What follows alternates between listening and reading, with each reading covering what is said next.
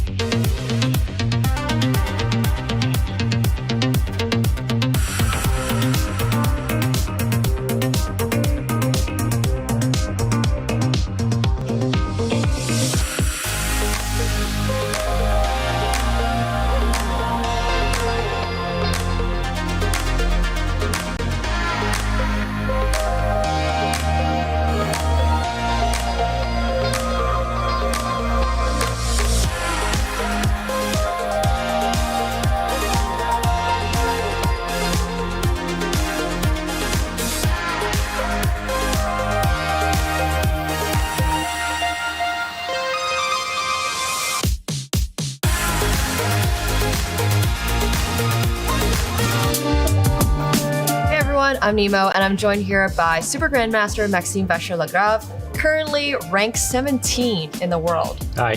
Hi. Do you care about your ranking? I don't really care about my ranking anymore. Fair enough. When I come back to top 10, maybe I will care more. So you only care if you're top 10? Yeah, or even better than that. But I think in general, I never cared as much as maybe other players. I care more about doing well in tournaments and winning them. Fair enough. Do you think you'll win this one? If I don't believe I can win a tournament, I might as well not come. That's a good mindset. What percentage would you give yourself to win? Not high, but we're 16 players. Of course, Magnus is big favorites, but between 5 and 10%. That's what Anish said as well. So, well, Anish actually then went back and said he's had 0.65, but yeah, you're just doing the pure math. I would just give myself more chances than Anish then. Okay, sounds good. That's the final answer. How do you feel about Team Vitality currently leading for Esports World Cup? Yeah, I saw that. That's great. I actually saw live games they won in Mobile Legends. Mobile Legends, yeah. Yeah, so I saw the finals live. Yeah, it's great, and I know we have one of the very last games is Counter-Strike, and well, it's not a guaranteed win, but it's definitely a game where we're doing well, and hopefully I can bring some good 1,000 points to Team Vitality after yes, chess? and with Javokir maybe next. Oh yes, Javokir. Do you feel like you guys are part of the team, or are you kind of competing against each other as well? I think it will be both, but so far we're in the same team. But if we have to play against each other, of course, that's the format. So yeah, sounds good. All right. Speaking of playing, you have to pick one of these blindfolds. Okay, good choice. And you'll be playing blindfolded while I ask you some more questions. How confident are you in blindfolded chess? I'm all right. You're all right? Yeah. Okay, 3 + 2. Yes. Let me know your moves, and good luck, Maxime. Good luck. All right, I'll play E4. C5. C5, you're the third person. Knight to F3. D6. D6. Let's go knight off. D4. C takes D4. C takes D4. Oh, I might as well just pre-move it. Knight takes D4. Knight F6. Knight F6. Knight to C3. A6. A6. Okay, bishop to E3. Yes, knight to G4. Knight to G4. Oh yes. no. Bishop to G5. H6. H6. Bishop to H4. G5. G5. Bishop to G3. Bishop to G7. Bishop to G7. H3. Knight E5. Knight E5. F3. Knight BC6. Knight BC6. Bishop to F2. Yes. Knight G6. Knight G6. Queen to E2. D2. D2. Yes. Sorry. I assume so. Let's go Queen A5. Queen A5. Have you done any special preparation for this tournament? Just what was necessary. Cryptic answer. Yes. No, of course not. Of course I've prepared. There's a lot at stake. But nothing you want to reveal to us, I take it. I mean, it's a lot of the usual. So looking at openings, playing some training games, and feeling confident. A3. You said A3, yeah? Yeah, A3. Bishop E6. Bishop E6. Did you play 10-minute games to prepare? Not really, but I played the 2 online events, and I played a lot of no-increment blitz. No increment blitz. Yeah. What's your favorite no increment blitz time control? Yeah, in general, 3 is the most. 3-0 is the most. So even faster than 10. So yeah. You should be ready. Yeah, 10-0 is a walk in the park. Okay, to walk in the park. I like that description. Bishop E2. Knight F4. Knight F4. I'm worried about this. I'm not really sure what I'm playing. Okay. Let's see. If I short castle tactics, sure feels like there is. Okay, I'm gonna go short castle. Knight takes D4. Knight takes D4. Oh no! I have a choice of tactics also. Oh my gosh, this is so bad for me. Bishop takes D4. Should I go the flashy one? Yeah, go for the flashy one. Okay, bishop takes d4. Bishop Check. takes d4 with a check. Okay, queen takes d4. Queen takes c3. Queen takes c3, and there is a beautiful fork coming in. All right, I'll go b takes c3. Knight takes e2 check. Knight takes e2 with a check. King to f2. Knight takes d4. Knight takes d4. C takes d4. Rook c8. Rook c8. When did you start playing blindfolded? Probably at 6 or 7 years old. Rook fc1. Bishop c4. 6 or 7?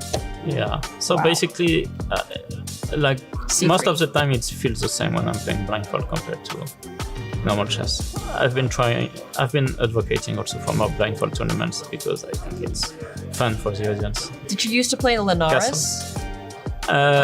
You mean Monaco? I was not. Monaco. Yeah, I was not invited there. I was too young when it stopped. But I played in Beijing Rook one H1. time. They had which one? Rook h1. So from c1 to h1, you want h4, yeah? Yes. f5. f5. All right, king to e3. Okay.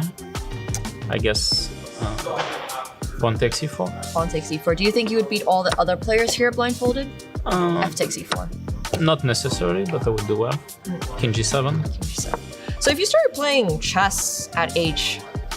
if you started playing blindfold chess at age 6 or 7, when did you start playing chess? At 5. At 5. Wow, and you were playing blindfolded chess 2 years later? Rook a to b1. b5. b5. All right, this bishop is very annoying. I probably should not have lost my bishop, yeah? Yeah, it's not a good thing. How much time do I have left? You have 1 minute 46, and I have 1 minute 14. Okay. Yeah. So you're doing well. Rook to b2. Rook f7. Or rook f7. Okay, rook to f2. Rook takes f2. Rook takes f2. King takes f2. Bishop d3. Bishop d3. This is not good. This is not good.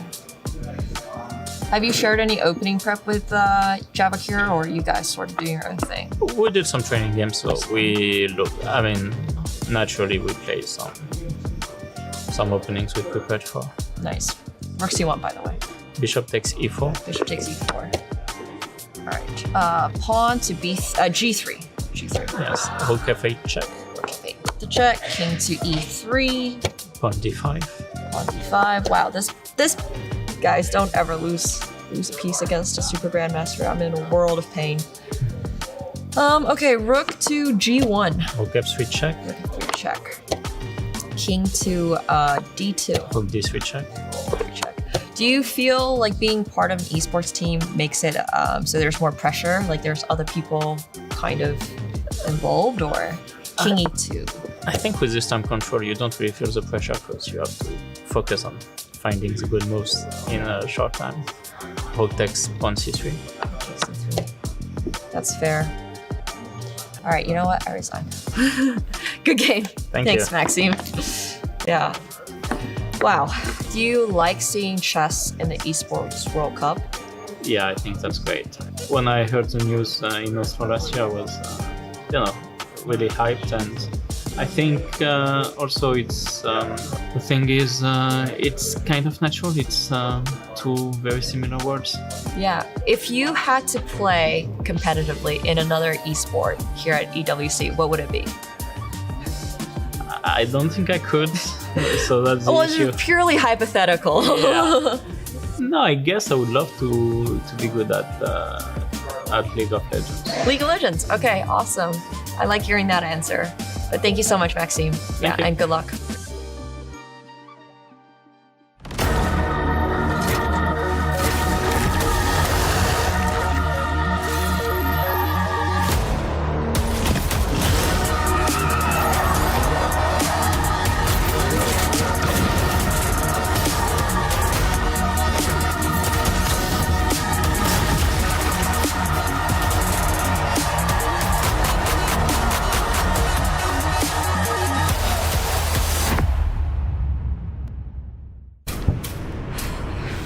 Yo, what's up, Tanya? You alright? Man, James, I'm losing my mind. I am obsessed with chess. It's taking over my life. I'm dreaming about it. I'm talking to people. I'm thinking what chess piece they are. Wow. Chess patterns everywhere. I think I need a break, man. Tanya, breathe. It's okay. I've been there before too as well. We all have this time where it's just too much chess going on. What you need to do is take a break, breathe. What I like to do is I like the horseback ride. I like to go, watch some Netflix, or maybe go to the gym sometimes. Maybe eating ice cream with my friends.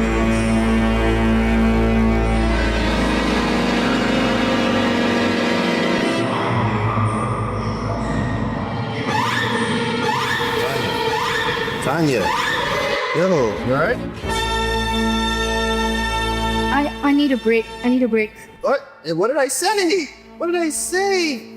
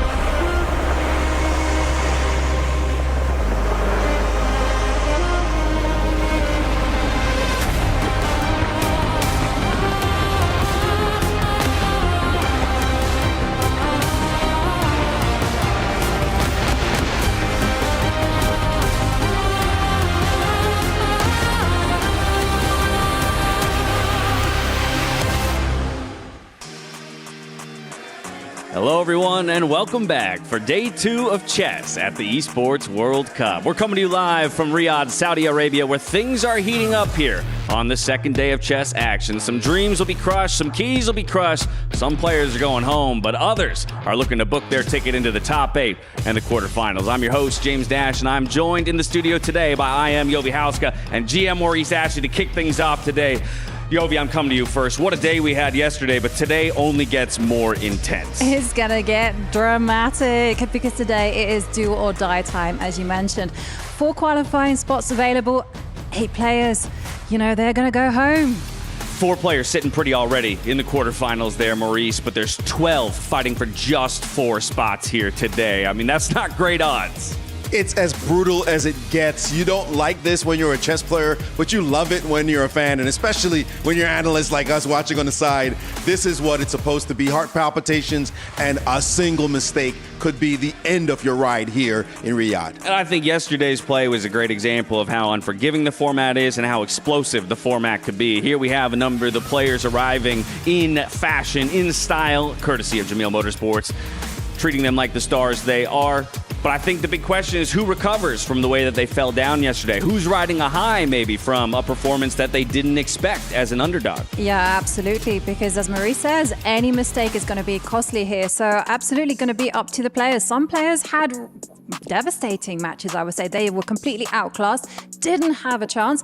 Others, it was a lot closer. So I'm going to expect players such as MVL to have a good chance. And also, who just settles into the environment, right? Because that was another question for us coming into the day yesterday, Maurice, was it's the stage, it's the lights, it's the prize money. This is an environment and a circumstance that most of these guys are unfamiliar with, maybe bar a couple. And so who really can take learnings from yesterday, come in with a better heart rate, with more solidity? It's a good question because you would think that maybe the youthful players, they're kind of used to this kind of dynamic esports, crazy world. But the veterans have been there, done that. People like Nakamura will say, you know what, okay, I lost yesterday, but I've been around a while. Expect him to show his stuff. And I think that when you're a veteran, you're just going to ride on that high and that experience that I can get it done. Well, as you know, here at the Esports World Cup, it's not just us 3 who are delivering you all the action. So let's take a moment to check in with Mike Klein, the man who's always on the move, see what he's up to. And we are not just here determining the first ever chess champion at EWC. The teams are playing for the all-important Club Championship. You can see the standings from last year over here. Team Falcons won going away. Interestingly, Team Vitality finished in 4th place, and at present, in 2025, those standings have been flopped. Everyone's chasing Team Vitality, while Team Falcons is in 4th place. But good news for the Falcons, they already have one player through to the knockout. Alireza Firouzja gets the day off today, courtesy of him beating his teammate Hikaru Nakamura, while nobody from Team Vitality is guaranteed a spot in the knockout because both MVL and Yavakir Sindarov had a loss yesterday. If anybody that had a loss yesterday suffers one more today, their key will be crushed and they'll be going home. Everything to play for. Day 2 of chess at EWC. This is the Esports World Cup Club Championship, the ultimate cross-game competition that will crown the best esports club in the world. Let's break down how it works. Clubs will be able to compete at the Esports World Cup and as many titles as they can qualify for. The clubs will then earn points based on their placement in each title. To qualify for the Club Championship, a club will need a top 8 placement in at least 2 competitions. But to win the championship, a club must place first in at least 1 competition. At the end of the Esports World Cup, the 24 clubs with the highest number of points will earn a share of the $27 million, with the winner taking home a staggering $7 million. And of course, the title of the best esports club in the world. Who will rise above and write their place in history? Watch it all here at the Esports World Cup. It's not just personal pride you're fighting for, it's the pride of your esports club. Here's your STC Club Championship update. As you can see there, Team Vitality sports a 400-point lead over Gen G Esports, but by no means is that an insurmountable lead, because just here in chess alone, you get that top prize, that's 1,000 club points. So you're looking at teams like Falcons, 1950, right? You're looking at Team Liquid, who finished 2nd last year. They've got some moves to make, but they've got the kind of players who can do it. Come on, if you're Team Liquid, you're thinking we got Magnus, we got Fabi, we can get it done. Fabi, of course, is on the bubble, but Magnus, absolutely the big dog, showing that there's a reason why he's the best player on the planet, and you could tell he's going to think, I don't care what anybody else does, I'm going all the way for that 1,000 points. It is kind of an interesting setup. We've got 2 members from Falcons and Team Liquid. One of each has gotten through, so now they're sitting on the sidelines cheering for their teammate. But, I mean, what a service this would do for either of those clubs in the total championship race. Yeah, absolutely. I mean, just to get those 1,000 points, as you saw, 400 points, you know, not that much difference. And as Hikaru is there in the mix, right? You know, Hikaru, Alireza, Team Falcon, and Magnus Carlsen, Team Liquid. So, I mean, absolutely anything can happen. But yeah, the heat is on for players like Maxime Vachier-Lagrave to get through to the qualifiers. Fighting for team pride, fighting for club pride, but they're also fighting for personal pride and a heck ton of prize money. Let's take a look at what's in store for these players if they did manage to take the top prize here in chess at the EWC. No competition is as ruthless as the Esports World Cup. Its trophy system is no exception. The Club Championship Trophy, awarded to the one club that rose above the rest and reigned supreme across all EWC games. The Game Trophy, when a competitor closes their eyes, it's all they see, and it's not complete until it's sealed with a champion's key. Every participant earns a key engraved with their name. That's their right to compete. This year, returning champions hold a key unlike any other. Only one can place their key into the Game Trophy and become an EWC champion. The frame of the champion's key is embedded into the totem, a stone marker of legacy displaying every champion of the year. The keys of the eliminated will be crushed. The champions select 3 broken keys as a personal token, a reminder of who they have humbled. Beneath the totem, a resin block holds the remaining keys, a graveyard of fallen contenders. Will your dreams be broken or your name carved in gold and stone? At EWC, nothing is granted, everything is earned. There is so much on the line here, and the 16 players who came to Riyadh, Saudi Arabia, fighting for that top prize on your screen now. Of course, 4 of them already sitting pretty in the top 8, but for the other 12, they're fighting for just 4 spots. Look at this prize pool. Look at this prize pool, $1.5 million, $250K for the top prize. Just by getting here, you're going home with a cool $50,000. But every single inch you climb further in this tournament, the prize money just mounts and mounts and mounts. Yeah, absolutely. $50,000 for just entering the tournament, $65,000 for those people who get through to the quarterfinals. So that is definitely an extra motivation. I mean, that's like a year's wage, right? Yeah. Absolutely. I mean, if you were one of those 4, you already jumped halfway up that board just yesterday alone. You're already thinking about going home with $90K. That's just ridiculous. Let me tell you right now, that's easily a first place prize at a lot of the biggest tournaments in the world. So to them, to have this opportunity, these players think that they've died and gone to Riyadh. Yeah, that's exactly what they've done. And so much of this, right, is because we've now taken this world of chess, we've taken the world of esports, and we've slammed them together. To think, just 3 months ago, most of these guys weren't even a part of an esports club, and now they are. Let's take a look at the journey that esports and chess have gone on in just this short time. I feel like a football player, you know, because I love football a lot. It's a similar feeling, I would say.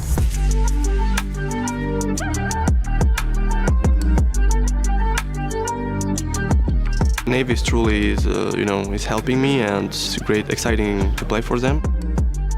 They help a lot. For me, it's very easier to, I don't need to organize everything myself. Thanks for them, I don't need to think about this, and it's much easier for me. We have a great team here with us. When I came here, everything was set up and everything was managed. Any questions I have or anything that I need, they provide. So this is fantastic that they make everything ready for me to focus on chess. Team Liquid has been great so far.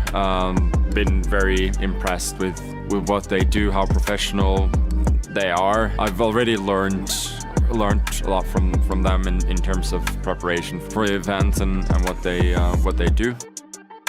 So I think there are a lot of possibilities for getting support. Having those possibilities is definitely a good thing, and it can only be beneficial. My team really support me. I feel that every detail is good organized. I was very happy to be part in this team. We are speak with Maxime. If anyway I will not qualify, I want to stay here and support Maxime. I'm very happy to have my partner here, and we will show our best. Having Hikaru in my team is fantastic because it puts us in a very good situation. I think we are one of the favorites, so we talk a lot, even last night in dinner, and to make some game plans and these sort of things. Great to hear the perspective of all of the players, but Yovi, the thing that jumps out to me is the repetition of the word support. Right. I tell you what surprised me the most, the fact that we have Ali Reza and Hikaru working together, giving each other advice in order to make those all-important qualifying stages and pick up those points. And it's just absolutely astonishing to hear. And Maurice, I think typically, chess thought of so commonly as an individual sport. Well, yes, there are some team competitions. This idea of bringing guys in together, building that support system around them, making it so that they don't have to take care of all their travel arrangements and everything like that. Maybe you can speak to how this can be a big part of growing the game of chess. The funny thing is, you hear the word team and they say team, and they kept saying that over and over again. As individuals, we're used to taking care of everything ourselves, and you're separate from these guys. They're your competitors, not your friends. Here you see the kind of camaraderie being shown and spoken about, and I'm looking going, what? You're friends with that dude? You traditionally think you're talking behind his back now, but now they are showing that clearly they have to change their mindset as they enter this world of team esports. Well, taking a turn at returning to the chess itself and what we saw yesterday, here's what Kadia has in store for us. Top plays from yesterday, and of course, the first of which sports Hikaru Nakamura up against Yavakir Sindarov. What an exciting finish this was. A bit of a blunder here for Sindarov in the time scramble. Does give away the checkmate in one. You can see the reaction on his face there, but that's kind of the reality, again, of playing 10-0 chess. That was a shocker for all of us. I saw that mate on the board. Not used to seeing that from top players. Yeah, absolutely. And there you saw Magnus there. He's in vintage mode. He's just doing what he does best. Just making sure that he grinds out his victories and just forces the opponents to blunder. And it's just Magnus giving us masterclasses time and time again. And in this game, Aronian came with it. We love this one.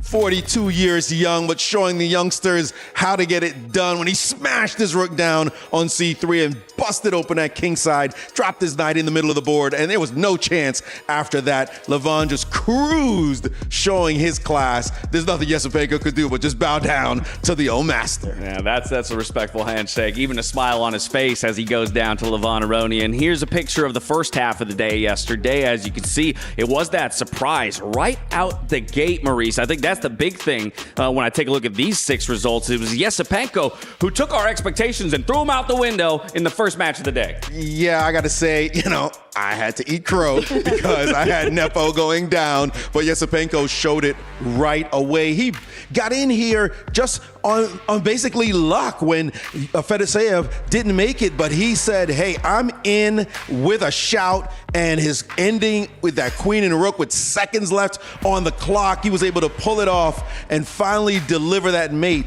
In this kind of chess, normally you'd say resigns, but excuse me, there's no time on the clock. You better checkmate me. And that is exactly what happened to Nepo, one of the top contenders, we thought, but the youngster showed that anybody could lose or win here in esports. Gotta respect the fight from Nepo there with the time as a win condition. But yes, Yesipenko, he's given the shot and he says, I'm gonna make the most of the shot that I was given in that one. Let's take a look at the results from the second half of the day yesterday, because we had 12 total matches in play. And as these ones fly up, I'm gonna go ahead and turn to Yovi on this one.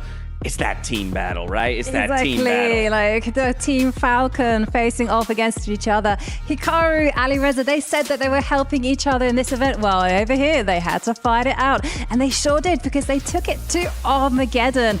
I mean, here, it was just this crazy battle with Hikaru just desperately trying to flag Alireza. And Alireza just had seconds left on the clock. And he's one of the fastest players around. And he had to find a way to force that draw to get that Armageddon win. And here you just see him throwing in some checks. It looked like maybe Hikaru might actually do it in terms of the clock, but it was around about here where, Alireza just shows us his genius. He finds a way to trade off those rooks, force that draw, and yeah, there you see laughter there from Hikaru. He knows. Yeah, nothing to do but to show a sign of respect, to have the smile on his face as he falls down to his teammate there. That left us with only one more matchup to play at the end of the day. It was Magnus Carlsen up against Jan Krzysztof Duda. And Maurice, there was an opening for Duda in that one. As we already know the results here based on the screen, but he had his shot, just couldn't get it done, perhaps against Magnus Carlsen. Everybody says those same words all the time against Magnus. Of course, you had your chance. You have a great position,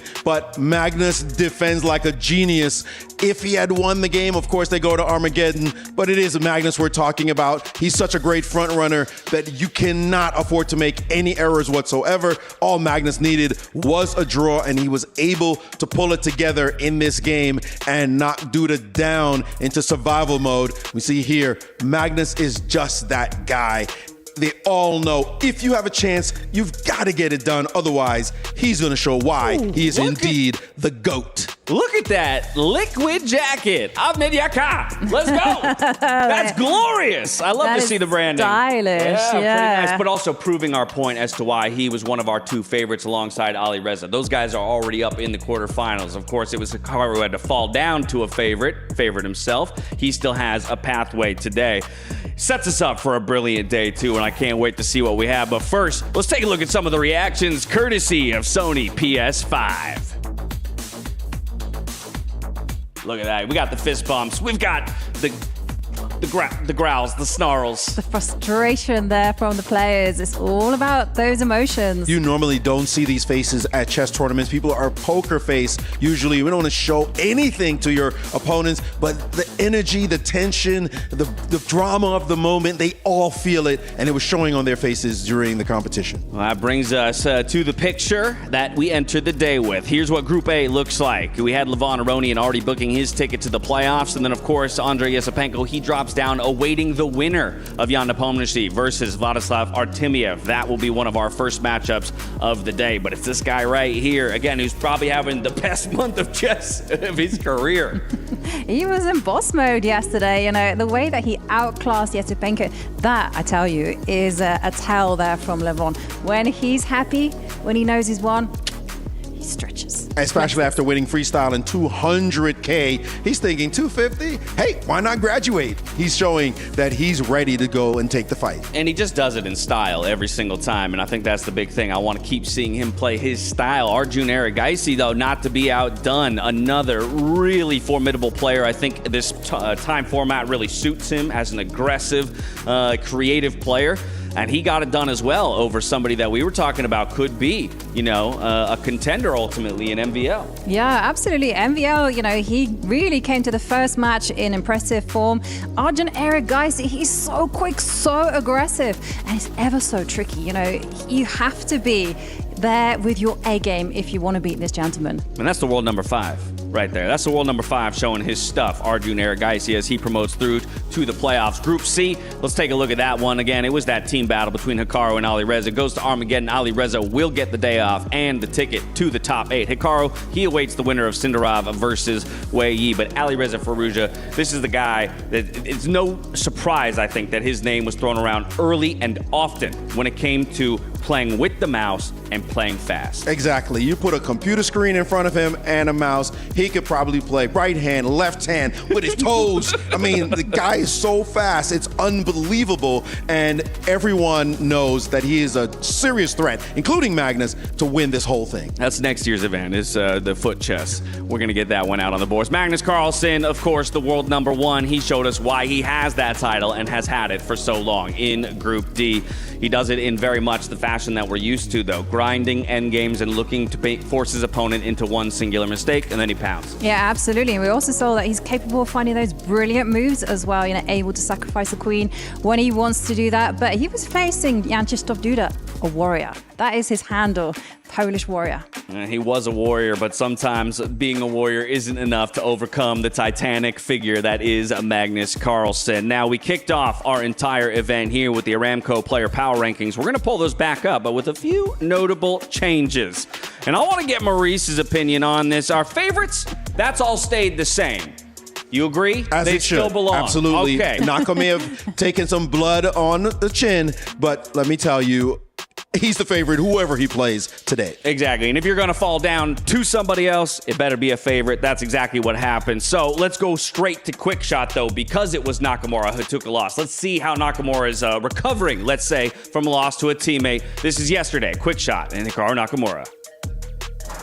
Hey everybody, I'm joined by Hikaru after a very difficult set against a fellow teammate. Before we talk about the game, how are you feeling after the match? You seemed to experience every feeling under the sun in your face throughout the course of the game, including, it seemed like you were laughing at the end, at the last move. How do you reflect? Well, obviously I was quite tired. It's been a long day, and I just messed up the opening. It's that simple. Later on, Ali Reza gave me an opportunity to maybe get back into the game, but overall, other than a little bit of luck, it was never meant to be in that final game. So it's unfortunate, but that's how the tie breaks work, and at least I'm not eliminated yet. Yeah, got a lower bracket opportunity ahead of you. What is it like playing up against a teammate? Obviously being fairly familiar with one another in what could be a deciding match. I think it's unfortunate that we were paired against each other, that we're in the same bracket, but Magnus made that choice. So it's a little bit unfortunate, but nonetheless, you're in a situation where you have to play. But again, one of us is through, and hopefully I'll make it through tomorrow. Yeah, definitely seems to be, it's something that a lot of people would expect. As somebody who's been around the chess scene for a very long time, you were actually the first chess player that I learned about as an esports commentator. 5 years at least, multiple organizations. How have you seen chess growing? I consider you to be the OG esports chess guy? And now it seems like there's a lot of colleagues. You're picking an interesting time to ask me that question. I think there's been big peaks. To be frank, I think at the moment we're in a bit of a downturn, or not anywhere near where we were during the heart of 2020. That being said, ultimately chess is in a much better place than it was pre-pandemic. So it's obviously good to see that there are so many people considering chess content, but it's also good to see their fans here as well. Fantastic. Thank you so much. Best of luck in the lower bracket run. Back to you at the desk.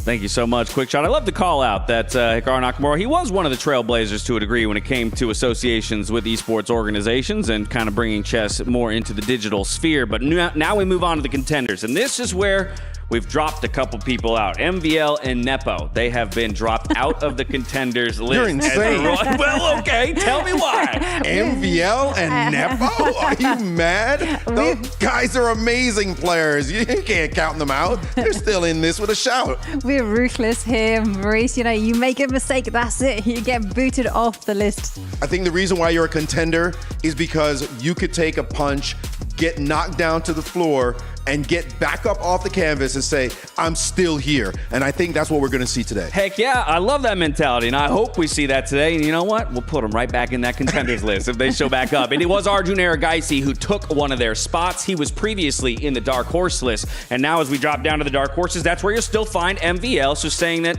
he's still very much in contention. Yesipenko, Duda, though, I think a couple names that are jumping into this conversation for dark horses. Yeah, absolutely. MVL yesterday showed he was in great shape in his first match. Also, Duda winning against Fabiano Caruana, and he's going to be awaiting his fate today. But of course, you mustn't underestimate the youngsters. You know, I've got a strong belief that this format does favor them. And I got to say, Arjun, he's one of those young players who never seems to get the respect he deserves. I think it's time you put some respect on his name, because he is one of the top players in the world. But if it's the Indian crowd, it's always Prague or it's always Gukesh who gets the love. It's very rarely this youngster who is showing to everybody, I belong at the elite level, and I'm going to smash the people you think are going to beat me. Exactly that. And this was those final moments of the Duda versus Fabi match. Again, a bit of a surprise for us. This happened on Stream B. So really, when we saw the results, we went, wait, what? Fabi already got knocked down into an elimination situation. That was pretty crazy. Yeah, it was crazy because it all fell down to what Fabi calls one really stupid blunder. Like, it just went wrong. And chess is like that, right? But the players today, they can't afford to do that. Today's going to be all about precision, being resilient, and bringing the air game to the tables. All right, so then let's talk about today by taking a look at the schedules. First, we're going to start with the Stream B schedule. So that's not our stream, but make sure that if any of these games are the games that you want to be checking out, that's the stream you're heading to. Of course, we'll have Mike Klein giving us updates all throughout the day. So today's schedule over on Stream B is going to kick things off with Anish Giri versus Nihal Sarin. How about that one? That, I think, already is promising some fireworks. Obviously, Anish Giri and Nihal coming in through the last chance qualifier. They're going to be terrified. I don't know how you keep your nerves together. You talk about one stupid blunder. Guess what? You get one, but you don't get two, because otherwise you are going home. So this is an incredible matchup right away, and they just got to get it done. And this, of course, is our stream. So as you saw there, it's Nepo versus Artemiev that will be kicking off the day. We'll later follow it up with the likes of Noterbeck, Fabiano, and such. You see a lot of TBDs. That's because we have elimination matches to kick things off before moving on to the next both qualification and elimination match to close out the day. So again, 12 players fighting for 4 spots. 8 guys are going home today. Yeah, they're running the gauntlet, aren't they? You know, I'm just taking a look at this. You know, whoever wins this then has to face Yang Krzysztof Duda, and only then do you get into the qualifiers. That's gonna be intense. Man, it's gonna be ruthless. I mean, that's the setup. It's just absolutely ruthless, but the players just have to get used to it and get the job done. You gotta leave it all out there, and let's talk about the first 2 who are gonna have to do it. It's Jan Nepomniachtchi versus Vladislav Artemiev. We got a quick look at Yesipenko there. I guess this was the matchup yesterday, but talk to me about the matchup between these 2 guys, Artemiev, Nepo. You know, he had to play his countryman, did Nepo versus Yesipenko is what we're seeing here. But now he's got to play another one in Artemiev. You got to think, well, I got to play my homies, and one of us has got to go home. It is absolutely rough, but it is the way of the draw, and we just got to accept it. All right, now, but if I look at these stats, this is already looking well in the favor of Nepo. So let's talk about maybe why that is, but also where are the openings for Artemiev? Yeah, I mean, I have to say that Nepo is on paper the favorite. You know, he is, after all, World Blitz co-champion. You know, he's one of the best, fastest players in the world. But Artemiev, he's ruthless. He's got ice-cold blood in his veins. You know, really, he is one cool customer, and he's tactically really, really sharp. Now, a lot of times, I feel like the answer is get it done on white and just hold firm on black. But do you think that's something you can rely on, or do you have to kind of go for it in both games if you're considered the underdog? It all depends on what you got in your pocket, back in the laboratory, the game or line that you've been saving for just the right moment. You haven't shown it to anyone at all. And you're thinking, you know what? Today's the day I flick this out and shock the world. That's what happened with Yesopenko yesterday. That's how he stunned Jan in that first game with the black pieces in a line we all thought, like, this is super dubious. And I think that's what gave him the momentum to go in and win the match. Maybe Artemiev has some kind of thing in his back pocket with the black pieces that he can do to Nepo, and vice versa as well. Nepo knows he better deliver or else. Kind of brings me back to that whole conversation about the esports and the support that they have. What is the support looking like from yesterday to today in framing towards each of these matchups? They didn't know who they were playing until the results from yesterday came in. I just want the prediction from each of you. Who's taking it and why? Nepo, sharp. Nepo! All right, double predictions on Nepo there. That's all we have for you. The stage is set, the stakes are set for our first matchup of the day. Let's get into the arena, though, to kick off day 2 of chess at the Esports World Cup.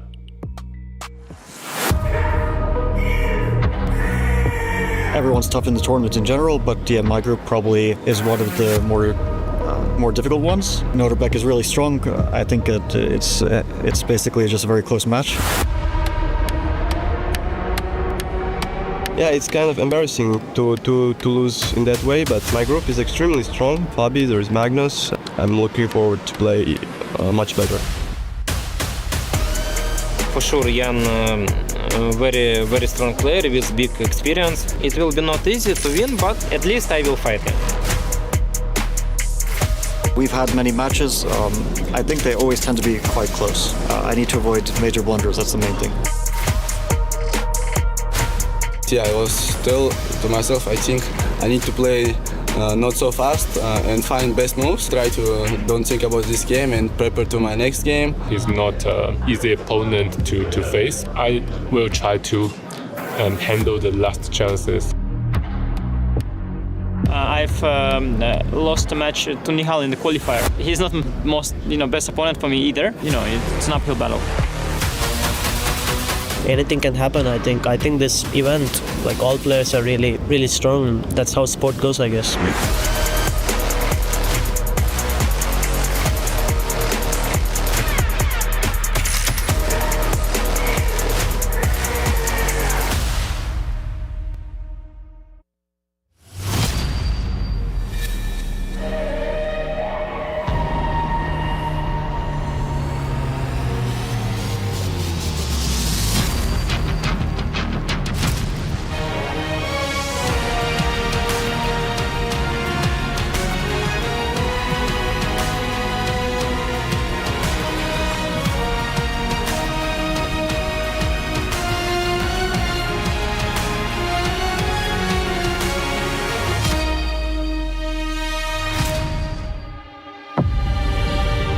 Day 2 of the competition continues here at the SNB Esports Arena. 4 players qualified and 4 more looking to rise above the rest. Emotions ran high, day 1. The glorious feel of victory to the agonizing pain of defeat. And you can expect the same on day 2. We're losing players. We're losing keys. He's losing sleeves. Ladies and gentlemen, game number 1 of the day. First elimination match at EWC, presenting chess. Please welcome Aurora Gaming versus Team Spirit. Jan Nepomniachtchi taking on Vladislav Artemiev. our first match is going to be an absolute banger. One shot at survival. One will keep their key for now, and the other will see it crushed. Fellas, today's the day. Whoever loses is going home. There's no coming back. This is do or die for both of you. How's that got you feeling? I think that it will be a very exciting match, a big fight. I hope that it will be enjoyable. I will try play my best chess, yeah. We'll see. Jan, how are you feeling coming into this key and tournament life on the line? You lost something. His sleeves, absolutely you did. I lost a little bit. Yeah. I mean, look, my sleeves are gone, but your key's still here. Yeah. Okay, like, no way I can, like, I should play on for a win, yeah, like, and there is, like, no second chance for now, so I'll do my best. Well, we'll see what these players have to show us with their tournament life and their key on the line. Gentlemen, place your keys into the pedestals. Get yourselves in those seats. Our first game of the way is underway. Let's see who will continue on to the next stage of the competition. Casters, the stage is yours. Thank you very much, folks. You've left a sleeve on the front there. You might want to go pick that up in a second, Sandstorm. That was incredible stuff. Aurora Gaming Team Spirit in our first, there we go, in our first lower bracket match of the day. The Key Crusher is coming into play today. We have had second chances, but this is it. One of these two players will get eliminated in less than an hour from now, quite possibly. How are we feeling about this? This is tense, but this is what the players have been training for their entire lives. These high kind of pressure moments, high stakes moments, and Jan Nepomniachtchi, he's played world championships. He should be mentally prepared. He starts as the favorite. Artemiev with a lot to do, but anything can happen in this format. This is just like we've never seen before, right? High stakes, high pressure, high drama at the biggest esports stage in the world. And we start in a position where 12 players today are facing elimination, no second chances. You know, you've got to win the match for Jan Nepomniachtchi. It's going to be his speed, his thrilling chess versus the steadiness that Artemiev brings on the board. One of them about to be knocked out, the other continues their path to try to make it to the quarterfinals bracket. Action starts now.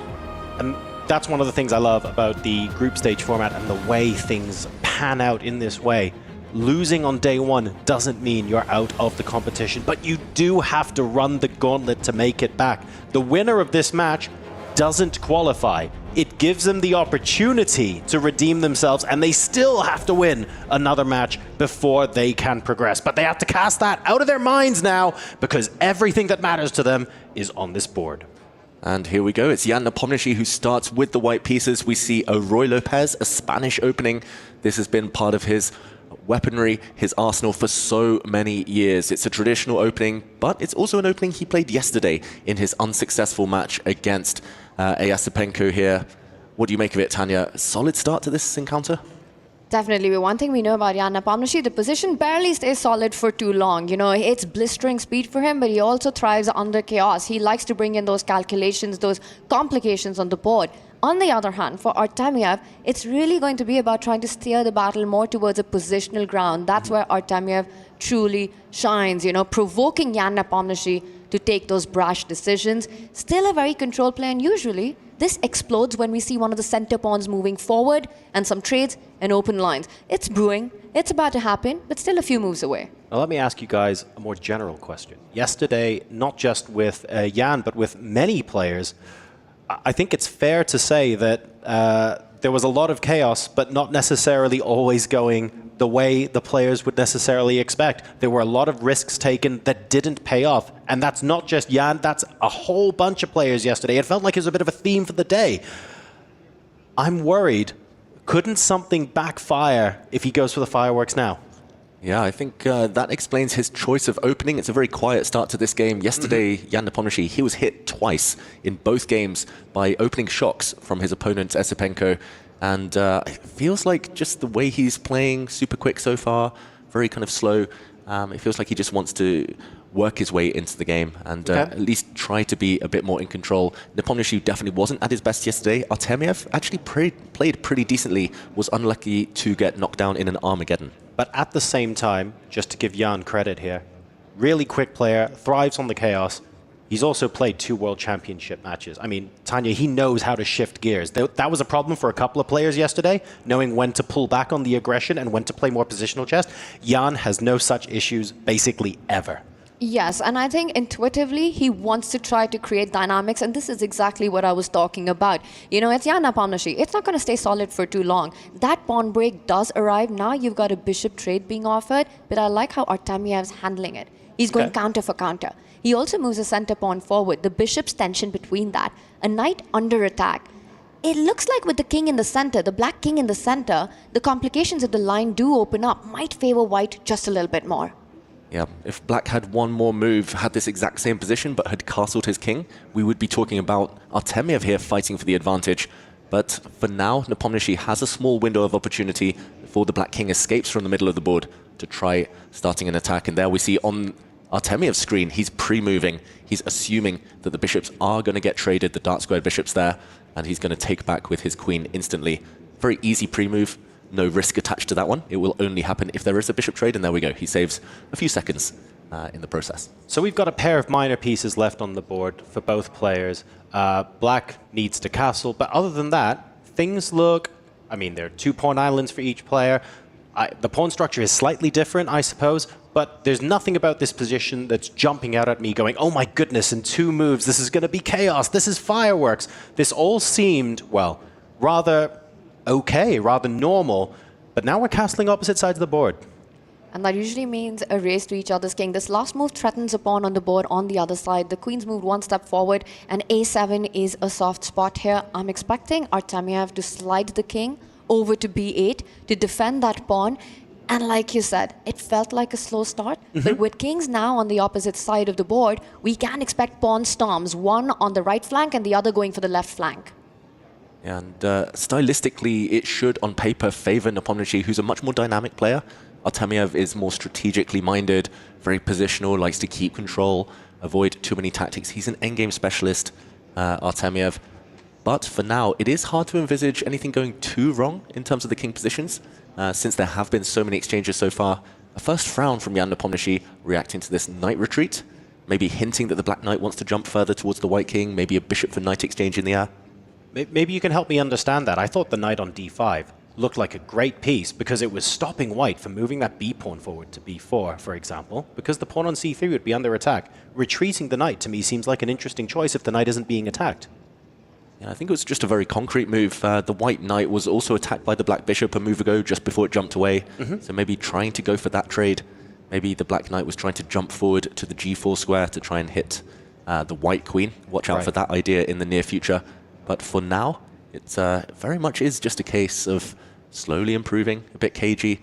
This last move prevents that idea you mentioned of the white pawns stepping forward on the left flank. Tanya, it feels so weird to be talking about slowly improving your positions, tweaking the positions of your pieces, when the players have castled opposite sides. Like, in my brain, I'm expecting fireworks in a couple of moves, but in reality, it is a lot slower than that, isn't it? It is, but I still feel like it's brewing, you know? You still have a lot of majors on the board. You've got your queens, rooks, and I like how all the pieces are in the game. Very often, one of the mistakes that we make in chess is we kind of tend to forget one of the pieces. Right. You know, they're left undeveloped. But look at this. The bishops, knights, the queen beautifully placed. A threat on the board currently. Once again, Jan Nepomniachtchi slides up with the queen, attacking a soft pawn on g7. So black needs to find a way to defend it. And it's not ideal, you know, because you'd either have to make your rook passive or your knight passive. You can't move that pawn forward. The knight on f6 would be hanging. So not an easy decision. I like how Nepomniachtchi is creating a threat every move. Yes, it feels like even though the position is relatively equal, we're fighting for initiative right now. I think it's fair to say even the knight to h5 is Artemiev saying, I want you to be responding to a threat that I'm producing so that I have the freedom to do what I want to do. But Nepomniachtchi isn't allowing him that opportunity right now. Yeah, this is the third, fourth move in a row that Nepomniachtchi is starting to create threats. And for Artemiev, his knight clearly a bit offside compared to its counterpart in the middle of the board. The white knight looks beautiful. I would say this position is easier to play for white. Maybe that's why Nepomniachtchi has a 2-minute time advantage right now. But he doesn't repeat moves, Nepomniachtchi. He goes for the black pawn. This is going to tie up the black pieces. It's looking very nice here for white. I love that little maneuver that he's done with the queen in the last few moves. You know, first he attacked the pawn from the g3 square, then he slid up to h4, and finally getting this on point, again creating a threat, exactly like you mentioned, costing Artemiev time on every single move. And the one thing I'll tell you about Jan Nepomniachtchi, for him, the clock is the ultimate weapon. Yes, like this game has been... Viewers at home, don't mistake when we say the position is slow and positional, we don't mean that the players are necessarily playing slowly. We mean that the build-up to all of the pieces coming off is relatively calm. It takes place gradually over a long period of time, over a large number of moves. But Nepomniachtchi is playing very quickly. He's got an over 2-minute advantage now over Vladislav Artemiev. And even though these are slow, principled moves, he's building up that advantage on the clock. And if you talk to me about these two players before the match here, I would say on paper that is his biggest weapon, Nepomniachtchi. He's known to be a speedy guy, a speed merchant. Artemiev is very good when low on time, but he often does fall into time trouble much quicker than many of his opponents. He's always down at the 1-2 minute mark before the endgame starts. Yesterday, that's what cost him in the Armageddon. I think the problem is as well, like, even if you're amazing with 1 or 2 minutes on the clock and you thrive under pressure, it's very difficult to say you're better with 1 minute than your opponent is with 6, right? No, absolutely, and it is one of his biggest strengths. And I'm absolutely gobsmacked with what has just happened on the board. Jan Nepomniachtchi played 5 back-to-back moves with the queen on pretty much the same squares. And then now he finally decides to retreat with the bishop. And, you know, he made small improvements, not only on the board, on the clock as well, within those 5 moves. He forced Artemiev's rook to a very passive spot. Yeah. And look at this. From a passive spot for his own bishop, he's now rerouting it to greener pastures, to better diagonals. Artemiev, meanwhile, does push the pawn to h5, controlling some squares on the right side of the board. And I'm wondering if that light squared bishop will land on the longest diagonal on the board, f3, and then try to create play on the other flank.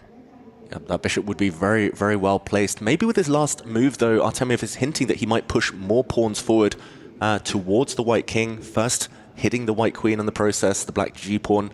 We're looking at this move right now. This is what he plans, I think, on his next turn. So maybe we'll see Jan Nepomniachtchi try to cut across that. Maybe the white queen will dance a bit more, move away, so it doesn't get hit with gain of time. Yeah, well, finally, we're starting to see the pawn storm come through, because since they castled on opposite sides, it's been 6 moves since white hasn't advanced a pawn on the queen side, black hasn't advanced a pawn on the king side. Between a4 and h5, there was a 6-move gap where none of that happened. Now it's finally getting rolling. White's been busy shuffling the queen on these 3 dark squares on the right flank of the board, you know, where it finally lands on the same square thrice already in this game. Queen to g3 falls back, so he moves away from the threat you were pointing out, sort of preempting it. Now black can't push the g-pawn because the knight on f6 will be hanging. So Artemiev, 1 rook tied down, moves the other rook to the open line. And when we describe this position as slow, it's because a queen trade didn't look likely. Maybe now the outline of it appearing. Knight trade didn't look likely. Bishops destined to remain on the board for a while. Rooks weren't looking at each other. So piece trades were not imminent. Oh, I'm trying to make knight trying to make knight checks work on c6. It's a double question mark. That was a blunder. Your idea there, John, was actually very strong. If we can pull up a board and show what was just missed there by Jan Nepomniachtchi, he shakes his head. He realizes he misses it. He could have won a pawn. If we just rewind 1 move, we're looking on the green board here, the analysis board. Knight takes pawn on f7. Would have won due to the other way. Pins. Let's show this. If the queen now, the tension between them, if the black bishop takes this knight, the rook falls and you cannot recapture as the black queen is pinned on the diagonal. And likewise, if you take with the black rook that knight on f7, then the bishop would fall, and white would have just been a clear pawn up. This would have been a winning tactic for Nepomniachtchi, but he missed it. He moved too fast. I was looking at knight c6 checks rather than knight f7 checks. That's amazing. Amazing. He realized immediately, Jan Nepomniachtchi. We saw him shaking his head. He's in the mindset of playing extremely quickly, and his position still looks very healthy, very decent, but big missed opportunity. Could live to regret that 1 moment. It was that moment, you know, and that's the big question. Will he find another chance? And I think Jan Nepomniachtchi, because he spotted it, and this is the thing about chess, right? If you miss something, hopefully it doesn't come to your head. Hopefully you've just missed it for the rest of the game. It was clear that Jan realized that opportunity is gone. And that's something that can play in your mind over and over again. So Jan needs to keep that behind. It's still a very healthy position for white. but perhaps an opportunity for Artemiev to come back as he offers more trades. That is one of the things I personally find the most difficult in chess. It's so easy to have instant regret when you spot your own mistake, but the goldfish memory has to kick in. Like you say, Tanya, it's so important to cast that aside and go, look, there's an objective best move here. My job is to find that. Doesn't matter if my last move was the best on the board or the worst on the board. Right now, I just need the best move. And we saw a question mark appear next to Black's last move as well. A second mistake from Artemiev after that earlier chance. Now he has a dilemma. He wants to take this bishop back with his queen, but there's also a threat of the white rook taking the black knight due to a pin along the g-file. Suddenly, Black's pieces are overloaded. If you move the black knight out of the way, then the f7 pawn might be dropping. That is so uncharacteristic. I mean, Artemiev making that first big blunder, missed by Jan, and then just a few moves later, just one move later, another second big inaccuracy. He does invite rook takes knight now, and that cannot be a miss, that can't be a blunder. Artemiev, what's the trick that he's got up his sleeve right now? Rook takes knight would be a whole piece up. Yeah, you can take this knight with white. This is the move Jan Nepomniachtchi is looking at, calculating right now. That rook is poisoned. I believe he's going to try and use another pin of his own, Artemiev. The black rook here is going to slide across and put pressure on the white knight. It might be holding together, but it's holding together by a thread. And he's down to 2 minutes. Here we go. Rook takes knight. You cannot retake because the white queen would deliver a killer blow on the back rank. Queen takes rook would end in checkmate. That rook is poisoned, but the fact that he's thinking under 2 minutes now, bad news for Artemiev. Absolutely, because then that's a sign that this isn't part of some great tactical combination that you've thought off the entire sequence of moves, but actually something that you had a blind spot on. He goes with the best alternative, lines up, triples down on that knight at the center of the board. You know, you could slide your rook back and defend it, but that would have invited the black pawn forward, again creating big threats. We see the trades, but at the end of it, white's got that interest. You have that extra pawn. It's 5 versus 4 for Jan Nepomniachtchi. And note how both kings are cornered right now. No king likes to be fully cornered with no air to breathe. And there are back rank checkmating ideas for both sides. That is why Jan Nepomniachtchi put his rook right next to the king, cuddling up there in the corner. And he knows he's done the hard work. He's won a pawn. The conversion stage, though, is not going to be easy. It's just queens and rooks. And if the queens come off, rook endgames have such drawish tendencies. It's also a very healthy pawn to have won because you've left black with 2 weaknesses. They aren't connected to each other. So Jan Nepomniachtchi also has a lot of targets for the long run in this game. You know, active queen, active rook. I'm expecting the other rook, which, like you said, was cuddled up with the king, might join the party on this F line and start targeting the F7 pawn next. I was going to ask you guys about that in the endgame, where the black pawns on the F file and the H file, if everything else came off, feels like it's a lot harder to play with than white's connected pawns that are still on the 7th rank. Definitely. Those isolated pawns, huge weaknesses long term. Queen trade, maybe that helps black in some scenarios, but white still with an advantage. Rook trades help white. Look at this, they're fighting for the first rank now. So many heavy pieces on the first row. Given a question mark, but I think a very healthy, safe, practical move from Nepomniachtchi. It's all about the clock though, under 1 minute, the clock goes red. Artemiev, he's in a race against time and he just hasn't left himself enough on the clock, it feels like. And not enough on the board as well, right? That's a 1 pawn deficit, still continues. Yes, the queen moves back, it's eyeing the pawn in b2, but it also needs to stay connected to its own rook at the back rank, so a threat that can be avoided. That pawn could not have been picked up. Artemiev centralizes his queen. I like how Jan is playing on both sides of the board.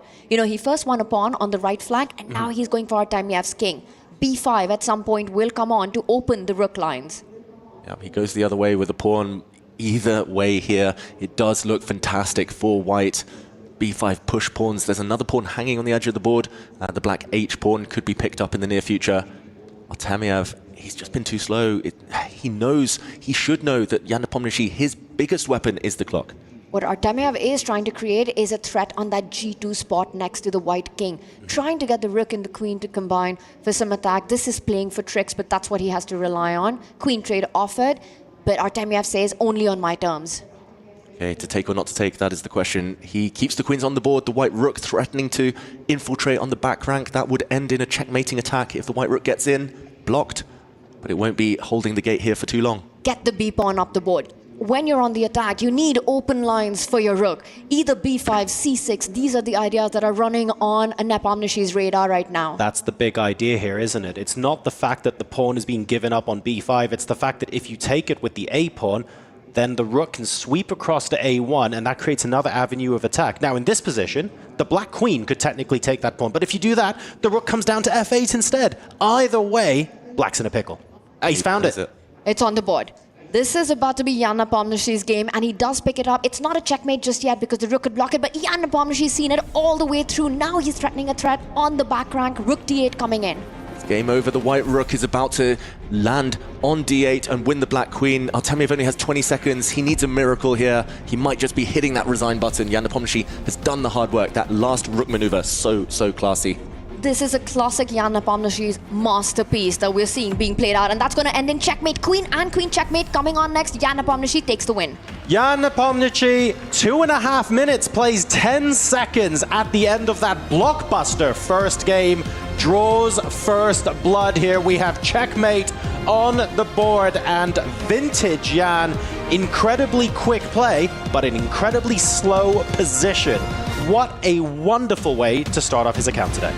Yeah, that was the perfect match strategy. You can tell he dreamed about this. He planned it the night before. He knew Artemiev is a bit too slow in the middle game. He waited, and when his moment came, he did strike. He won a pawn. He had the time advantage as well, and that just added up to too much for Artemiev to bear.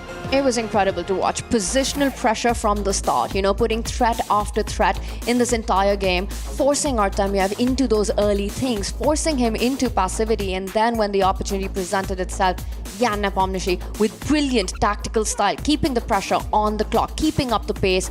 Just a beautiful checkmating finish right there to start the day. And let's talk about the T word, the big theme in that game, time. Because, look, Artemiev is a fantastic player when he gets low on time, but you have to ask yourself, there were multiple opportunities created by Jan Nepomniachtchi, specifically when Artemiev went below 3 minutes, but that was just the execution.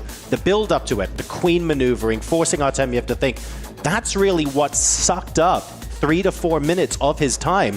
What you saw at the end, the fireworks, that was the result, that wasn't the process. Yeah, you would think actually that Artemiev in this next game needs to be a bit more direct. If the clock is going to be a weakness for him, he needs to make sure the game is in its closing stages when he does drift below the 3-minute mark. They say in chess, especially in no-increment blitz chess, that a pawn is worth at least a minute. In that case, it was Nepomniachtchi with the extra pawn and with the extra several minutes. And Artemiev, he needs to learn from that one game. Clock handling is going to be absolutely critical in this game too. For Artemiev, he starts with the white pieces. He needs to make sure that he's able to survive the early onslaught on the clock by Jan Nepomniachtchi. Again, try to steer it towards those positional long battles where perhaps Jan's the one who goes for those complications which can backfire. He tries to enforce them with his own intuitive style. So pull Jan into those waters rather than just going down on the clock and allowing him all over the board. Right, so 1c4. I think the first time we've seen 1c4 on this stream in this event. So a little bit of a different approach to what we have been used to seeing on the stream so far. Let's see what this brings. Yeah, the English opening is a staple of Vladislav Artemiev's diet. He's been playing this for a long, long time. He likes these tense positions, super flexible pawn structures. This actually resembles a reversed Sicilian defense. Exactly the same ideas for both sides. White has 2 pawns in the center on the E and D files, black with just the 1, but black has much more active piece play. The white queen now comes out after a knight trade. It is a bit worrying though for Artemiev that Nepomniachtchi with black is playing so quickly. The problem here with such direct play is that sometimes you walk into your opponent's preparation. Jan Nepomniachtchi has played 2 World Championship matches against Ding Liren and Magnus Carlsen. Both of them have this as well in their repertoires. Maybe a bit of a misstep in the early stages. And again, Jan's trying to get his kind of position right. He wants to next push the f-pawn forward, get a big center, f5 coming in next. The rooks are now connected. The f5 pawn will not stop there. He's looking for more breaks. So it feels like black's the one who's fighting for space here with this last move. Also feels a little bit sort of more advantageous with the white central pawns, one of them weak on d3 as well. Jan should be happy with this opening outcome. White king moves. That does look mysterious, but there were ideas of a black knight jumping out of the way, tension between the queens, and the black knight hopping in with some nasty checks. That explains the white king sliding into the corner, but not a happy move. That's a very reluctant decision. At least it didn't cost him too much time. Just the 45 seconds there. Shorter thinks than in the previous game. I want to latch on to what you said there, David, because we've had Nepo playing several World Championship matches against this sort of setup. He's playing really quickly. He knows this like the back of his hand. What was the alternative to Artemiev? Like, was going back to what he is familiar with? It's really difficult to imagine that's a mistake. Yeah, it's tough against these world-class players. They very rarely have weaknesses in their openings. To be honest, I don't think that he's even wondering. Yeah, it's even crossing his mind, Artemiev, about whether his opening was a success or not. He just wants to focus on, at some point, landing a first surprise. He's been able to so far. Beautiful move there from Jan Nepomniachtchi. Big trap on the board. You cannot go and grab a pawn with the white queen, as the black rook will just close the door, slide across and trap you. That might just happen anyway with the black rook. There we go, getting active across the board, a rook lift. Love those rook lifts, comes in with a threat. Might force Artemiev to place his bishop to defend that pawn. I think the biggest mistake for Artemiev so far has been those two big blunders in game one. You know, the first one was overlooked by Jan, but after the second one, there was no coming back from it. I think at this stage, at the level, at this elite level that the players are playing, that level of inaccuracy, of allowing your opponent to gain material, it rarely goes unpunished. I'm a little worried about the theme from game one seeping maybe into game number two here, though, because the theme from game one was Nepo in the middle game, maneuvering, making these small improvements to where his pieces were, and making Artemiev think a lot. The gap between them is about to increase to 1 minute in terms of time. Nepo's not only playing quickly, he's making small moves, small adjustments, nothing explosive, not offering any trades. It feels like he's just trying to do exactly the same thing. If it ain't broke, why fix it? Exactly. We've sussed out Nepomniachtchi's strategy. It's just a case of whether Artemiev has as well. These two do know each other very well. They've been on the Russian team together for many years, internationals for a long, long time. And Artemiev, a former European champion. But, okay, this last move does feel a bit odd. The black rook losing time, going back where it came from. Feels like Nepomniachtchi may be sacrificing accuracy for speed here. Very mysterious for me. You know, in game one, it was Jan's queen dance, which was shuffling around. And this game two, he goes for a similar idea, but with his rook this time. What's even more surprising for me is he voluntarily lines it up with the white bishop on e2, kind of inviting Artemiev, giving him that opportunity to push that central pawn, which looks like a weakness to d4, opening up some diagonals for his bishop, but also targeting the black rook. The speed with which Jan chose this move. Incredible stuff. And look at how much of a think Artemiev is in right now. Because Jan basically just said, yeah, this position's screaming d4. Why don't you go play it? And Vladislav's sat there going, hang on a second. He can't have missed something that obvious. What is the preparation here that I'm missing? Yeah, I don't think he's missing much. d4 looks logical. It looks strong. He just needs to decide. He actually sets it up. He gets his rook on a line that might soon blow open. But it feels indecisive from Artemiev. I think just, again, he's aware of the clock. He's a minute and a half down. He knows at some point he needs to take action in this must-win situation, but he's afraid to pull the trigger. Is there an element here of, I don't want to do what you're telling me to, essentially, from Artemiev right now? Yeah, chess players are stubborn. We hate we hate walking into the opponent's plans. I'm just amazed with what Jan's done over the last two moves. We're talking about a rook lift. This is a rook unlift. You know, he goes all the way back to the starting square, but it's a way to improve the position. He realized that the rook had done its job there, had no future. He takes it back, connects it to the other file, also defends that a5 pawn. For Artemiev, I really think he needs to take that chance. At some point, you have to blow the center open. And I wonder if that was a bit of a missed opportunity there.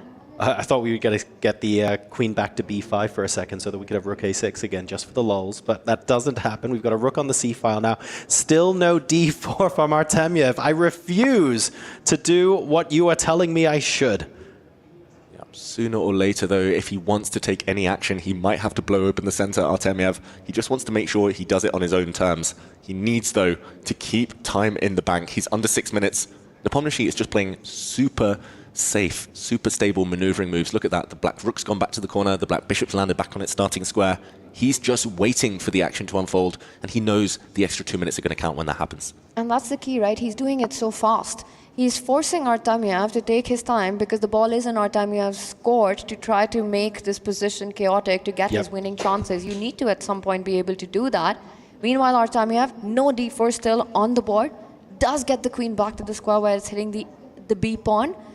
I don't know how much of a threat it really is with the bishop lined up on d5. It feels like it's got to be defended indirectly, picking that up, knight d4 jumps in the air.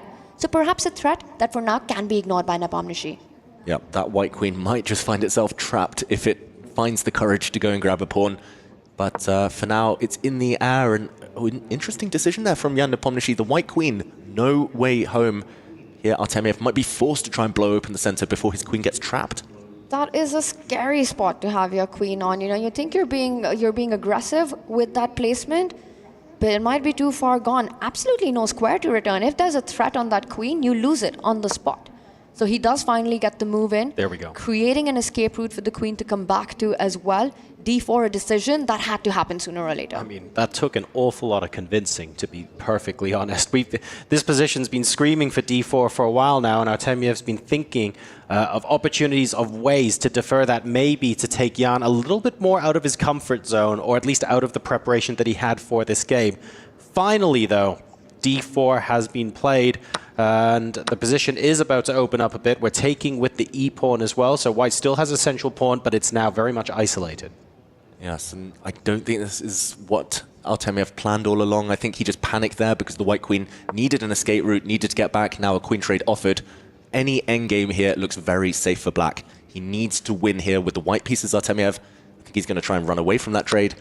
Oh, he does go for it, but now the white isolated pawn in the center, the white D-pawn, is going to be such a weakness long term. Easily blockaded. That means that the white dart-squared bishop as well, eternally trapped. This is just beautiful for black, right? You've got that bishop you pointed out. The knight from e7 can maneuver itself to certain squares like the f4 one, start targeting the g2 pawn as well. Knight g6, knight f4 is an idea that comes to mind here. First, he just consolidates the position of that bishop in the center. A power piece. If anyone's pushing in this endgame, if anyone's got the edge, it's got to be Jan Nepomniachtchi. And to say the least, he needs only a draw. It is worth pointing out that, of course, the white bishop on c3 is babysitting the pawn in the middle of the board. But to be fair, the black bishop on f8 is also doing a similar job. So both players are now going to be entering a phase of just trying to improve the positions of their pieces back to a little bit slower positional play. The problem is Artemiev can't afford for that to happen in a must-win situation. 100%. And also, you know, you said the pieces are fine, the pieces are in balance, but the pawn formation, not at all. It's white with the 3-pawn island. The d4 weakness, an easy target for black. And already Jan setting that up. You know, he lines the rook against it. So something to play for. Meanwhile, a super healthy pawn structure for Jan Nepomniachtchi himself. Much easier to play faster if you're black here. Yeah, you can almost pre-move just putting the black knight in the center on an outpost that cannot be touched. Maybe there'll be a knight trade long term, but any exchanges only guide black towards safety. White knight actually goes the other way. Bit of an odd circuit, odd direction for it. But yeah, bishop's coming off helps black to get closer to the draw. Knight's coming off also bring you closer to safety. This is a dream position for Jan Nepomniachtchi. And he just keeps improving it, slowly but steadily. You know, he's focused on those central squares, the center pawn, but he also creates space for his king to move forward. He's also eventually threatening the f-pawn, f5 advance, to kick this bishop out as well, to activate his own pieces further. That pawn might not stop there. It might move even further up the board. Preempting that, Artemiev falls back. Oh, this is torture. You just can't improve your pieces with white. You have no pawn breaks. That is so important in chess, in middle games, in end games, being able to blow open the position with your pawns, open lines for your pieces. Here, all of white's pawns are pretty much stuck. On the queen side, in the center. On the king side, you can push, but it doesn't really help anything. This is very, very difficult to find a useful, productive plan. Full control. And speaking of productive plans, you know, the way Jan has placed his pawns, what he wants to do is also double up on the D line. He's made it possible by pushing the white bishop back to play the rook to D7 and get the other rook into the game, you know, the one that's had this entire journey, this whole game that it has. It's taking a rest right now. It's taking rest right now, but that's the plan that's in the air. He first attacks the white rook. Also a beautiful bishop, making sure that the other rook cannot come to the defenses of that central pawn. Yeah, white's pieces look very discombobulated compared to black right now. Really difficult to get the rooks onto the same file. He can't move across the c3 because the knight's protecting. You don't really want to swap off the light-squared bishop because then black's light-squared bishop has this absolutely beautiful outpost in the middle of the board and you spend more time trying to get rid of that. The other rook can come up to a5 to defend it as well, so you don't even need 2 moves to defend it again. This is black tying white in knots right now. Like, it's so much easier to come up with a plan if you're playing with the black pieces.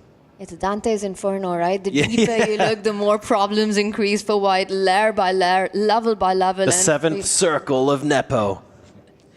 It's It's all about getting 1.5 points, getting first past the post, but it's all about those outposts on the board. It's the black bishop sitting pretty, can never be moved, and that square you've been mentioning as well. D5 can never, ever be challenged. Dante's Inferno continues. It does the suffering for white here, and to know that you need a whole point, you need to find winning chances. You know, how do you even do that? I mean, you mentioned breaks. The only idea that comes to mind is on the right side of the board. For Artemiev to think about start advancing those H or G pawns to create weaknesses, he first improves the position of his rook. Okay, let me ask you guys maybe a bit more of a tricky question. Black's got all the outposts, right? Absolutely beautiful. He can choose to put a knight on d5, a bishop, do whatever he wants. But that in itself doesn't win the game. You have to turn that into the winning advantage, right? Into the final push. Where is that turnkey moment for Nepo here? Well, I don't think he needs to. I don't think he'll even be looking to. He's just going to improve his pieces. He's going to sit. He's going to maximize. He's going to put his king on a better square. Right. His rook's now perfect. And then he's going to say to Artemiev, you need to win. Come at me. You've only got 2 minutes on your clock. So what you're saying is the clock is the turnkey that Nepo is using here, just like in game number 1. Exactly. Consistent strategy. It's paying off so far. His whole career, not just here at the EWC. I mean, we've seen Nepo constantly put pressure on the clock. That's really part of his game plan, regardless of where he's playing, who he's playing against. The one drawback of that sometimes is that he tends to rush a decision, and then that blind spot happens where you might miss it. But the problem with what we have in front of us is missing something looks impossible here. It's such a beautiful in-control position where everything's just defended. So, you know, for Artemiev, he almost needs a miracle to equalize this match and take it into an Armageddon. And Artemiev's move there, the previous turn, the white rook sliding across, was given a question mark. It's simply because that's a blind alley. You can go up a couple of squares with the white rook, but that's just a one-move threat that will be easily defended by a black rook. And, okay, it's going to happen. It's unfolding on the board. That white rook just looks a bit silly now. Doesn't really have a purpose. White cannot improve the other pieces. He's just trying desperately to seek some ray of hope, but it just doesn't exist here for Artemiev. The clock goes tick-tock, right? 1.5 minutes now to him, and it's easy for Jan Nepomniachtchi to continue that improvement path. That knight from b6 can eventually land on the c4 square, a nice juicy spot, and it's not going to be easy for Artemiev to defend his counterpart, the pawn on b2. Now, to Artemiev's credit, he's looking for ways that all of his pieces can be somehow involved in playing some sort of threat. Maybe that rook lift is going to go some way towards planning a knight c1 after the king moves across to stop the back rank check or something like that. I don't know. He's looking for more active pieces, more active squares for his pieces, but at the same time, it feels like a series of very isolated threats. It doesn't feel like there's much harmony among the pieces. There's no natural follow-up because look at the rook on a7. How can that work with anything else? Well, he's trying desperately to break through here. This is a pawn sacrifice, that pawn likely to be captured. He's just throwing that pawn away because it was tying down the white knight anyway, and the white knight wants to use more active squares. This is pure desperation. This is the last roll of the dice, Artemiev. It's 1 minute against 3.5 minutes, though, and he's about to be a pawn down. Yeah, this is panic, right? And you can take that pawn, it won't be the only pawn. Once again, the b2 pawn hanging can be picked up on the next move after that. It does take Jan by surprise, you know, so that could be a plus of this last move that Artemiev's played out on the board. As Jan, he thinks I'm expecting him to take a couple of seconds and then eventually capture the pawn.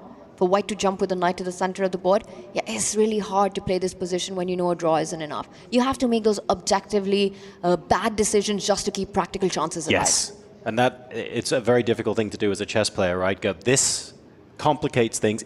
I know it's not the best move, but it's what I have to do to give my opponent the maximum percentage chance of doing something that goes wrong. I will also say that Artemiev has, I would fear Artemiev's poker face because his facial expression has been completely the same, whether he's at 1 minute or 9 minutes. You can see his eyes constantly darting around. The calculation never stops.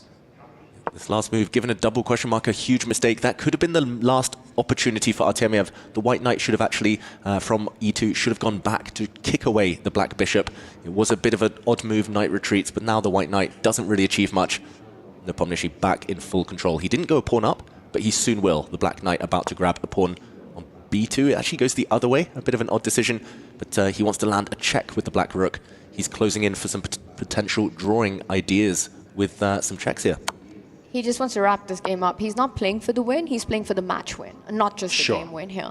So the king falls back, attacks the rook. I mean, I have to say, from a match strategy, this has been flawless by Jan Nepomniachtchi, you know? Coming in with that first game, playing with the white pieces, maximizing all his chances on the board, getting that beautiful checkmate in. And with black, such a controlled performance in this game too. Yeah, already a silent draw offer. The black king has just moved back and forward. He's offering to repeat the position. Nepomniachtchi, of course, Artemiev will not agree to that. Instead, moving his own king forward, but 33 seconds. How on earth are you going to win this game with just 30 seconds on your clock? Still a packed board, still level material. Black has protected everything. I expect here Nepomniachtchi to continue just waiting, putting pressure on that clock.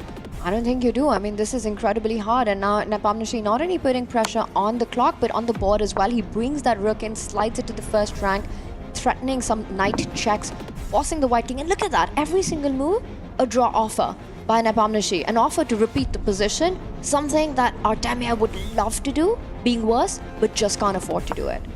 A big decision there. A rook trade was offered. If you'd recaptured there, the white pawn would have become very, very strong. So now the black king, will it continue to move, or will this check be blocked? Nepomniachtchi's lost a bit of control.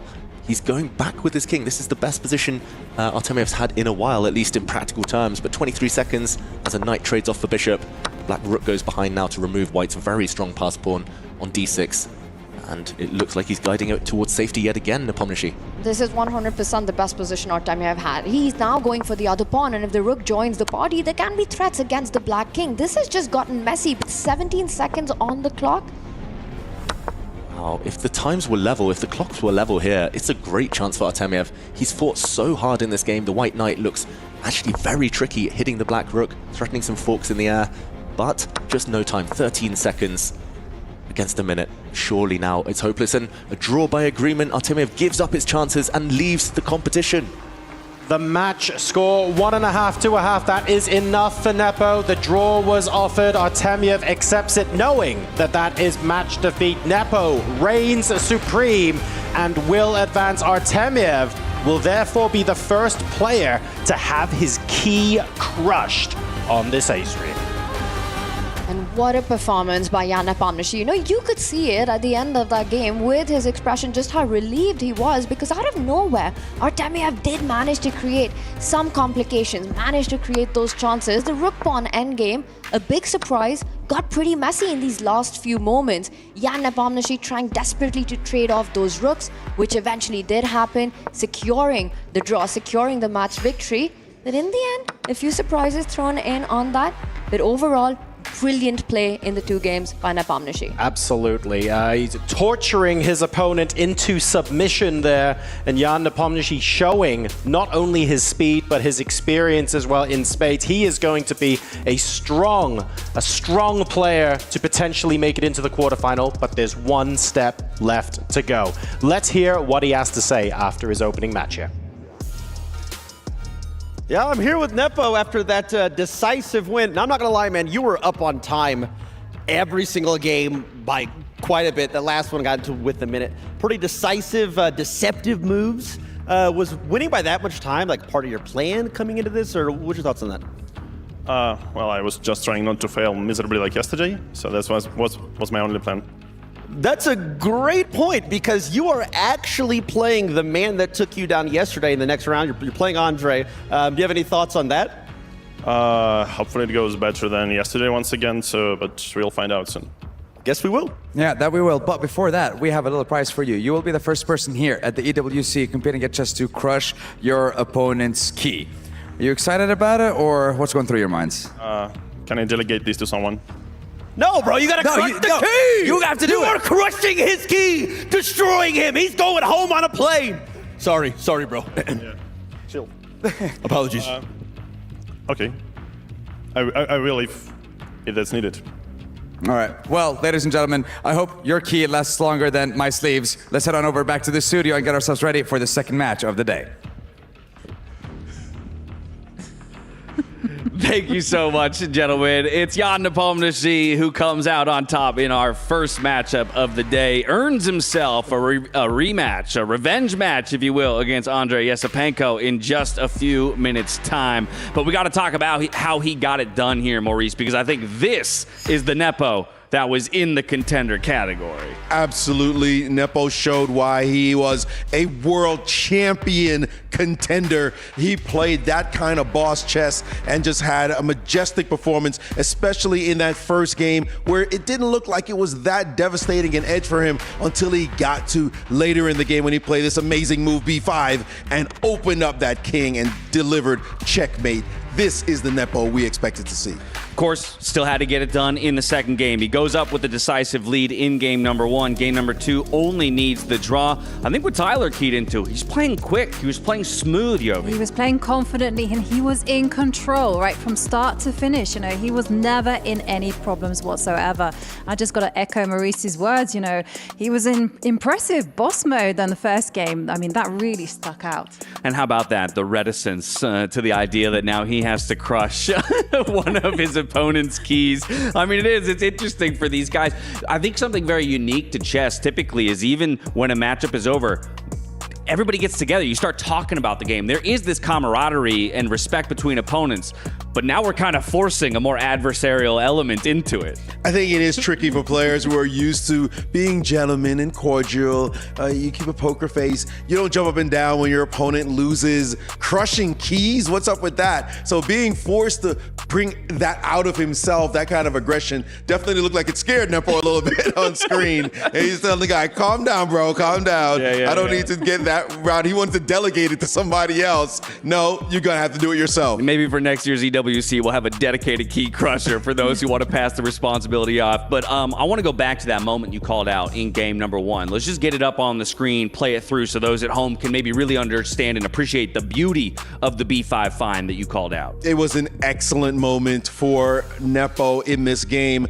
He had this nice bind on the king side, on the attack with Black's king in the corner, and he realized this was the moment to open up that king, and he was calculating just right this second. He's like, that's the move I want to play. It looks really good.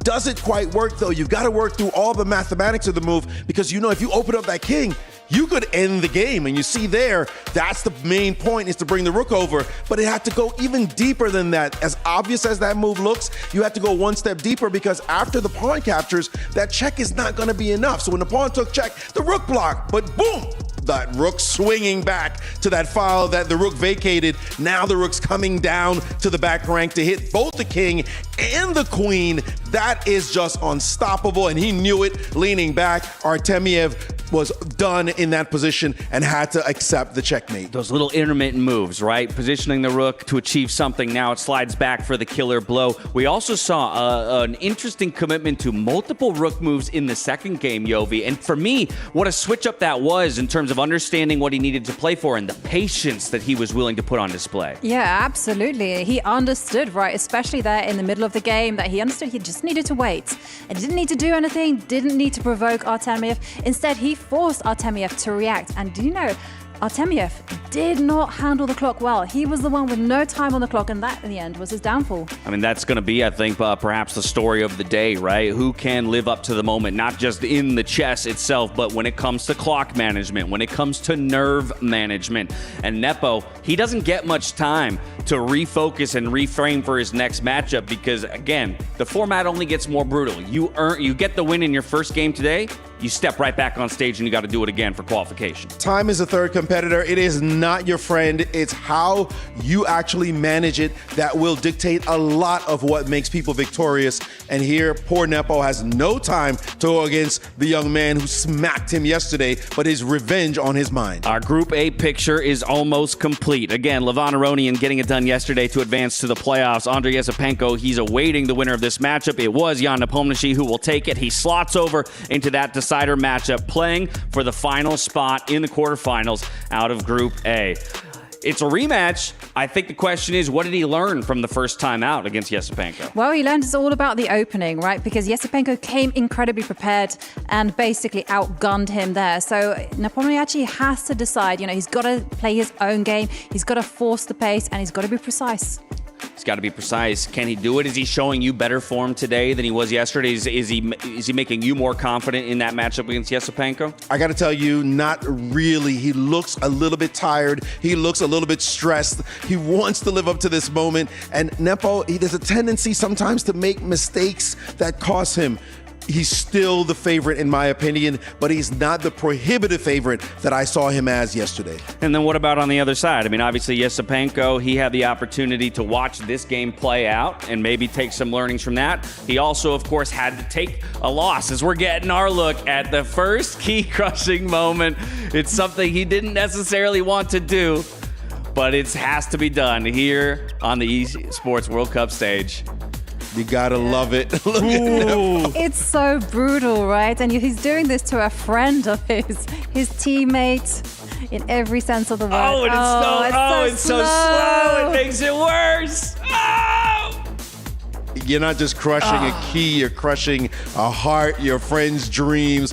Go home, buddy boy. That's it. Goodness. But he is now the boss of that moment. Absolutely brutal. The bags are packed, but here we have, arriving now, Yesipenko. He's about to dive into that rematch here against Jan Nepomniachtchi. We'll be right back in a couple minutes to walk you through it all before they step on stage to do battle. Catch you here in just a few.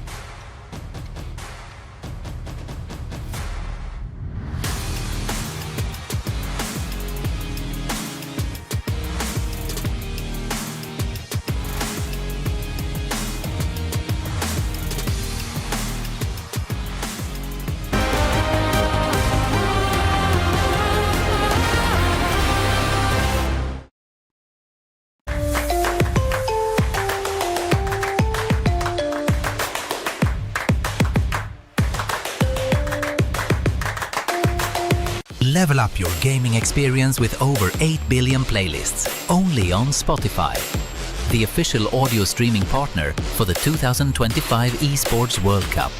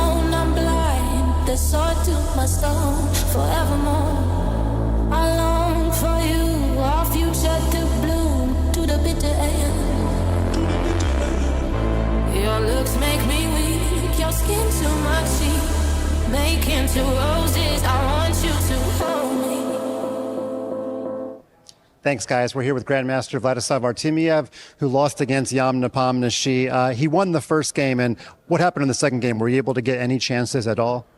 Probably it was a very tough match for me. Unfortunately, I have troubles in both games.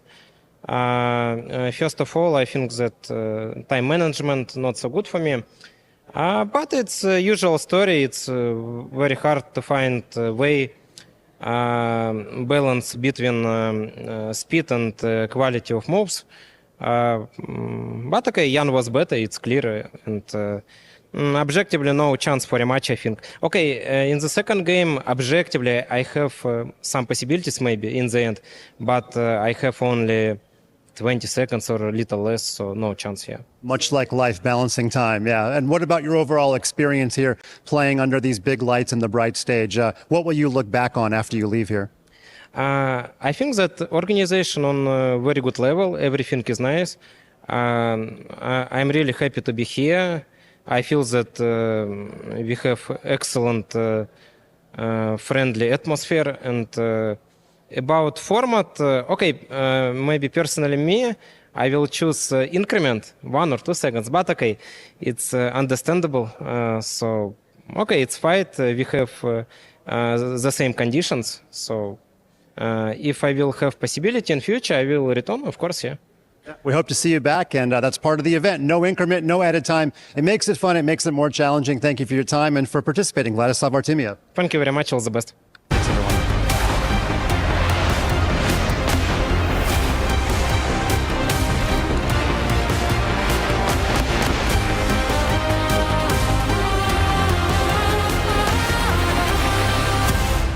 Welcome back to the Esports World Cup, where we've already said goodbye to Vladislav Artemiev, and Jan Nepomniachtchi, after taking him down, has earned a rematch, a revenge match, if you will, up against Andrei Yesipenko. But that's not the only result we've had. Over on Stream B, Anish Giri falls down to Nihal Sarin. So Anish Giri as well. Key crushed, dreams crushed, and Nihal will move on to play MVL for qualification. As we come into the studio here, we're welcoming in GM Ben Feingold to join us to break it all down. How about this one, Ben? Jan Nepomniachtchi, he earns himself that rematch, but now he's got to get it done against the guy who knocked him down to begin with. You know, they were going to crush my key and make sure that I didn't do any more commentary or analysis, but I got the key back and I ran away with it. Nice. So I'm hiding it on my person. Don't tell anybody. So that I can do more analysis. Yeah, that was Jan really finding his form, because the first match didn't look like Jan at all. That looked like that Yesipenko was just the better player, and I'm sure Jan is relishing the fact of getting revenge against his countrymen. Yeah, definitely relishing in the opportunity to do that, but let's talk about how he gets it done, or rather how Yesipenko can kind of, let's say, recreate the magic that he had yesterday to knock him down. Yeah, yesterday Yesipenko had a mixed day because, yeah, his strategy worked great against Jan Nepomniachtchi, but he got crushed at the hands of Levon Aronian doing exactly the same thing. So he's going to have to be that moving target. He's going to have to switch things around, change approaches, and maybe just rely on the fact that Jan might be a little bit tired after that match. That's a good point, right? Yesipenko had the ability to rest and just watch his opponent put a lot of effort out there onto the stage. We just took a look at that game one, seeing the final moments of it, Queen versus Rook endgame, and it's Yesipenko who does manage to find the mate in the end. Very impressive. But how about that, what Yovi just talked about, that you probably can't bring in the exact same strategies day to day against the same opponent. No, that's right. Jan's going to have to change up the opening strategy based on what happened yesterday. And what's funny is this is like the world of sports that I watch in the United States. One side rested, one side though is not rested, but they feel the game. They've been playing the game. So Jan has no rest, but he's just played the time control they're going to play right now. And maybe Yesipenko is going to be sloppy because he hasn't played in a whole day. So we're going to see if what's better, the rest and relaxation, or the people who have just played like Jan and they're ready to play again. Well, which side would you rather be on? I personally like the rest. I think Yesipenko has the advantage there. because there's a lot of decisions to be made, and especially in the quick time control. So I think advantage Yesipenko, but I'm still giving the nod to Jan. I did yesterday, and it cost me. I'm gonna burn my bridges. Doubling down. And double down and go for Jan again. Okay, but where are you on that? What do you think, Jovi? Yeah, on that conversation. Would you rather be in Jan's position, already feeling the groove of being on stage and the time controls, or you rather be rested? I would also rather be rested, but I have to say that Jan had a relatively easy, stressless match there because he took control in the first game, and so he won't have that adrenaline pumping through his veins. Instead, he can just more or less take 5 minutes to take a breather and then get ready. And I think that experience, that fact that he's played the time control is going to help him. We already had the prediction of Nepo here. Are you aligning with that? Do you think just, again, the kind of player that he is on paper, as well as what he's already shown us today, indicates that maybe he's in better form than the form that lost? My head says Nepo. My heart is going to go for the underdog, Yesipenko. Okay, but you said to a degree, if Yesipenko's going to do it, he has to find a different strategy, because the recipe to kind of to dismantle what he won against Nepo with yesterday was already put on display. So what would be that recipe? Well, it would be first up finding a really good opening strategy. And what you want is actually something that is going to force Jan to burn the bridge on the time. You want to force him to be active. You want to force it to be a little bit uncertain, unclear, no direct path to the victory. So I'm expecting something like that from Yesipenko. Is he the kind of player who can do that? Because Jan was moving with patience, but smooth and quick still in his first game of the day today. No, Yesipenko definitely is capable of changing it up and getting an advantage in the opening, playing quickly. Although, after watching his match with Aronian yesterday, I don't know if he's feeling it anymore.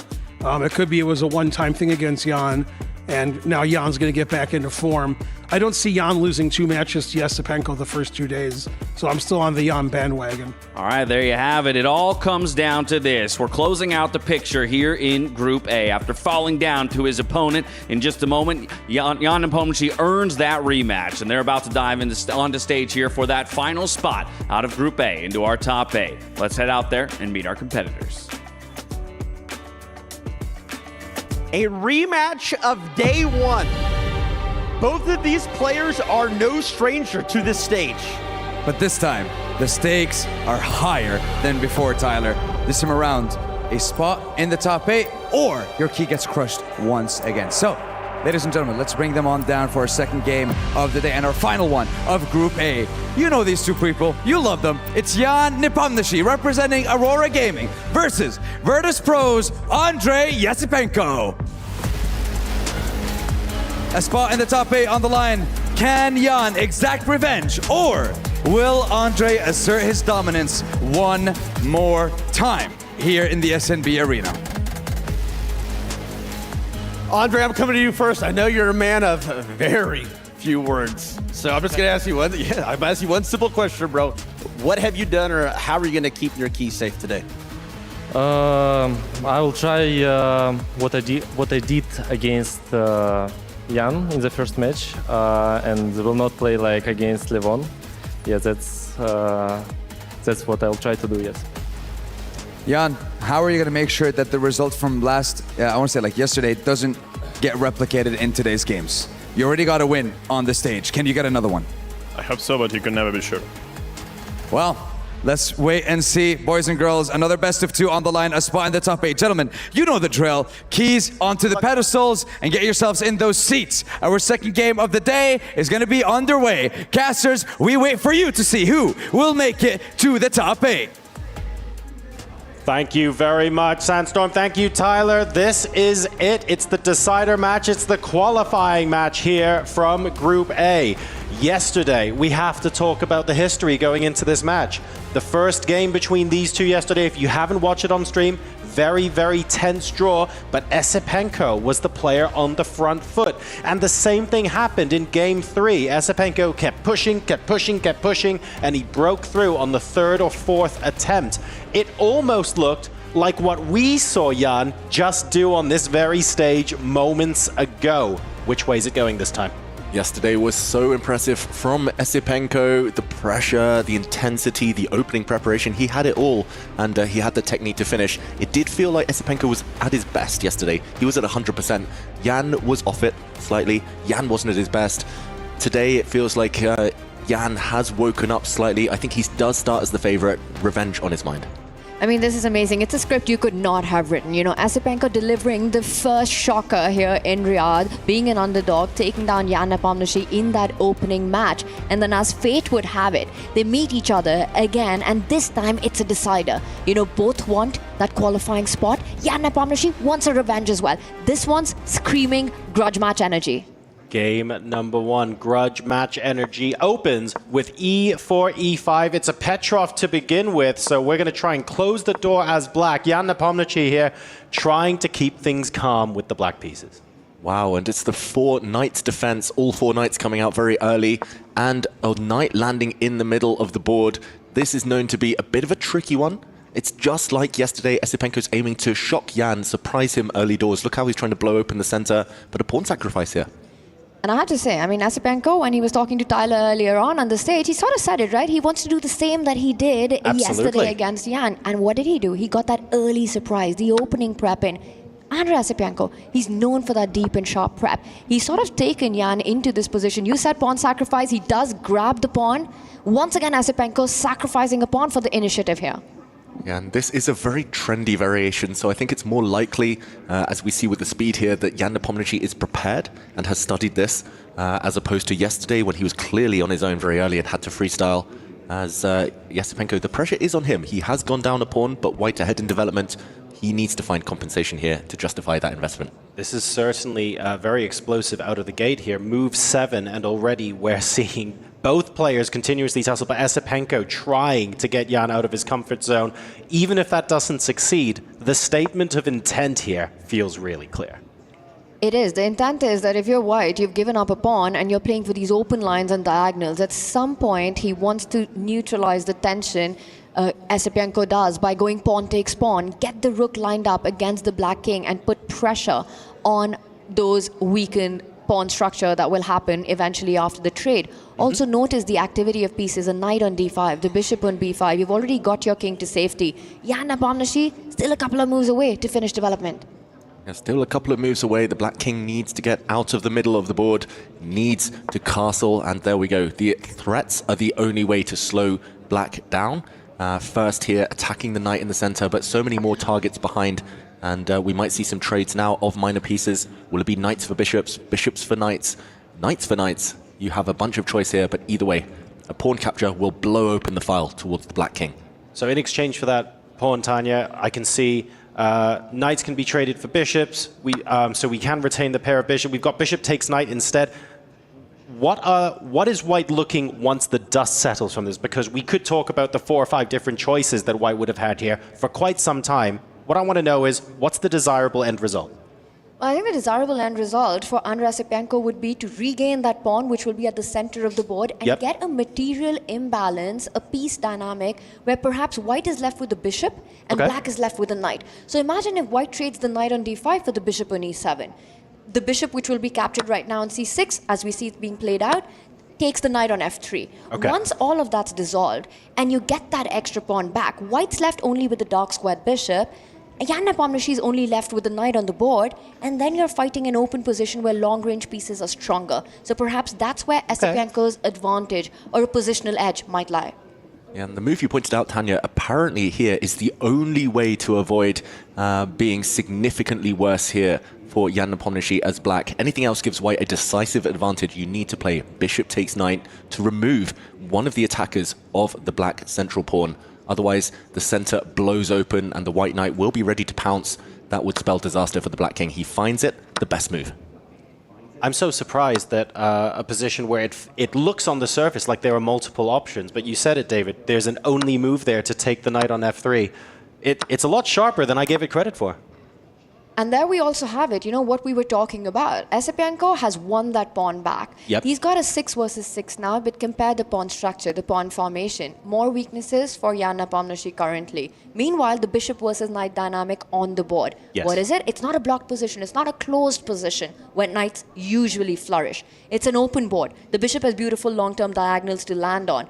Pieces to attack, pawns to target. So I think this is actually an opening edge. And Andrei Esipenko doing what he does best. Incredible opening preparation. Making sure he's got that time on the clock as well. And once again, it's advantage, Esipenko advantage, underdog. And advantage on the clock. Jan played so quickly in the last match. By this point, he was possibly a minute or more up. He's actually currently about... at the start of this move, he was down on the clock. He's only just crept ahead again. So really respecting his opposition here and really taking his time by the looks of things compared to the last match. Yeah, and Andre looks like he's playing with a bit more freedom than he did in the second match yesterday, his unsuccessful clash with Levon Aronian, where he just seemed a bit off. There were some one-move blunders. Here, he's been playing very quickly, aided by great opening preparation, but he cannot allow himself to fall too far low on the clock. That's a great move. Keeping the white pawns on light squares, the bishop will go on dark squares, and the white bishop on this long diagonal is going to cut across the board. This is going to be a fantastic home for it long term. I actually love the way Andre's handled this match so far, the opening so far here. He's playing against a guy who's a master of intuition. He's a master of fast decision and pressure play. But the position's pretty simplified. A lot of trades have happened. It's sort of more of a strategic fight. You're not going to get those tactical battles in this kind of a piece dynamic that we're seeing right now. Wow, and he's just so willing to give up pawns, Jan Nepomniachtchi, in these types of positions. That last move surprises me, or at least the last couple of moves. White here, at will, can win that pawn that has just advanced.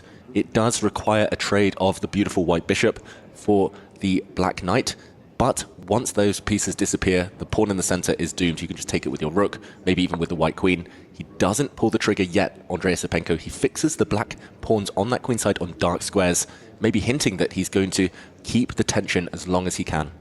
And the other advantage of a move like that is if the majors get traded off, if the queens come off the board, and even if the rooks come off the board, because that weakness has been fixed on a color complex, same as the white bishop, you always have targets to play for. In fact, I think an endgame is close to winning for white here for Andrei Esipenko.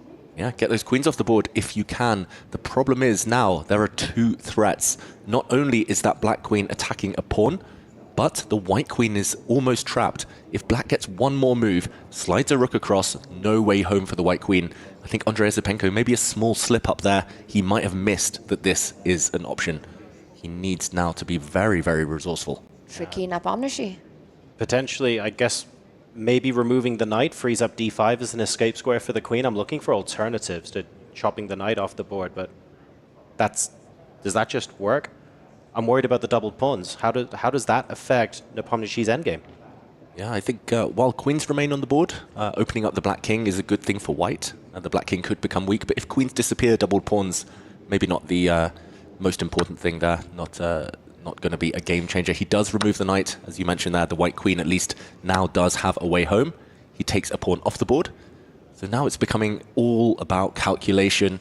White is a pawn up. The black queen can start getting greedy as well. This one, it's going to be a race to see whether Nepomniachtchi can create counterplay before white's better pawn structure pays off long term. It might even become a race to black's king, right? You've got the majors on the board right now. The G line opened up. The rook sort of threatening to fly over, give a check if that pawn is captured on c2. I mean, if I'm playing black right now, I'm looking at ideas of rook g4 check, the queen sliding back to f3, building up on that attack. Let's see how this plays out. And we've got the check on the board. First big decision, where do you place your king? It's a 50-50. Towards the corner tends to be the safer option, but according to the computer right now, going the other way was the only way to survive. Now your move, Tanya. Checkmate in one is threatened. Exclamation point given. Queen takes pawn, traps the black king in the corner. This could be a game changer. How is he going to hold this now? And Jan Nepomniachtchi played the most natural move in the position. That's where you feel your king is safest. And it turns out to be a massive blunder. Now Jan doing the rook lift. He did that in the previous match as well to defend the pawn laterally on f6. How is Andrei Esipenko going to build on this attack? He gets a third power play in, pushes that h pawn. It wants to march right up the board as close as it can get to that black king. Very logical. Also creating some breathing space for the white king. Now the white heavy pieces, the queen and the rooks, do not need to be tied down to the white king. It will kind of look after itself now, and it will be the turn of white to start attacking the black king, lacking defenders. Now, the pawn on f6 can be defended. All of the major pieces can potentially defend on f6. So logically, when you think about how to open up a chess position, you're looking for that second weakness. You're looking for that additional way to prise open the position and really put the game beyond doubt. Where is that second weakness here for white? Is that the pawn on c7 or something else? Well, that's definitely a long-term point, right? What you mentioned, the pawns. Look at the horrible, the ugly pawn structure that he has. But more importantly, the black king. And look at that. He gets a third piece into the attack. That's the breakthrough. Whoa, and that gets marked a blunder. I am surprised by that. I thought that was the most natural move in the position, attacking the pawns, heading to the black king. But he's rushed, and now Jan Nepomniachtchi does have a small window of opportunity. He can take this pawn with his queen, offering a queen trade. It actually defends this pawn as well. It's still going to be a very difficult endgame for black to hold. It is white in the driver's seat, Jan Nepomniachtchi on the defensive, but he could have been patient. He could have just defended that pawn that was attacked. Long-term, totally crushing position. Jan actually gives a check first, driving the white king away, and now offers that queen trade. A big decision, because you really want to hang on to your queen right now. You know, just seeing the black king caged up in a kill zone, any check would end the game on the spot. You want to keep the majors on the board. Will Andrei Esipenko go all out, say, fine, take my pawn, I still want the queens on the board, I'm still going for checkmate? The fact that he's not rushing with the trade to capture the queen, to capture the pawn, I think he might want more. Is it bad that the first move I started looking at was queen e4? I need to stop playing so much speed chess. That's not good at all. I'm sure there are objectively much better moves than that. But that's a fun little trick that you have in this position, isn't it?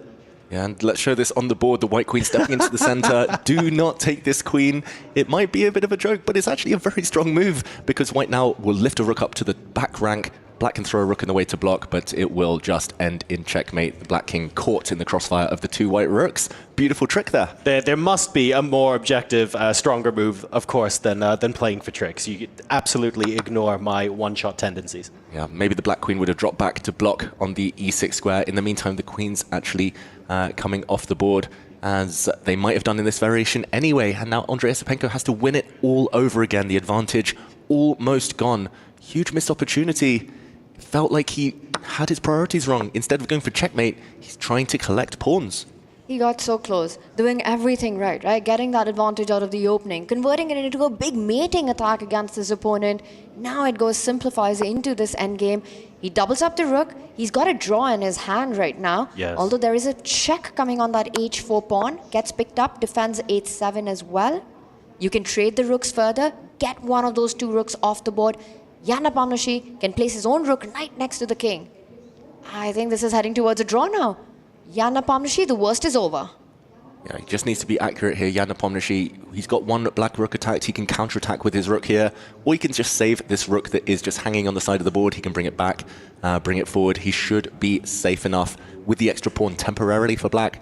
Still, I think white's position easier to handle with the active rooks, but for Esipenko, so many missed opportunities. Even if he just put that white h-pawn on h3 all those moves ago, he would have been winning this endgame. Instead, the pawn dropped with a check. If he kept the queens on, he would have been winning. If he blocked any checks, he would have been winning. But ultimately, it's fizzling out towards a draw now. Now that the eval bar is chilling out a little bit, and Jan Nepomniachtchi is also looking a lot more chill, being able to find the equilibrium in the position, to what extent are the clocks going to be playing a factor in this game? Is this one of those games where actually a tiny mistake under pressure turns a drawn situation into an insta-loss? What are we looking at? Possibly the clocks are going to play a role. I think they actually help Jan Nepomniachtchi here. It feels like the type of situation where if there isn't really a winning plan, Andrei Esipenko might be forced to pull the brake and go for the draw before he ticks too low on the clock. 40-second difference, though. 3 minutes should be enough for both sides. I agree with that, but I also feel like you have to factor in the position. Compare Esipenko's rook on the 7th rank to Jan's, much more active, a better pawn formation. The white rook's already tying down a Jan's rook to defense. You know, the king's ready to march up as well. The position looks like it's still completely in control for Esipenko, but not enough to push for the win. Well, where's the Magnus grind here for white? Where do we find that infinitesimal edge that still looks drawn until your opponent makes that critical mistake that looks innocent? Where can we find that? think we need to call him up. I've got him on speed dial. Yeah, okay. Subtle flex there by David Howell. Okay, apparently already the path is narrow. Black only has one move here, again, to minimize the damage. I would say it's the most obvious move. The Black King can step two ways towards the corner. Rarely makes sense in an endgame. Stepping towards the center is the best way to wait. The Black Rook actually has to stay as a guardian of the 5th rank, so cannot really move to a logical square. Maybe it can slide across, but here, I think Jan will be forced to find the best move. Waiting with the Black King, White struggles to find a plan to break through. Well, there is a sort of a deeper dynamic to the point you make, right? Because you could wait with the king to the right side stepping up or the left side. Now the problem is if you put the king to the right side, you're allowing the white rook to target the f6 pawn by getting behind it. And that's sort of not pleasant to deal with. You move it to the left side, you're allowing the white rook to target the other pawn, the h5 pawn. We might eventually see Black losing one of the... Whoa! He just voluntarily gives up the a5 pawn? Not just that, but now he has to go back where he came from. First, he defended his kingside Yasipenko here with white, all the white pawns, the white king looking nice and pretty. The Black Rook has to go back where it came from, otherwise the white king steps up the board. I think we're going to see a very, very classy maneuver from Andrei Yasipenko here. He's suddenly got a winning advantage. It did turn. The Magnus touch is out. Wow. I mean, I did not think it would happen that quickly. I thought it would happen 20 moves from now. It's unreal to think that that tiny piece of maneuvering swings the eval bar so far, because this still, to the naked eye, looks like it wasn't very different. I don't know about David, but I think Yasipenko definitely got that speed dial going right there, getting Magnus on the phone. I don't know how this happened, but this is completely winning. Look at that. He forced the Black King to the left, and now he's going for the h5 pawn. The White King is about to march up, win perhaps the second pawn, some checkmating ideas to combine as well. What a huge blunder. And this could be disastrous, absolutely. How do you even save this endgame? King takes pawn. Black does have the opportunity to take the g3 pawn. And Yasipenko, he realizes it. Is he about to push the g pawn one step forward? Only winning move. He has to save his pawn before the Black Rook comes across. And of course he finds it. Yasipenko, this has been a power-packed performance so far in the endgame. Now he pushes his pawns forward. The White King is doing the hard lifting here. It's going to win a pawn. It's going to be two connected pass pawns for White. Black's pawn on the left side on the A file, irrelevant. Now you can take this pawn, and bang of the table from Nepo. He knows he's losing this endgame. There's a check threat here that would force rooks off the board. It's going to be a win for Yasipenko. He's going to do it again. Yeah, Nepo, they're reacting on our camera. He can't believe what he missed through in this one. An endgame that he would hold 9 out of 10 times, and the one time he didn't happens to be on the biggest stage. Wow, the panic on Nepomniachtchi's face. He's down to 1 minute as well. How rarely have we seen this throughout his career, that he's the one lower on time. The White Rook moves back. He's banging the table again and again. Now the White Pawns are simply going to cruise through. You can give a check with the White Rook. The White King can sidestep. This is a winning endgame. Only nerves can stop him now, but Yasipenko's doing everything correctly. And look at him on camera. Cool, calm, and composed. He's got this, you know, and he knows it. He knows what's at stake for Jan Nepomniachtchi, just unbelievable. I mean, this is a guy who's so strong at endgames. The amount of times he's managed to win and hold difficult endgames, it's amazing Jan Nepomniachtchi does. And right here, that one move blunder that he rushed through could potentially cost him a quarterfinal spot. Now the White Rook just needs to find any better position, and it's a win. The White Rook, if it can teleport onto the 8th rank, would deliver checkmate to the Black King. It looks logical to drop it back and around, bring it across and through. This looks like he's about to convert. Yeah, and Jan Nepomniachtchi, he was crushing his bottle. He knows that the position, he's getting crushed here in the endgame. Under 1 minute on the clock, Jan trying to set up some tricks, lines up the rook, wants to push those pawns. It's time to start threatening some checkmates here for Andrei Yasipenko. Can he put the finishing touches? Will he get the ball across the net? Look at that. He was even drawing the path with his fingers a moment ago, Yasipenko. He's bringing the rook in. He's going to be just in time. A rook check, and he's going to threaten checkmate. The Black Pawn is 1 square from touchdown, about to make a new queen, but the Black King is doomed. He's calculated this all the way through. He knows this is over. Jan Nepomniachtchi knows this is over. Is he going to hit the resign button? He's cursing himself. It looks like he's talking to himself, trying to motivate his way into playing a few more moves. But look at this. That was the killer blow. Checkmate in 1 threatened. The White Rook stepping up is going to soon win the Black Rook or deliver mate, and it's game over. And Andrei Esipenko, a subtlety in that rook endgame, proving the prize-worthy 1-0 so far, able to prize the position open from a seemingly equal position. Fantastic stuff there, spotting the opportunity and executing cold. And he takes a one-game advantage in this series. This is unbelievable. Andrei Esipenko coming in as a last-minute substitute to Fedosiev, taking down one of the heaviest hitters in the chess world when they meet on day one, and then doing it again in this decider match in their game one, taking the lead. That's 1 foot into the quarterfinals for Andrei Esipenko. And what a power-packed performance this was. You know, in this battle of Jan Nepomniachtchi's tempo versus Andrei Esipenko's theory, once again, the opening preparation coming out beautifully, yet he missed out. And then a stunning conversion in the end game when he got that one opportunity, David. David, this is almost history repeating itself here, because you cast your mind back to yesterday. It was an equal position, but Esipenko kept pushing, kept finding opportunities, didn't convert the first one, and then went on to win. Guess what? Same thing's happened again. And again in a rook endgame. He's beaten Nepomniachtchi in 2 rook endgames, both starting from a small advantage but nothing significant. It feels like he's in Nepomniachtchi's head. It's that simple. Very rarely do we see Jan spend so much time on the clock, be so indecisive and make such uncharacteristic mistakes. But it's clear that this rivalry, wow, it's really bringing out the best in Esipenko. 100%. And you could see the anger and the frustration on Jan, you know, in those final moments of the game. He needs to calm himself down right now, because this is the final battle here. It all resides on this one. Jan Nepomniachtchi in a must-win. The match victory that he had against Artemiev right before this, it felt like we're going to see a fire performance by Jan. You know, he's ready to go. Then this is what he faces. Look, here is the good news for Jan, right? Of all of the players who need to relax, reset, get into the right mental state, Jan is one of the only players other than Magnus in the field where you would say, actually, you've got so much experience and you know how to do this in your sleep that I'm supremely confident this doesn't tilt Jan. He comes back stronger, he comes back fighting. So that's got to play into his favor, but he can't just do that right now because he can't afford to draw, David. This is now must-win territory, so he has to find a way to take that skill a step further. Yep, he needs to lock in, he needs to forget. Jan has always been a very emotional player, maybe the one thing that held him back, especially in his kind of teens and early 20s. He couldn't quite break into that top 10 in the world. It took him so much longer than people expected, but in recent years he has been much more stoic, much more composed. He needs to bring back all of that composure now in order to bounce back. His last life, his last legs now in the Esports World Cup, and we start with E4, E5, a King's Pawn opening. It's another Roy Lopez, another Spanish. This brought him success in the previous match against Artemiev. Will it do so again against Esipenko this time?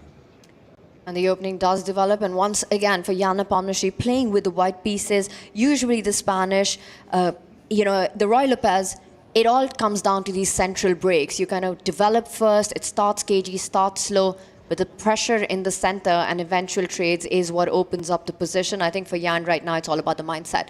One thing is what's happening on the board. He needs to forget what's just occurred in game one, because he's a player who sometimes lives in Tilt City. You know, it's so easy for him to go down that emotional spiral that, David, you were earlier talking about.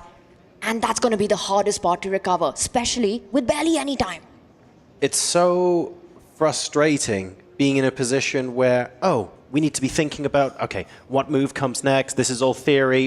How am I maneuvering my pieces? I play the Roy Lopez. I'm sat here thinking, right, what is white going to do next? How is black likely to respond? But you wouldn't be able to do that half as easily if in the back of your mind you're thinking, you're not here to play the opening well. You're not even here to find a brilliancy in the middle game. You're here because if you don't win this game, your key gets crushed. It's impossible to stop that nagging voice in the back of your head.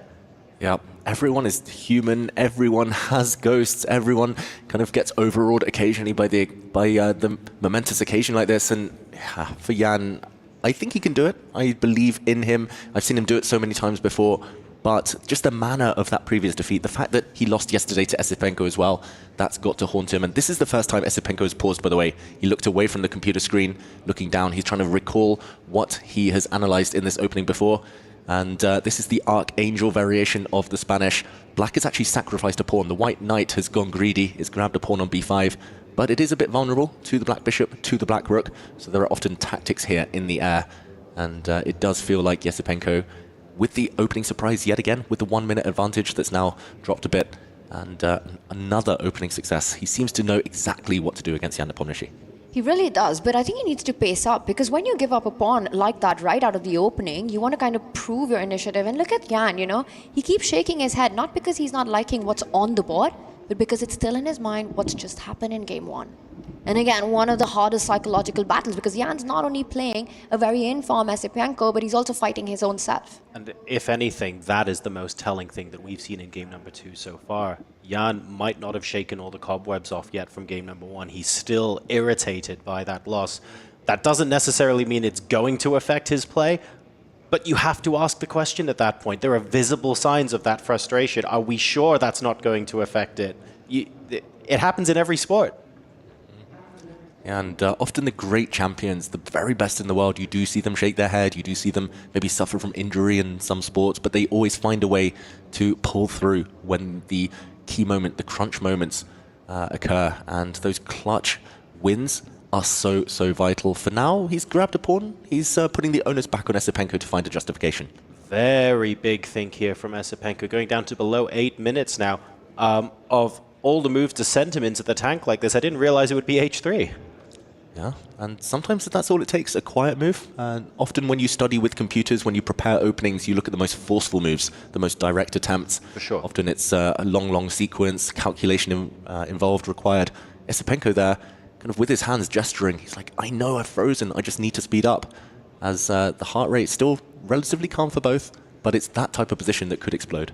Yeah, Esipenko is willing himself right now to make a move. And the thing is, this position, I think this has been a very successful start for Jan's campaign in that comeback win, because the imbalance is already there. You have an extra pawn. Esipenko has to prove his compensation, has to prove why he just gave it away. And when your opponent goes into a 2-minute think, he's not feeling that much confidence about doing that. So we see a pawn trade in the center with Esipenko trying to get some squares for his knight to eventually jump to. Jan Nepomniachtchi takes that vulnerable knight to recapture, now also eyeing the f5 square. The thing is, this requires concrete play from Esipenko right now. Yes. He can't go into a strategic positional mode. There's a couple of things he's still thinking about, of course. The rook on b8 can potentially be eyeing up the bishop on b3, depending on how these trades go as well. So it's not a case of, you can just take that with whatever and not have to think about it. He's busy calculating out what's going to happen after these trades take place. But when the dust settles here, a decision has been made effectively to liquidate, and a lot of the tension that was in the position has gone. Presumably, that benefits Esipenko more as the player's in the lead? Yeah, although he was a pawn down temporarily, so this last move, grabbing a pawn back, was the acid test of what Jan Nepomniachtchi has been doing. He needed to restore the material balance, and that white bishop was doomed anyway. It was going to fall prey to the black rook, so it gave itself up for the highest price possible. White, again, a pawn up after that couple of exchanges there. But the black knight, very active. The black light squared bishop about to become very, very strong as well. Looks like great compensation for the pawn. It really does. You know, that bishop that you highlighted, it can attack the white queen, it can attack the white rook. A lot of cool squares to jump to next. Also, let's point out, the rook, which has just captured the bishop on f7, sits on a really nice open line already. The queen from d8 ready to join in the party from the f6 square. I think this is Andrei Esipenko proving the initiative that we were earlier talking about. Yes, he's down a pawn, but a lot of piece play in the position. And again, it comes down to that tempo by tempo play. You know, the entire sequence of forcing move gets him here. I'm thinking about like what squares all of the pieces would like to be on, and the light bishop for black, you know, it looks like it could be eyeing up a very juicy long diagonal. The knight's currently in a great place, but is it actually going to stay on b4? And then I ask myself the same question about the bishop currently on c1 for white, and I'm not sure I have a great answer for that. And because the knight doesn't have e5 as an outpost either, I'm also not sure what the answer is for white's knight. So there's a couple of questions to be resolved here in Nepomniachtchi's position. Yep, some difficult questions. I'm going to kind of predict here that he burns a bit of his time advantage. He's up 1 minute, Nepomniachtchi, as he tries to find a coherent plan, some nice homes for his pieces. Really difficult, to be honest. That white bishop is maybe the problem piece. The white rooks can get into the game, but black's moves on the next few turns are going to come with gain of time. They're going to come with threats. Yeah, and you know, in this time format where clock is really the 17th piece, you want to be able to make those fast moves, those easier moves quickly, especially putting pressure on your opponent. I do like what Jan's done with the rook, lifting it to a3, laterally defending the knight on f3. So, you know, sort of ready to be an attacker to the c7 pawn by placing itself on c3, but also to assist in the defense of the king side. But as David, you predicted, goes into a think, not easy to decide where you want to place that dark squared bishop. How are you going to handle the upcoming threats on the queen at the center of the board once the black bishop lands on the long diagonal? And that pawn on b2 in many ways is a bit of a liability for white as well, because while you're busy deciding where the bishop is going to go, you need to remember there is a black rook staring down at that pawn if you stray too far. So that's another question for him to solve. Yeah, white has two isolated pawns. Yes, it's a pawn advantage for now, but that might well change a bit later. He tries to control the light squares before the black bishop got into the action. Also keeping an eye, the white queen now on that black knight. I like the idea, but that pawn is very, very weak. It's on a light square that will not be able to be defended for too much longer. There we see his idea, queen trade, offered by Esipenko. If the queens had disappeared, the white pawn in the center would have fallen off. Level endgame, and that's only good news for Esipenko needing a draw. But can that pawn still be captured? That's going to be the question on Andrei Esipenko's mind, because there is a weakness on c7 which is also being targeted, which comes with a hit on that black rook on b8. There are so many tactical ideas, you know. The black can also follow up with attacking that white vulnerable queen too far into the camp. Queen takes pawn is the line that is being analyzed, and I think if it works, if he's able to restore the material balance in the position, Andrei Esipenko, that would be great news. Acid test, queen takes pawn here. Yeah, looks like he's calculating. He's going to be working this one out for a while. Maybe we can jump in and show what might happen. There was a shake of his head just for a moment, Esipenko, reluctant to make a decision. It looks like he wanted to play queen takes pawn in this position, but then after the white queen goes and grabs a pawn, the black pieces need to be very accurate here. The rook slides to hit the queen. Queen only has a couple of safe squares, and let's say she retreats. The black bishop suddenly jumps out. Big activity for the black pieces. This looks like it's a fantastic attack for black, but it's 3 or 4 moves deep, and he needs to calculate, he needs to be accurate, he only needs a draw. Will he take this risk? That's the big question. What do we predict here? Oh, he takes the other way, Tanya, but now the black knight looking a bit loose. Is defended by the queen, but that queen can be put under pressure right now. White has the option to push that g-pawn up to g4, attacking the white queen or get the rook into the game. He chooses the safer one right now, but also puts pressure on the clock. I think this is Jan doing Jan things, you know. He might not be thinking about what is the best move, but how can I play a fast move that comes with a threat and forces Esipenko into a think? Yes, what creates the most complications? What disrupts my opponent's plan the most, even if it doesn't necessarily advance my own plan? What gives me the biggest possible time advantage in case this becomes a scramble? Because Jan Nepomniachtchi now has an over 2-minute advantage on the clock, and the longer this goes on, the more pressing that's going to become for Esipenko. But I'm loving black's position. He's consolidated the knight on the center of the board. He's defended that c7 pawn. The black queen is ready to shift files here, ready to shift a line, you know, get itself on that g6 square, attack the white king, set up some pinning ideas and threats. Meanwhile, that knight on d5, just make sure that Jan Nepomniachtchi cannot get to attack any of the weaknesses in the position. That's a powerful piece right there. Yeah, that knight is glorious, covering 8 very important squares. And let's see, after this rook slide, whether Esipenko can keep up the pace now on the clock. I have a feeling Jan, his best strategy is to do what he did against Artemiev and hustle on time now. He needs to just keep the status quo, keep the queens on the board, and make sure that Esipenko cannot complete this game in the next 3.5 minutes of his time. He's feeling the pressure a little bit more. His heart rate's gone up to between 10 and 20 beats per minute, higher than Nepo's, and that sort of happened gradually over the last minute or two. You can see it starting to rise for Andrei. For both these players, right? For Jan Nepomniachtchi, there's so much on the line. He comes in as one of the big favorites in the Esports World Cup. Absolutely. And to think that you're playing against the underdog in that first game, loses to Andrei Esipenko, then coming into this decider match, this is not a reality that Jan was predicting for himself, you know. Gets that first win against Artemiev, loses the first game against Esipenko, and again on the back foot here. This would mean elimination for him. This would mean bye-bye to Riyadh for Jan Nepomniachtchi.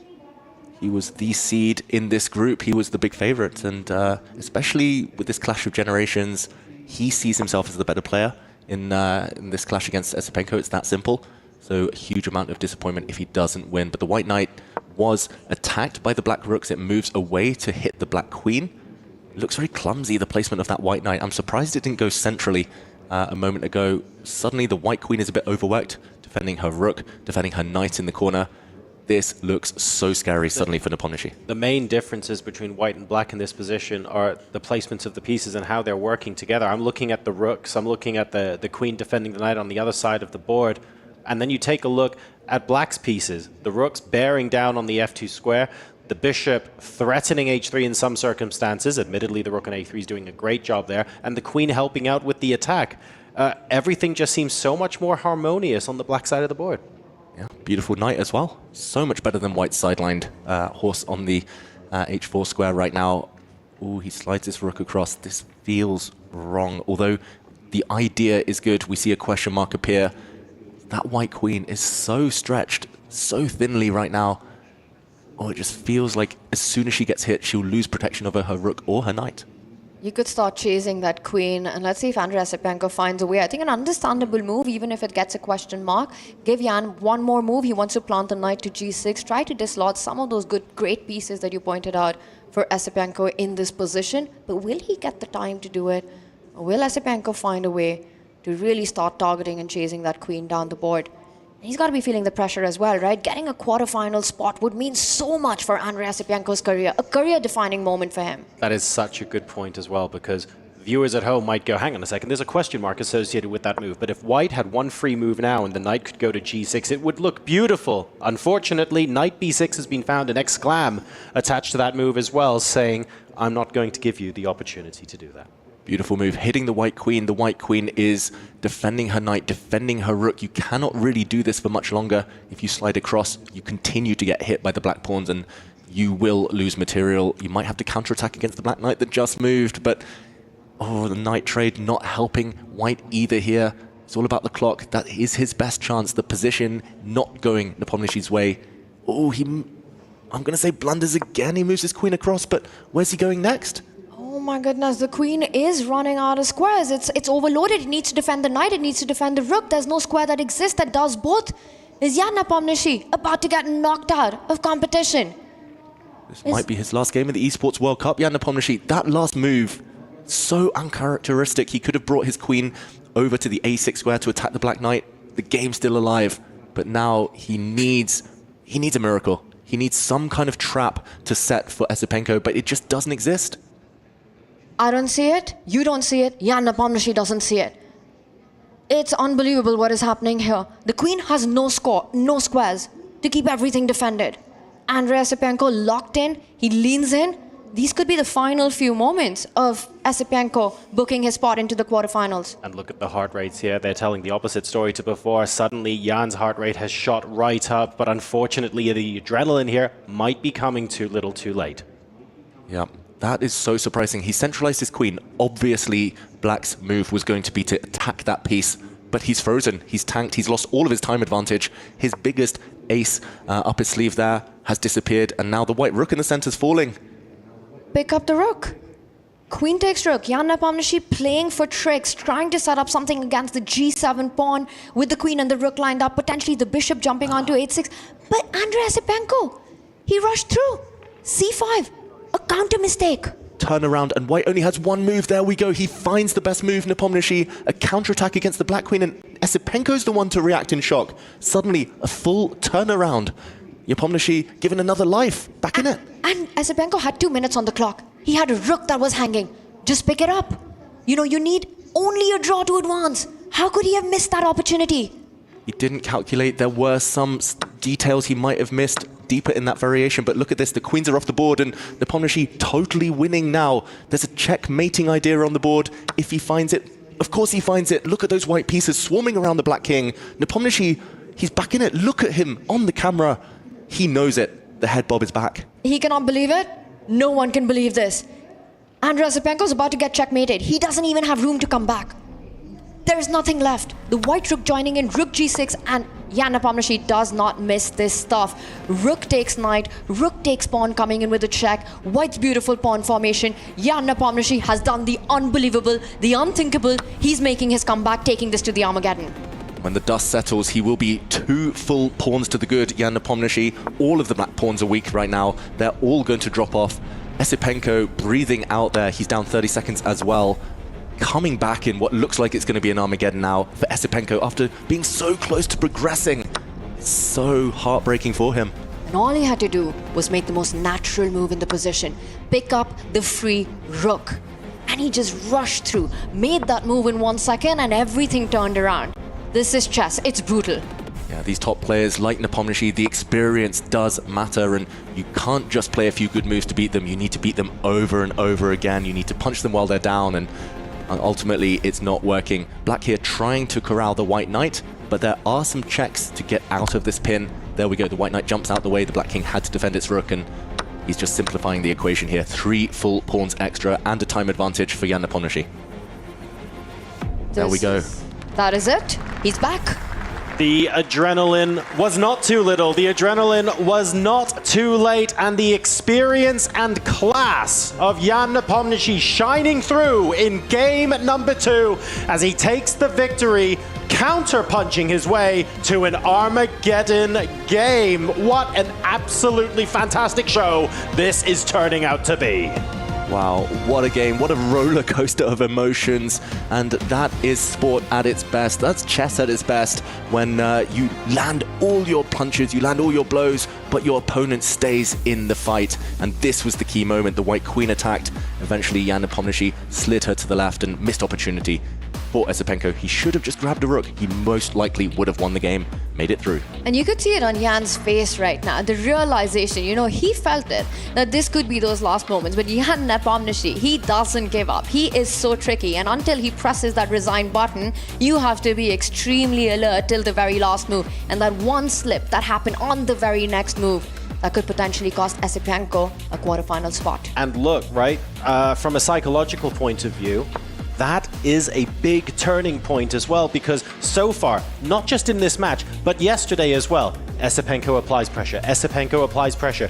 Jan wasn't able to exert his influence the way he normally would have wanted to in these games. Well, guess what? He has finally found a way to change that equation. Esipenko just got a taste of his own medicine in some respects. Yeah, it's a brand new match. It's just a 1-game shootout now to make it through. And for Esipenko, we see him still sitting at the screen right now.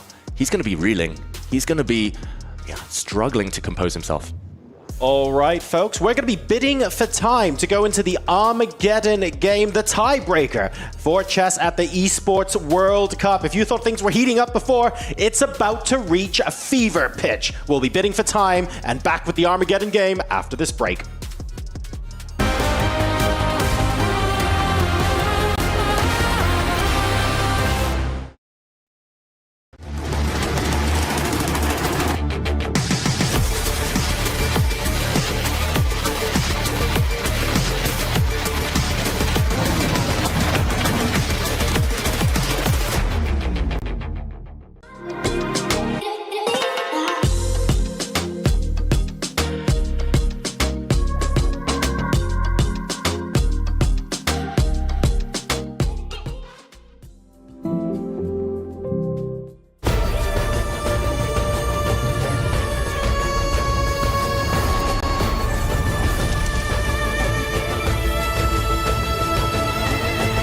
This land is calling.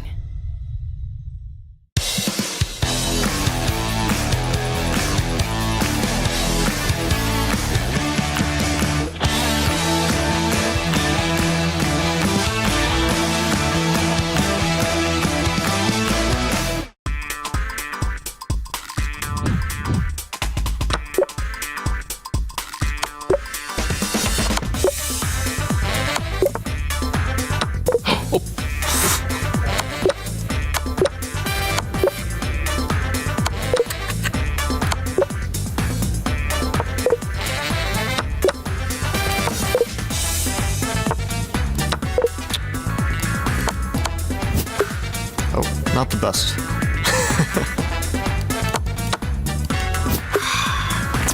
terrible. I was too slow this time.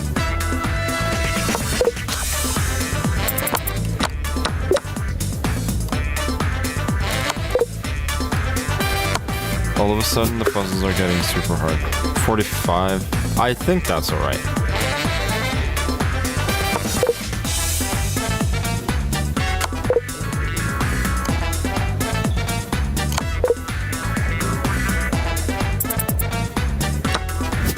Okay, whatever.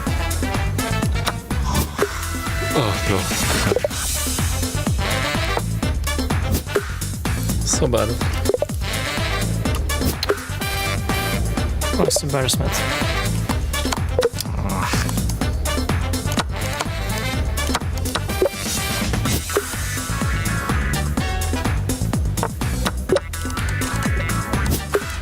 Okay.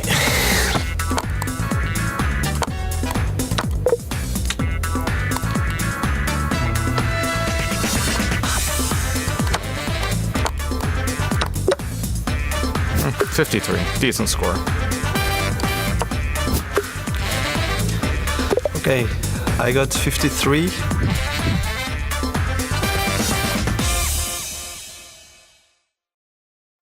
Welcome to the most exciting format in chess, Armageddon, the ultimate tiebreaker. Armageddon grants White more time on the clock, but in return, White must win. A draw secures Black the match point. White will start with 10 minutes. Each player submits a confidential bid with the amount of time that they are willing to play with to take Black and get those coveted draw odds. The lowest bid gets to choose their color, usually Black, and plays with the amount of time that they bid. The opponent gets the full 10 minutes. Let the Armageddon commence.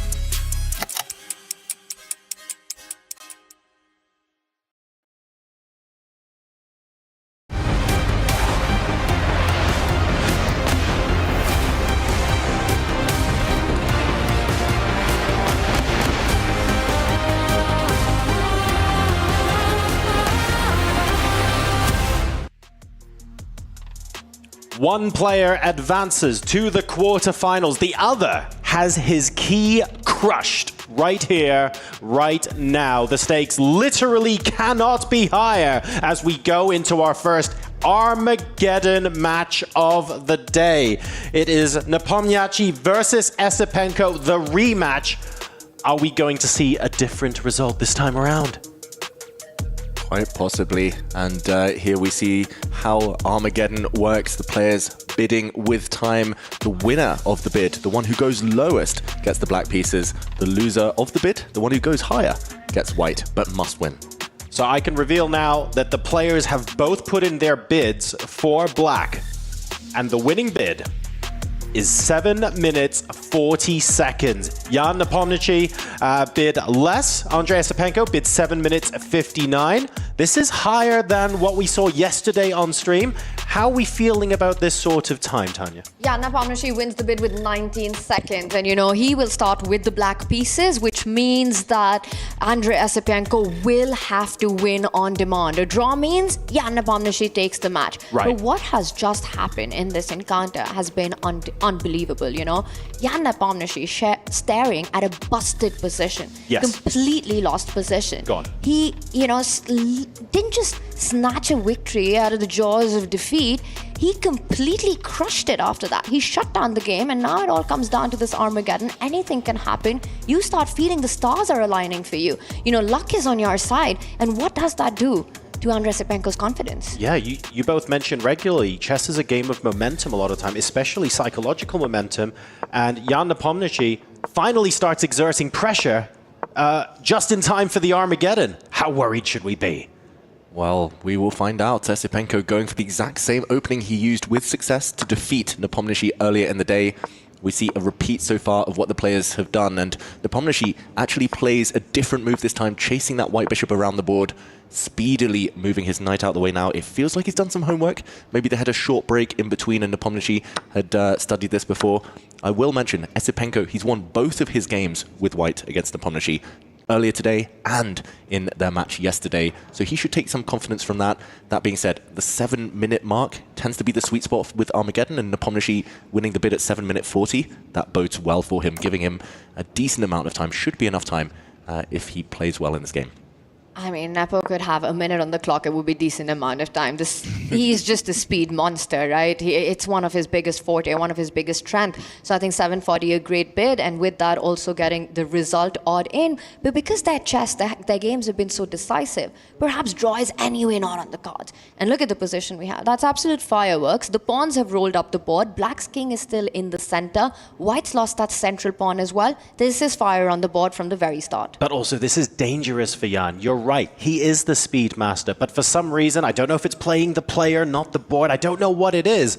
He used so much more time against Esipenko than we've seen in other matches where Jan is so fast, he has that massive clock advantage. That hasn't existed, frankly, against Esipenko, so starting with less time is super double-edged for him.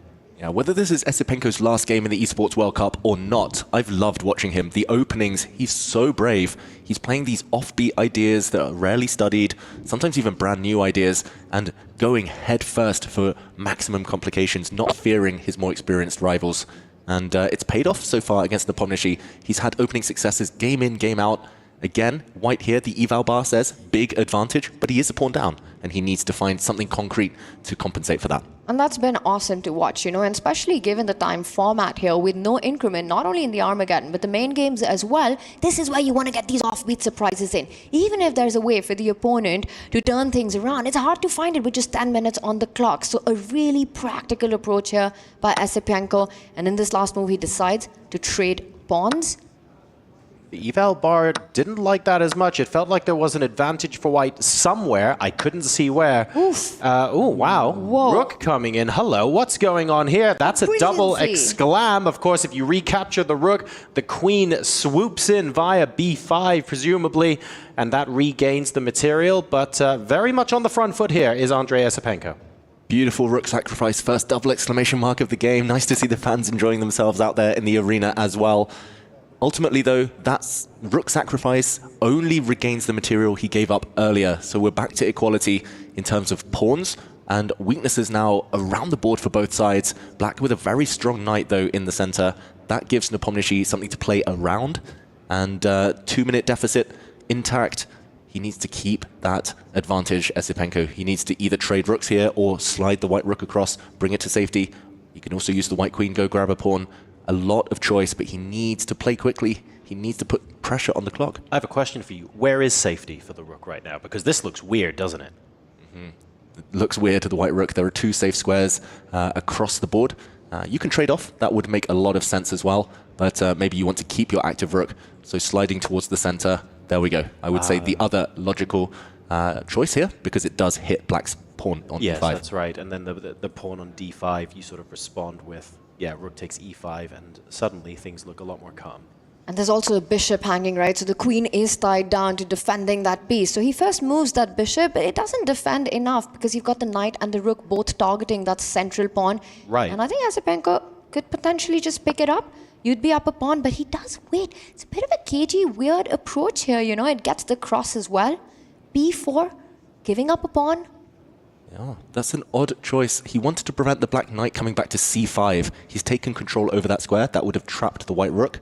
I think that would have been Black's response if White had grabbed in the center, but tactics would have actually worked in Esipenko's favor. He's trying to keep his time advantage, which is very logical, but that was maybe one moment to slow down and pause. He could have gone a pawn to the good and at least then had something to hold on to for later. Yeah, now that the rook's come across, suddenly White doesn't have enough time to capture the pawn on e5, and it's now Black, the player with the initiative here.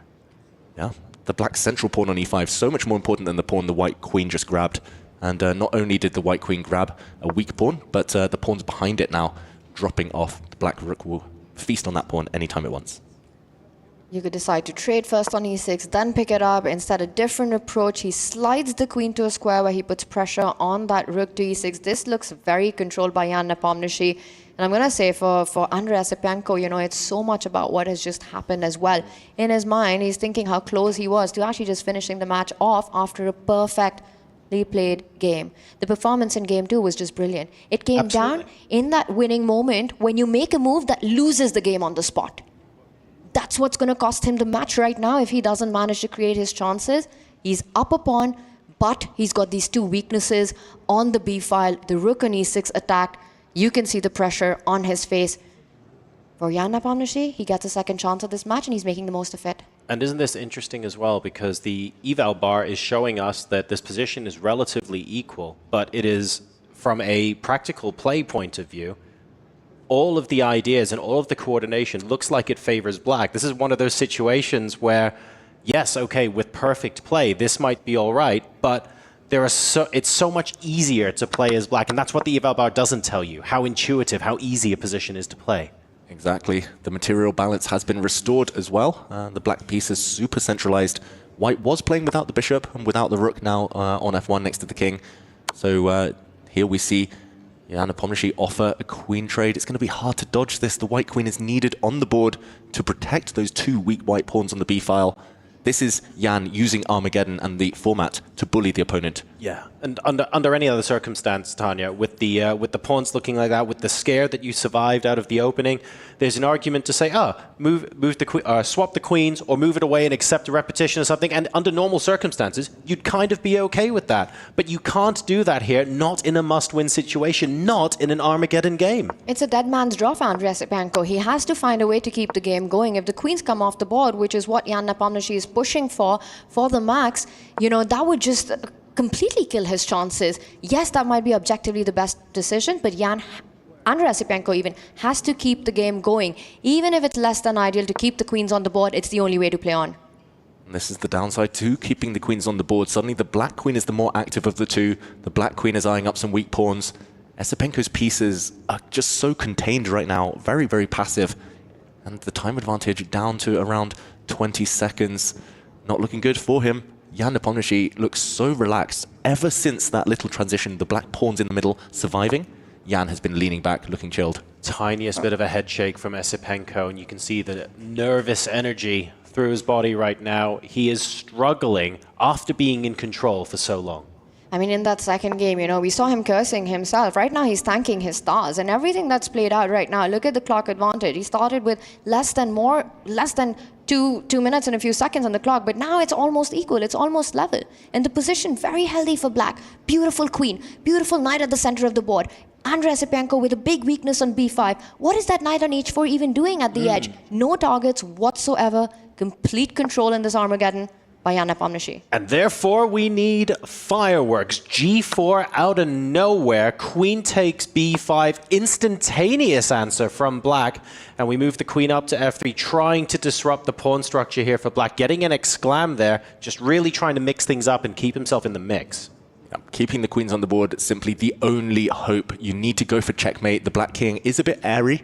There are some weak squares around it, so keeping the queen on the board, the white knight as well lurking nearby, that is a great practical try. I think he'd need to find this, Esipenko. This is the only way he's going to save this game. The pawn structure for black as well is under fire. It's being eroded. Those pawns needed to defend the black knight. Suddenly the black queen looks a bit offside. The action happening elsewhere.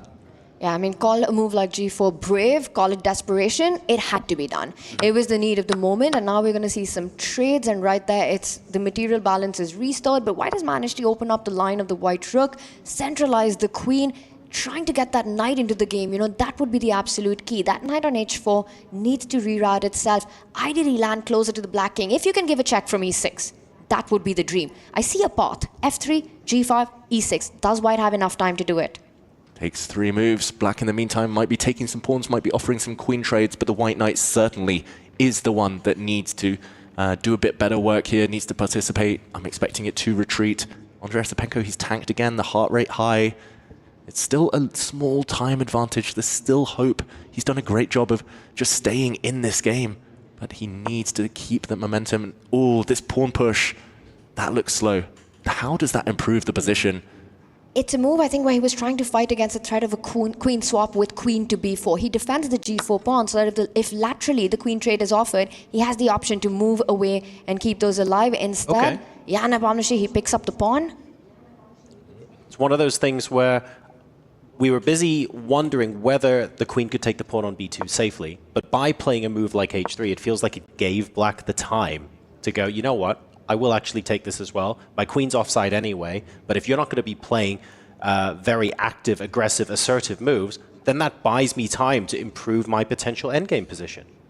Yeah, and in the meantime, this last move, very clever from Jan Nepomniachtchi. He says, yes, you can jump forward with the white knight, but that will lead to a rook exchange. You're running out of ammunition here, and it's just very difficult to get the white rook in the game. He's a great defender, Jan Nepomniachtchi. He always has been, and especially in the candidates matches that he was, and the candidates tournament, he was so successful. He drew so many games from positions of weakness. He held on. Can he hold on here? Black is a pawn up. Lots of checks incoming. White lacking threats, and the white knight forced to retreat. The black queen cuts across the light squares, and there we go, a step in the wrong direction for Esipenko. And now he's got less time on the clock as well. He's running out of pieces. He's running out of the time advantage.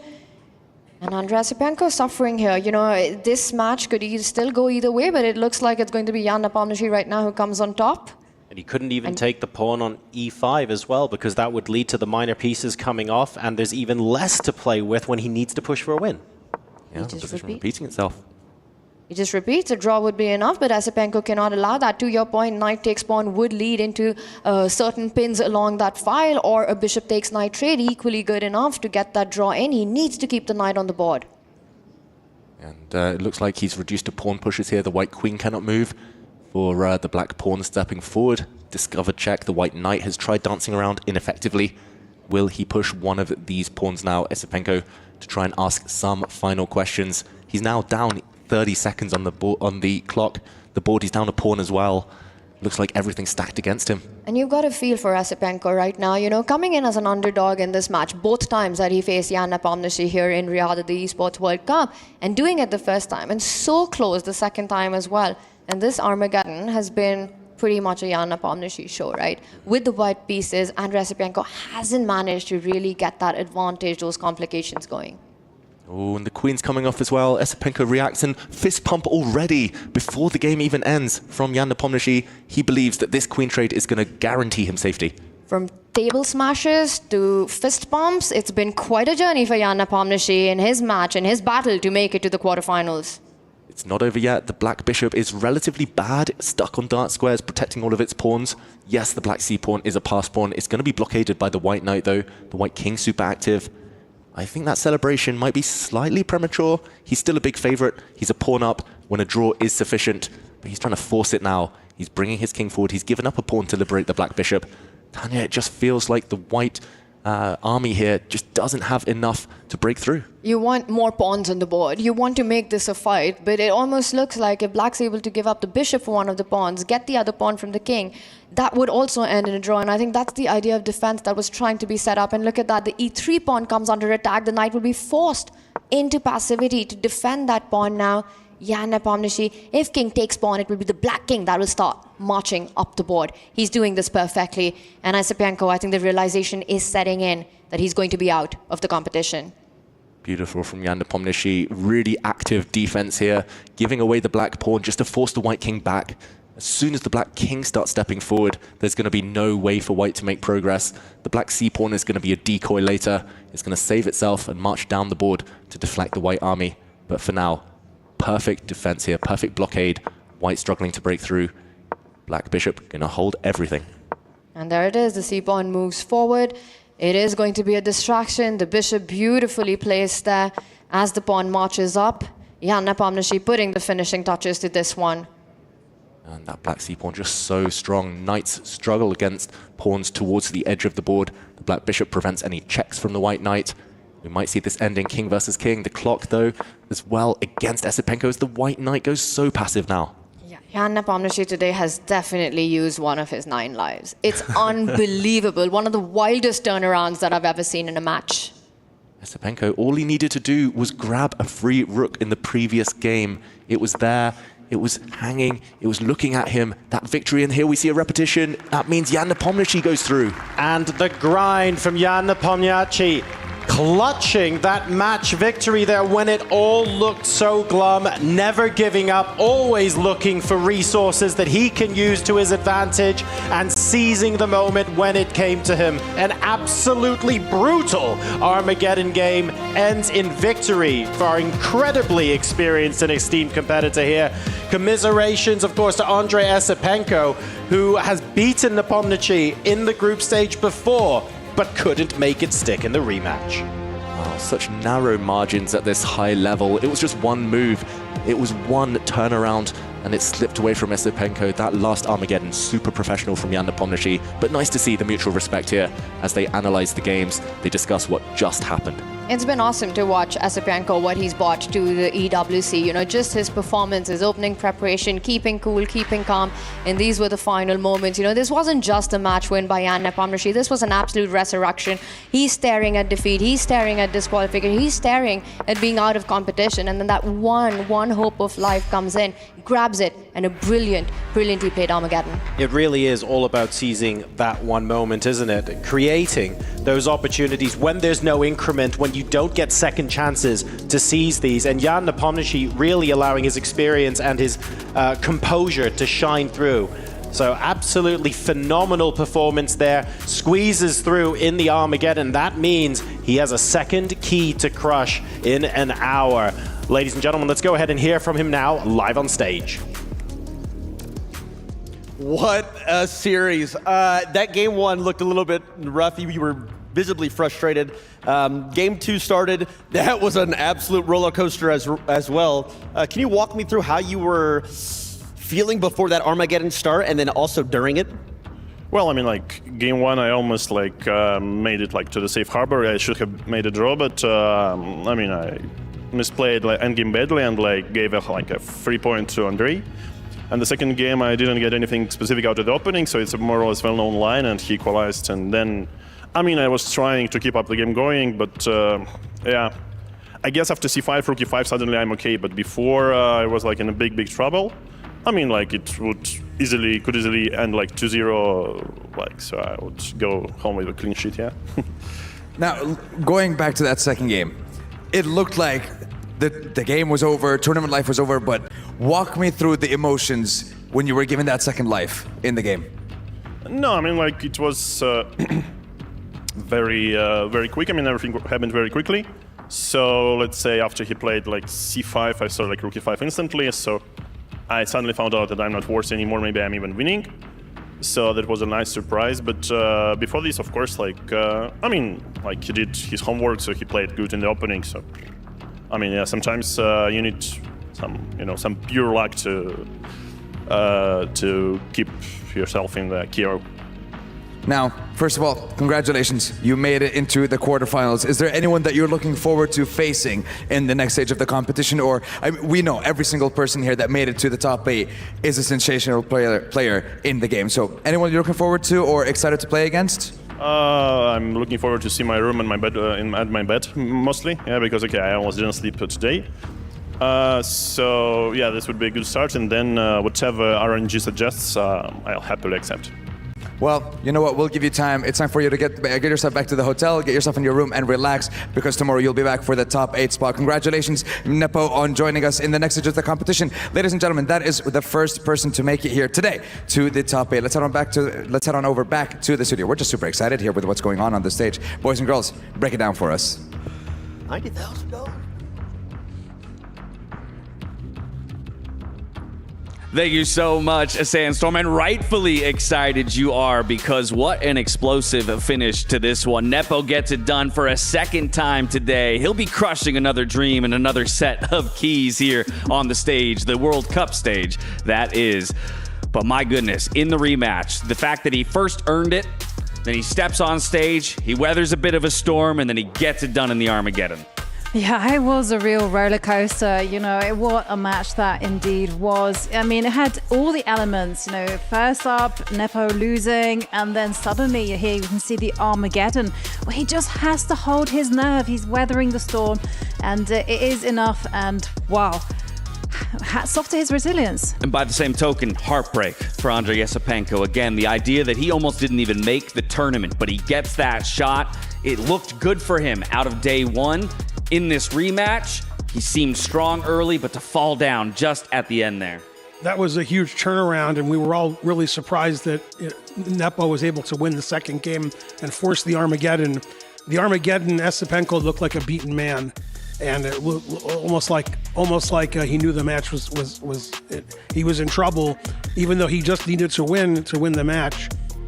Jan, very resourceful, and many times before, Jan is such a resourceful player. A lot of the other players say that he's lucky, but you make your own luck. And as Capablanca once said, the good player is always lucky. Exactly right. And this guy is no stranger to big matchups, to final tables. And so, again, it's kind of what you would expect in that way, where you create your own luck. But let's talk about that moment in game two, because by all accounts, Jan was dead in the water. Absolutely dead in the water. I mean, it was an emotional game. I mean, we were watching and we were up shouting. I mean, it was a great game from Yesipenko there. You know, he's giving up a pawn in order to get his pieces active. And, you know, from here, he just takes control. He keeps on improving his pieces, keeps on applying the pressure to Nepo. And here is the big moment. Oh, my God. You know, just could have taken a free rook. That's tough. Why wasn't it taken? Can you find any logic behind it? You got sucked into the pace of the game. What happened? I think he thought the move he played was better than taking the rook. He was always trying to find the absolute best move instead of the obvious move that would solidify his win. And he went. I think he just missed rook e5. And once he missed rook e5, now he's not winning anymore, and it just went downhill from there. And they always say when you see a good move, look for a better one. But unfortunately, he thought he found a better one, but it was a mistake. And he saw he could take the rook. He thought his move was a better move, but it turned out it was bad. And Nepo found his chance after c5, and he played rook e5, and he ended up winning the game. A real tragedy for Yesipenko. Yeah, the one time the old adage comes back to bite you. Should have just gone for the good move. But that does mean that our picture is complete here in Group A. So let's take a look at it. Of course, it was Jan Nepomniachtchi who would come out here in the bottom bracket over Andrei Yesipenko, that rematch from day one. Levon Aronian, he's been sitting pretty and had the day off today as he advances to the playoffs. Let's check in on Group B as well, because we've had some results there.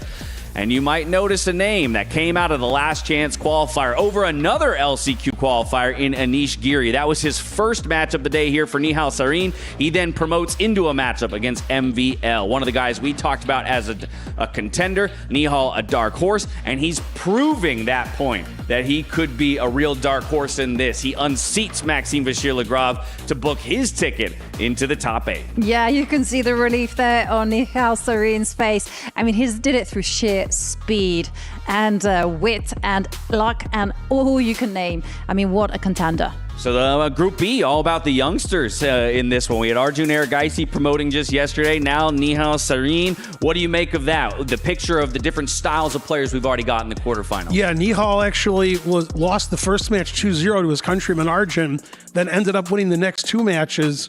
We mentioned him before the broadcast when we started on day one that he was one of the guys to watch out for, that he was a dark horse because he's such a young player. He's so good on the clock. The time control is advantageous to him over some of the other players, and he showed it by beating a real world beater in MVL.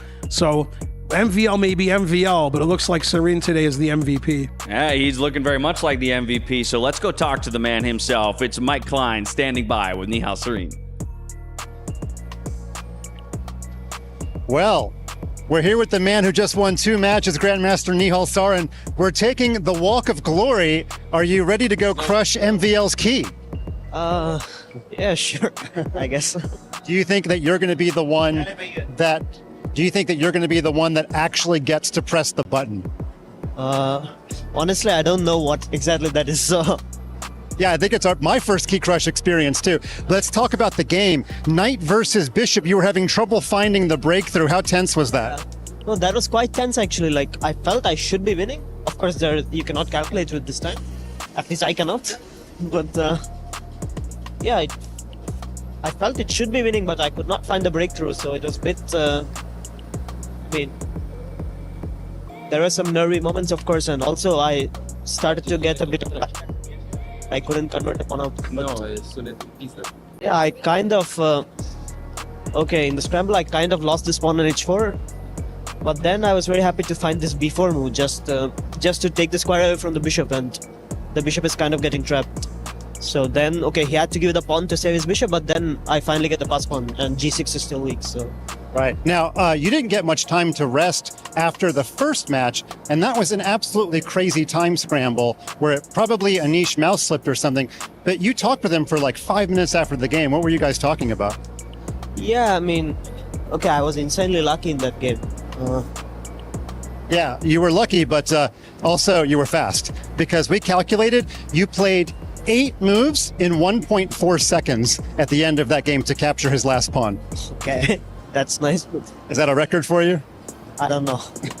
Well, it was still pretty amazing. But anything, did he say after the game that it was a mouse slip, or was he trying to trick you or something? He didn't mouse slip. He just, he started to panic a bit in the scramble. And okay, of course, this is very, very unusual for him. Also, like, he's pretty fast, actually. He is, but you were faster. And okay, we're gonna end this, but it's pretty exciting. Let's go crush a key, okay? Okay. Grandmaster Nihal Sarin, thanks for your time. Thank you.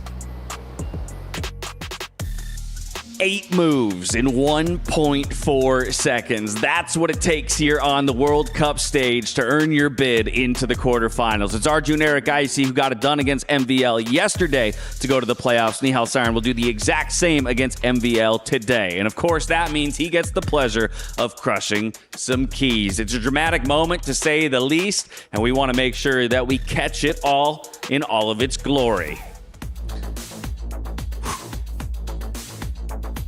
Let the drama unfold. The key goes in. Man, I want to crush a key now. I'm not quite sure the chess world is ready for this moment. I know, it's kind of, it's an interesting thing for the chess world to kind of come to terms with. It's this very brutal, visceral experience that isn't usually seen in the competitive environment. I mean, they say that chess is a gentleman's game, and this kind of is bringing in a whole new dimension to it. That key got destroyed. Absolutely really crushed that key. Shattered, and it might find itself displayed below the individual trophy if it's chosen by one of our eventual winners. Here we have Wei Yi, Javalkir Sindarov making their way into the studio, courtesy of Jamil Motorsports. They're the next matchup that we have on the stage. We'll be back in just a bit to preview the matchup as those guys prepare to do battle in an elimination match. We'll see you soon.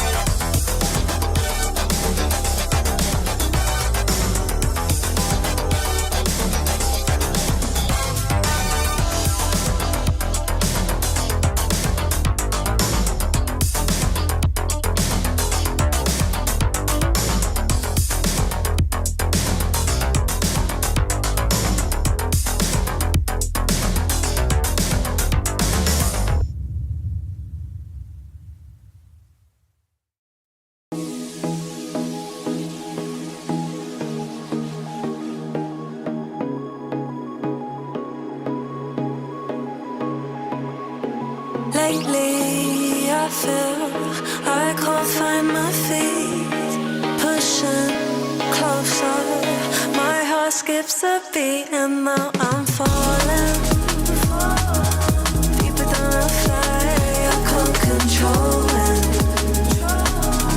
Dark against the sky, it's not so black and white. It's like I told him, there's things that I can't fight. I just keep going, I just keep going. In my time, I've been dreaming of a space to really fill my place. I wish he'd seen what I had dreamed before these dark.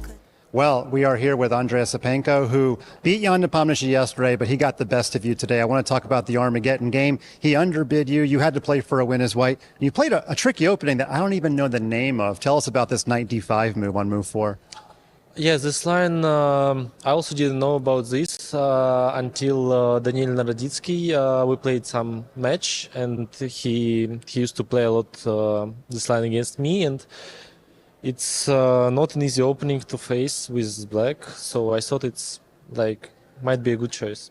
Yeah, Daniel Naroditsky, blitz specialist. Of course, you play blitz pretty well too. Now, you beat Jan yesterday. He beat you today. Do you feel like you should get a third attempt at the man?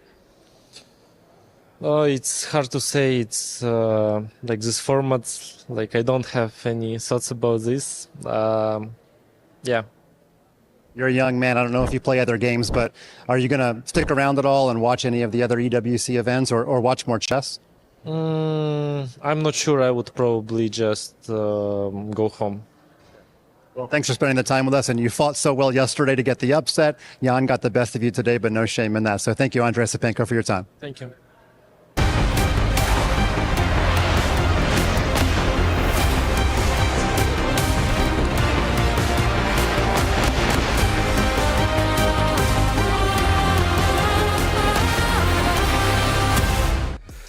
Welcome back to the Esports World Cup. We're midway through the day here with the chess competition. Just a moment ago, we saw Nihal Sarin crushing the keys of some of his opponents as he promotes in to the top 8.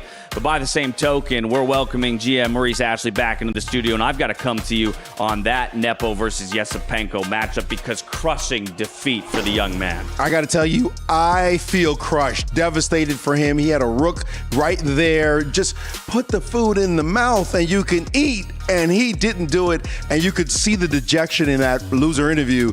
He said, I don't even want to hang out. I'm just ready to go home. Yeah, I mean, I can't imagine the emotions going through the man right now. Again, like you say, just one move away, essentially, from victory, promoting into that upper bracket, $90,000 when you weren't even supposed to be here, and you had that shot. But now we have to turn our attention to the next two contenders out onto the field. It's going to be Javokir Sindarov, Wei Yi. These guys are playing in an elimination match. Winner will move on to play Hikaru, but we're not even going to talk about that just yet. Ben, how do you see these guys matching up again? I see a lot of green on the right-hand side of the board. Is Wei Yi really a favorite? I'd say Wei Yi's a very slight favorite, but they're both young players, really strong. Wei Yi's a little bit higher rated. Sindarov's a little younger. So, again, it's a toss-up, and I don't want to jinx anyone because usually when I make a prediction, it's not good for the guy I predicted. But I'm gonna go with Wei Yi. I think he's gonna show his class and win the match. What do you think, Maurice? Well, you know, classical chess, I'd be saying Wei Yi, Wei Yi, Wei Yi. But in this format, youth matters. Sindarov is definitely somebody who's also hungry and I think a bit desperate. So I don't think it's as clear cut, although again, I would go with Wei Yi. But just to be contrarian, you know, one of us has to be wrong. I'm going to go with Sindarov. What? How could you? Oh my goodness. Never, fire erupts in the studio. I've been an analyst for at least 2 days and I've never heard such. Well, okay, what does a win look like for Javokir then here against Wei Yi? I think it's just bottom line, who holds their nerves. We're seeing that right now. We saw in the last match when Esipenko should have just taken on E2. Now he's devastated. How can you just sit and be cool when all your life is on the line? And to think, it's not just this matchup. You're then staring down the likes of a Hikaru Nakamura. We know how Javokir wins. How does Wei Yi win? Yeah, Wei Yi can use his experience and play solid, keep a head on the clock. I think that's the main thing that people have to do in this event is make sure their clock time is good with the no increment. Wei Yi, very solid player, knows his openings really well. I think he needs to get an advantage in the opening with white and black. Well, there are no easy roads here at the EWC for our chess players. Javakir Sindarov, Wei Yi, next on the stage. Let's get out there to see a battle. 2 groups down, 2 more to go. We now have more players fighting for their EWC tournament life. So, let's bring them on down. Representing Team Vitality, Javakir Sindarov taking on Weibo Gaming's Wei Yi. Both players still searching for their first win here at the EWC, and it has to come right here, right now. It's do or die in the SNB arena. Guys, I'm not gonna lie, we are crushing keys today. There's been like 8 crushed so far, something like that. What are you guys going to do to keep yours safe? I just wanted to try to handle the last chance for me today. Sindarov, you're on this stage, tournament life on the line. Walk me through it. Are you feeling excited? Are you feeling nervous taking on Wei Yi in the competition? Yeah, of course I'm a little bit nervous, but I'm really excited to play here, and yeah, I just wanna play just good chess, and didn't think about this, losing and something like this. Well, I wish you both the best of luck. Gentlemen, please place your keys onto the pedestals and get yourselves ready. Another elimination match starts right here, right now, and that is the theme for today at the SNB Esports Arena. Casters, the stage and the floor is yours. Sindarov versus Wei Yi. Team Vitality versus Weibo Gaming. And we are looking to crush some more keys today. It's already been a day of very high emotion. This is a very, very exciting match.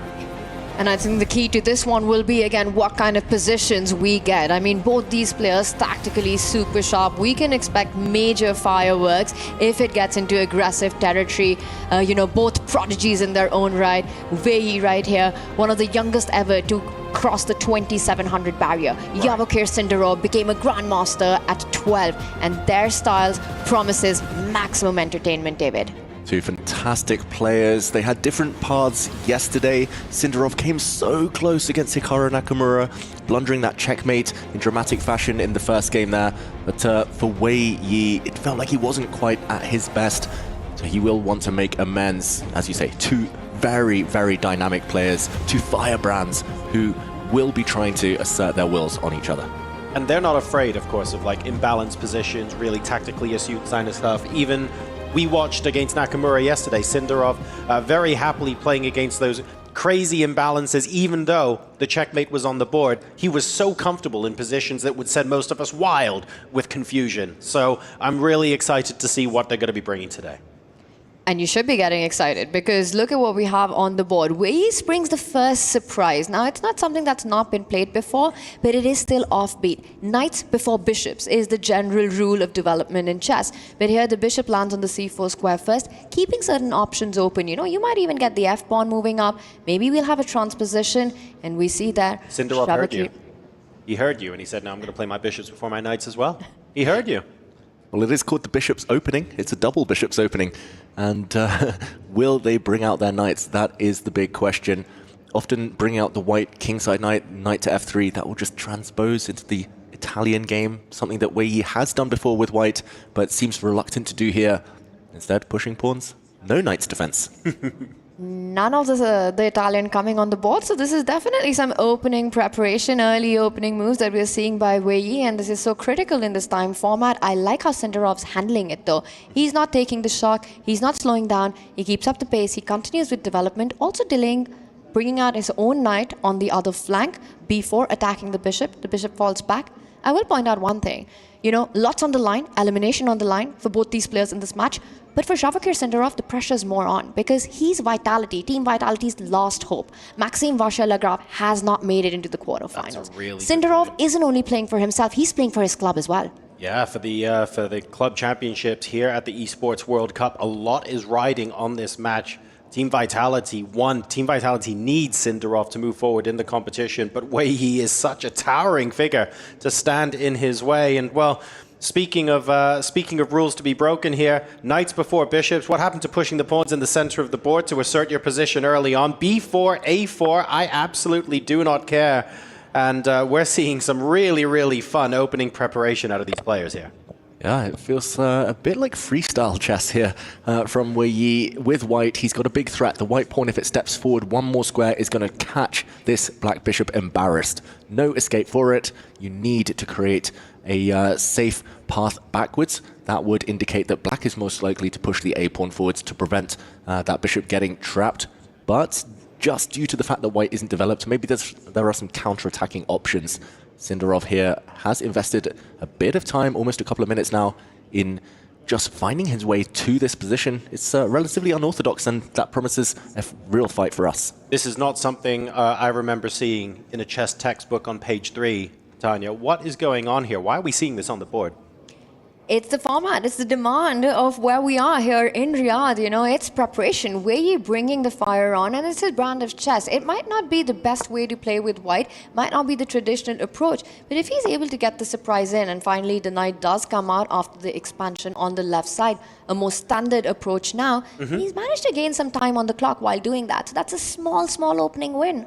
I mean, 45 seconds, especially when you think about what this game could look like, say, in about 15 minutes from now, suddenly is very much the difference maker. So if you can surprise your opponent, and the format, like you say, really lends itself to giving players advantages who can squeeze these kind of positions out of their opponents and take them by surprise, maybe we're going to see more of this, and this is going to become the trend as we head into the quarterfinals. Yeah, he just wants to go his own way, Wei Yi here, and pushing pawns. It does look like we're going to get so many of those now, aren't we? The only way forward. Oh, no, it begins. I'm going to have to keep score on a sheet here. Hang on, I've got my pen out.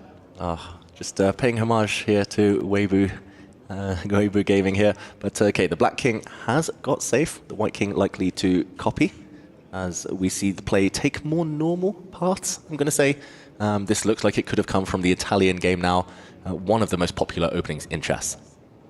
So from a longer-term pawn structure point of view, yes, okay, this looked wild, A4, B4, we were shoving those pawns forward early on, but strictly speaking, when we take a look at what those long-term structures look like, because you can't take pawn moves back, of course, going into a potential endgame, this actually isn't far from territory that both players would be relatively familiar with. I would think so. I mean, this is something, but that's the beauty about Italian. That's the beauty about this opening that we have with the knight on f3 and the bishop on c4. There are these little changes. You think you're familiar with everything. You've seen this happen a million times before. But these small pawn moves, sometimes the big ones that we're seeing on the left side, when you castle, when white develops the knight, does he delay it? That creates these tiny dynamics that always forces an opponent to sort of pause and take a think how that has changed the position. The question in this, you know, white has their ideas clear. Knight from b1 will go to d2 next. Eventually, the rook will slide over to the center file. The knight will try to reroute itself over to that f5 square. For black, meanwhile, I think what you want to do is trade off the light square's bishop. You go d6, you go bishop e6. And that's how this game will develop. Yeah, but why is he thinking so long at this early stage, Sindarov? This is still a very standard position. Yes, there are nuances. Yes, there are different move orders you can take that might lead to different paths, but ultimately, you have to trust your instinct. He spent a long old time before blowing open the center. This was his idea. He feels committed already, but this could backfire. Black's knight in the center, not stable. The black central pawn as well could come under fire in the near future. White has so many pawn breaks that you have to calculate on every single move. I do fear that that big time investment might come back to haunt him. This is a surprising decision, you know, in a position that just did not demand it. And perhaps black does dream of this d5 break in the Italian. Usually when you get it successfully, you've equalized out of the opening. But the problem here is black's still undeveloped, right? With the bishop there, the rook still on a8. The ideas that you pointed out, also white can start targeting an f7 weakness. You could be thinking about the knight jumping to g5, the queen coming out, hitting the black knight, x-raying that pawn on f7, and suddenly black might be pushed to defense after an active-looking move like d5. I think Sindarov, not on the clock, but on the board, might have rushed it. Yeah, I'm looking at, like, queen b3 looks really natural here, for example, and there's no loose pawn for the knight to pick up. You can play moves like bishop e6, then you've got the central pawn you have to worry about coming under attack.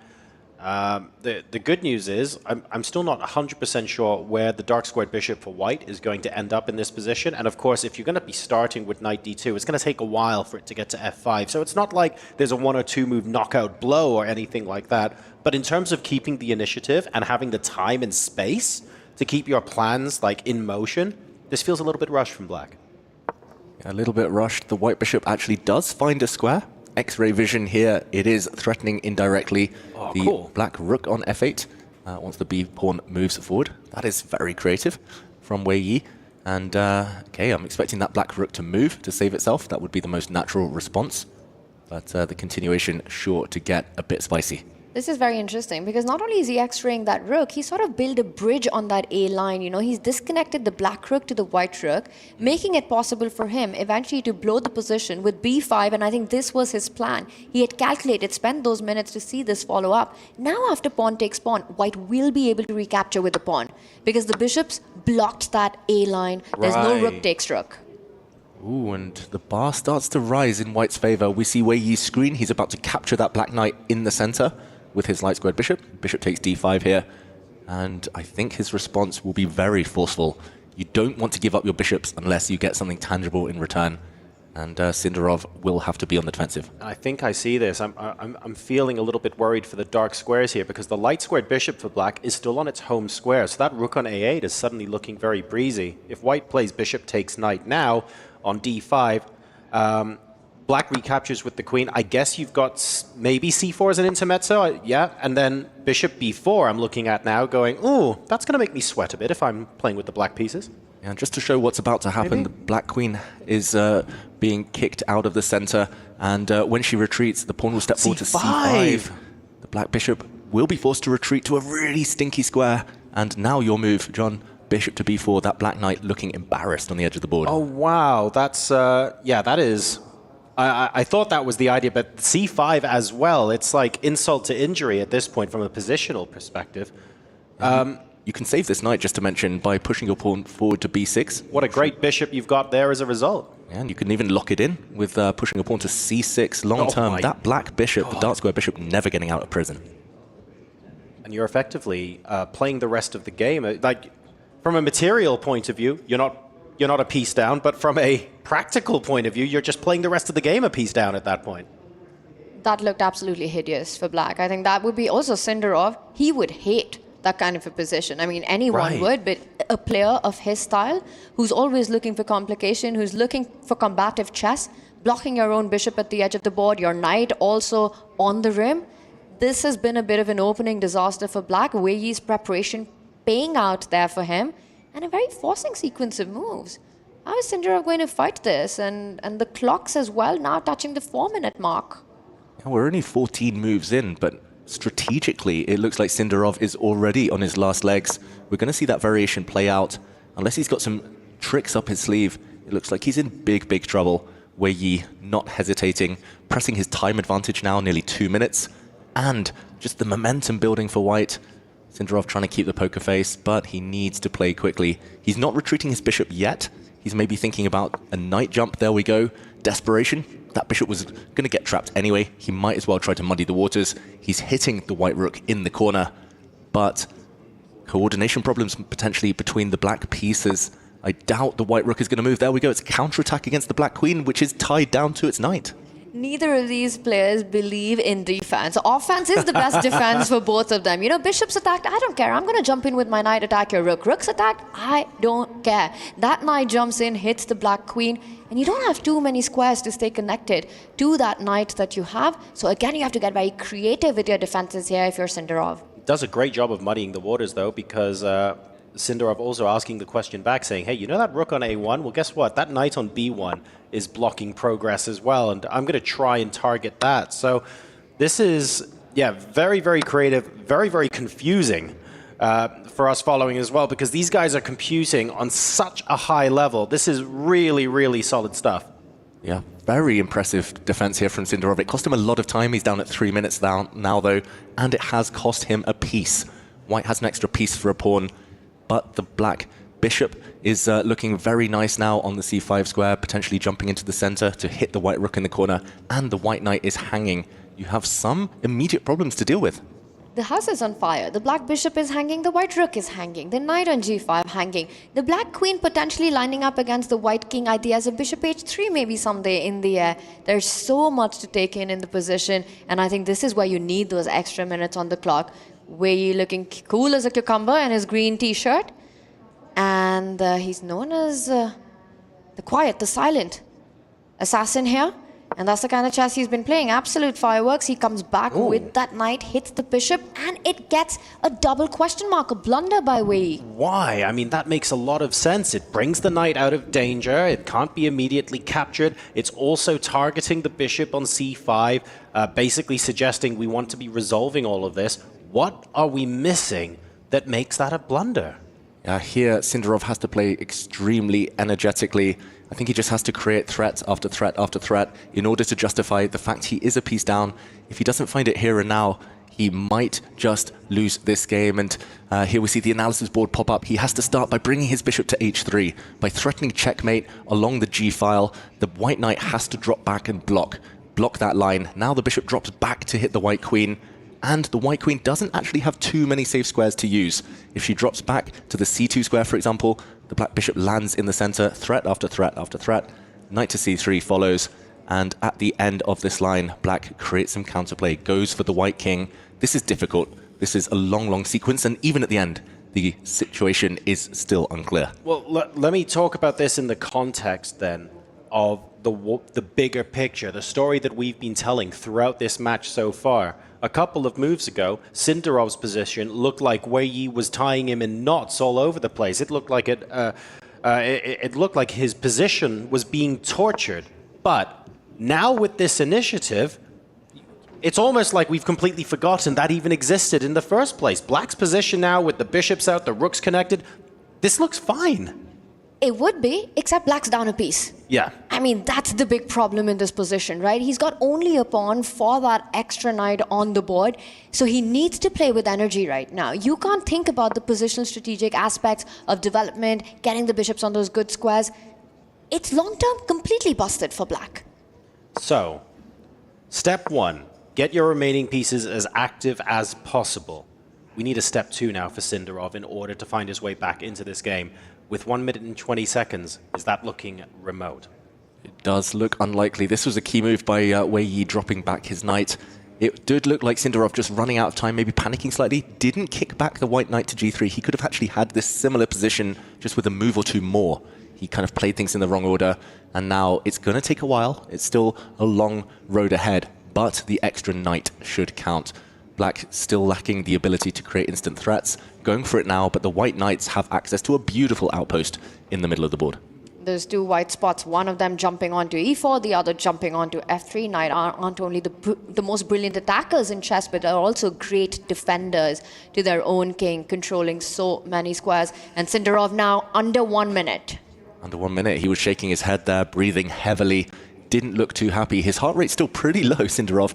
Impressive for such a critical moment, but it is very desperate. Wei Yi, he's a complicated? He's also a complicated man, but he's also a calculating machine, and he's going to find his way to try and simplify this position now. And wow, a result already. Sindarov throws in the towel, resigns, a piece down. The remaining pieces found some activity, but at the cost of an entire knight. It wasn't something that he could overcome. Wei Yi takes down Yavakir Sindarov in game number 1 with under a minute left to go. There was no way out. Cool as a cucumber. Wei Yi, oh, look at that. He does sweat after all, as it turns out.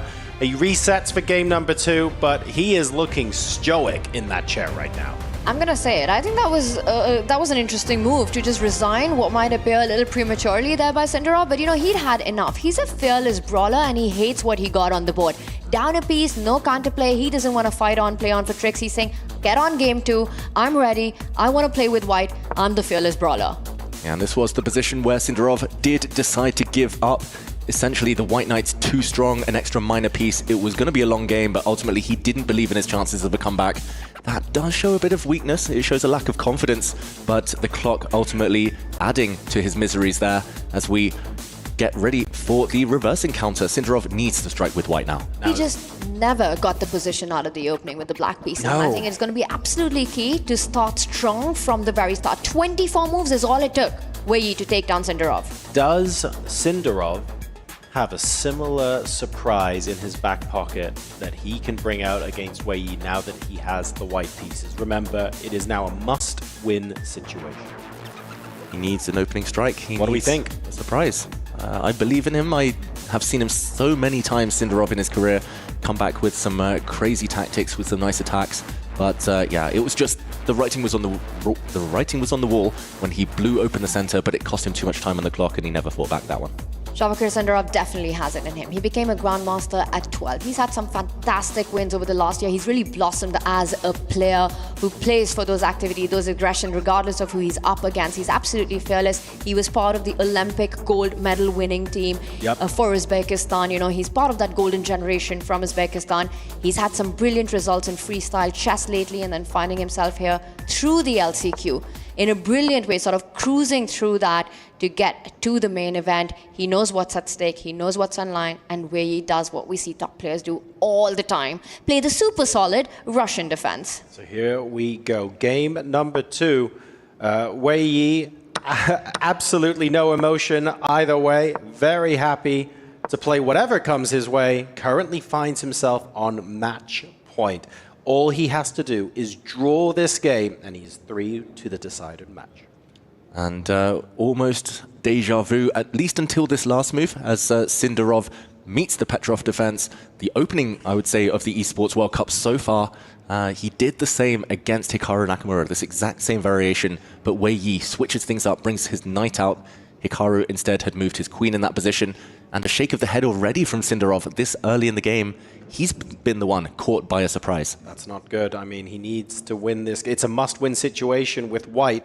Already close to a minute down on the clock, and we've played 5 moves. So this is not the opening surprise, not the turnaround we would have expected. Advantage Wei Yi. One thing we've seen completely happen all around in this competition is clock, right? Time management. You're playing with white, must-win situation, and you're already down by more than a minute on the clock on move 5 in an opening that's extremely solid.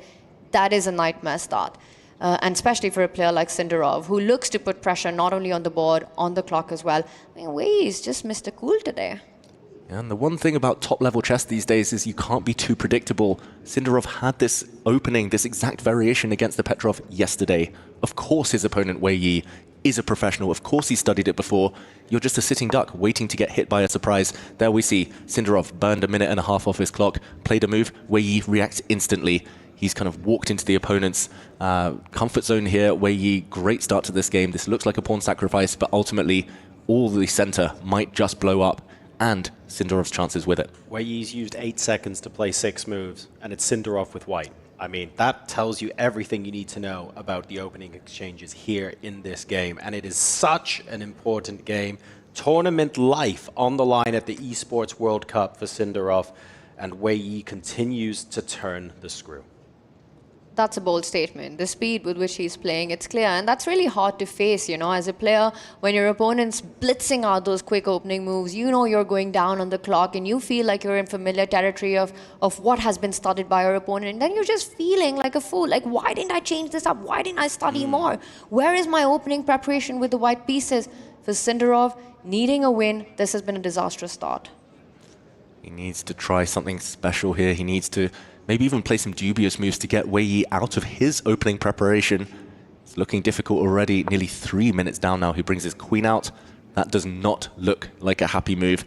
Already the queen is pinned by the black bishop, the knight as well in the way. The black knight has some jumps. Maybe you can take a pawn. Maybe you can jump your knight into the center.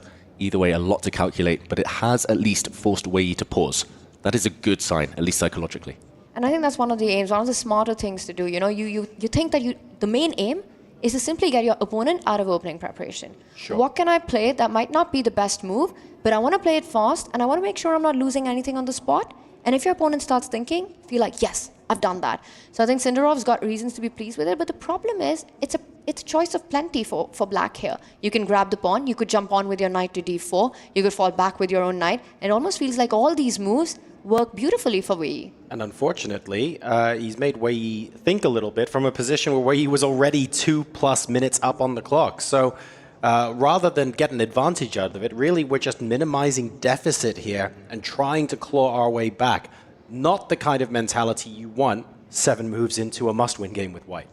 Yeah, the other negative for Sindarov is that Wei Yi has clearly studied this opening before, most likely last night or this morning, and the fact that he's surprised by this queen move, Wei Yi will know it's not approved of by computers, he'll know it's not objectively a good move, and he'll want to try to punish it. He actually plays a safety-first move. Understandable, since he's a point up in this match, he brings back his knight. He's eyeing up the white light-squared bishop, keeping everything safe. The white queen still feels uncomfortable in the center, and both sides now most likely to get on with castling. It looks like the move that you want to make with white right now. Also line up your rook. Sindarov needs to pick up the pace on the clock. I mean, we've seen him do incredible things on the board. He's just 19 years old, but plays beautiful chess, but he has to play fast here. The clock is such a massive factor. We've seen Yan use it as a big weapon, but Wei Yi up on the position, up in the match, up on the clock currently. Sindarov makes a choice, attacks the bishop. One would expect it to fall back on the same diagonal, keep the pressure going, bishop to h5, eyeing that knight, eyeing that central e5 pawn. Or is Wei Yi thinking of an in-between move, or perhaps a more aggressive knight jump? Yeah, another knight jump is available to black. The black knight could leap forward, hitting the white queen due to this pin. You could also take this bishop with a check before deciding what to do with your own bishop. Wei Yi still nursing the time advantage before ultimately playing the move, I think the most natural move, as you suggested there, Tanya, as we see some physical chess pieces. That's very different. This is really interesting. So as white castles here, as things start to simmer down just a little bit, I can't help but think often out of an opening, we would say whether an opening was a success or failure for a particular player on the board. In this case, it feels like from the opening moves, even without referencing the board position, the opening was a success for Wei Yi in the sense that he was forcing his opponent to think and make that time advantage. It just shows how multifaceted this competition is. Exactly. It's so vital that you get your first surprise in, that you have done your homework better than the opponent, that you land the first psychological blow. It's vital for team vitality here that Sindarov recovers from being hit by this opening surprise. And okay, black is now just 1 move away from castling the king. Once the black king gets to safety out of the center, very healthy position for Wei Yi.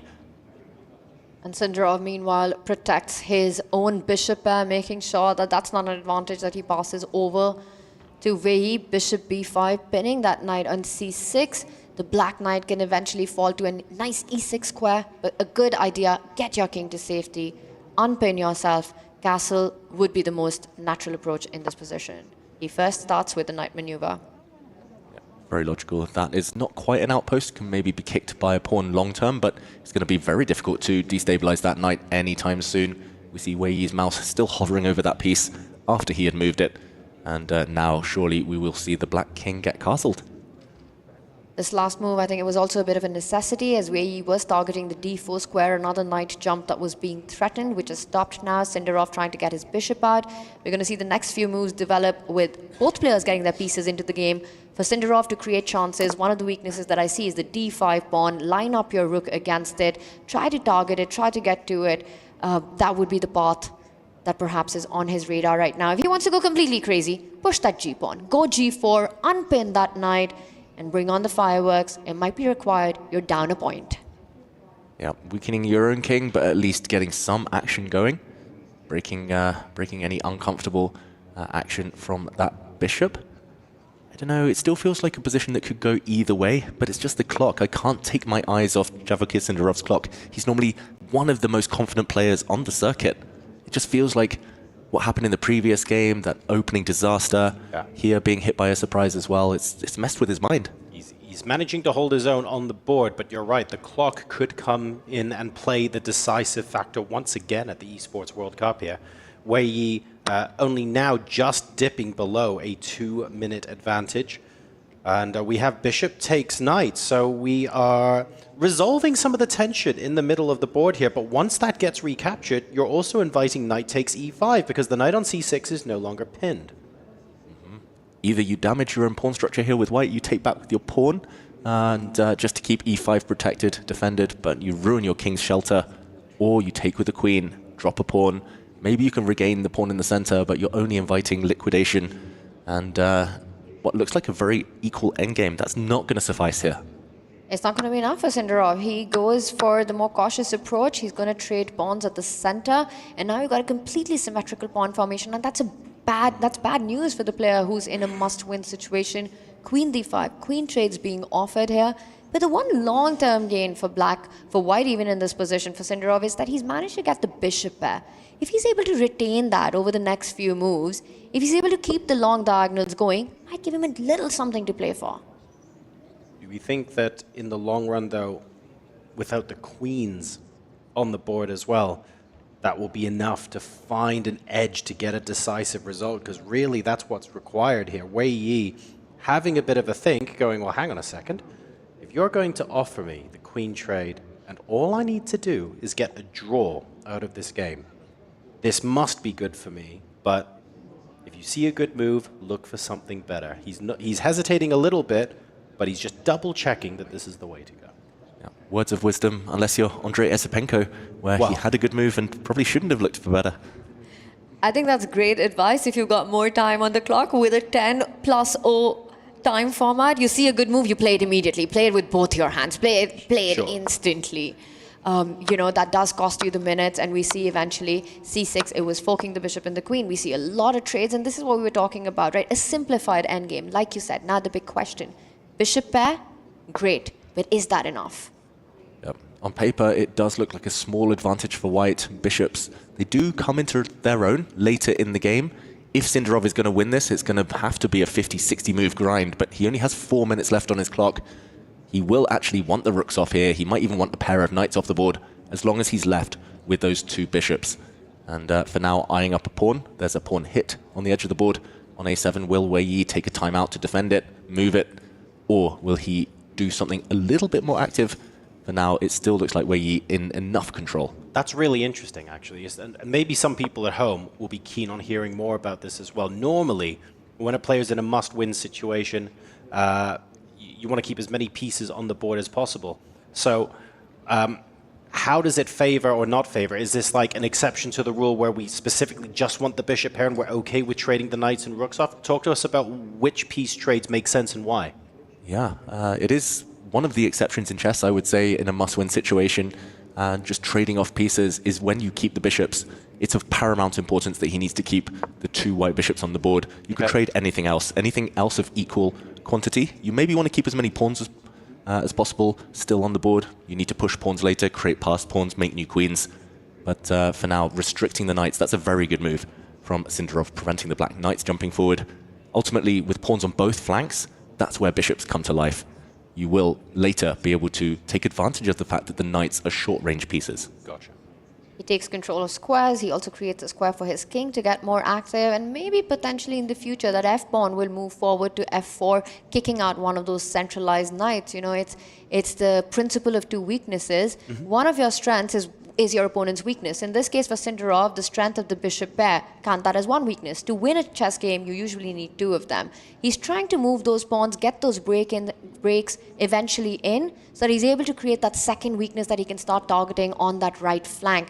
So I think f4 is definitely on the cards at the right moment. A threat is stronger than the execution, something that Wei Yi will always have to keep in mind now. Now, we're taking a look at the potential weaknesses in the position for one player. What about if we flip the board and take a look from the opposite side as well? So we've spoken about how Sindarov needs to be able to keep the 2 bishops on the board at all cost. Now that Wei Yi has swapped off a pair of rooks and the queens, from his point of view, if he wants to absolutely put the nail in the coffin and say there is no way this game can end in a loss for me, what's the plan from this point onwards? Yeah, it's unclear what the specific plan is, but in general, you need to accelerate the play against the bishops. The longer the game goes on, the better the bishops become. So by pushing pawns on the last move, Wei Yi was threatening to drop a knight into the center. That was stopped. Now he's pushing this pawn, very logical. He's trying to force the issue, push pawns, push the bishops back before the rooks get traded, before knights disappear. The bishops aren't 100% stable for now. So very active play by Wei Yi. You need to be very energetic I've been there myself, being ground down by these two bishops. It's torture if you just sit there and do nothing. So you have to be very, very much conscious about the fact you need to push like this. And there is a minor piece traffic jam, right, on that central line with this last move, F5, active play, but it sort of leaves those pieces hanging. And I think for Sindarov, that signals something. You're thinking about how can I put pressure on these pieces. One way to do it would be to slide your rook over to the center line. It anyways is a piece that needs to be activated. Rook E1, or will he try to just stop the advance of F4 by going F4 himself in this position, just saying not allowing you to do that? Yeah, good call there, Tanya. Bring the white rook to the center and Wei Yi protect all of his loose pieces.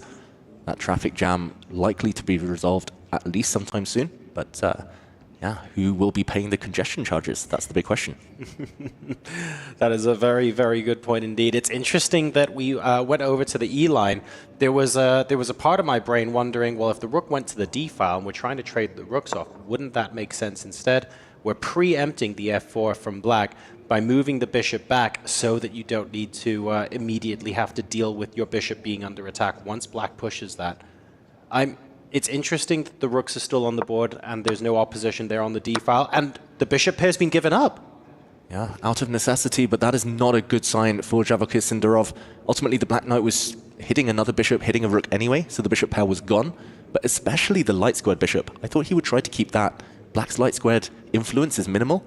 Now, especially that white bishop sitting on C1, sitting at home, makes a bad impression. It's so incredibly cagey, right? You compare every pawn, every piece on the board to each other, and you realize that Wei is super active, more space, and he continues advancing on that right flank.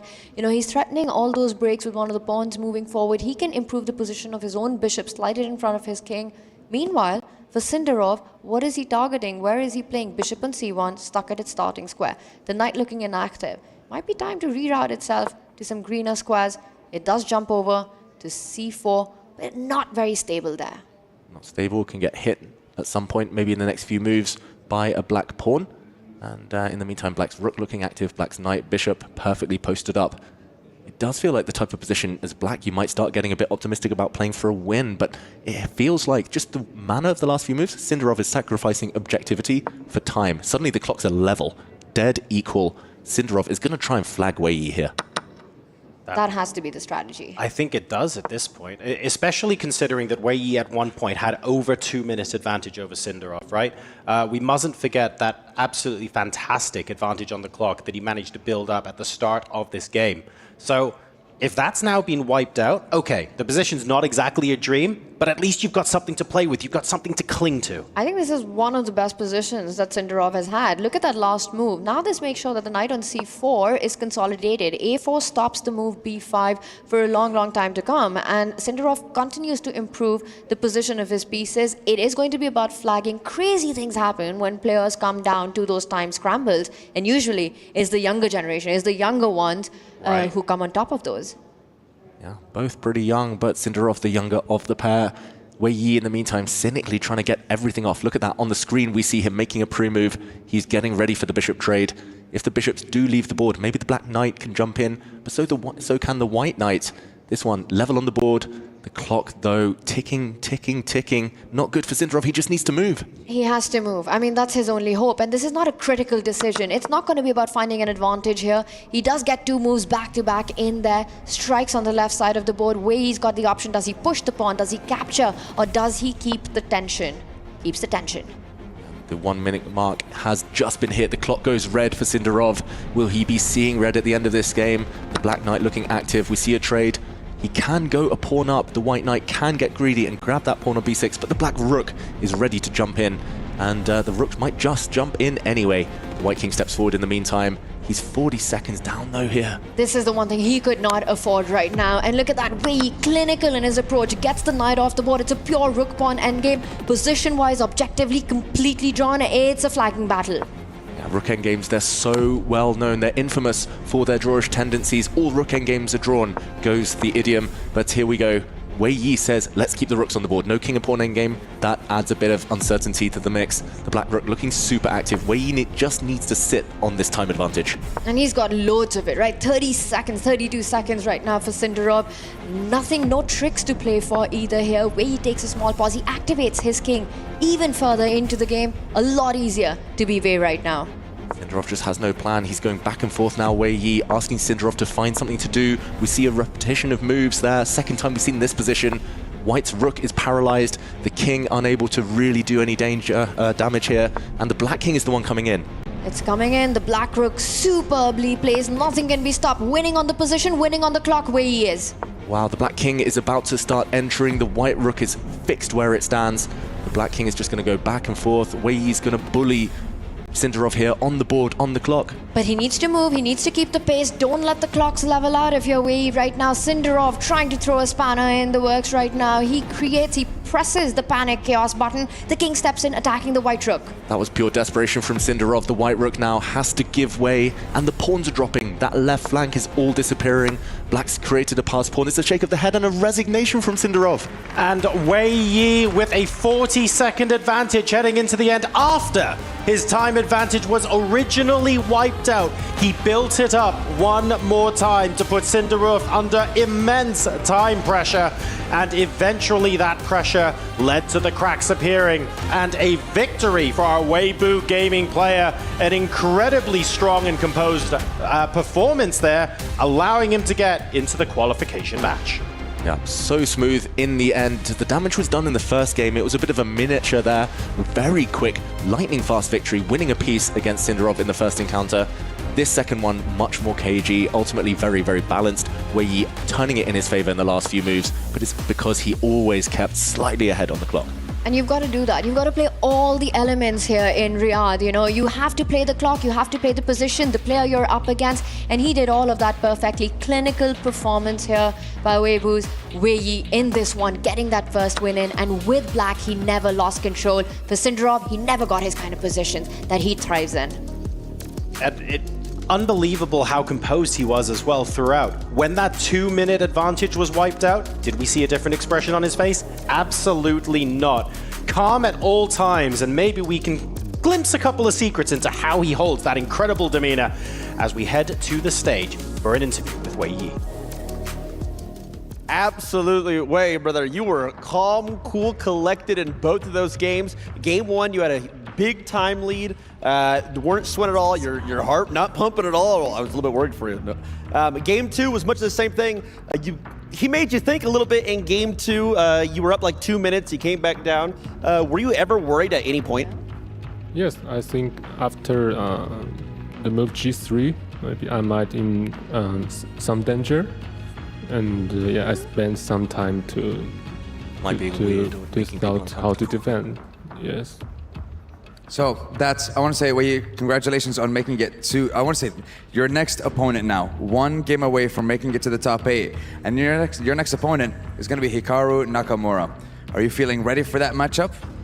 Yes, I have to, but I think Hikaru is one of the maybe most difficult opponent in this event. Honestly, I agree. Definitely one of the top players here.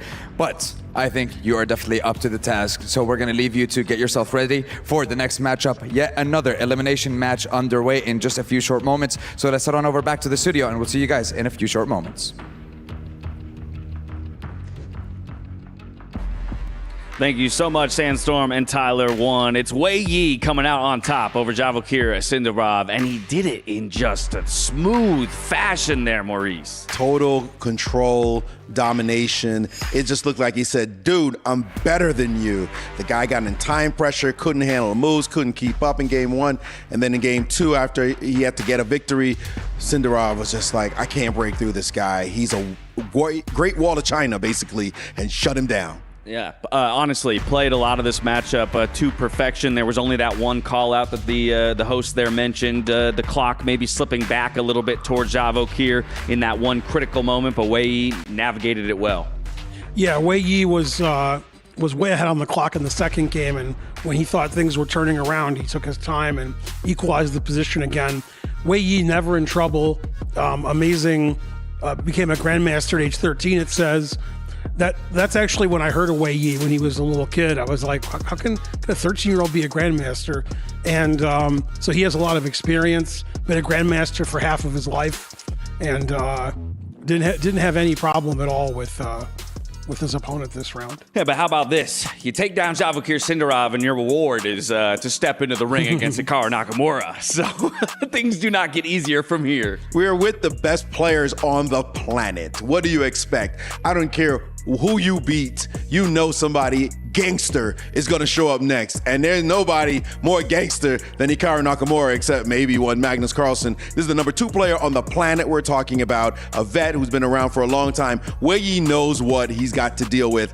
And I got to tell you, his hands are full. Yeah, he said it there right on the stage, right? Hikaru is one of the toughest opponents in the entire tournament. That's who he's going to have to get through to earn himself a top 8. But let's also talk about what he's already accomplished. He knocked the second Team Vitality player out of the chess portion of the tournament. That means there will be no point totals going towards Team Vitality, our number 1 in the club championship. It's open season now for these other players to shoot their club up to the top. Yeah, and for you chess fans out there, this isn't just chess. This is the Esports World Cup, and we're talking about the clubs and which club is near the top. Vitality was at the top, but now they won't get any more points. So it's looking good for Team Liquid and other teams, Team Falcon, that can get points with their players now. So it's not just an individual event; it's a team event, and looks like Club Vitality is not going to be very vital in this event. At least not coming out of chess. There's still plenty of games to be played here at the EWC. We're getting another look at a dream being crushed. Earlier, it was Jan Nepomniachtchi who overcame 2 opponents, the second of which was that rematch against Andrei Yesipenko. He might be a little reticent to do it, but it's a necessity here on the Esports World Cup stage. He's looking a little bit more like he's getting into this. Like, okay, I guess I have to crush somebody's key and their heart as well as part of the program. Why not? Hey, he's feeling very relieved to have gone through after his match. I wonder if what's going through his mind there is now that kind of the idea of like, ooh, these are some of the keys I might be able to pick later on and toss them into that resin mold on the bottom of my trophy, because that's one of the things the individual winner gets to do, take 3 keys from people that they took down. You know, when you win because it came from a second life, they were putting the dirt on your grave, and you said, no, wait a minute, there's life in here.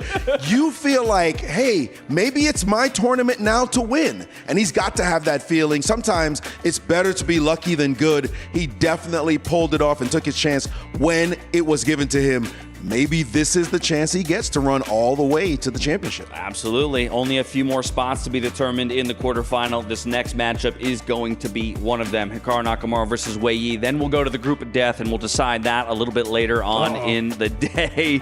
But let's continue talking about Wei Yi. I think if he plays the exact same way that he just played in this, is that enough to challenge Hikaru? Yeah, I think Hikaru has his hands full here. Wei Yi is very solid, doesn't give anything away. He uses the clock pretty well. I think Hikaru's biggest advantage is going to be on the clock. I think that's what Hikaru's plan is going to be, to get ahead on the clock really early in the game by move 10 or 15, have a couple minute advantage, and try to hope that Wei Yi makes mistakes in time trouble. Well, Wei Yi, he has more tournament life to play. Unfortunately for Sindarov, it's packing his bags and going home. Let's go over to Mike Klein, who's standing by with Sindarov. We're with Grandmaster Javakir Sindarov. Things didn't go your way after losing game 1. I know you had to go for broke in game 2, but it felt like the pieces came off the board a little bit quicker than you would have liked. Was that the major issue in game 2? Yeah, after losing first game, no, I think first game it was played completely bad. Yeah, I didn't see anything. Yeah, because I didn't expect he will play second move bishop c4, and yes, I think I played very bad, but second game, yeah, I just want to try to do something, and yeah, of course he's prepared from the opening, and I didn't find anything. Yeah, it's, I think, no chance. It's a tough day for Team Vitality, and Maxime got eliminated a little bit earlier. Did you have any chance to talk with him at all after his match or before your match in any way? No, I didn't talk with him. It's really very sad because Maxime first game he was staying completely winning and he didn't win his game, and yeah, Yeah, but me, I'm just wanna. I'm just looking my game and prepare for my game and don't think other things. But yeah, anyway, my opponent also played very good. But in my opinion, I'm just playing one of the best games in my life today. I'm sorry to hear that. But after this competition is over, how will you look back on this event? It's totally different than all the other events you've played in. Yeah, it's totally different tournament. Yeah, I think I'm just little bit tired from chess. I'm playing. I played in Las Vegas here without stop, and yeah, last chance qualifier also took a lot of my energy. And yeah, yesterday match, yeah, completely takes all of my things. But anyway, I'm very happy to be here, and I think I played really not bad. Yeah, just last day for me was a very bad day, but organizing this tournament and everything is in a high level, and I'm excited from everything here. Thanks for the time. Even chess can make young men grow tired. I know the feeling. I appreciate the time. Yeah, thank you. I would say he earned his exhaustion, but the picture is crystallizing here in Group C. Hikaru Nakamura and Ali Reza, they had that team bout just yesterday where Firouzja came out on top to book his spot in the playoffs. Hikaru Nakamura dropped down to play the winner of the matchup we just witnessed. It was Wei Yi, coming out on top over Javakir Sindarov, and here he goes to the key crusher for his first victim. First time for him as he sees this happen. Of course, the crushing of Javakir Sindarov's dream. And Wei Yi is like, okay, I take care of business. I'll take this key. It's loud, too. Did you hear that? It is loud. Loud. And they know it's coming. But now I think his real focus is on the next dude that he has to play against. There's this the next man, dude. we know, Hikaru Nakamura, superstar in the world of streaming for sure, that he knows he's very confident coming in. Entourage in tow. It's Hikaru Nakamura up against Wei Yi for the final spot out of Group C. We'll see you just on the other side of this commercial break.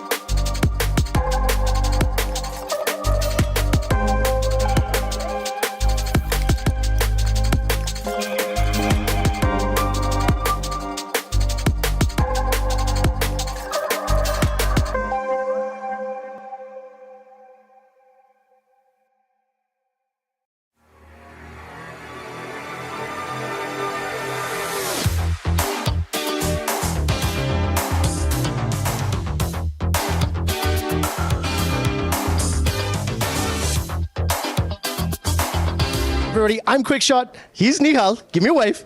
Have you played ping pong before?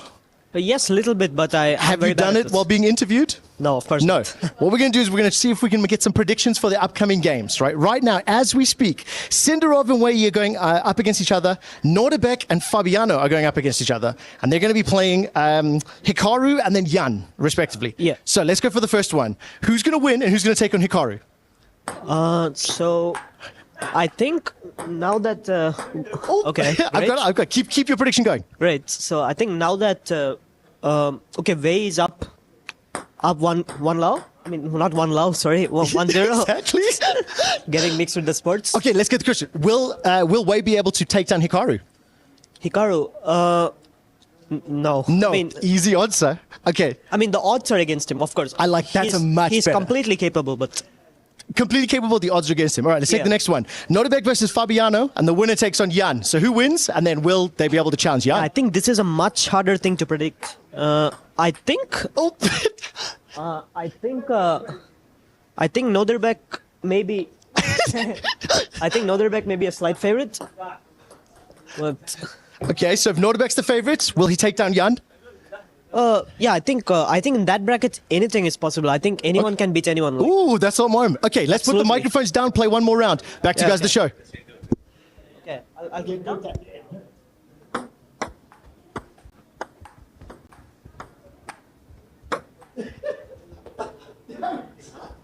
Thank you so much. That's awesome. Do you want to carry on playing for a little bit? Yeah, I'd love to. Oh, you played this before? Yeah, I've played this before. I suck, but I have played this before. I saw this spin.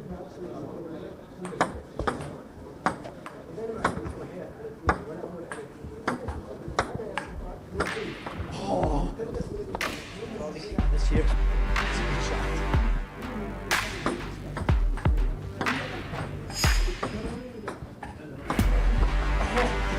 I don't think I've scored a single point.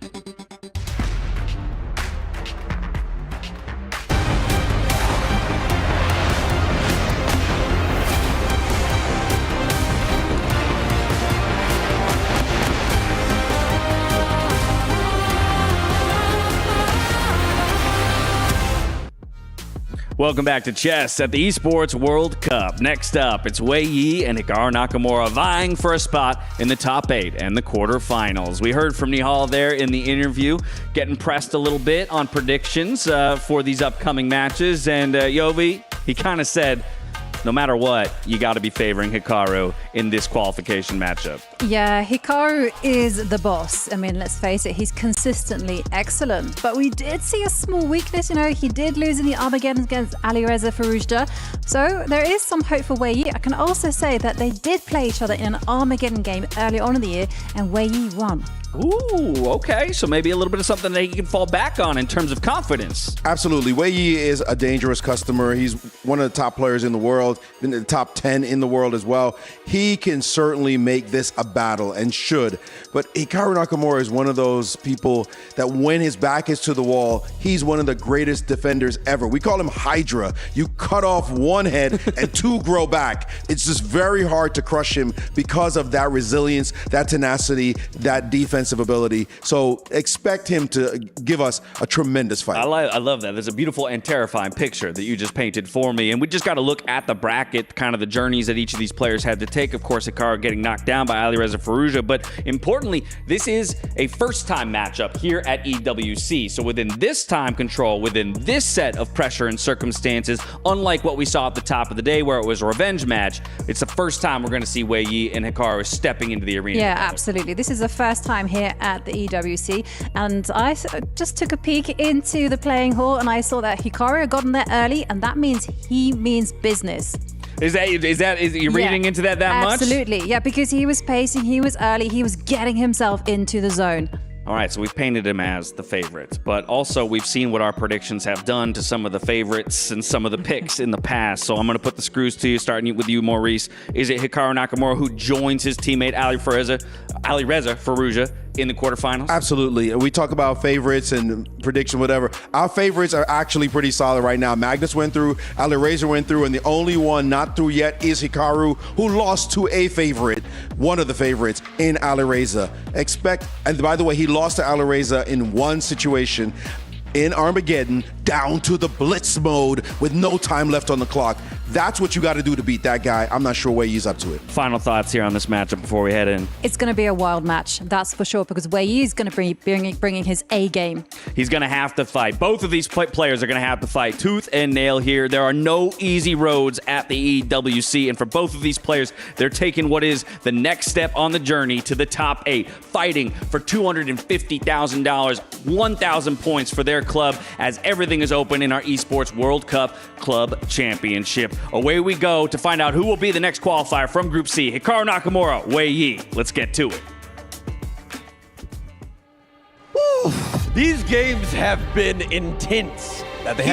Keys getting crushed, people going home. Trust me, this next one will be no different. That's right.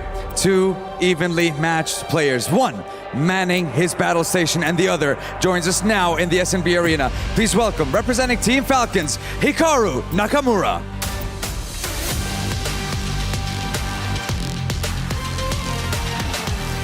After an unexpected result, I would say, for Hikaru yesterday, now he is looking for a chance to redeem himself in the arena.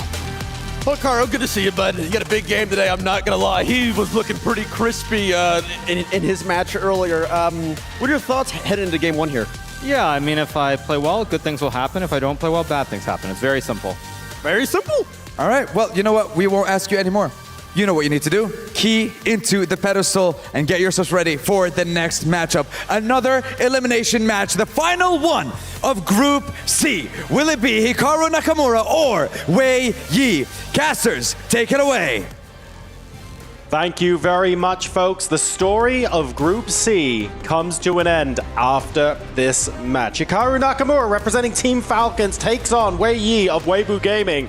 But it has to be said, Wei Yi on this stage just now honestly did look like an absolute fortress. Nothing was getting past him. The time control was really good. He kept stoic throughout. Even when he had his time advantage erased, he managed to build it up again.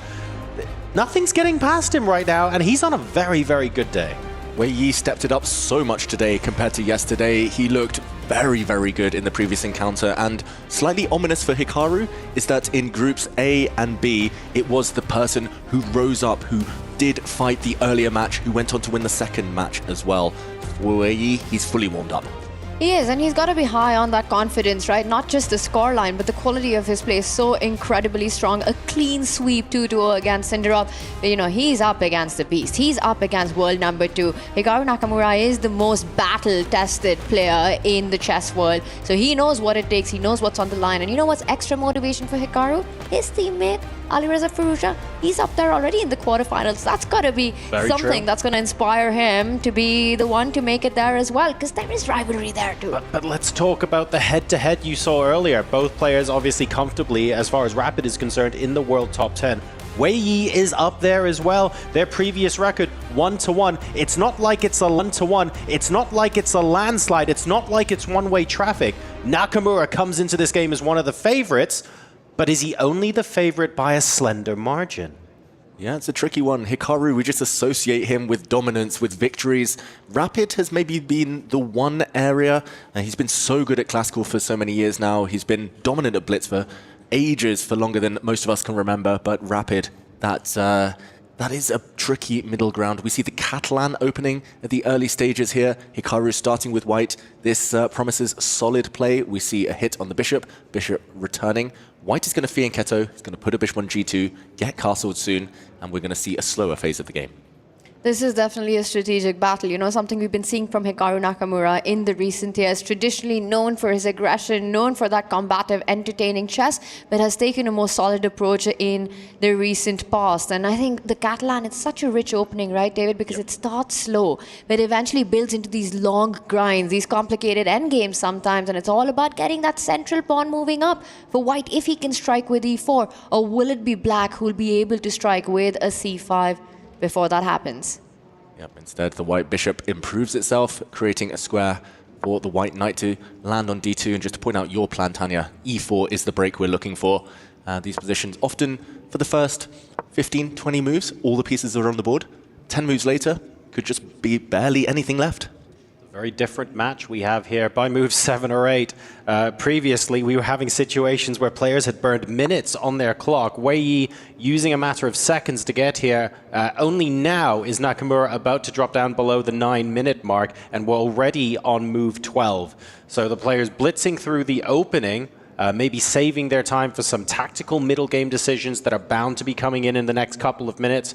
But no one looking uncomfortable so far. This is all very, very familiar territory for both players. Catalan is one of the most played openings at the top level. So many World Championship matches. So definitely something the players are familiar with. But all the subtleties, all the nuances that exist, you see that Hikaru wincing a little bit, trying to remember how to handle this particular opening development that Wei is taken. Speaking about being uncomfortable, probably not on the board. But I wonder, you know, yesterday Hikaru with Tyler mentioned, I might want to play Wei Yi. He's slightly weaker compared to Alireza Fani, who he did meet in that matchup. Wonder if Wei Yi heard that interview.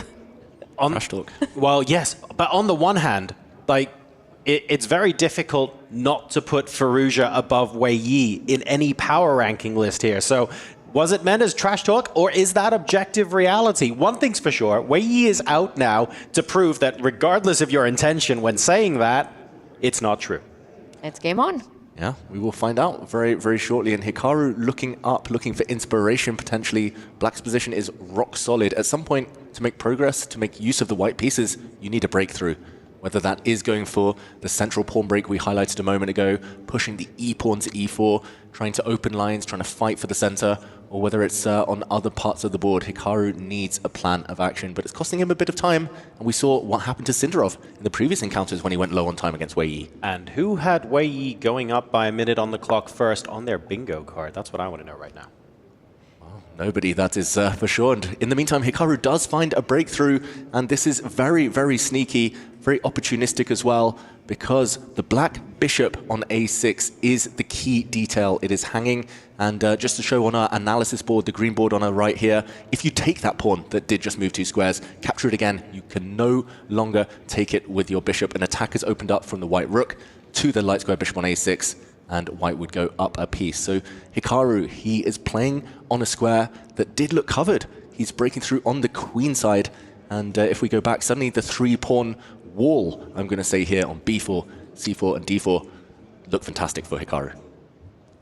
It's looking good. You know, he took advantage of that moment. The second where he transported his rook from a8 to c8, losing connection with that bishop, Hikaru realized this is my window of opportunity to strike with b4. And he goes in, and he might not stop there. e4 as well, always in the air. For a Catalan player, the dream is to get that fianchettoed light squared bishop active, get it on the open diagonal, break that wall that d5 has built at the center. And if that happens, it's advantage white. And you've hit the nail on the head there, Tanya, psychologically as well. If we needed confirmation that b4 was the idea that would maybe bring Nakamura back into the game in terms of initiative and thinking, Wei Yi just used that entire minute and then some that he had in time advantage, and he has now played the knight out to h5, but it took him nearly 90 seconds to get there. So giving that move a lot of respect and really carefully thinking about the consequences here. Yeah. Guaranteed that Wei Yi missed that one. Just took him a bit of time to recover. Ultimately, it doesn't change the balance too much. It looks very pleasant aesthetically for white with the 3 pawns there, but Wei Yi plays another typical motif, very well known in the Catalan here. He hunts down white's dark squared bishop. The bishop on f4 attacked by a knight. That would also cause the white pawns to be doubled.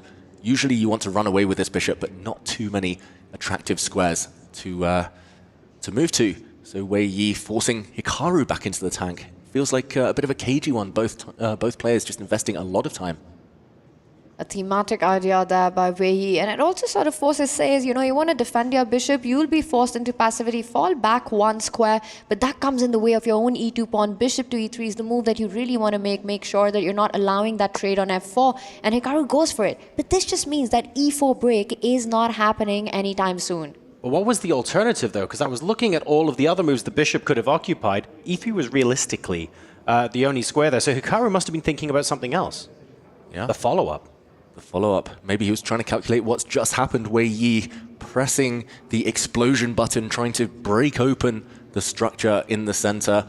The white queen does feel slightly uncomfortable, stared down by a black rook on the c-file, but there's so many captures here available for white. You can capture the c5 pawn twice, you can capture a5, d5. Pick your poison.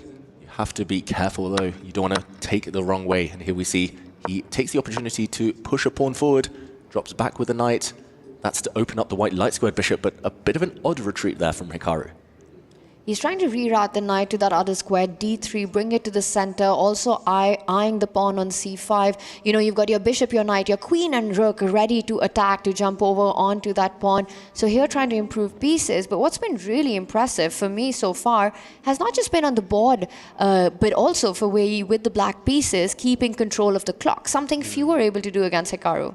And it should be pointed out here as well that when at first glance, d4 looks like a really attractive idea for black right now, because that dark squared bishop has precious few squares to go to, but you have to prepare that because the light squared bishop for black is hanging if you just push that without first considering what you wanted to do. So there's a little bit of preparation required, and it buys Nakamura time to think about how he wants to deal with that. And the knight moving from h5 allows the bishop more squares as well, so it immediately jumps back into g5.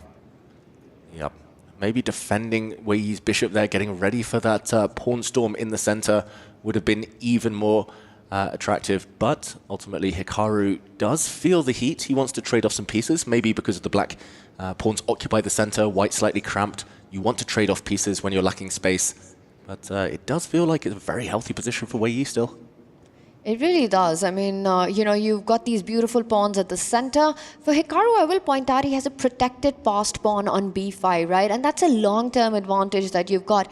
Any endgame, if it's a pure king and king endgame with just the pawns on the board, you're playing for the win. Yep. So black always wants at least one piece to block that pawn, and he places one very early on in the stage, also putting pressure at the base on the c4 pawn. Knights are known as the best defender knights because they can reach over pawns, they can hop over things, they do a great job blockading and multi-purpose attacks. Queen's the worst blockader, incidentally. For now, though, a bishop for knight trade, we saw there the first minor pieces coming off the board, and Wei Yi locks down the queen side. Very difficult to know exactly how to make headway there. Hikaru looking up to the sky, that means he's calculating something, maybe some pawn trades. The white knight hitting the c5 square, that is a key motif, but after a pawn trade, you will always be walking into some fire on the c-file. You have to time it correctly. This is an incredibly complex position, this is, and both players now under 6 minutes on the clock, and sort of it's just starting, you know, this strategic battle. That last move could also end up weakening that pawn. It could end up becoming a target easy to get to. The queen's already there. There is potential in the future of the knight retreating and putting attack on a4 as well. So a bit of a committal move there by Wei Yi. Hikaru Nakamura with a shake of his head. One would almost feel that he's not comfortable with what's going on right now. Definitely not comfortable. We talked about the time disadvantage earlier. That can happen. But he's still almost a minute down. Hikaru, who goes for that plan. You mentioned there, Tanya, hitting the black pawn that's bypassed into the white half. And maybe that knight needs to be captured. Maybe the black rook will try and slide across to defend. But not an easy choice. The bishop pair is all important. Black's dark square bishop does not want to trade itself off for a knight. If knight b2 means you're seriously thinking about trading off the dark squared bishop for that knight, can it therefore be argued that maybe a4 is a little bit of an overextension by Wei Yi? How do we feel about that? Does that help us in retrospect understand whether it was the best option? Yeah, it's definitely a big decision. It's maybe not necessarily objectively bad, but I think in an ideal world he would have had time to maybe solidify that pawn, keep his bishops intact, and still play a4. Right. It just, he defends it with his rook instead. This is committal. The white queen now might be capturing a pawn on c5. Hikaru looks very, very interested in this last decision. Calculation is necessary. It feels like they're just throwing the move back to each other. Wei Yi's like, okay, I'm going to make a difficult decision for you. You give me one. I'm going to give a solution back. And ooh, the knight returning back where it came from. A silent draw offer potentially from Hikaru Nakamura if the black rook, again, continues that dance and goes to c8.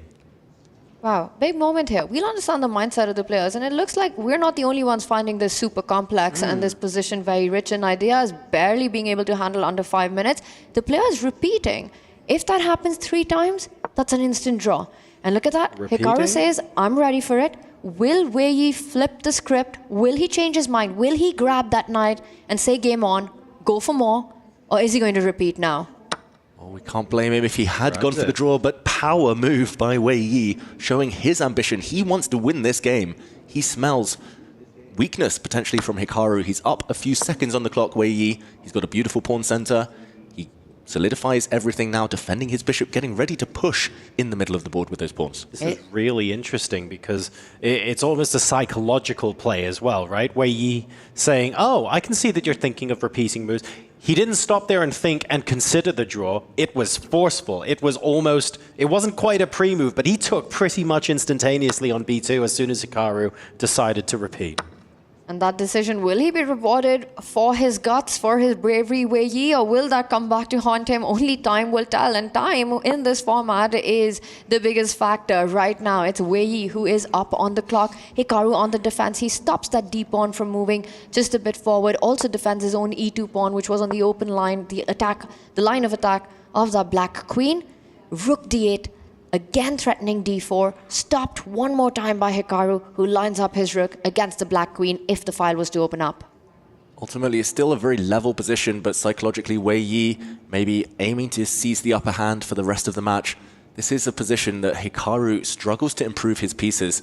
This last move, very, very passive. That's just bracing for impact, waiting for the black d-pawn to step forward, just putting the white rook opposite the black queen in case lines open up. But for Wei Yi, can he maximize his pieces? Has he already reached the potential with those rooks, the queen, the knight, the bishop? And I'm guessing that there has to be a part of Wei Yi who's saying, well, actually, I'd love to be able to meet e4 with d4 and have my c-pawn and d-pawn potentially pass connected, trying to roll down the board. The capture might not be what's on his mind right now, and maybe that's holding Hikaru back from playing e4. 100%. I think you have to time that really well. Not just that, it stops black from moving the d-pawn forward as well. So Wei Yi chooses the other one. The structure that was there on the board, it's called the hanging pawns. When you've got d5, c5 at the center of the board, you have to time any pawn advance very carefully because it leaves certain square behinds. The dark squares in this case, c3 and d4. If Hikaru gets the time to plant his knight on d4, that would be advantage white. So Wei Yi, it's all again about energetic play. But first, c3 is a big threat, winning material. Big, big threats. And we did mention that queens are the worst blockaders. You can only really blockade the advance of that pawn with the white queen, but she might be caught, hit later by some other advancing pawns. A very, very committal decision from Wei Yi, very ambitious one. And right now it's hanging in the balance. There's a pattern here as well. Obviously, there we go. Obviously, the light squares there are looking strong as the dark squares look weak. That knight could be coming back via c5 to b3, for example. And what a thorn in white's position that would be. It's coming. He's going to land it. One more Or move. d3. Oof. Either way, looks very strong. The white knight is a beast. Cannot really be removed other than by the black knight. Which way is he going to go, Wei Yi? This is very, very tense. Hikaru under some pressure. This is a nice knight jump. The black queen also hitting a pawn. Oh, I don't envy Hikaru's position right now. This is incredibly confident by Wei Yi. Just unbelievable stuff, you know. You have this moment to bail out. You start with the black pieces, you know, you've got the next round white. You can push for a win there. But Wei Yi, in an equal position, takes that bold decision to keep the game going. There wasn't anything direct. And then he plays fast, keeps the pressure on the clock, improves his pieces, lands a knight on b3, putting the pressure on Hikaru Nakamura. Just fantastic stuff. by Wei Yi so far today in his first match and his first game against Hikaru. A 40-second advantage is very important when Hikaru goes down to 2 minutes as well. Hikaru placed the knight on d4, and Wei Yi said, no problem, you can absolutely take that. I'm going to play the knight into b3 anyway. You really want these connected passes in your position? Clearly not. And now we're going for some very interesting attacks. We've got mate in one threat on the board, queen also being attacked, of course, and we need to be wary of this, but Wei Yi should be on top of it. You can defend this in a few ways. You can drop the black queen back to a very passive square, or you can jump forward with the queen to hit the white knight in the process. Wei Yi, he's burned through most of his time advantage on this last move. This is danger time. This is Hikaru's hunting ground when the opponent's clock ticks down. We saw the black queen retreat. The white rook improves itself. Sooner or later, though, the white knight will get booted away, and that's when the action will begin. If this comes down to a time scramble, no one beats Hikaru. He's just an absolute monster then. And it's sort of reaching that territory. You know, it's under 2 minutes right now. And look at that, the knight comes back, but that gives Hikaru the chance to attack the queen once it's picked up that pawn on a3. That rook is untouchable due to a pin on the black knight. The black queen will have to retreat now. Unless your name is Alireza Firouzja and you're a speed demon as well, you do not fancy your chances in this ensuing time scramble. The knights disappear. A pawn about to drop on b5. Wei Yi is going to be a pawn up, but 20 seconds down. Look at the speed with which Hikaru is now suddenly playing. He's paced this up, and how. He's got this beautiful blockade. Yes, Wei Yi's up a pawn, but all those dark squares fantastically captured by Hikaru. He shakes his head. He feels he's in a good position. All the majors in great positions. Now he's about to win a pawn back. A double attack on the bishop and the pawn. Hikaru wincing there because if he takes the pawn back, the center might explode. The black d pawn might push forward. Or does he have some tricks up his sleeve? He might be winning a pawn in some variations, Hikaru, but this is a nightmare for Wei Yi to defend almost 30 seconds down. One isolated pawn, a very bad bishop for black. It's been a bit of a turnaround over the last few moves, just out of nowhere. Again, comes down to these blitz territories where Hikaru just puts the pressure on the clock. Rook d4 beautifully placed, killing that bishop that Wei Yi has, which is now stuck behind the pawn. This is going to be so difficult for Wei Yi. If he holds this, fair play to him, but he just has to sit tight and pray. White can do anything here. Hikaru can play this position for another 50 moves, can sit on it, can improve his king, his bishop. It's going to be a scramble on the clock. He'll play it for another 100 moves if it's required. Wei Yi with 1 minute and 4 seconds on the clock. Hikaru's got only one agenda, which is to flag him, and a big miss there. Yeah, Hikaru could have actually gone forward with a pawn with a check. There would have been a rook sacrifice, and the tactics working in Hikaru's favor. He's shaking his head. He realized he just missed a winning move, Hikaru, but it's actually all about the clock. He's not even necessarily trying to trick Wei Yi here. He goes for that check, maybe one move too late. Rook takes bishop now with a trap, would be met by another rook takes bishop. We would have seen a dead drawn rook endgame. Pressure continues. Wei Yi though, he's the one with the red clock, under 45 seconds. It's almost a 20-second advantage now to Hikaru Nakamura. That is an eternity for him, and he's going to build on that. He's going to keep playing. Wei Yi meanwhile puts pressure on the pawn. The king moves forward, checks. Wei Yi now saying, I'm ready to repeat. The tables have turned. Okay, Hikaru struggling to keep this game going though, the white king stepping back. There is a big glaring weakness. And Wei Yi, why does he not repeat the position? Unbelievable. For the second time in this match, in this game, Wei Yi declines a draw, a repetition down on the clock. Wei Yi here just repeating now with his rook. He hasn't improved his own chances, maybe trying to get Hikaru to think a bit longer here, but still 6-second difference. Oh, wow, it just feels like whoever's quicker, more decisive in the next few moves is going to take this game.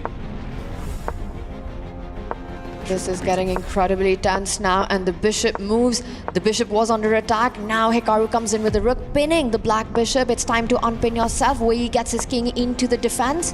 Under 20 seconds. Why did he not repeat at that moment? Wei Yi's position is getting better and better. He's traded off his isolated pawn. He's moving his king across. He's going for victory here. Now, Hikaru Nakamura down a pawn. 15 seconds though, can Wei Yi hold on? Wei Yi's playing on the board, Hikaru's playing on the clock. Hey, Wei Yi's just winning. He's got this extra pawn. The black king is coming. You can pre-move almost, pushing the f pawn forward. This is a winning endgame for Wei Yi, 10 seconds. But is that going to be enough? And he keeps moving the pawn forward. Hikaru's bishop and the rook controlling the queening square. And Wei Yi gives up the bishop. But he's going to remove the final pawn. This game is going to end in a draw. White's bishop not enough to deliver checkmate. The clock will not play this decisive role in the end. It's a draw. What a tense end to that game. Wei Yi maybe playing mind games there with Hikaru a little bit, declining the repetition for the second time in the game while down on the clock when both players have under a minute to go. That sends a very big "I do not fear this" message, but Hikaru handling that time advantage in the endgame masterfully, forcing Wei Yi into a position where he could not convert an on-the-board advantage. Psychologically super gutsy, the way Wei Yi declined repetition twice. Not something you see players do against Hikaru Nakamura, but there was this moment that Hikaru had a massive opportunity to wrap the game up. You could see him shaking the head at the end of that, but this endgame, it was Wei Yi on the push. He had the winning position, but not enough time on the clock. And eventually, it ended with no material, but missed opportunities, David, for both these players.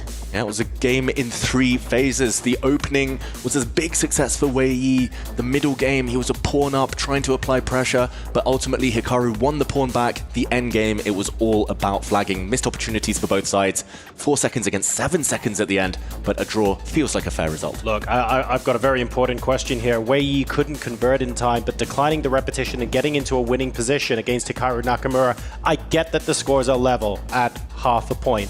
But has Wei Yi just won the psychological battle? He's won a lot of hearts at home. A lot of fans will be very impressed by that. I think it's difficult to win the psychological battle against Hikaru. Hikaru's very much in the moment, game by game. That's what's brought him so much success. And talking of games, it's game on in the second encounter. And once again, we get an opening that we've seen how many times now at the EWC. It is the Petrov, the Russian defense, but a more aggressive approach there with white striking in the center, a pawn swap, and something that we've seen a few times. This is fascinating. Wei Yi was on the black side of this exact variation earlier against Sindarov. Now he takes the white side of this same opening. Just one small difference, the black queen moving instead of the black knight that's just developed, but ultimately the roads look very similar here. Petrov defense, definitely the most popular. It's just in vogue right now. Very happy to play the same opening with both colors, which is absolutely fascinating here. And after that really intense game number 1 against Hikaru as well, I'd love to be able to read more into what Wei Yi is thinking and how the mind games are going to play into this. But as you know, Wei Yi is so unbelievably hard to read, possibly the hardest to read player in the 16 that we had going into this tournament. He is giving nothing away. Well, he's given one thing away, that he doesn't fear Hikaru. Declining those repetitions, he's ready for a game on. Give him an opportunity, even in equal position. If he feels there's something to fight for, he's going to take on Hikaru Nakamura. And I think also equally impressive has been his clock management. That's a great point. I mean, when we decide, for example, on a move of the day, does it have to be over a chessboard? Can we say that declining the repetition twice against Hikaru when you have less time on the clock? That is a statement and a half, right? For me, that's the move of the day already. Yeah, especially if he goes on to win this match, Wei Yi, with the white pieces now. Hikaru shaking his head, living in the past. He'll shake that off at some point and start to refocus. For now, big questions about this position. It's level material, only one trade of pawns each side. Which way is the black king going? That's the next step. Well, if I had to predict, I'd say left side of the board. You know, get that opposite side castling going. Flank to your bishop, attack the pawn, get the H pawn off the board. Let's be inspired by Alpha Zero. Well, at least as a commentator, I'd love to see all that happen. Yeah, plenty of flexibility here. It does feel like Wei Yi, he's not trying to shut this game down either. Against the Petrov defense with white, you can play so many risk-free ideas. You can essentially force the opponent to be accurate. Yes, it might fizzle out towards a draw, but you don't kind of put too much on the line in the process. Here, all the pieces on the board. This one's going to be fiery later. I love how much time he spent thinking about this. Rook E1 on the board, but 8 minutes and 5 seconds versus 9:15. So getting an early time advantage is Hikaru here in the second game, which is not something we saw him do in the previous game. He might be feeling a little bit more free, a little bit more relaxed, and I think he's realizing that actually the decisions I make too are also making my opponent nervous, even though I had a little bit of a wobble in game number 1. Now it's time to see how you fare when the boot's on the other foot. Yeah, the first game of any day is always a bit nerve-wracking. Hikaru maybe just feels like he's warmed up after that previous time scramble. White bishop moves for a second time this game. pinning the black knight. A few targets there, but might have to trade itself off or just retreat right now. Will we see a big decision from Wei Yi? The Black King still in the center. Okay, he goes back with his bishop. Very odd little shimmy there. Very interesting. And one explanation could have been that he provoked a pawn move, making sure that if Hikaru Nakamura does decide to go with the king long side, queen side, there will be a weakness to target, which will be the a6 pawn. So perhaps something to play for, and he just wants him to have a more cautious approach, get that king to the right side of the board. Bishop d3 gets a question mark, but an interesting opening approach. And what I like is that he didn't take too long. Yeah, he didn't take too long, Wei Yi, but still down almost a minute. We'll learn so much from the next decision. Hikaru Nakamura, it feels like he's about to castle his king. If he goes to the right, he's playing safety first chess. He just wants to be solid. His king looks relatively safe over there.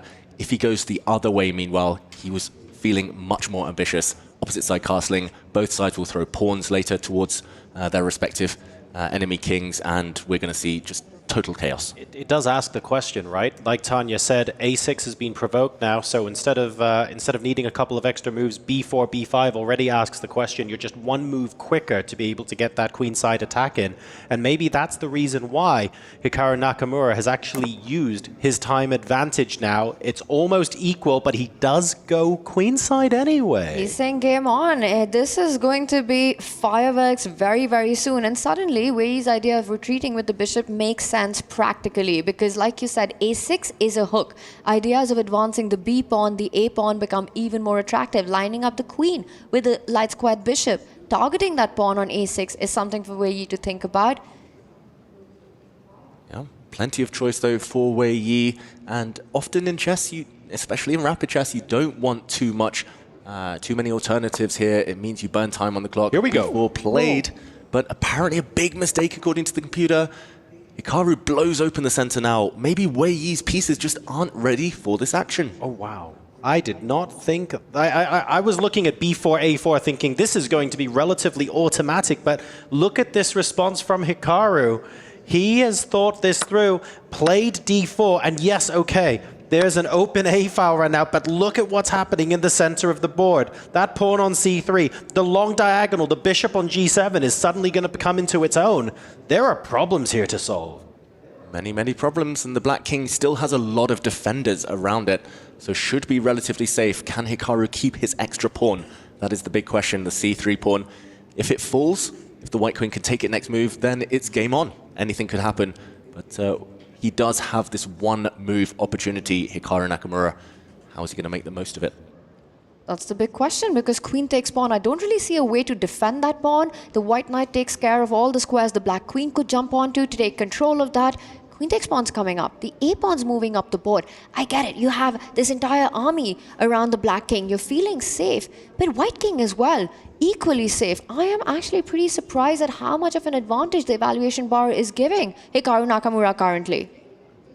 And I have just checked. The computer thinks black has the edge, has the big advantage after multiple moves. Long term, doing very well. Getting the queens off in certain variations seems to be the goal for Hikaru Nakamura, since white's pawns are relatively weak. The white pawn on e5, lacking defenders. The white pawn on a2, isolated long term. He just shuffles his king closer to the corner. Again, good tip for everyone at home. If you castle on the queen side, the long side, get that king nearer the corner. You tend to be safer and harder for the opponent to check you. But will Wei Yi now pick up that pawn that he's down?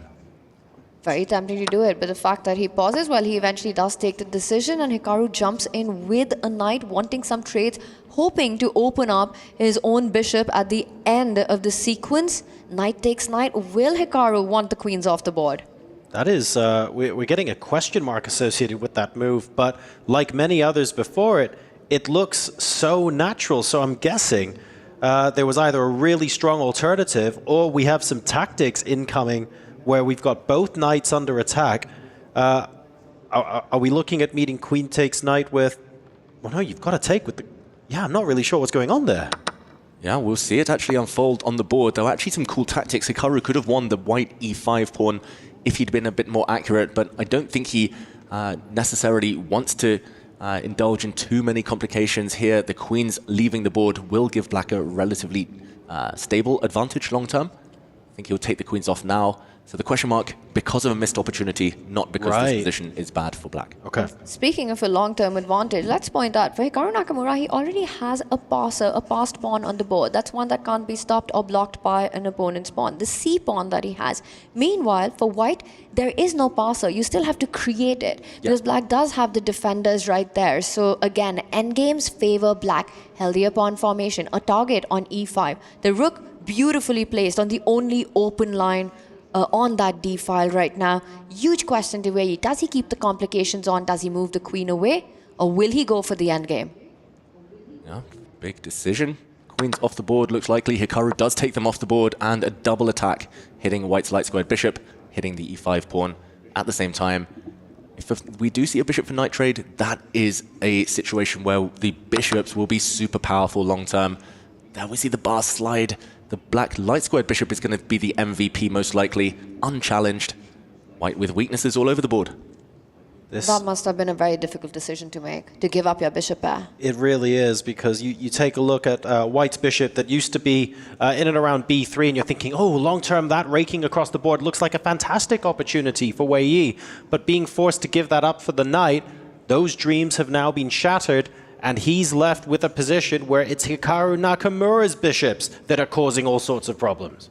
And that's not the only dream that's going to be shattered. At some point, Hikaru is going to line up the two rooks on the D file and just deny Wei Yi any opportunity to challenge for the only open file in the position. Right now, rook D8 on the board. How is Wei Yi going to survive this? Where will he find his opportunity? On the clock, it's level, but on the board, it's not. This is Hikaru Nakamura in his element. I've watched his stream so many times. He loves these types of endgames. He loves grinding down the opponent. Pure strategy here, minimal tactics. That's the most emotion I've seen out of Wei Yi all week.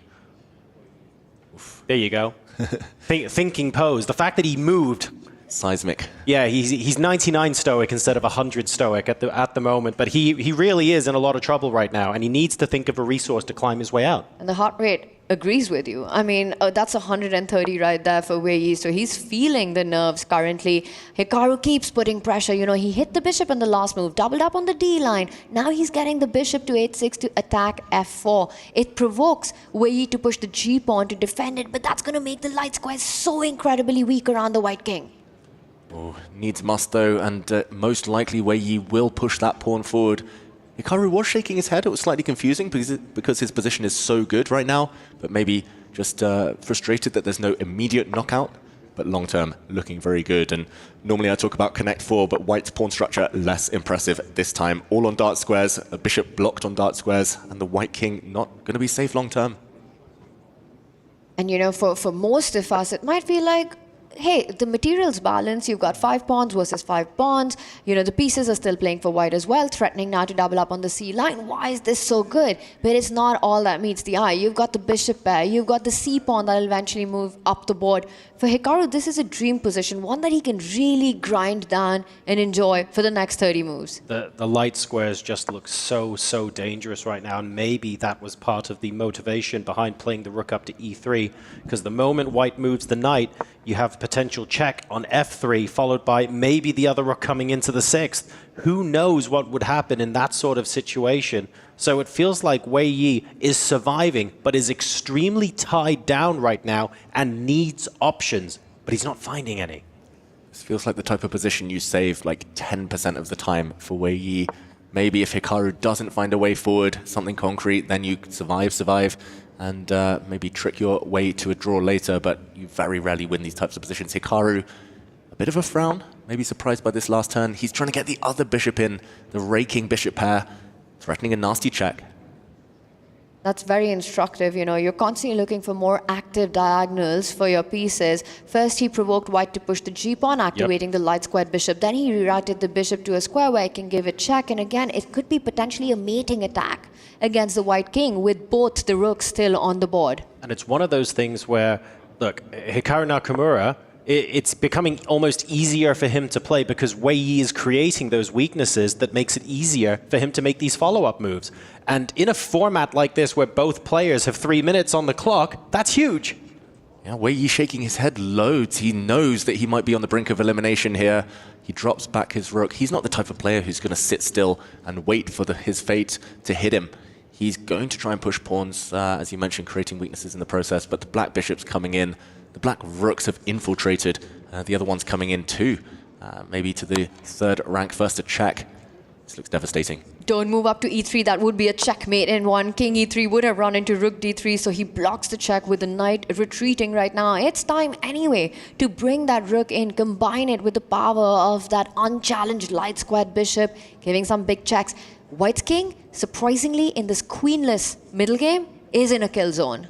Well, we saw on the left of our screens there, Hikaru was about to make that move. He kind of took it back, showing some indecision. The clock may be Wei Yi's best friend right now. He's up 10 seconds. It doesn't sound like much, but it is that desperate on the board. He can barely move a single piece with white. Huge threat on the board. He needs to prevent the black rook sliding across with a check. He needs to offer a trade. But Hikaru looking locked in here. His spidey senses are tingling as he does move around his finger. He's calculating the lines. This is classic Hikaru Nakamura. He's thinking, hey, Chad, I got this. Take. This is how I'm going to finish this. And look at this beautiful calculation there. Sacrifices a rook temporarily to pick up that H2 pawn, to pick up Wei Yi's rook with interest on the next move. Meme-worthy, you might call it, as he was pointing to moves with his fingers there. But that is a brilliant move, as indicated by our computer. Double exclam, because this pawn is guaranteed to drop. And skewer, yes, it's just going to be a pawn in the process, but that's a very important pawn. The defenses are slowly being broken. Wei Yi now losing his time advantage, losing pawns, losing hope. When Hikaru starts bobbing his head like that and grooving to whatever is going on in his mind, you know it's bad news. He gives a check and another check. Hikaru Nakamura has calculated his way through. There's no way for the white king to stay connected to the white rook. He's about to win the rook back. He's won the pawn back. Hikaru Nakamura is about to go to the quarterfinals. Yeah, it's not just a pawn he's won. He's about to give checkmate potentially if the white king missteps now. The white king has to go forward. You have to hope that you survive on the hill there in the middle of the board. Oh, but look at the white pieces, so stretched, so defensive, tied down, no light squared control. And Hikaru here just needs to put the finishing touches on. This game is going to go down in every single book as how to play with the bishop pair. Every single chapter will have this one on display. What a power-packed performance. Just finding those diagonals for the two minor pieces. And finally, that passed pawn starts rolling up the board. Just no moves for white. Nothing to do. You can try to create a passed pawn, but the black bishop's only going to slide back and conquer your rook. That rook will be overwhelmed and lost. Wei Yi, he might be hitting the resign button soon. No, he walks further forward with his king. If he's going to go down, he's going to go down swinging with that king. But there are no entry squares. The e7 point controlled by the black bishop. You know, you might just be too brave to go there, but that might end badly. Checkmating idea still to always watch out for with the two bishops. Will Hikaru Nakamura give a check immediately? Will he make his rook a better piece right now? Start targeting the f4 pawn, which has been left undefended. But the clock situation, under 2 minutes. David, I don't think Wei is resigning. He's going to play this out till the end. He's going to try to make that miracle happen on the clock. Hikaru is overthinking somewhat. A couple of darts of the eye to the clock. Looking a bit frustrated. Not in his free-flowing best, although he was looking confident a few moments ago. He's tanked. Look at that shake of the head. He knows he's frozen. He just needs to make a move. Everything is good. He attacks the knight. He's going to win some pawns. Even more pawns. This is good enough, but should have been better. Played 20 seconds ago. Strong move, strong decision finally there by Hikaru. Took a while to get there, but he did get there. The bishop moves into a very passive spot, defending the knight. Hikaru really tying the white king to d5. One check and it could be over. There's only one safe square for that white king to retreat to. Maybe now is the moment before it is too late, before you do get checkmated. The white knight wants to enter the middle of the board, but cannot safely. This is so difficult to find a move for Wei Yi. He pushes a pawn, desperation. The rook is hit, as we predicted earlier. Not many safe squares for that piece. And always watch out for the other bishop sliding back, giving some checks. That rook needs to stay connected to certain other pieces. Whoa!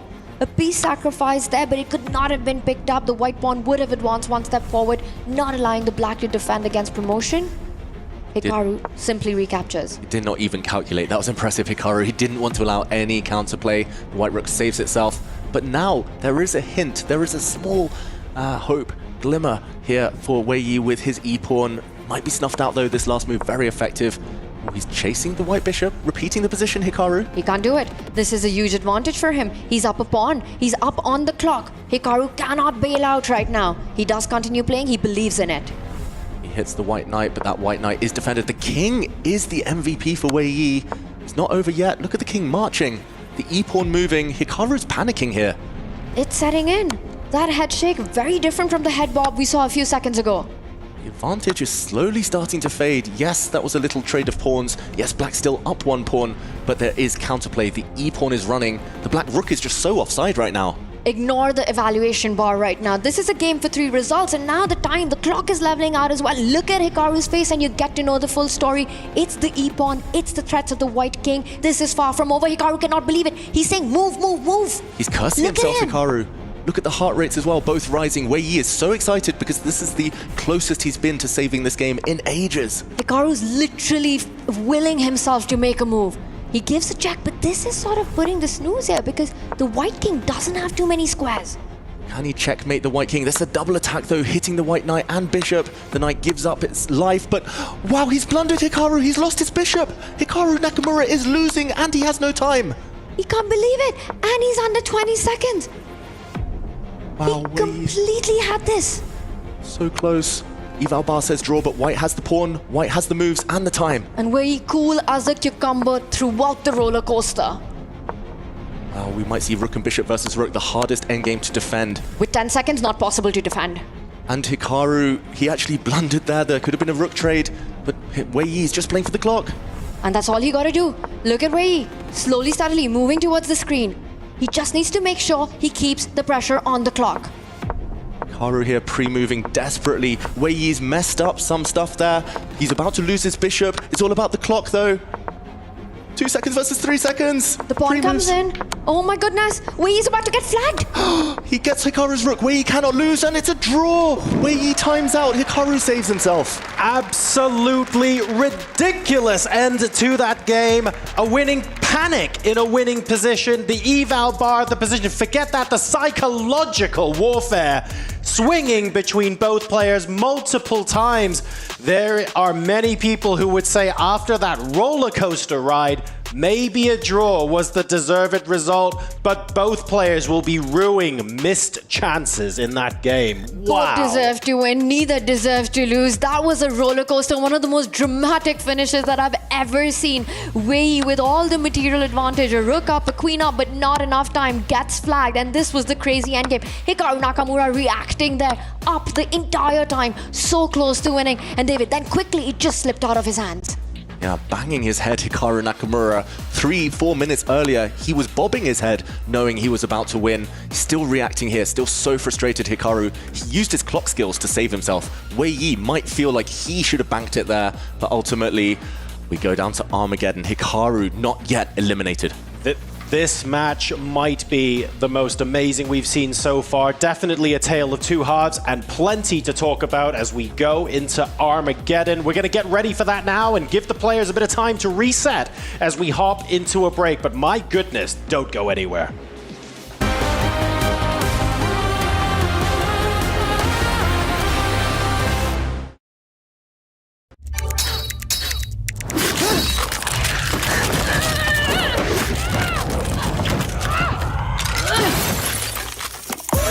Reach your impossible, Lenovo Legion.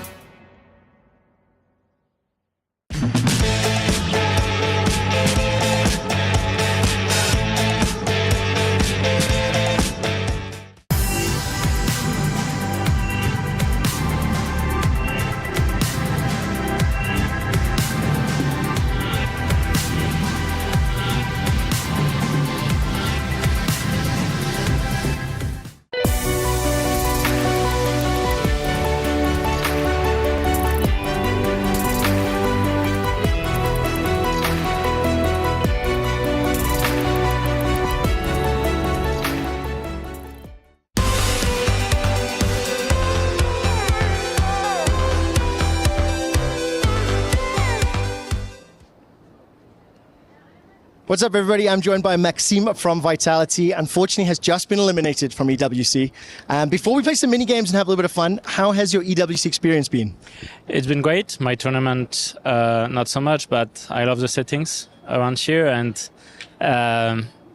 being able to watch everyone in the same place, and at least in the next couple of days, I will try to have some. Can I do a test? Can I do a test? Yeah. Who is the best esports player in the world? Has to be Faker. Oh, nice. Zaiwu. Say Zaiwu. Yeah. Okay, I like that. Okay, listen. Have you played this before? I have. You have? No, okay. I have. Okay. But it didn't go well. It didn't go well. Okay, grab a ball. What we're going to do is I'm going to ask you to do predictions as you're throwing. Okay, so number one, Nordebek versus Fabiano. Fabiano. Tell me why. There's no why. There's no why. Okay, I'll have a shot. See if I can get it in. Nope, that was terrible. Okay, next one. Hikaru versus Wei Yi. I'm going to pick the underdog, Wei Yi. Wei Yi. Okay, let's go. So close. Okay, I'm gonna try another one here. Yeah. Nope, that was terrible. Okay, now the next one's going to be Jan versus Fabiano. I'm going to pick Fabi. Fabi, tell me why. He's good. He's good? Yeah. Okay, can we try win a prize here? Who's going to win EWC 2025? It has to be Magnus. Magnus, you may win something, we won't. Can we just hang our heads in shame and walk away? Yeah. Okay. Wait, we can do another one. There we go. We got a prize. Consolation prize. Good consolation prize. Okay, you're gonna catch it? Let's go. Let's go. Yeah. Are you ready? Are we going? Yalla! No! Oh my word! Right, back to you, the show. Welcome to the most exciting format in chess, Armageddon, the ultimate tiebreaker. Armageddon grants White more time on the clock, but in return, White must win. A draw secures Black the match point. White will start with 10 minutes. Each player submits a confidential bid with the amount of time that they are willing to play with to take Black and get those coveted draw odds. The lowest bid gets to play Black and plays with the amount of time that they bid. The opponent gets the full 10 minutes. Let the Armageddon commence.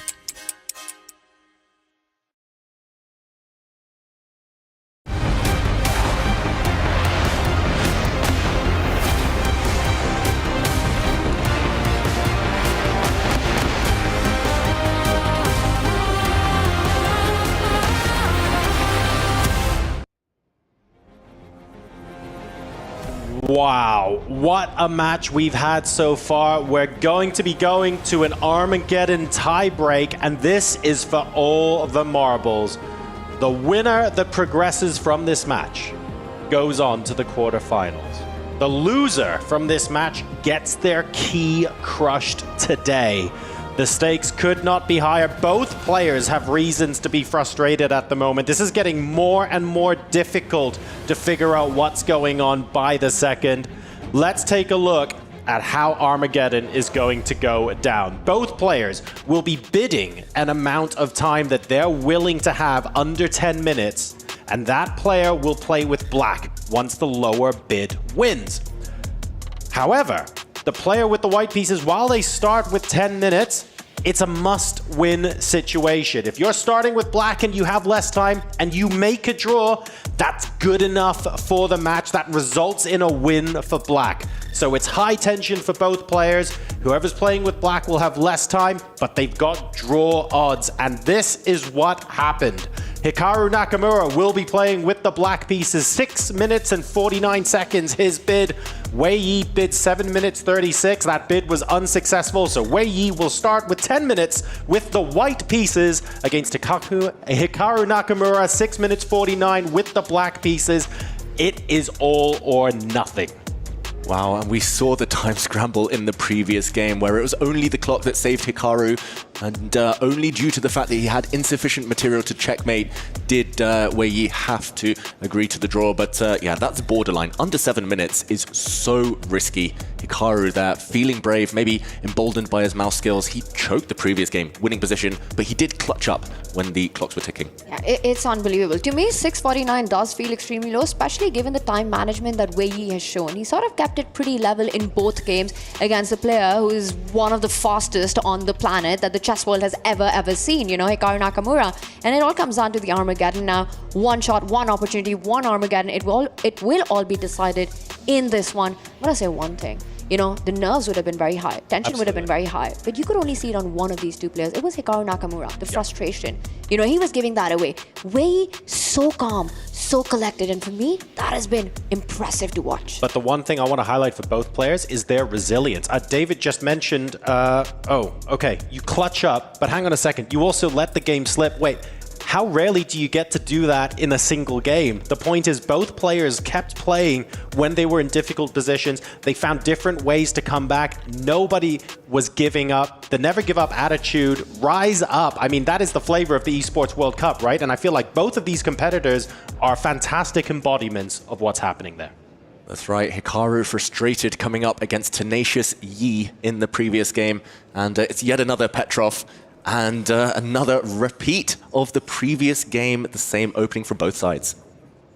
We've seen this happen twice today already, all the colors that you can imagine. And there we've got Wei Yi with the white pieces, a must-win game. He keeps the speed on. He knows that he has to put the pressure on the clock. He knows he has to play fast. The clock will be as important, if not more, than the moves played on the board. Very, very quick moves from Wei Yi. He was the one who was under pressure from the previous opening. Hikaru with a quick winning advantage, but Hikaru this time going kingside, castling his king to that right flank. It means he's going for a more solid type of position, maybe where calculation less of a necessity. But ultimately, all the pieces on the board, just one pawn trade.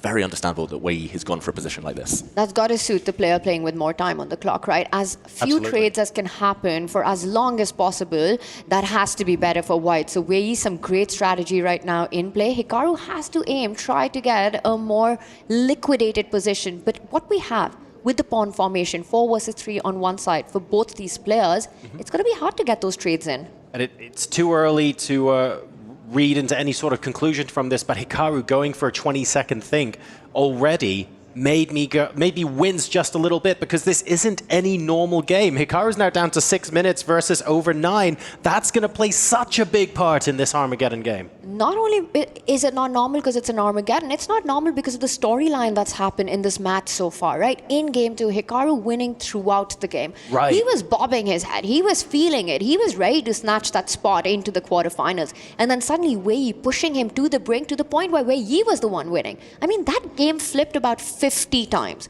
Going into an Armageddon, 6 minutes left on the clock, I would say it's advantage Wei Yi right now. And I should mention a very, very important point. These two have recent history in Armageddon chess. In Norway chess, just a few months ago, at the end of May, beginning of June, Wei Yi was a bit of a king when it came to Armageddon, defeating Magnus Carlsen, defeating Hikaru Nakamura. Not many people are speedy enough to achieve that, but to do it against the gruesome twosome, to the top 2 players in the world, Wei Yi has shown he has pedigree in this format. He's leapt forward with a knight to f5, Hikaru playing on the other flank, hoping for some pawn trades, some simplification there, but this game is only just beginning, and still with 2.5 extra minutes on the clock, Wei Yi. I think we've passed the point where we're predicting winners, but maybe we should be predicting who might get into a winning position first, given how many times this match has flipped, both psychologically and over the board in the last half an hour. This has been absolutely amazing to watch. And we've got potentially another 13 minutes of it left. Wei Yi now playing with just under 8 minutes on the clock. Hikaru Nakamura just under 6. So that time advantage has been reduced to 2 minutes. And once again, we get to the first imbalance of the game. This time, it's Wei Yi with the bishop pair. Last time, it was Hikaru Nakamura who made it work perfectly for himself, you know, until the crazy time scramble happened. Right. But Wei Yi, can he again do the maneuvering game? Can he find a way to get those beautiful diagonals going? He needs to get active with his other pieces too. The White Queen not really participating right now. It was a really reluctant trade. He burnt most of his time advantage, Wei Yi, trading off that beautiful knight on f5 for a bishop. So although he got the bishop pair, he did have to part with his best piece. at least the most attacking piece. And here, Hikaru, you can see how forceful he's playing. He knows, because of the clock situation, he needs to clarify the board. He needs to get to an endgame, go for trades. He's now attacking White's bishop. He's speeding up very, very quickly. He had that 3-minute advantage. That 3-minute advantage was a 2-minute advantage, and now it's 1.5 minutes. We could see parity on the clock by the time the players hit 5 minutes at this rate, and that would be mini disaster for Wei Yi, who started with 10 minutes, remember, playing with the white pieces. It's also a must-win situation for him. That is bad news, and we see the trades come on and the bishop does fall back, where he always has to watch out for that d pawn moving forward as well. If Hikaru is looking for more clarification on the board, the black knight can jump onto some juicy outposts on the light squares. Knight c5, it happens. The knight's not going to stop there. Knight has its eyes on maybe the b3 square, where you used that previously. This time it might be Hikaru's turn. Also d3 if he wants some trades to simplify things even further. Looks great for Hikaru right now. It's got to be said, Wei Yi, still with 1 extra minute, needs to speed up, needs to keep as much tension, as many pieces on the board as possible, but not easy. The black light squared bishop also suddenly on an open diagonal, could come out to g4 and pin the white knight. Wei Yi, it's not been a great few moves. This last half dozen is gone in Hikaru's favor. Yeah, we need a plan and quick, right? We've got the 2 bishops. They're looking pretty benign right now. They have decent diagonals, but the other pieces aren't really backing them up. The rooks are nowhere to be seen. The queen is still on her home square. So we need a little bit of a follow-up to this plan to figure out how it's all going to come together for Wei Yi. There is still time to make that happen, but with the time advantage now disappearing almost, under a minute, about 40 seconds, we're struggling to see where the advantage could come from in a game where his opponent has draw odds. Yeah, I do fear for Wei Yi here. Hikaru's last move is a real clamp down of White's chances. There's a pawn attacked on c3. That one is loose, but more importantly, the white light squared bishop has been blunted. You don't want to trade off, but how can you hold things together? Wei Yi struggling to find the way forward. And it's been awesome to watch Hikaru on the camera. Just the shift in his body language, right? It looked like he was so disturbed about everything that had happened in game 2. Couldn't stop shaking his head, the frustration on the face. The moment it's go time, the moves come on the board, he completely forgets about it. He's locked in. He's in the zone right now, playing incredible chess. Now he moves in with that knight. Well, 2 pawns hanging, he says you can't take either of them. The c3, you can't pick up. The queen will line up with the bishop, threaten the check. Knight on c6 hanging as well.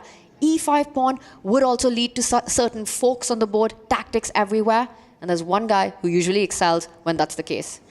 Exactly right. I mean, you don't want to be leaving tactics on the board when you are playing against these absolute giants of the game. A small shake of the head there from Wei Yi, recognizing that the thread of the game maybe has gone away from him a little bit. But if I'm being honest, that's happened to him before already in this match, and he has found a way back from that before in this match. Yeah, way to go from Wei Yi. His heart rate has been around the 140 mark for the last hour. That is high intensity chess. We see a trade of knights. Bit of a dilemma how to retake this knight. You can take it with the bishop, pawn, queen. Either way, there's another pawn hanging. The black queen can capture on h4 on the next move. Hikaru, just as he was in the previous game, could go a pawn up. Black, he's fighting back. Hikaru is in this position to get that advantage. H4 pawn could be picked up on the next move. But they say when there's a will, there's a way. And how will he keep this game going? But that's not going to be enough because you have to get the win in. Now you've got this bishop pair. For Wei, even if he loses the pawns, it's going to be about finding those active diagonals for his pieces. Is there hope for that? There is hope, but he has to move. He's about to go below on the clock for the first time in this game. Wow. Seismic moment, momentum shift as well. Wei Yi, he's just not got things going. It feels like he's trying too hard to conjure up something. It's not there yet. You need to save your time. Put it in the bank for later. I did not think this would happen coming into the game. I thought maybe we would see something very, very decisive on the board prior to getting to a position where Hikaru Nakamura has time in the bank now compared to Wei Yi. Remember, he started with 6 minutes and 49 seconds on the clock, and at the moment is giving us a masterclass. Vintage Hikaru using a fraction of the time of his opponent, but getting into an excellent position on the board. Hikaru just has result odds now. You know, with the clocks leveling out, not even leveling out, up on the clock, Hikaru Nakamura needs only a draw. You know, he's up a pawn. It's not easy for Wei Yi to capture that knight on e4 to win it back. That would allow immense activity to Hikaru's light squared bishop. So Wei Yi, trying to get some complications in, rushes in with his rook, blocked that attack is right now, and you want to avoid as many trades as possible if you're Wei Yi.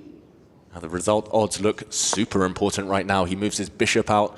Hikaru is happy to trade rooks, happy to go into opposite color bishop endgames where he knows the draw is up his sleeve. Yes, he's 35 seconds up on the clock as well.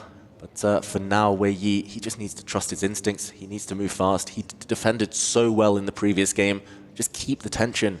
Stay at least in touching distance on the clock. Swing the other rook across or trade rooks, retreat your rook, whatever.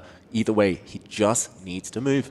Hikaru Nakamura knocking on the door of Wei Yi now, saying, look, I understand you've got amazing composure. Nothing seems to be phasing you, but I'm faster. I'm going to win this. What are you going to do to stop me? And he's asking some real serious questions now of the Weibo Gaming player. That said, Wei Yi has found ways back before, but with draw odds, I'm not sure that's enough here. Yeah, big moment. There is a bit of a threat of the white queen taking the d5 pawn as the black rook is pinned on the back rank. So dealing with that is the first order of business for Hikaru Nakamura. He needs to identify that threat. He actually retreats with his rook, allowing a trade. There might be some simplifications, but only offering safety. I don't think Wei Yi necessarily wants to trade rooks, wants to grab this pawn. The black knight would actually be taking things, and we would see things fizzle towards a draw. Hikaru definitely using the fact that he has those result odds now. And Wei Yi doesn't have an option, even if objectively that was the best decision, which would safely guide the game towards a draw. He needs to keep it going, even if it means that he's worse. And now once again left with the decision, with the black rook pinned, does he grab that central pawn on d5? Queen takes pawn, still in the air. It would allow the black knight to jump to c3. Wei Yi's going to repeat it once. He might even repeat it twice, but in no reality will he do it the third time. There we go. He dodges the draw, dodges the repetition out of necessity, Wei Yi. We saw Hikaru on his screen with some pre-moves earlier, feeling very confident there. The problem is, black is holding the fort. The white queen is stuck in two minds. It's useful as a defensive piece, therefore it cannot really move, cannot help capture any pawns. Wei Yi lacking a plan, and that is the hardest situation to be in under a time pressure like this, time crunch. And it just keeps increasing, right? Almost now a minute deficit there. He does try to activate the bishop from another diagonal, finding a new route to try to get to the c6 square from where it can attack that central d5 pawn. If Wei is able to get to that pawn, then it's game on. Then he's talking. Then he's looking for those winning chances because it will leave Hikaru with a big weakness on c4. Okay, big moment. Hikaru, 30 seconds extra. If he can blitz through the next 5-6 moves and not drop the pawn back, not allow any counterplay, Hikaru's just going to take this. He's getting closer. But the panic, that face again appearing. Hikaru not enjoying the time pressure here that he's under. He swings his queen across, prevents that bishop moving. But this is exactly what happened in that second game, right? Hikaru close to winning, close to just wrapping things up. And then you could see it. He just froze in that moment, just burning the clock. And in time scramble, crazy things happen. Queen b7 played, stopping the idea.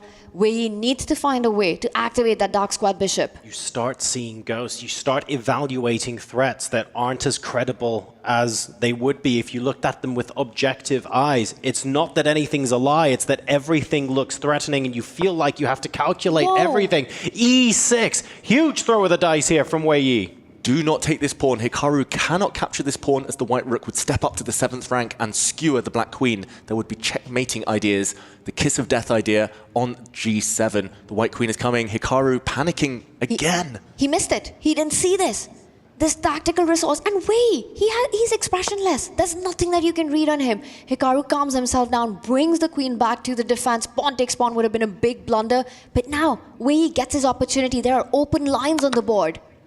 That looks like a huge step in the right direction. Suddenly the black king doesn't have as much protection around it. The white pawn was in the way anyway, so that trade really beneficial. But Wei Yi shaking his head. At least he's getting his bishop into the action.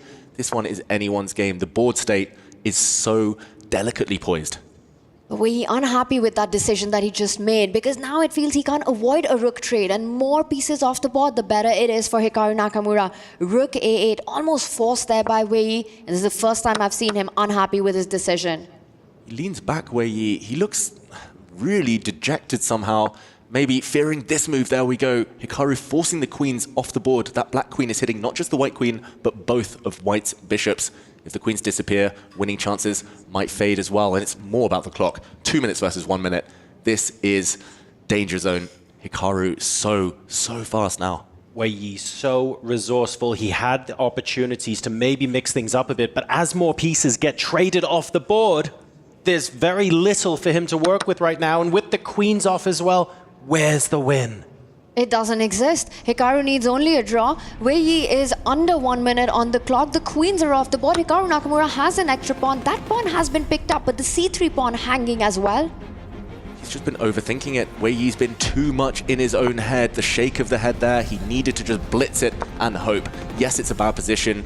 Yes, it looks forlorn now with those two black pawns marching. But it is more about the clock. That gives Hikaru confidence. He's trading off from a position of strength. He knows he only needs a draw. Given a question mark, but let's ignore that one. As the white rook slides across, we'll see some trades. The black knight's going to step out the way. The pawns will advance. Nothing stopping them. The white bishop steps forward, attacks the rook way down to 25 seconds. Hikaru with the hand movement, says he's seen it all. Rook d5. Hikaru knows he's so close to getting to the quarterfinals. Wei Yi looks like he's got his hand over the resign button. 20 seconds, Hikaru Nakamura goes through. Speed, resilience, and grit. What a gripping match there. Hikaru Nakamura books his place alongside his Team Falcons teammate in the quarterfinals of chess at the Esports World Cup. But my goodness, was there drama along the way. That was an extremely hard-fought victory. Fantastic character shown from both players, but in the end, Nakamura emerges victorious. Wow, so up and down, so fitting that it had to end in Armageddon. The only way to separate these two fantastic players. Wei Yi played out of his skin, but ultimately not enough. What a fight this was. What a match this was. An absolute blockbuster. I mean, are you not entertained here at the Esports World Cup, seeing these two beasts take it down to the wire, and Hikaru finally showing why he is such a big boss here in this endgame, in this Armageddon. It was a Hikaru Nakamura show, and with that, he's the one who goes through to the quarterfinals.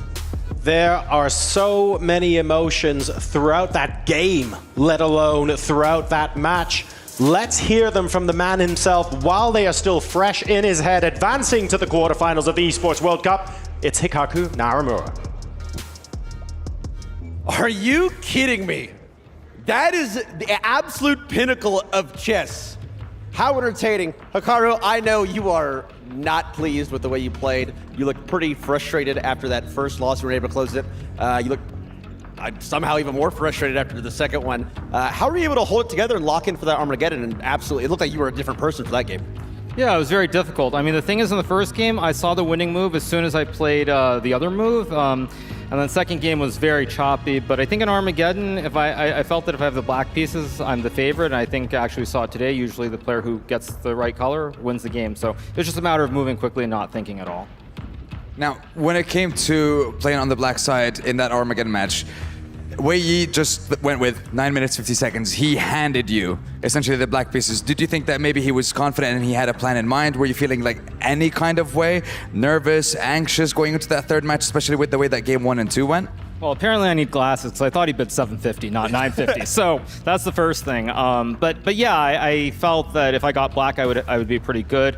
And it really came down to the first 10 moves. I had some flow and I just moved quickly. And yeah, it was a good result. But obviously, I'm not pleased with the way I got there.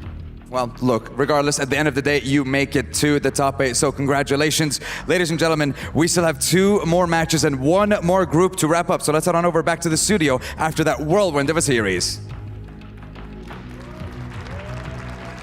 Thank you so much, Sandstorm and Tyler 1. Hikaru Nakamura, he gets it done in the Armageddon against Wei Yi. But this is why we are here. This is the kind of drama that we want on the Esports World Cup stage when it comes to chess. Just getting to that Armageddon was so intense. We were jumping up and down, screaming, watching game 2. That finish was absolutely bananas, and these two really did it. Wei Yi has nothing to be ashamed of. The way he performed here, he might have to go home, but he gave Hikaru, one of the big dog favorites in this event, a true run for his money. Yeah, you've got to respect the absolute fight out of Wei Yi here against Hikaru. Yeah, totally. You know, he was tenacious till the last move.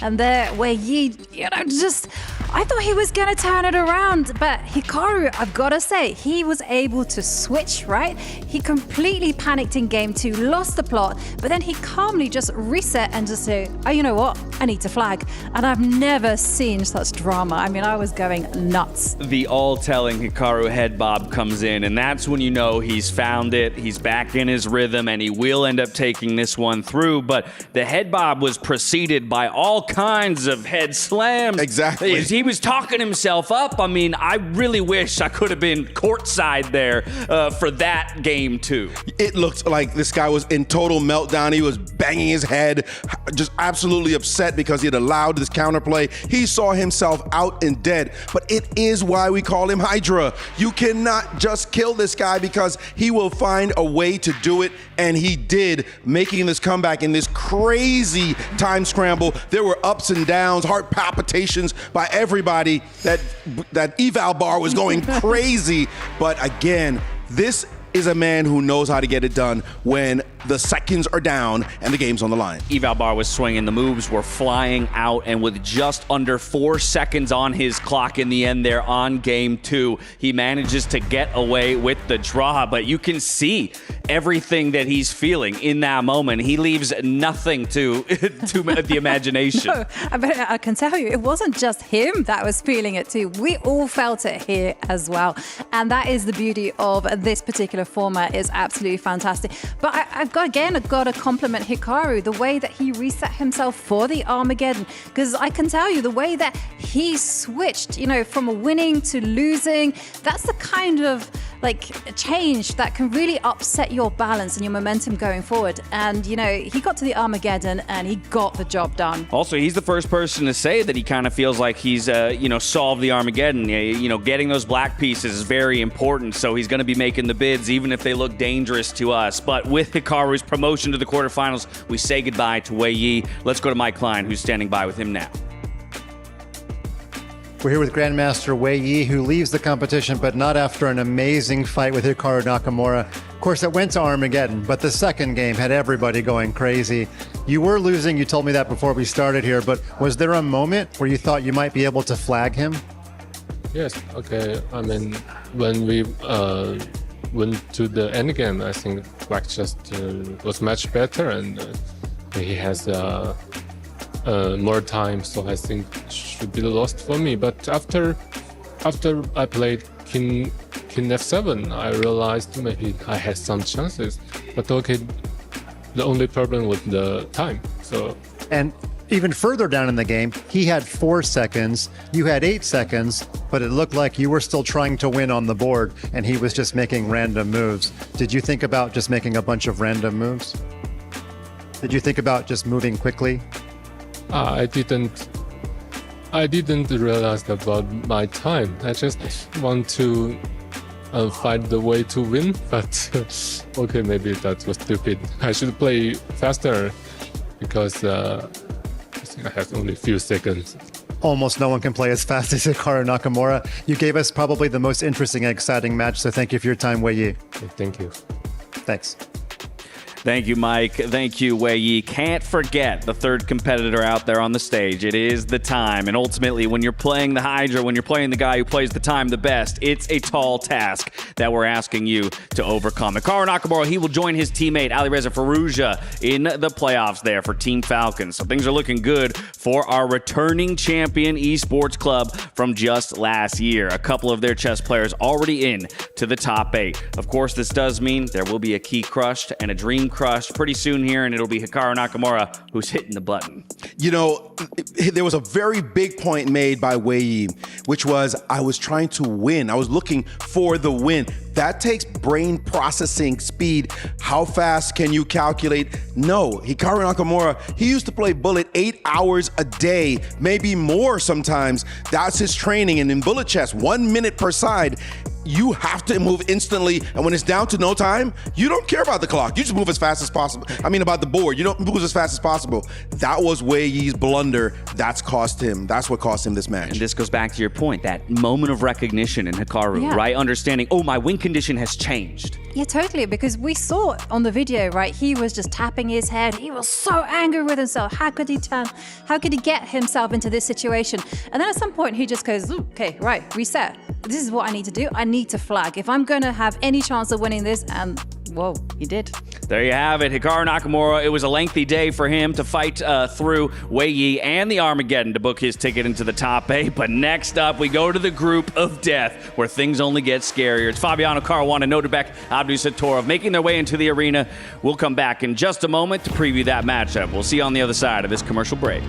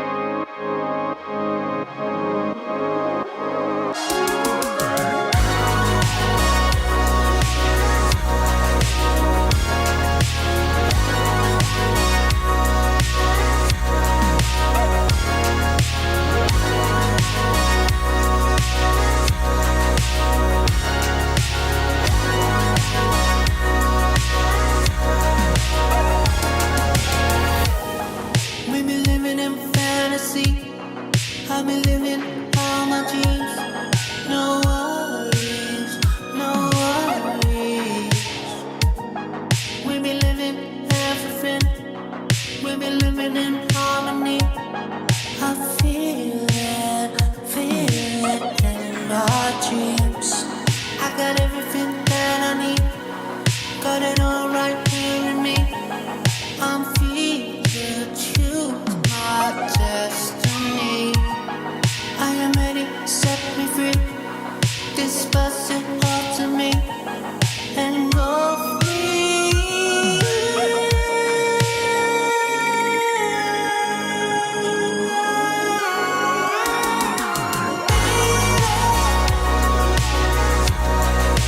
Please come back and save me before it overtakes me. Something to forsake me, forsake me.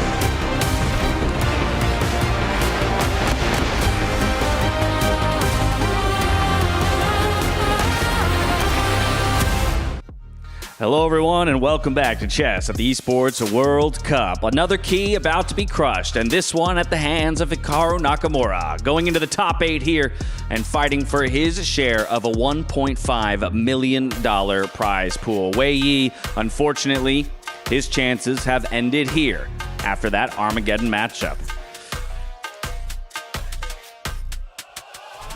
Yep, that's a crushed key, okay. All right. I wonder who's got the best crushing form so far.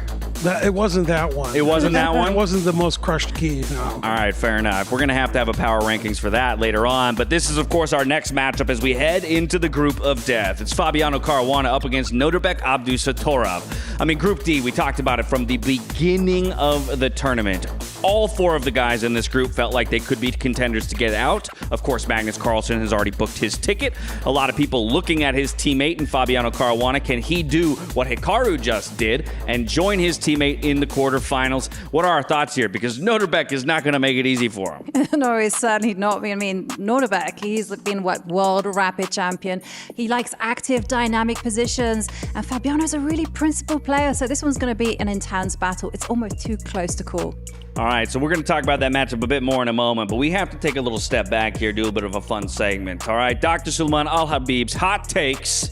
And we got a man with a lot of hot takes, I know, right here. I'll come to you first. My hot takes aren't hot takes, they're just correct. Oh, okay. Then hit us with the correctness. My hot takes, as opposed to everybody else's hot takes, are vegan. So okay, give us the vegan wait a minute, that's hot cakes. I'm so confused. All right, so what do you got for us? Okay, so I got Levon Aronian as being the favorite in this tournament, and I think he's going to win the whole thing. So go Levon. It'll be the greatest 3 weeks ever, winning in Vegas and then winning here. I think Levon has what it takes. I think he's got his old form back, and as my wife and I like to say, root for the old guys. Okay. Go Levon. How about that? Yeah. Shout out to my wife, Karen. Flies in the face of our favorites graphic. Yeah, it certainly does. But yeah, no, I kind of like it as well, especially as it's vegan. But mine is not going to be vegan. I think I'm going to actually offend all the chess purists with my one. All right, let's hear it.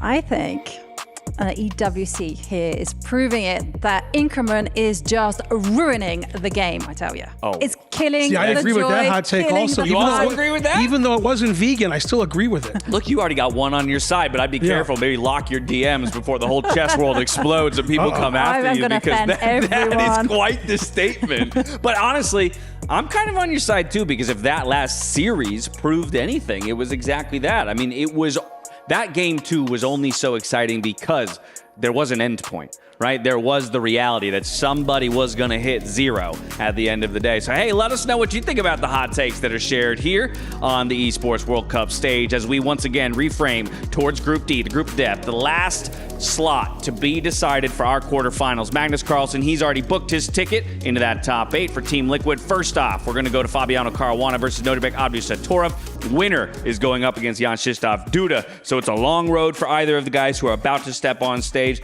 Let's talk about how they get it done. Coming to you first, Ben, on this matchup here, Nodebek versus Fabiano.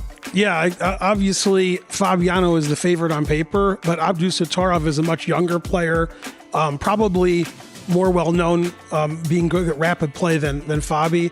So, I don't know. Maybe this is a hot take too. I think Nodebek is the one to look out for in this match. I think Fabi's going to be in trouble. I mean, and this is pretty wild because, again, I'm going back to day 1 when the first name that everybody was quick to say, wait, doesn't that guy belong in favorites, was Fabiano Caruana, and we put him just on the outside. So what's your take on this matchup? Who's going to get it? Well, he's been world number 2, so he's like a really dangerous player, okay?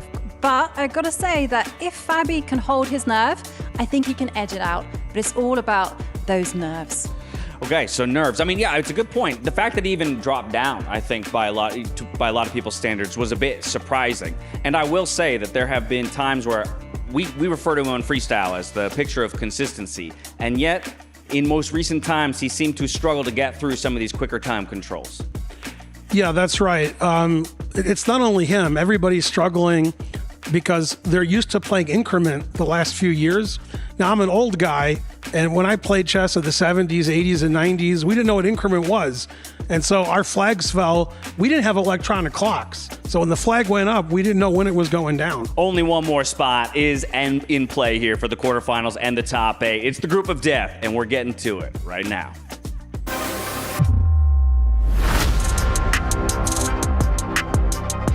Fabi is extremely strong in the opening. I will try to, play even faster and to manage my time well. That's my game plan.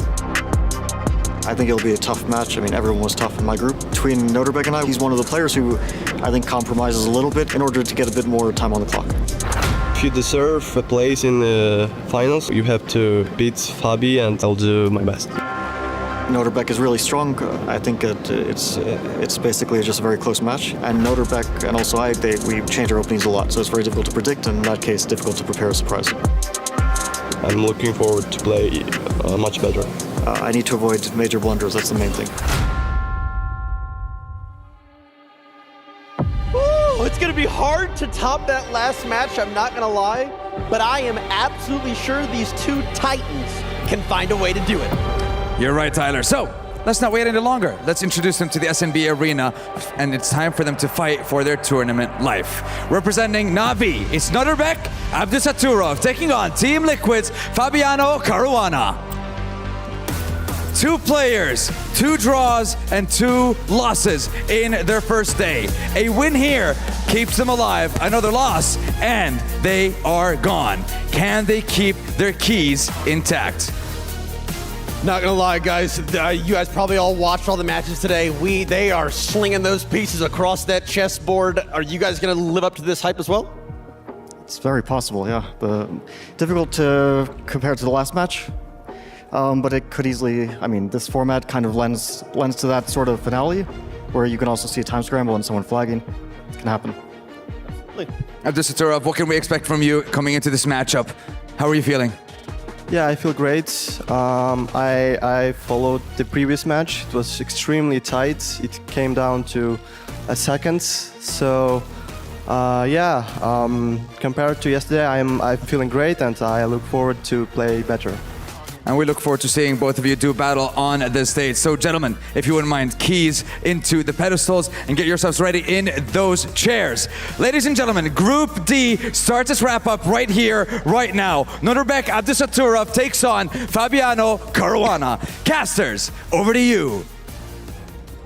Thank you very much, folks. This is another absolutely titanic battle we have on our hands. Fabiano Caruana of Team Liquid taking on Navi's Nurbek Abdusattorov. This is really exciting. Plenty of storylines on offer.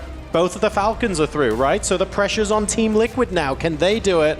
Caruana also fighting for a chance of a second bite at Duda, who is waiting in the qualification match. But absolutely do not think Nurbek comes into this as an underdog. It is possibly too close to call. Yeah, Group of Death does feel like an appropriate name for the 4 players here that we have been seeing. Magnus through, of course. Duda rode his luck against Fabiano. Fabiano will be kicking himself after yesterday, blowing a winning position. But Nurbek, he's maybe the one who needs to play a bit better overall. Nurbek, he's the storm, he's explosive, but Fabiano, he's known for his calculation. He's clinical, he's precise. It's going to be so much about the clock. That's what they spoke about on the stage as well, right? Speed will be the name of the game for Nurbek, the youngest ever world rapid champion. He became that when he was just 17. He needs to bring that power play when he's playing against a great like Fabi, the world number 3.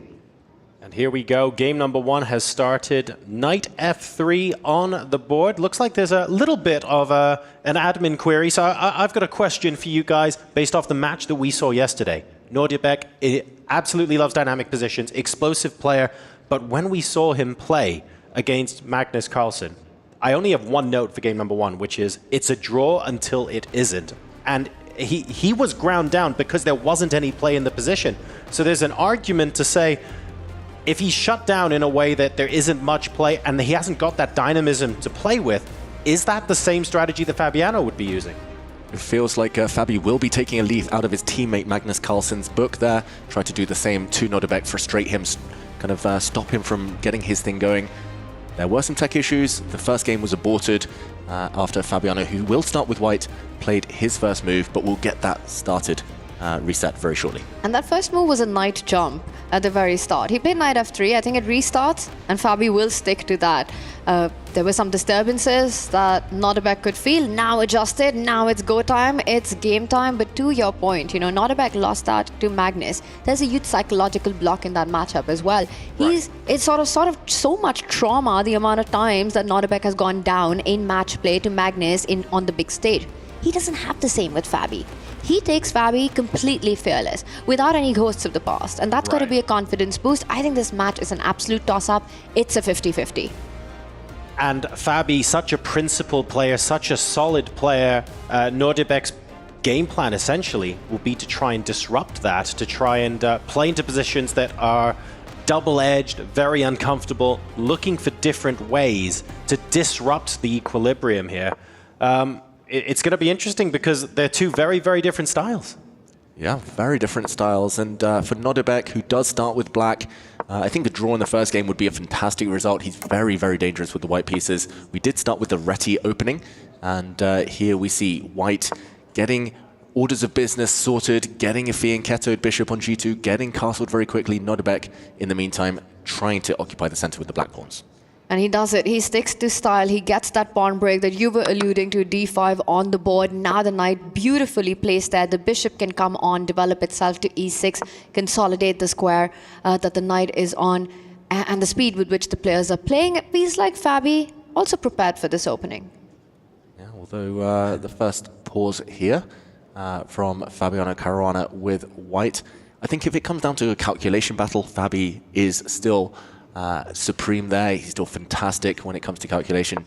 If it's more instinctive, then it might be Nurbek, especially if he's the one on the front foot who takes the upper hand. There we see a very interesting way of trading knights. The black queen was lured out. The black knight in the center fell, just as the white knight on g5 fell. And ultimately, level material, the queen returns home. Incredible calculation we've seen by Fabiano Caruana, one of the best at the absolute top in the world for over a decade. Played a World Championship match, the only player to have drawn all classical games against Magnus Carlsen to force a tiebreak in that match. Nordebek, his own pedigree in World Championship matches in Rapid there, being the youngest one to win it. So there's a lot at play here. I think if it comes down to those time scrambles, Nordebek being the younger one, perhaps might have that edge. So Fabi, I wonder if he's trying to create something before getting to those final moments, trying to get those complexities, those big calculations in. Oh, maybe if we can emulate the analyst desk and talk about some of the hot takes here. Is our takeaway from that then maybe if it gets all the way to Armageddon, we favor Nordebek? Yeah, I think he is just the quicker, the more confident of the two. Maybe Fabiano, it feels like his nerves have hit him, have hindered him in recent times, especially when the clock is ticking down. It happened in the freestyle Grand Slam in Vegas. It happened against Duda just here yesterday on the other stage. And yeah, it was those last-minute uncharacteristic blunders that I think he might be trying to avoid today. Okay. All right, but the Armageddon is still far way off, so we've got a best of two to start with, but I completely agree with you there, that I think if it comes down to a battle on the clock, Nordebek becomes the slight favorite there. But Fabiano Caruana, for now, with the white pieces, a slow, cagey approach so far, trying to just improve the position of his pieces. At some point, if you have to make play, he gets the rook on in as well. You want to try to strike in the center, right? With d4 completely under control, Fabi's got to have the f4 break on his radar. Yeah, we're looking for this white pawn to step forward in the near future. It's just hard to imagine any other productive plan. White's slightly cramped for space here. Black has what we call the Maroxy bind.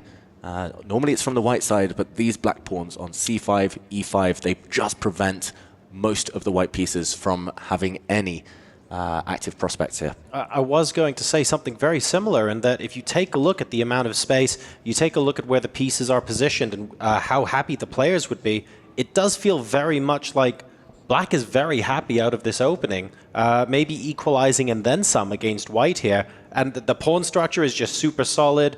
The bishops are very versatile in the middle of the board. They could go either way. There's no obvious weaknesses. We've got two major pieces on the half-open file there. Black is looking so unbelievably solid. And this opening, this pawn structure, now Fabi finally breaking forward. F for Fabi, he pushes f4. But this opening, it's exactly a accelerated dragon, but with colors reversed. And this does not have a great reputation for the side with the structure that Fabi has gone for. I do feel that he was kind of move order tricked in the opening, Fabiano. It felt like he kind of walked into this structure, which is very comfortable for Black. That Black Knight in the center, now beautiful. If traded off, White will lose the dark squared bishop. And again, yes, he got the pawn break in, but it hasn't really helped the white pieces and their scope.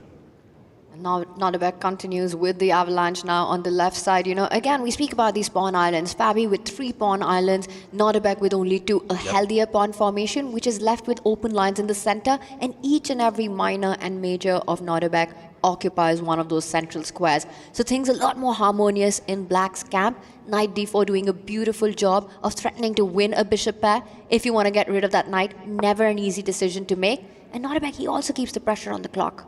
He absolutely does. Currently playing with 8 minutes on the clock to Fabiano's 7. And if you take a look at the position on the board as well, this is just absolutely delightful. You can see Black is clearly angling for some breakthrough, potentially c4. The a4 pawn could, the a pawn could get shoved up at some point as well. Maybe even eyeing up that side. We've got f5 coming in as well. The plans for Black look relatively straightforward to conceptualize. Even the ones that don't work, you can at least see really quickly. Whereas for White, if you're looking for where the next break comes from, you're almost watching behind your back a little bit because it's a lot more reactive. Yeah, good luck finding any active moves if you're reduced to retreating like this. The White Queen took a step back. Now the White Knight retreats. It looks like he's setting up for the next game, almost, Fabiano. That Knight retreat does at least open up the possibility of a pawn push, kicking away the Black Knight, at least taking back some of his territory, Fabiano. But ultimately, again, it looks very passive. It's not his style. That's the main thing. Fabiano is a very principled classical player. They said it in the studio earlier. He likes kind of going for a plan, pushing it forward, backing it up with calculation. Here, he's just already a bit on the ropes. He's trying to just cling on to this game. You can almost feel the discomfort through the moves, which is not something you tend to say often. The players are the emotional ones, but here you can almost feel it on the chessboard. 100%. You're on spot there. Retreating the knight to push that pawn, creating these central weaknesses. Both e3, d3 can come under so much attack. The queen was hinting at it. The rook had to slide over to defend d3. The black knight now jumping over, not attacking one, but 2 pawns on the board. The last 2 moves that Fabi has played has created so many weaknesses, but it was also the only way to kick that knight out of that central stronghold. I think Notterbeck is loving his position right now. Yeah, this has been a disaster in terms of the opening for Fabiano. He's not busted yet, he's not dead lost, but he is in a lot of trouble. And okay, interesting decision. He's saying to Notterbeck, please grab my pawn. You'll walk into a pin, but this would backfire. Notterbeck here, he might need to retreat in order to preserve his advantage. The most tempting move doesn't work here for black due to a cool double attack. The black knight is hit. If it does take this pawn, the white queen will come out to c3, threatening checkmate, hitting the g7 square and hitting the knight on d3. This would give white a huge advantage, winning material, and there we would see a checkmate. That's the analysis board on the right there. But if we go back to the live board, we see that Notterbeck, of course, he spotted that one, and he retreated his knight instead. And it looks like he's lost a couple of moves, but the white b3 pawn now very loose.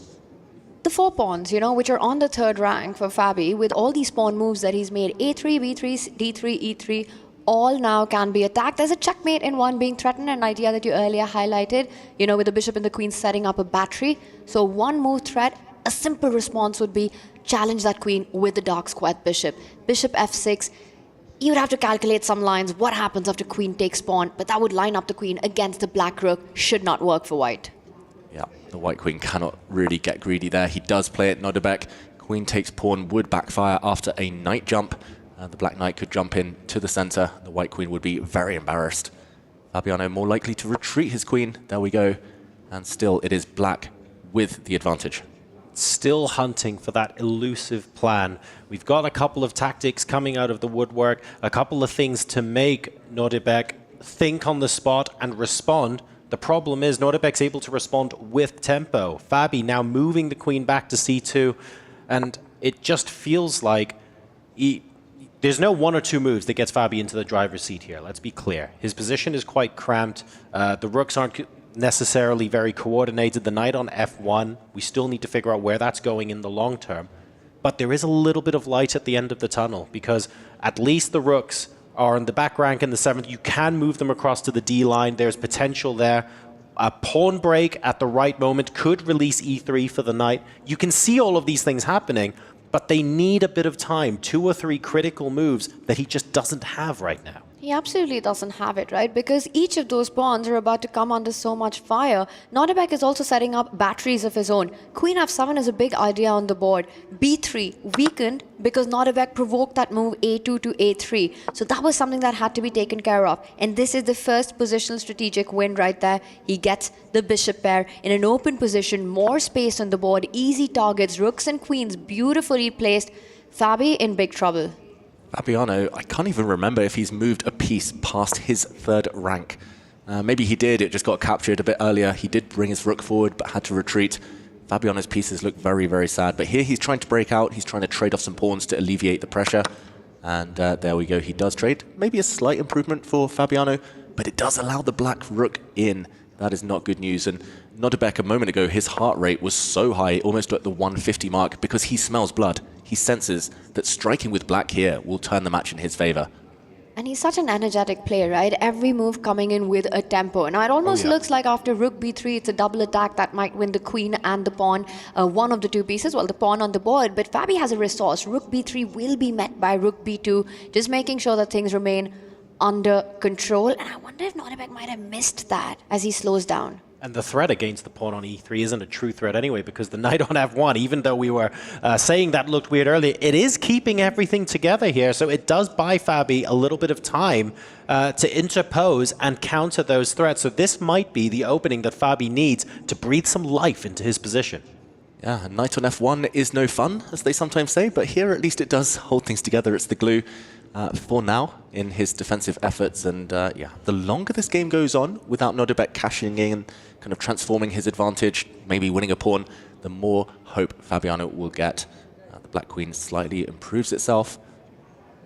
It's been impressive the way Nodebek has provoked Fabiano with all the pawn moves, you know, and every pawn move has its own set of consequences. The last one, the d4 move, leaves a c4 square behind for one of Nodebek's pieces to fall on to build more pressure. If we just sort of translate the storyline of this move, has been a maneuvering game by Black, provoking weaknesses by Fabi. Yes, for sure. And while provoking those weaknesses, he's also taken up so much space as well. It's not just provoking the weaknesses, but allowing Fabi to counterpunch elsewhere. It's not like your traditional kingside versus queenside development. He's just been squeezing Fabi out of the opening. Yeah, very impressive. Not just squeezing him on the board, but the clock too. Fabiano isn't known for loving these kind of situations where it's a race against the clock. He wants to play principled moves. At least, though, he is getting some double attacks in. This does hit the black rook and the a7 pawn. Double attack, Black can retreat the rook to defend, or Nodebek can say, take that, take my pawn, and go on the attack with his queen as well. But no, he retreats. At least Fabiano, there we go, moving forward. Although that white queen does make a bit of an odd impression on the edge of the board. Slight frown from Nodebek. Fabi, he's trying to turn the initiative here. Again, every single move of Fabi has come in with a threat. Well, the queen dances at least. Queen a1 hit the a7 pawn, and now there's another pawn under attack, forcing one of Nodebek's pieces to fall back to defend it. He uses the pawn, frees up his own rook as well. And I think, you know, we see these inaccuracies. The cross appear. But David, from a human perspective, these are all very practical decisions, keeping the clock also as a factor. You want to make them quickly. Yeah, talking of quick moves, Nodebek was ready, almost a pre-move there, bringing his bishop back home to its starting square, just to hold the fort. That queenside now under lock and key for Black, and attention will switch back towards the center. I think that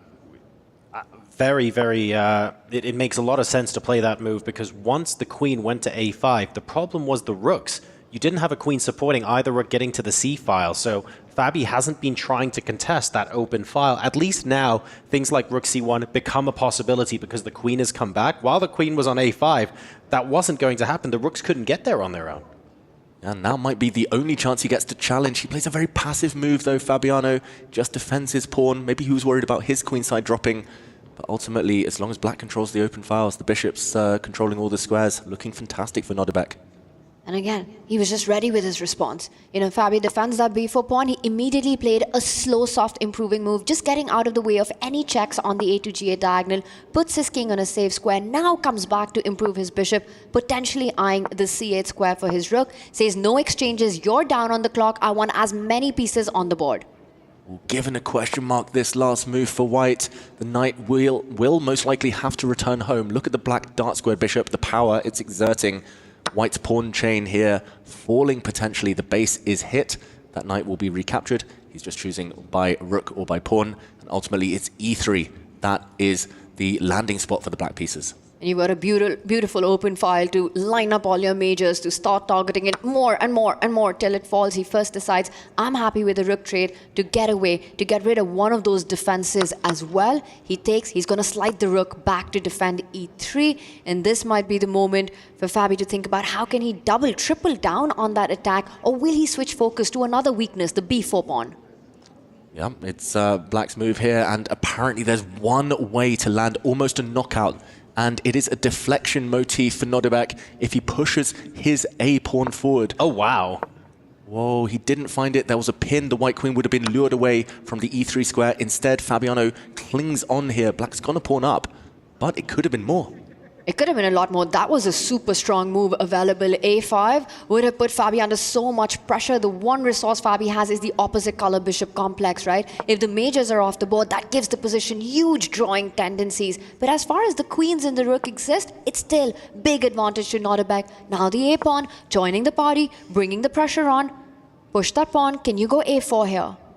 I think you can keep going. He's got double the amount of time as Fabiano as well. That's going to be the extra piece in this position, right? The fact that he's almost on 3 minutes to Fabiano's minute and a half right now means that, and the plan's really simple, right? Find a way to push the a-pawn. This isn't stuff that's going to send you into the tank thinking about your moves for a couple of minutes. the plan is very simple as well. Yeah, two plans. Push the A pawn, but also go for the white E3 pawn, the base of the chain. The black rook soon will land on the B3 square, trying to break through. But for now, Fabi's holding things together as he hopes to survive on the clock. These players, they were watching the Hikaru Nakamura Wei Yi clash. They know that flagging is going to be so important. Maybe Fabi hoping now, speeding up slightly, that that might be his route out of this game.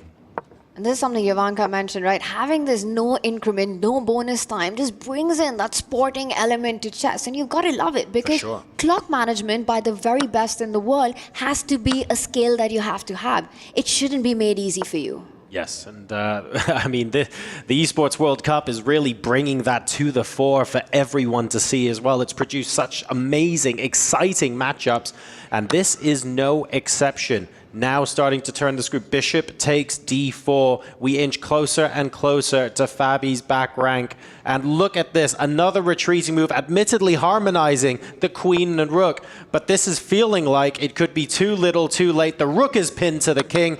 Fabi can't get off his half of the board.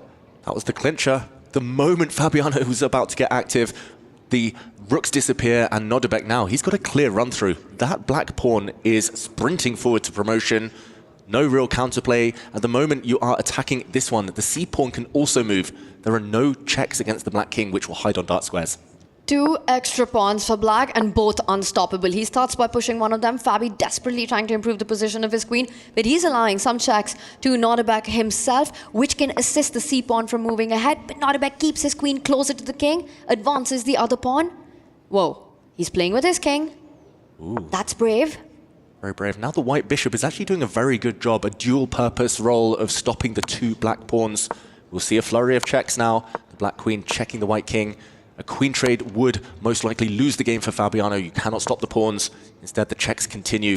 At least there's a ray of hope here. 40 seconds, though, against 1 minute 15. That's the biggest problem here for Fabiano Caruana. He is under 40 seconds right now as the checks continue. The black king, where will it find its hiding space? The queen blocks it for now. Queen trade would be game over. He keeps the queens on. He has to.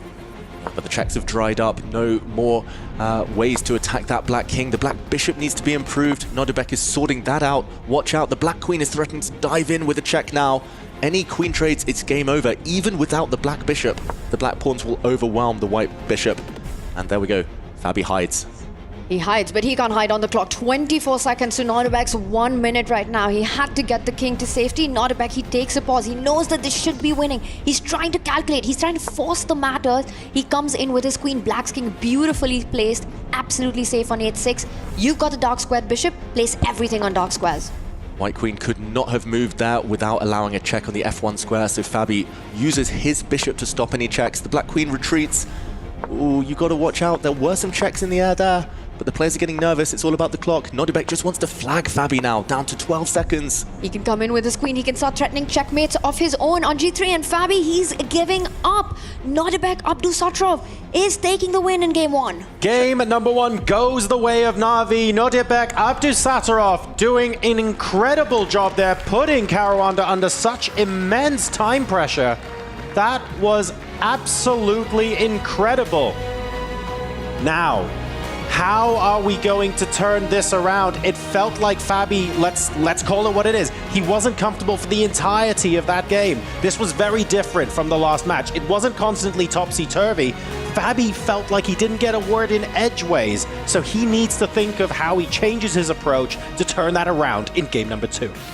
A bad start for Fabiano Caruana. He had to resign. His checkmate was incoming on the G3 square, but ultimately it was a power-packed performance from Nodebek. He sees the advantage from the opening with black. After 10 moves, he already was better and never let Fabiano off the hook. It was never Fabiano's type of position, and he paid the price.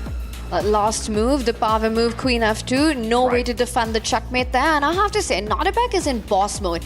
He looks like a superstar right now. He looks so chill. You know, he's playing against one of the best. He gets the job done in game 1 with the black pieces. Sort of pushing for the edge from the very start. Keeping the pressure on the clock. Taking those dynamic positions. You know, just never moving himself away from the gas, from the pedal right there. And now he needs only a draw to make it to the quarterfinals.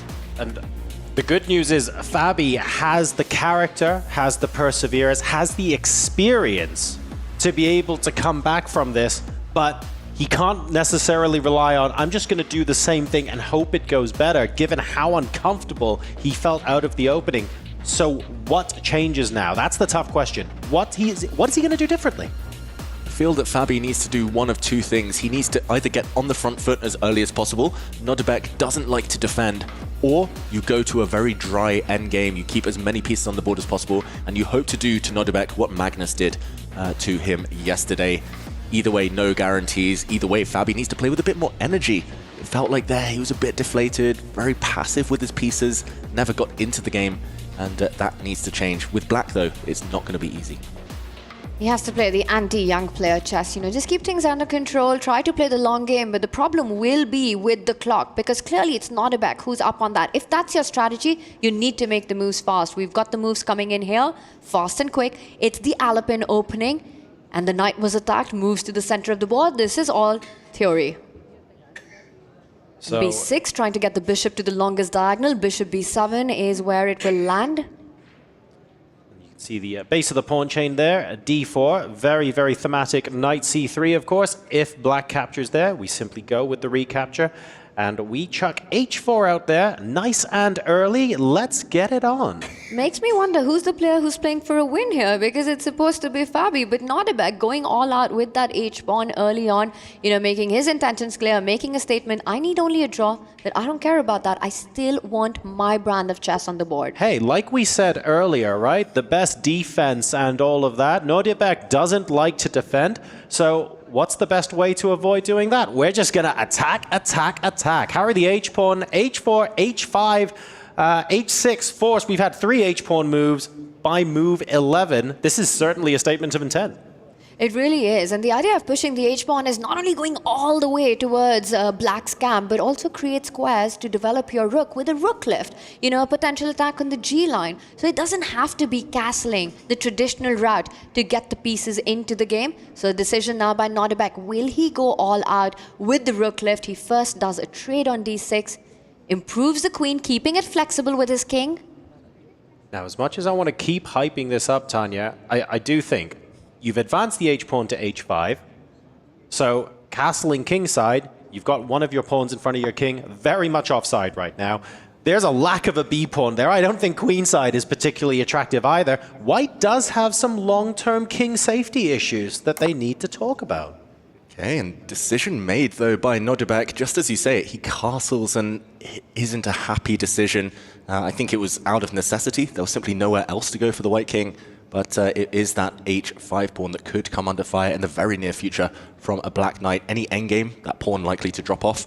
This is a dream for Fabiano, by the way. It's enough imbalanced to give him hope for a comeback. So this is interesting because, we wanted to see Fabi come out of the gate swinging. It was actually Nodebek who was throwing everything at Fabi straight out of the opening. But actually, the way everything's resolved, the way the chips have fallen, this is looking really good for Fabi. And that's one of the aspects of Nodebek's games that I've noticed so many times, where he just sometimes unnecessarily, forcefully takes the fight to his opponent. He's sort of itching to create something on the board. It also makes, the Nodebek immortals happen, but at the same time, sometimes can backfire. In this match, there was no need for him to completely go all out with that H-pawn, which now ends up becoming a weakness. With Black, the ball was in Fabi's court. How was he going to create chances? Now he's got a clear, direct target on H5 whenever the knight jumps to F6. And this was the C3 Sicilian, the Alapin Sicilian, and I've been playing this myself since childhood. I would say that this is a very bad version for White because you do not have an attack. Normally with this pawn structure, we saw wince there from Nodebek. You need some action against the Black King, but the more trades that happen, I think Fabi will happily allow this light squared bishop trade. The closer Black gets to being able to take advantage of White's pawns in the middle of the board, the fact that they're loose. Look at that White H-pawn now, vulnerable. And Nodebek, we've been here before so many times. He doesn't have a gear shift. That's the one thing that maybe needs to develop over the next few years. There have been so many times he's nearly won these big tournaments. Tartar Steel Masters twice. He lost with White in the final round, only needing a draw to bank at least a share of first place because he just goes for it. And this is a case of going for it when you don't necessarily need to. You know what that produces, though? David. That produces crowd favorites. I mean, that produces someone that you can get behind for years and know you will always have someone to cheer for. Oh, you just need a draw? Yeah, whatever. I'm going for... Who doesn't love... Like, that is a champion's attitude, right? You cannot fault him for that. Absolutely. Nordebek has a lot of fans, but he probably would have had a lot more tournament wins as well if you can get that gear shift in, you know, if you can just hold back when it's necessary. I mean, but just like you said, it makes it so entertaining to watch it. But then sometimes you don't always have to play for the galleries. I'll tell you what, it's great for Armageddon. So maybe if we save it for Armageddon and then just reel things back a little bit until we get to that point, maybe. He's found an interesting way to defend h5, getting rid of the knight in between. And we're certainly trying to keep how dynamic this position is. You can tell he's still constantly fighting. Oh, but strategically, this is a real struggle now for Nordebek. Firstly, there is a bishop hit and a pawn as well. Potentially, if you move that bishop away, will fall prey to the Black Knight. Secondly, the Black Knight might just come back and gobble up the h5 pawn in the near future, and the Black Rooks are going to centralize. What's on those files? It is targets. It's all about the weaknesses of White's army. Structurally here, Nordebek is living life on the edge. It was just so unnecessary for him to do all of this. With the white pieces, all you need to do is try and shut down the game. You know, you try to keep things solid. You try to sort of let your opponent take those risks, if at all he can afford to. But here, Nordebek's just made his life so incredibly difficult, and the clock speaks of it. The first game, Nordebek was the one who's putting pressure. Yeah. Never behind on the clock. And right now, already more than a 2-minute deficit, and that's not even his biggest problem. Right? Like, basically 6 minutes into this game, and he's now struggling with the white pieces. It slightly boggles the mind, especially when he won game number 1 in such emphatic fashion, only needing a draw to advance here. Yeah, sometimes you do need to be cynical, and I think he'll be kicking himself for the way this opening has turned out. Of course, he wanted to win, he wanted to do it in style, bank it, Nordebek, take Fabi down twice, but now he is suffering in this endgame. Double question mark, by the way, given to White's knight retreat. I think there were no good options there, maybe just making things slightly easier for Fabiano, who's going to double up his rooks against the backward c-pawn. This one is a huge target in the next few moves. And you've got all these light squares to play on, right? That knight retreat also leaves the rook with your idea to slide over to the square that it just did. Rook c8, but also rook a4 in the air, targeting both weaknesses. So again, this is just a beautiful strategic and instructive play by Fabi, where he's now rerouting his knight to a square where it can get to c3, more protected from d5, as Nordebek jumps in with his own knight, inviting the black rook to slide over to attack the other weakness. There he goes. Fabi has his eyes all over the board. 2 pawns up for grabs now. You can't save both of them. The white A pawn, the white H pawn. Again, stylistically as well, Nordebek, it's almost similar to the game he lost against Magnus yesterday. It's only rooks and minor pieces left. It's all about pawn structure, all about these long-term decisions. He's a very instinctive player, Nordebek, but normally that means going for the opponent's king, and that's impossible here. He defends his A pawn, but Fabi doesn't even rush to capture the pawn on the other side of the board. It's not going anywhere. It can barely be defended. You know, you push the g-pawn, black will swap the knight and then win that pawn. So it's impossible to keep that guarded. He keeps the pressure. He just keeps on improving his pieces. Right now, what Nordebek really wants to do is push his c-pawn to open up the bishop, to try to control more of the light squares. But that comes with its own set of problems. Pawns falling over the board, the knight being traded, rook takes pawn. This is a similar feeling to Nordebek's first game against Magnus yesterday, where it wasn't necessarily completely and utterly busted on the board just yet. It was more the lack of breathing space to come up with a plan, because you're either completely reactive or there's nothing for you to do. You can't find better squares for your pieces, and you just start to wonder a little bit, and that's when those chances for your opponent inevitably appear. In this case, there will be a material deficit. That pawn is not going anywhere except the graveyard on h5, and even if that pawn drops, okay, that's a tempo. What can I do with this tempo to revive my position and get my pieces to work a little bit more harmoniously with each other? There's no obvious answer to that question either. Yeah, there's no weaknesses to attack in Black's camp. Normally, in order to get counterplay, you need some long-term hope. Here, he improves his bishop. Now I expect Fabiano to finally cash in and go a pawn up. There we go. The h-pawn does drop. I'm slightly impressed by Nodebek's poker face. There was a small frown, but in general, he'd been keeping a straight face up until then. I would be almost resigning in this position. But okay, here we go. He hopes to push his c-pawn forward for glory. He does, but that pawn might not survive too long. The knight's a defender. You could go bishop takes knight and pick up that c4 pawn. And on the way, also defend any threats of the black knight on the edge getting trapped as you laterally protect the g4 square from there. So, Fabiano, on the way to pick up his second pawn, if he'd like to. Yep, Fabi, again, might not rush. He might just re-centralize the black knight, but that looks like a very convincing variation, Tanya. And Fabiano is very concrete as a player. It's all about the calculation with him, and the black knight does have a safe square to jump into if need be. Can't even attack it right now. 2 pawns to the good. 1 pawn, you can defend such endgames. 2 pawns feels like too much. If it wasn't for that, if the black knight was trapped on the edge of the board, maybe the counterplay here would be interesting. It would really shake things up in this game. But Fabi has everything calculated, and this is looking like. Again, very similar to that first game we saw yesterday against Magnus. It's a slow chokehold of a position where we are denying the opportunity to have any sort of counterplay.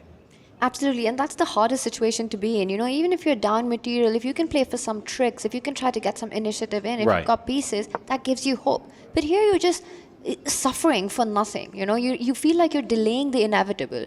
For Fabi, absolutely a dream. I mean, Nodebek pretty much has gifted him this comeback win. With the black pieces, Fabi did not have to earn it. He didn't have to work for it.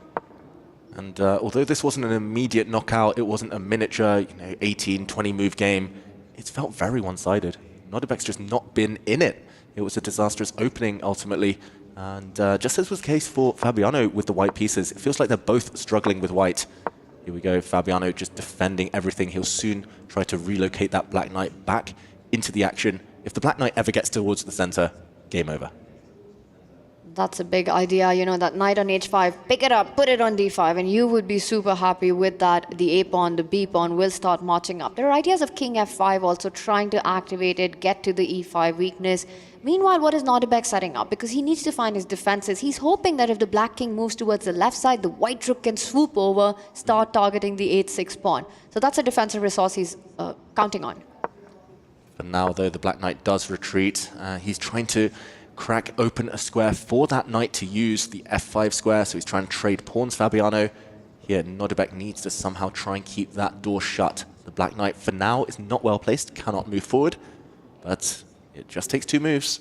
Fabiano should be in time here. Nodebek struggling on the board, 2 minutes down, as well as 2 pawns down. And this is the move you really want to make sure the black knight doesn't come into play, but then you have to pay for consequences here, and that is more material on the board. Comes in with a check, about to pick up the 3rd pawn in the game. And suddenly there is no opposition to the pawns on the A and B file for Fabi. This is looking very strong indeed. He might even choose to go on the other side of the board and either take or push, probably take. There's absolutely no rush to resolve things there because suddenly weaknesses are appearing everywhere. And finally, Nodebek leans back, breathes out. He knows he's doomed here. He's just awaiting his fate. And he must be psychologically getting ready for that Armageddon. It's all gone wrong for him in this game. There is a capture. Fabi now starting to eliminate pawns. A flashy move. Bishop takes pawn. There is a pin on the A file. But Fabiano will not fall for any tricks. He's going to transform his advantage. He's going to go to the other flank. And he doesn't trade the rooks. He picks up that 2nd pawn. Now the black knight has a free way to jump wherever it does want to. Knight f5 would be a good start. You could start with some checks and rolling the pawn up the board as well. Fabi's going to make a comeback in this one for sure. Nodebek knows it. But it's also a good strategy to not just give up. You keep fighting. You're also kind of getting your mind ready to the eventuality that this is going to be a reset. You're giving yourself time to calm down as you even know that this is, in fact, headed towards a loss if you're Nodebek. Exactly, and you can't afford, as the player who's losing on the board, you don't get the same time to reset because you have to constantly be thinking, has my opponent accidentally left the door open? Have I got a resource here that might enable me to come back? Whereas if you're the side that's winning, hopefully, unless you make a blunder, you're going, actually, I've got the time now to rest and reset, and this will hopefully give me an advantage in the next game. Let's not forget what happened in the very first match here, right? Jan Nepomniachtchi making that big comeback against Esipenko from a completely busted position. So miracles do happen. But again, this is the kind of position where those miracles perhaps are even harder to appear simply because there are such few pieces, such little margin for error here. Yes, and Fabiano might be clinical here, drop his rook back to the 5th rank, offer a trade. If the trade doesn't happen, he will win the white central pawn. 2-pawn advantage should be enough to secure the victory if the rooks are off the board here. Fabiano just doing some last-minute calculations. The clock as well, I think that's one reason not to resign. Good tip for everyone at home. If you're playing no increment chess, try and be ruthless. There we go, rooks off the board. And Fabiano getting ever closer. Wei Yi also saved a game against Hikaru where the computer gave +6 for his opponent. So stranger things have happened. And Fabi there setting up a trap, not letting the king march up. That would have been a fork, so Nordebek had to waste time with getting the bishop. And you look at Nordebek, you see he is actually getting ready for that Armageddon. You know, he's kind of preparing mentally for it. He realizes that with the white pieces, he just let slip of this game. You know, he just never got it going. It was worse for him after the first 10 moves. Here we go, the black king's got out. The black d-pawn is going to sprint forward and make a new queen. We're going to see it unfold. White's bishop, if it ever moves, will drop another pawn. Fabiano moments away now of forcing the Armageddon. This one's going to be a reset. And the thing for Nordebek is there was no need to do that. It wasn't even a fight for him, you know? Needing only a draw. And you can look at him. He's not thinking about how do I save this position because that's not even possible. And Fabiano Caruana takes it to the Armageddon. So there we go. 1-1. Caruana takes the point back.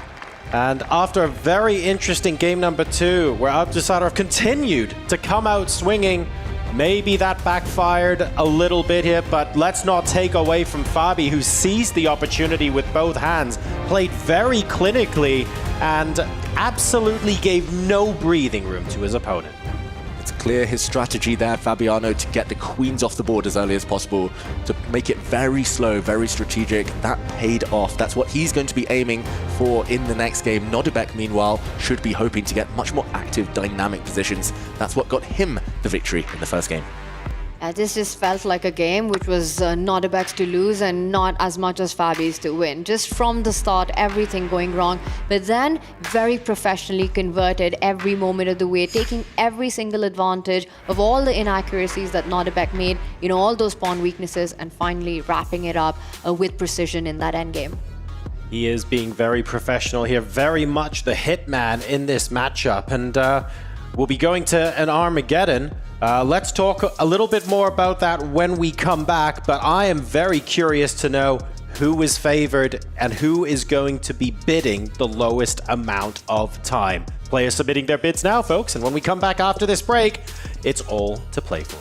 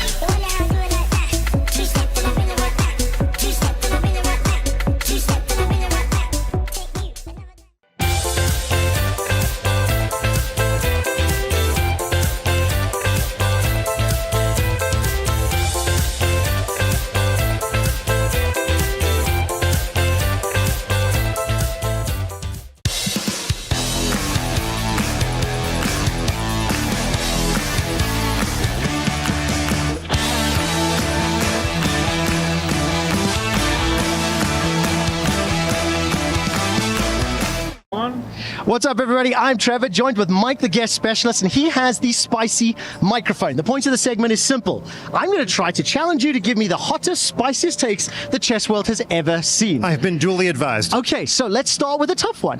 Which player is the most overrated versus pre-tournament expectations? Well, I got to go with a friend of mine, Maxime Vachier-Lagrave. Okay. I expected him to go really far. He's even beaten Magnus one-on-one before, but he didn't get that chance, and he's already out. Doesn't get to play Magnus either. I got to play with him earlier. He sucks at the minigames here as well. Okay, which player is the most underrated versus pre-tournament expectations? Well, here's the thing. I asked a lot of the players before the event, and a lot of them named Nihal Sarin because of his blitz specialty. Okay. And he didn't do that well on day one, but he crushed today. So he's a lower rated, but he's so fast it kind of makes up for it. So I'm going to go Nihal. I want to ask some quick fire questions. Which country produces the best chess players? USA. Which player has made the biggest mistake? In this tournament? Yes. Wei Yi for trying to actually beat Nakamura instead of beating him on the clock by making random moves. Will anybody beat Magnus Carlsen? That means no. He wants to say no, but he's not brave enough. Quick shot. Yes. There is no shot of me answering that question. Okay, fair enough. Fair enough. And it's better for chess if Magnus stays in. Okay, and let's talk about the tournament format. Is it the most brutal chess format that you've seen? Absolutely. I've been in this game for a long time, and the no increment playing under the Klieg lights, it's a big deal. On behalf of the entire broadcast team, you represent everyone on air, including your peers who are going to watch this. Yes. Who's going to be in the finals, and what will be the final score for the champion? Oh boy, who's going to be in the finals? Okay, I'm not going to pick against Magnus because it's like picking against Tiger Woods 15 years ago. So who's his opponent, and how many games will it take? What will the score be? Okay, first of all, Magnus versus Hikaru breaks the internet. Okay. And so if you pick anything other than that, you're rooting against the growth of chess. And you're saying Magnus is going to win. Come on, be brave. I'm going to say Magnus likes... To the camera. Magnus likes to win everything at least once. I'm afraid if he wins this year, he doesn't come back next year, but we all know he's going to come back both years anyway. So let's go Nakamura. You're going Nakamura. Welcome to the most exciting format in chess, Armageddon, the ultimate tiebreaker. Armageddon grants White more time on the clock, but in return, White must win. A draw secures Black the match point. White will start with 10 minutes. Each player submits a confidential bid with the amount of time that they are willing to play with to take Black and get those coveted draw odds. The lowest bid gets to play Black and plays with the amount of time that they bid. The opponent gets the full 10 minutes. Let the Armageddon commence.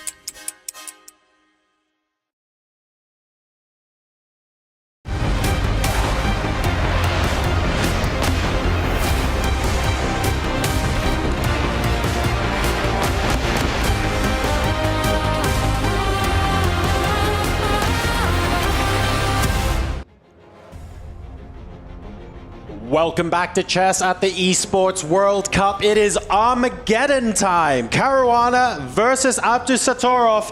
One of these players will get to move into the qualifying decider match in their group. The other will have his key crushed on this stage after the end of this game. Both players with one game apiece, incredibly different styles. And now we move to an Armageddon. David, Tanya, we were talking about this before the break. Who is favored in an Armageddon? Who do we want to bid lower and get Black? Both sides, one with Black, both very one-sided games. I think they both want the draw odds in this one. I would agree with that. You know, at the start we said Nordebek is the one whose odds would increase in the Armageddon, but with the momentum shift of what's happened in round two, this is going to be anyone's match. One word answer from both of you. Are we getting into 6-minute territory? Are we going below 7 minutes here? Yes or no? I don't think so. Fabiano needs the time on his clock. I think Nordebek would be happy with White. Tanya? I agree. No, 6 is just too low for the Black pieces. All right, well, I can reveal the results are in, and my goodness, what a close one this was. Fabiano Caruana will be starting with the Black pieces after bidding 7 minutes and 12 seconds to Nordebek Abdusattorov's 7 minutes, 16 seconds. It was 4 seconds in it. I feel like they knew the wavelength each other was on, but it is Fabi who will have draw odds. Yeah, unless your name is Hikaru Nakamura, anything under the 7-minute mark feels risky, and ultimately I think Fabiano very happy, just judging by the way he handled that last Black game, to get the draw odds. But 7 minutes, Tanya, if Nordebek can keep more tension, he's going to have his chances, surely. 100%. That is the closest Armageddon bid we've seen here at the EWC, you know, with just a 4-second mark. Yes, he gets the Black pieces, but Fabi's also been under pressure on the clock. Nordebek, you know, he's locked in. He knows that the second game was his to give. He made so many inaccuracies. It almost felt like two different Nordebeks in game 1 and game 2. Right. He's got to channel the one that appeared at the start of the day. But here's the problem, and I love this. This is esports drama mode. I'm here for it. Nordebek now needs to win on command. He's got the white pieces. He has to win on command, though. He had the white pieces and played like he needed to win on command in game number 2. Look where that got him. So you're saying he needs to channel game 1, Nordebek, but is that even going to be possible? Wait for your chances, don't rush them so early on. I think he has to play on the clock. It's so important for him to keep up the pace. Take those big decisions, those brash decisions when Fabi's down to his final few minutes, when it becomes difficult to make those critical decisions. With Fabi, you have to play against the clock and not try to rush through things. Sometimes it's easier to play aggressive chess, that kind of win-on-demand chess, when in the back of your mind, a draw isn't enough. In the previous one, it felt like he was caught in those two minds. He was unsure. He kind of went forward, took a step back, and it rebounded. I completely agree with what you guys are saying, but I'm also going to counter that with an observation. Whenever Fabi played something that Nordebek maybe wasn't expecting, you do see him sit back in his chair, think, and tank a bit. His ability at that point to go, no, you know what? These are two moves. They're both good. Let's just play one to keep the time pressure on Fabi. I'm sure he's capable of doing that, but we haven't seen that from him so far. Not yet. He'll need to show that to us here and now. Nordebek, I wonder what opening he's going to go for. It needs to be something different to what we just witnessed. I would be surprised if it's another Sicilian Alpin that we see on the board, or even if it is, he's going to try and switch it up and not go all Alpha Zero so early on as you wait for the first piece. I mean, the tension on this with what's on the line with Magnus, his teammate for Fabi, already through to the quarterfinals. He wants to be there too, and for Team Navi, their hopes only on Nordebek Abdusattorov. All right.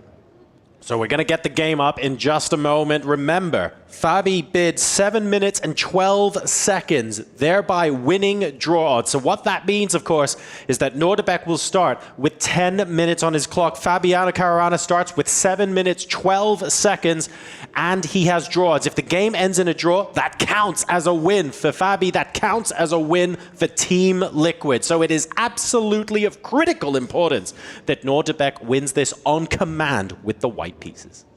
That's just the name of the game when it's Armageddon. And I will say, we speak so much about the momentum shift. Nordebek did take a crushing victory in game one. It looked like a complete Nordebek show. But with Fabi getting that opportunity and going ahead to convert that, does the momentum move towards Fabi? And we've got a lot of moves coming in. Oh my goodness, here we go. Here we go. We have had the game starting. It's been a lightning fast beginning to this game as we see all the pieces on the board until the moment we jump in. Knight takes bishop. There's a small imbalance. This came from the Italian game. And against someone with Italian heritage like Fabiano Caruana, will this prove to be an inspired strategy? Now blowing open the center, Nordebek Abdusattorov. What on earth happened on the clock? With Nordebek starting with almost a 3-minute advantage, we're talking about an opening, the Italian, which has been played so many times. Still in the early stages, he's just let go of half of that clock advantage. Fabi's used less than 1 minute. So, Nordebek here has clearly had a big think somewhere. That is very interesting indeed. Yeah, it looks like he tanked for a while, a bit earlier in the game. We'll check if those clock times are correct. But for now, Fabiano, burning too much time himself, needs to decide what to do. Does he trade pawns in the center? Does he just sit there and set up the barricades? He's facing the bishop pair. He does open things up, though, the white queen jumping out. And this is so tempting to do, right? Not to keep the tension when a draw is enough for you. You're always attracted to the possibility of trying to liquidate matters, and Fabi goes and does it for the second time, offering a second pawn trade. If this one's captured, the side pawn will come into the game, also destroying Nordebek's pawn formation. I think he has to keep the tension, Nordebek. You can't go for pawn takes pawn here. So you're saying that Fabiano, Team Liquid, needs to liquidate this position. It does look like a wise idea. He wants to maybe trade off more material. There is a chance to win a pawn. You can grab the b4 pawn right now due to a pin along the a file, but maybe not the most important pawn to win. You would end up with tripled pawns for black. Fabiano more likely to be looking in the center of the board for the action. And Nordebek's eyeing some tricks of his own. In a must-win situation, you've got to do that. Pawn takes pawn could potentially also be met by the queen and the bishop lining up. That's a tender spot on f7. Right. Queen b3. You'd hit the pawn on b4, but more importantly, the one that is the weak spot, the weakest spot in chess in general, in most openings. So Fabiano will be watching out for that one. I would assume that he's also looking at bringing his bishop out to neutralize that idea in the near future. And we're talking about the queen potentially moving across, participating in an attack here, but also bear in mind the queen is one of the defenders of the pawn on e4 as well. So white's position isn't without its lose points. Interestingly, shoving the pawn forward here certainly brings about a different set of challenges. And it's Fabi now trying to keep things a little bit more open, a little bit more flowing. He certainly feels like he has a lot more space in the game than the game that he lost. Yeah, that's a great move from Fabiano, trying to clarify, clear the board here, going for some exchanges, but it cost him over 1 minute. That's a huge time investment there. We see Bishop for knight trade. We'll see maybe the queen's leaving the board. Which way will Nodebek recapture? At least now Fabiano, he knows he's got less material to deal with. He's getting closer to the endgame, getting close to safety. Fabi is a calculation beast, and that's what he did. He took those few extra seconds, but went for the most direct, concrete line, which forces pieces and pawns off the board. You know, if you take that knight with the pawn, the rooks will come off, the black knight will start jumping to attack the queen. Let's point out, pawn takes pawn still in the air. Fabi playing for the activity. He brings his queen to a very strong square. Watch out, move that rook that's being attacked on A1. Yep, the white rook is hit. Not so many squares to use to defend it. You could maybe push your pawn up to block as well, but more likely the white rook is going to move. There we go. And the black bishop now ready to jump out. Fabiano did sacrifice a pawn though in that little melee, in that little transformation, and he needs to find a way to compensate for it. I'm getting flashbacks here, seeing another knight move back to the back rank, but this is obviously a very different game and a very different position to the one that we saw before. The amount of activity and the amount of freedom with which Fabi is playing right now, it just feels comfortable for him compared to how we saw before. Take a look at the time on the clock. He is still down, but he's not down by that much. He's managed to narrow the gap a bit to 1.5 minutes, but he has to continue to do that because you don't want 2 minutes versus 30 seconds, for example. This is dangerous for Fabi. I mean, Nodebek has that extra pawn. It's the opposite color bishop complex as well, so the majors are super important. That white bishop is about to land on the longest diagonal, bishop on b2. You know, there's a tender spot on g7, looking at setting up some batteries as well. And of course, the material advantage. I think this gives Nodebek quite a bit to fight for in a must-win. Yeah, great start for him. Fabi again in the tank. It looks like Fabiano, he's playing 2 or 3 quick moves, spending a minute. 2 or 3 quick moves, spending a minute, but you cannot get away with that rhythm in Armageddon chess. Nodebek looks locked in. Fabiano needs to get some activity. Maybe it's a rook move. Maybe he's going to reposition the black queen that's about to be hit by the white bishop. Either way, you need to be quick. You can think about trying to trade the queens off. Queen d4 is a move that comes to mind here. But move Fabi 3.5 minutes, and there's a lot of moves left to be played. If it comes to it, a player like Nodebek, Abdusattorov, he's an assassin. He's not going to shy away from the possibility of trying to flag the world number 3. Queen d6. We spoke earlier today about queens maybe not the best blockaders of pawns, David, but in this particular instance, he wants to try and stop the activity stone called Remember. Not necessarily the greatest mindset to be in, but Fabi isn't here to blow Nodebek off the board with amazing moves and a crushing victory. A draw will suffice. Yep, this queen, not a happy blockader, but she's aiming to corral the white d-pawn, the extra pawn in this scenario for Nodebek. It's on a light square. It can get hit by the black knight as well in the near future, and he cannot connect his pawns, Nodebek. A very important detail, he cannot play c4 in the near future due to the black bishop's pressure on this diagonal. So he's aiming to regain the material. A very good move from Fabiano. He keeps playing these very kind of principled moves, very correct moves, but costing him the time. Nodebek frozen as well. This is definitely the calm before the storm, before the scramble. Let's talk briefly about the white plan to win, because frankly, we have to win at all costs. Where do you see the pieces living on the board? If white had 2 or 3 free moves to place pieces wherever you want, where are we going? He's showing us the way, right? He activates that rook, the rook lift, and it'll come to the center of the board if it needs to defend that pawn. The c2 pawn can also move forward to really consolidate that d5 stronghold that you have, the passer that you have in the position right now. So a really nice find that the bishop is about to land on b2 as well. And as long as Nodebek can keep the pressure, keep the pieces on the board, not trade too much, the biggest plan is flag Fabi. Yeah, that was a great decision, by the way. That white rook is super strong. Fabiano hunting down white's central pawn now. Heart rate's rising. We saw Nodebek shaking his leg. That's his trademark. He's always about the adrenaline. Even in longer classical games, he wants to get the blood pumping. Fabi, though, with the threats. If that white d-pawn drops off, a draw is very likely. Even in an endgame, even if white has an extra pawn. So he holds it. Nodebek here. The black knight retreats, but the white pawn can continue to advance. Yeah, I'm looking at that, and my first thought, my 3-minute chess brain instantly went, oh, you're attacking it? Push.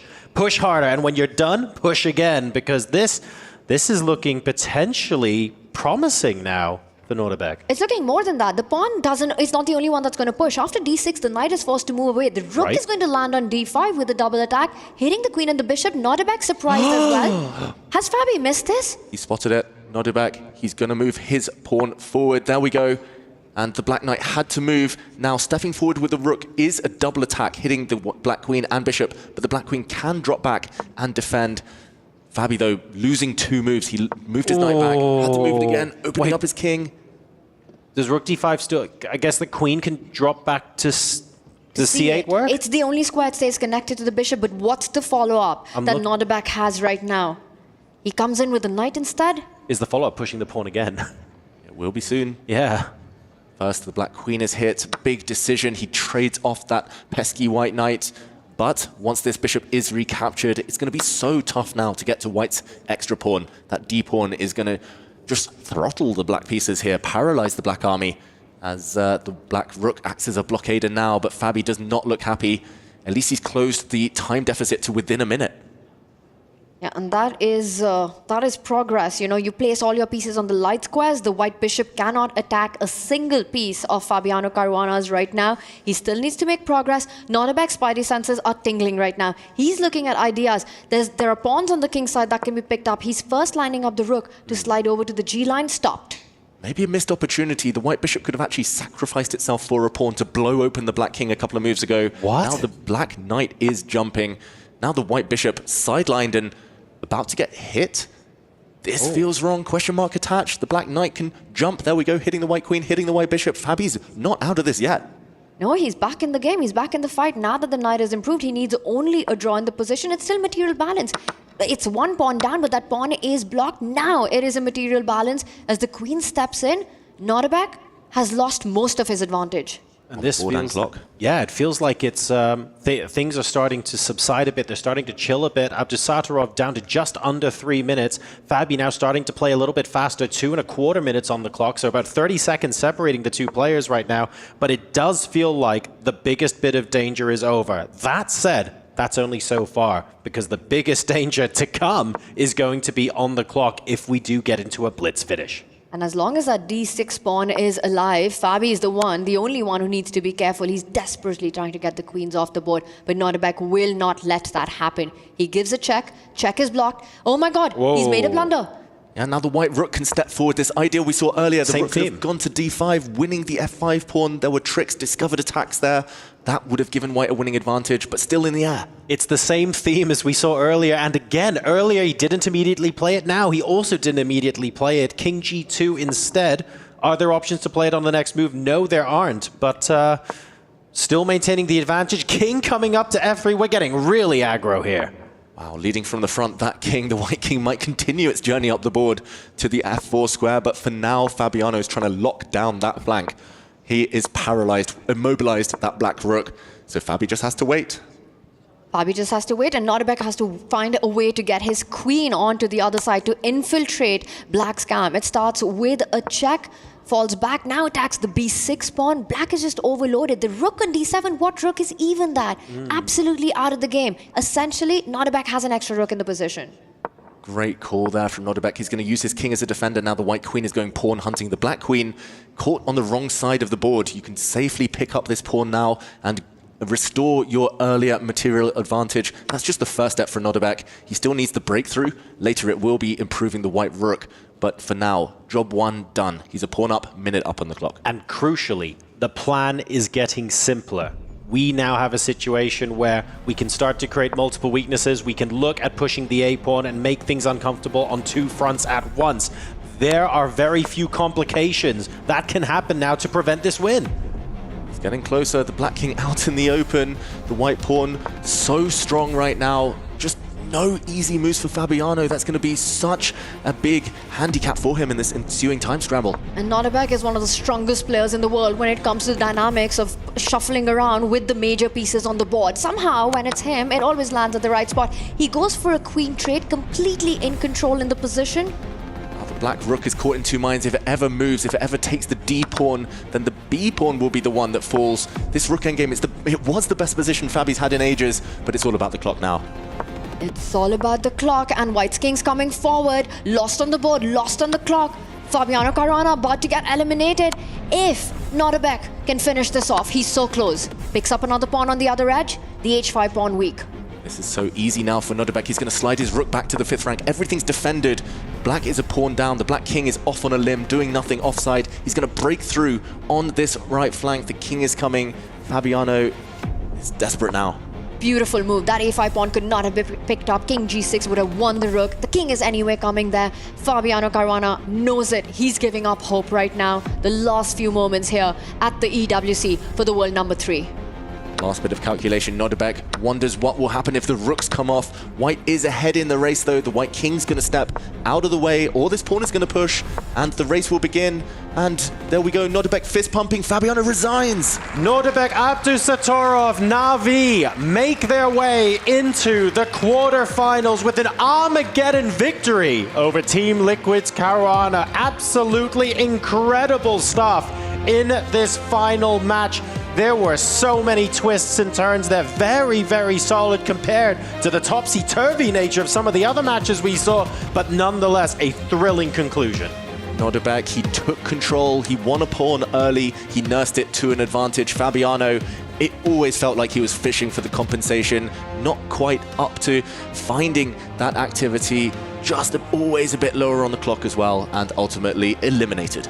The whole match was a roller coaster, and the one driving it was Nordebek. Abdusattorov gets that first match win in, takes too many chances, loses the second game, and this Armageddon, beautiful technique here in display. Never easy to be in a must-win, with those finishing touches eventually going into this endgame, pushing the pawn, realizing both players would queen at the same time, but check, black would lose the queen, and this was the moment Fabi resigned. And look, it's all about applying that clock pressure as well, right? There were plenty of ups and downs on the position, on the board, but at the end of the day, under a minute plays over a minute makes such a huge difference, especially where there is no increment there. It is brutal, it is cutthroat. This is chess at the Esports World Cup. It's a completely different beast. What a fantastic match that was. Let's go ahead and hear from Nordebek himself. Yeah, we're here with Nordebek Casters. You're doing a great job, by the way. We're with Nordebek. He had a stunning performance in the last game. Game 1, you came out, you dominated. Game 2, it happens. Yeah, I don't know what that opening was. I don't know what you were doing with that right side pawn. I don't know. It happens. That Armageddon came around. It was locked in. It was back and forth for a while. You ended up not winning the black pieces. So you started with white. You pulled it out. How did that happen? Yeah, I'm extremely happy, first of all, to win this match. It was extremely hard. I played a good game in first game, but yeah, I couldn't keep my nerves in second game, and I played horrible opening. In the third game, I really, hold my nerves and played well. At the end he was close to holding on, but I managed to swindle in the end game. Yeah, I feel good, but it's not over yet, so I have another match coming, so yeah. That's right. Now, when we're talking about the upcoming match, it's going to be against Jan Krzysztof Duda. How are you going to be going up against him? First of all, it's got to feel great to take down the world's number 3. Is that going to motivate you going into that next game, or are you still feeling a little bit anxious because it's still a spot in the top 8 on the line? I'm just, happy to play.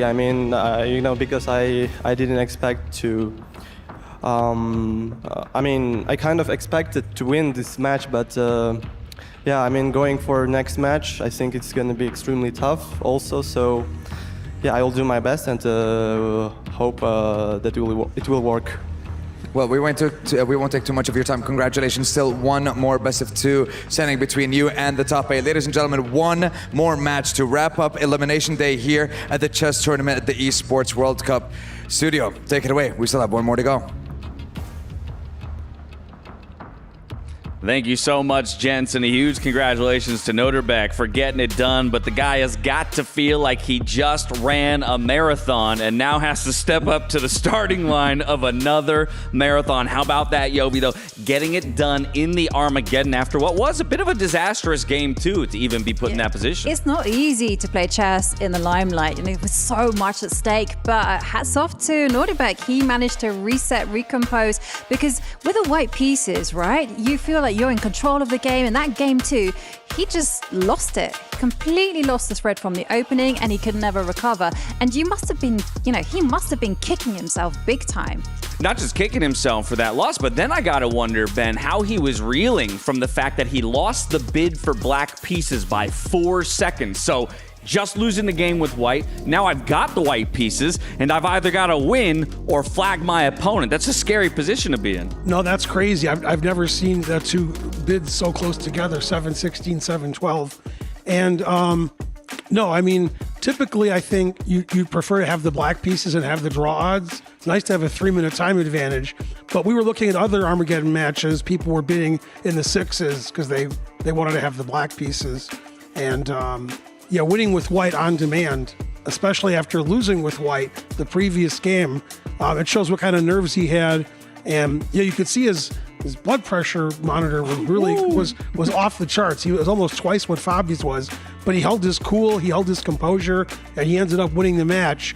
Now he has like 10 minutes to rest, then he has to play another match with Duda. So it's if he wins, it'll be an amazing finish for him. Yeah, get some water, meditate, do something to calm that heart rate and step up back to the starting line. But I love the point about the intensity of having the white pieces and losing the bid, because we're literally coming off of a series where Hikaru said in his interview that he felt it was so important he get the black side of the Armageddon that he would be willing to bid as low as like 640. Yeah, exactly. And also it requires a lot of energy, right? To be in that must-win situation. Every move that you make requires a lot of power, concentration. You have to outwit your opponent. And the question for me is, how much energy does Noterbeck have in the tank? Because Jan-Krzysztof Duda is coming up next. That's exactly right. His road doesn't get any easier from here. One more opponent to get through. But we do say goodbye to one more of our competitors here in our field of 16. It's Fabiano Caruana being sent home at the hands of Noterbeck Abdusattorov. Mike Klein is standing by with a word. We're with Grandmaster Fabiano Caruana. Nobody wanted to see you talking to me on your birthday because you're not on stage anymore, but I want to talk to you about your Armageddon bid. Black has been doing really well in this event. You underbid by 4 seconds. That seemed like a genius bid. Was there any regrets to the amount of time you bid, though? No, I was happy with Black. I thought it was reasonable. Yeah, the opening was probably about level, but a little bit more pleasant for white usually. Maybe some decisions weren't the most practical. I thought the pawn sack would be very decent. 97 was a huge mistake. I just missed that after d6 I can't go to c6. I saw it after I played 97. Then I just lost 2 tempi. My first intent, my instinct was 95.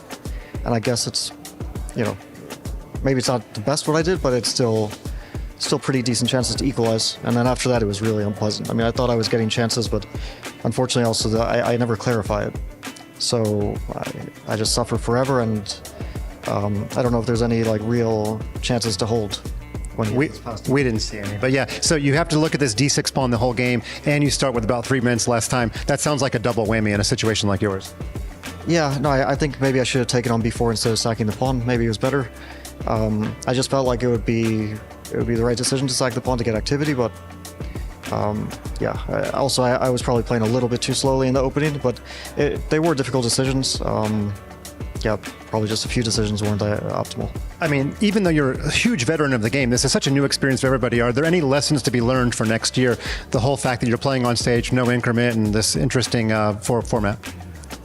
No, I don't think you can actually prepare for this too much. I mean, it's just very, yeah, you just have to go in the moment and do your best. But I don't think that you can really prepare for any possibilities here. Okay, I lost the first game, won the second game. It's already 2 wins with black in the match is already very, very strange, right? You wouldn't expect it. And the match against Jan-Krzysztof as well, kind of unpredictable. So yeah, it's just a tough format. You just have to be in shape. It's been great for fans. I hope you have a happy rest of your birthday. Thank you.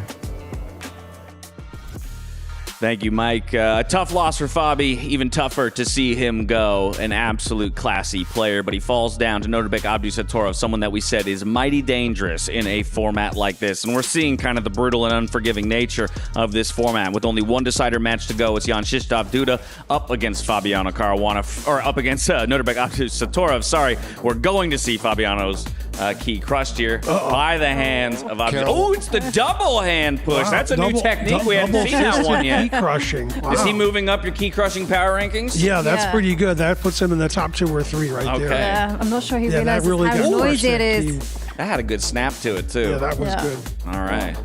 Well, good on Norbek. Again, he's earned himself this decider match up against his next opponent, Jan Krzysztof Duda. That's the final one to decide who will get our 8th and final spot in the quarterfinals for chess at the Esports World Cup. We'll be back in just a few minutes to discuss it all and break it down for you. See you then.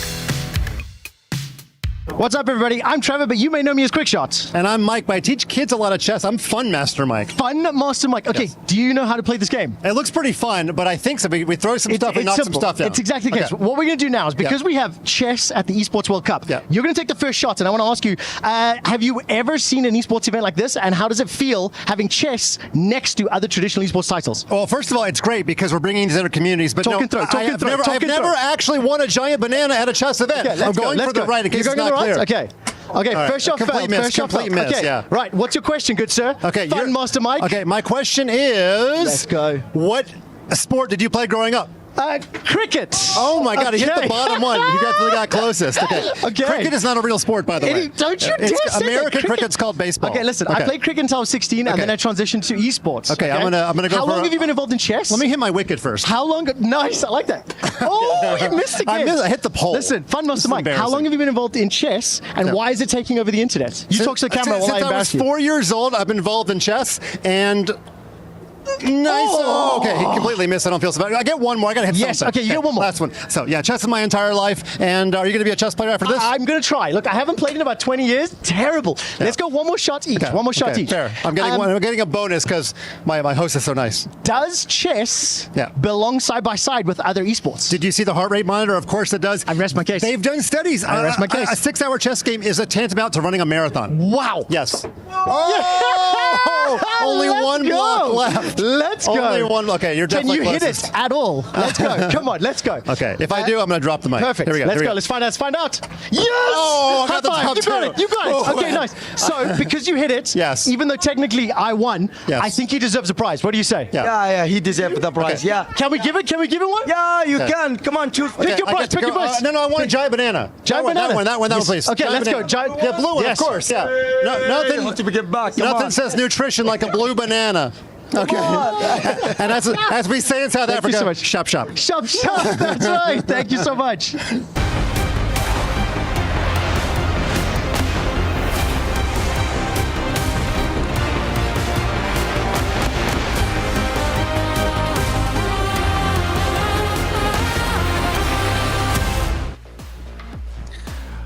Fun Master Mike wins a banana at the Esports World Cup, but I tell you what, we're all winners because we're about to be treated to the SMB Match of the Day. It's a battle for the final spot in the top 8, the only quarterfinal slot remaining, and there's 2 guys who are vying for it. It's Norbert Abdusattorov, it's Jan Krzysztof Duda. Maurice, I'm coming to you first because this is it. It's win or die. And you know it too. These big dogs of chess, 2 amazing young players, know that they've got to do it right now, and they also know how dangerous the other person is.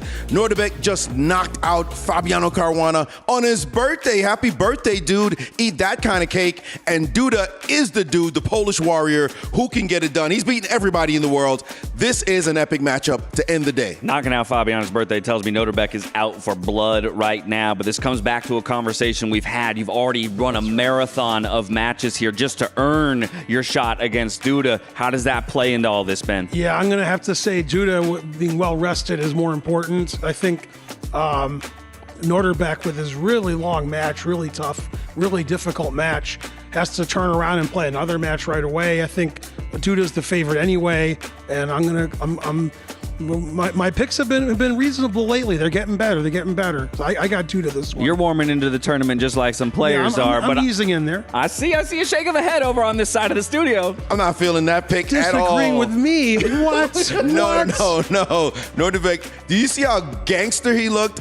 The way he felt like I was supposed to win that match? And I think he's feeling the same way about this one as well. I do agree with you. Fatigue plays a major role. The longer this goes, the harder it's going to be for Norbert. But all that said, the kid's like 20, 21 years old. Yeah, but that BPM, that scared me. Yes, it is true. His heart rate did fly up, but I think he's going to be very cool, and this will be an incredible match. But it's true. This is fireworks. We're picking, but we could switch picks and both be right on that as well. That's right. There's nothing wrong with wanting to pick one side or the other. But this exact conversation is why we labeled it the group of death to begin with, right? It was pegged from the beginning. These 4 players, any of them can get through. Sure, you expect Magnus, and then it becomes a 3-horse race behind that. We're down to 2. We've got the picks out there. I think now it becomes, did I take that 150 beats per minute in the last 10 minutes, and did I bring it back back down. Can I enter into this matchup in somewhat the same way he entered into that Armageddon? I'll remind everybody, white pieces needed to get it done with a win, and he does just that. If anything, that to me shows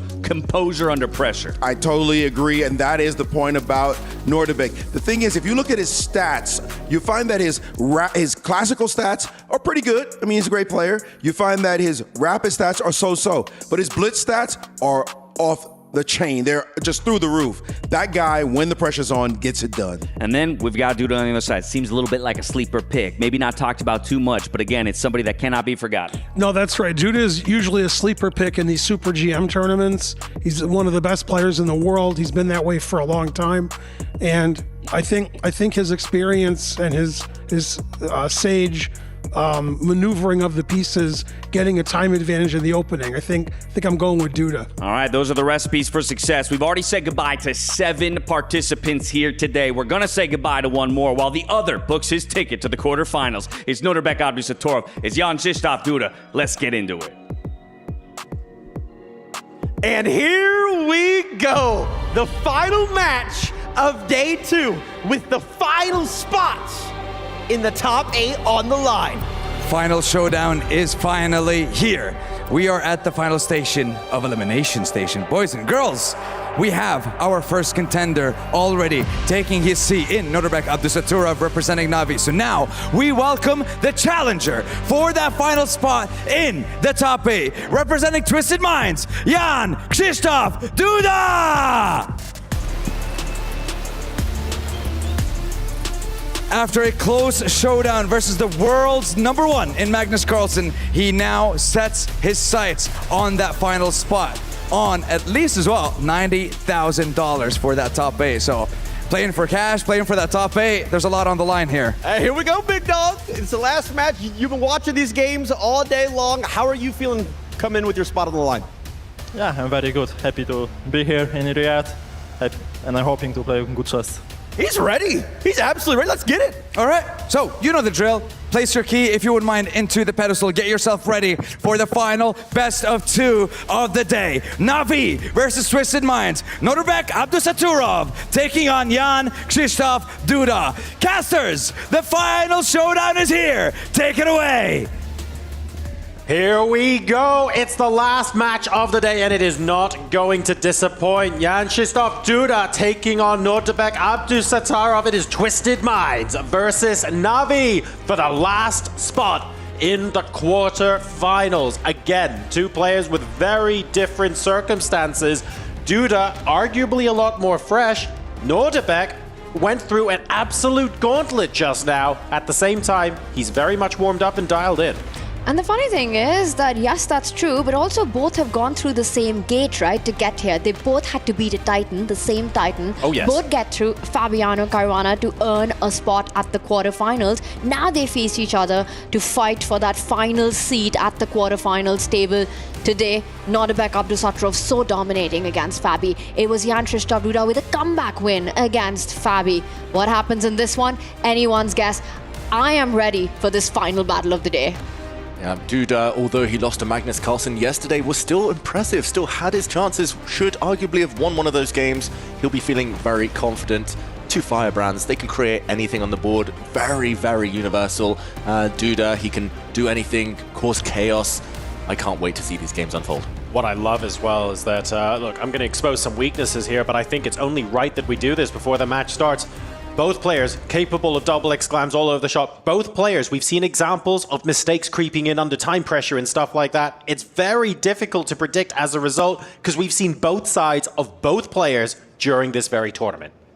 Yeah, and that's why we love them. Crowd favorites, as you called them earlier, these types of players who go for it in every game, who don't have a reverse gear, who don't like to pull the brake. And we see the Catalan opening, Duda starting with the white pieces. This is something we caught a glimpse of, at least very similar position to the one between Hikaru Nakamura and Wei Yi earlier today. And in the meantime, Tanya, who do you think the outcome of this opening phase is going to suit?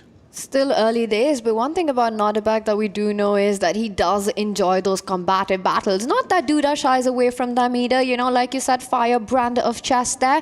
But these kind of slower battles, the Catalan, the choice that that Nordebek has gone that even Duda has gone for does rely, yes, it's going to be a cagey approach, but again, if he strikes in the center with e4, he will get his type of position. I think with the white pieces, knowing Krzysztof Duda, he wants to maximize his chances in this one. There's no strat, I'm going to take this to the Armageddon, I want a slow game, I'm white, I'm going to push this out. And with this kind of opening, it's very much a, okay, fine, we're going to be positioning things just a little bit, but don't mistake that for boring. Don't mistake that for not doing very much. Think of it as packing more explosives into the position so that when that E4 fuse is lit, you get the fireworks thick and fast. That's what's happening here.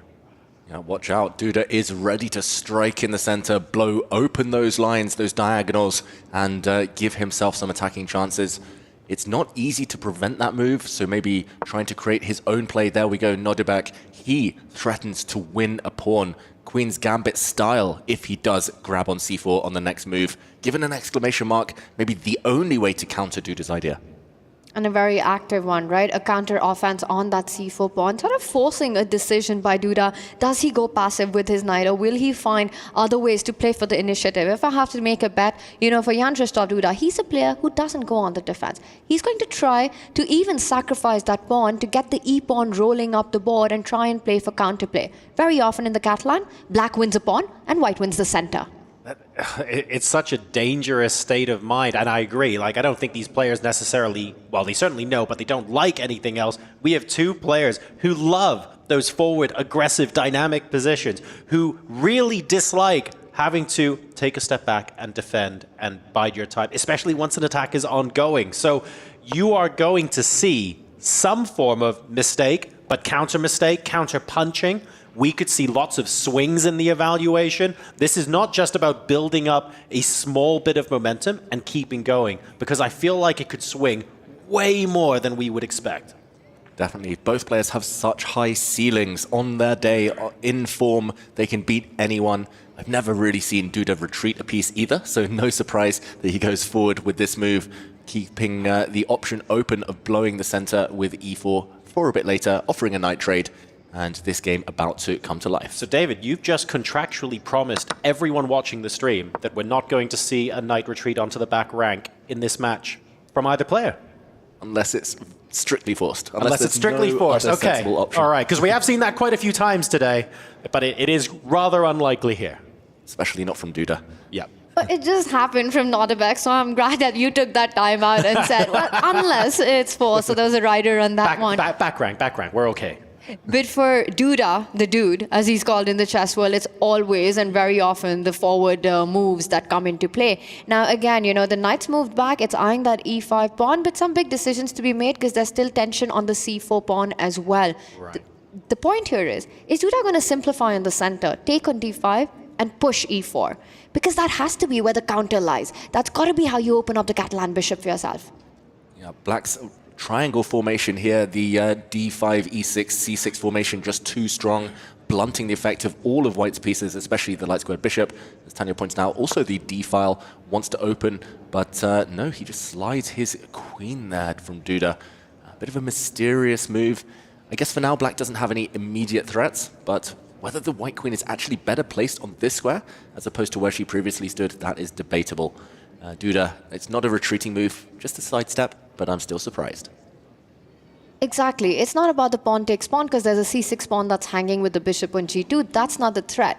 But the big question, why the b2 square? The queen on c2, and I think this answers it. You know, he was preempting, Nodibek was, that the rook was about to slide over to the same line as the queen and just sort of sidestepping any potential pins if you were to grab on d5. Yep, and Duda continues improving his pieces, bringing the rook to c1 this time. And yeah, very hard to know how to break the status quo here. It does feel like he's just waiting with his pieces, Duda, for the position to come to life. White's piece is very active for now. So here's a potentially anti-positional question, so bear with me here.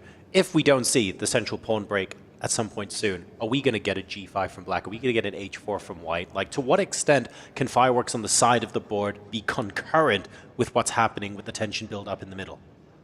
Yeah, it's actually very interesting that you mentioned that g5 for Black is a very direct attempt to win a pawn. And maybe we can show what would happen if he does decide to pull the trigger here.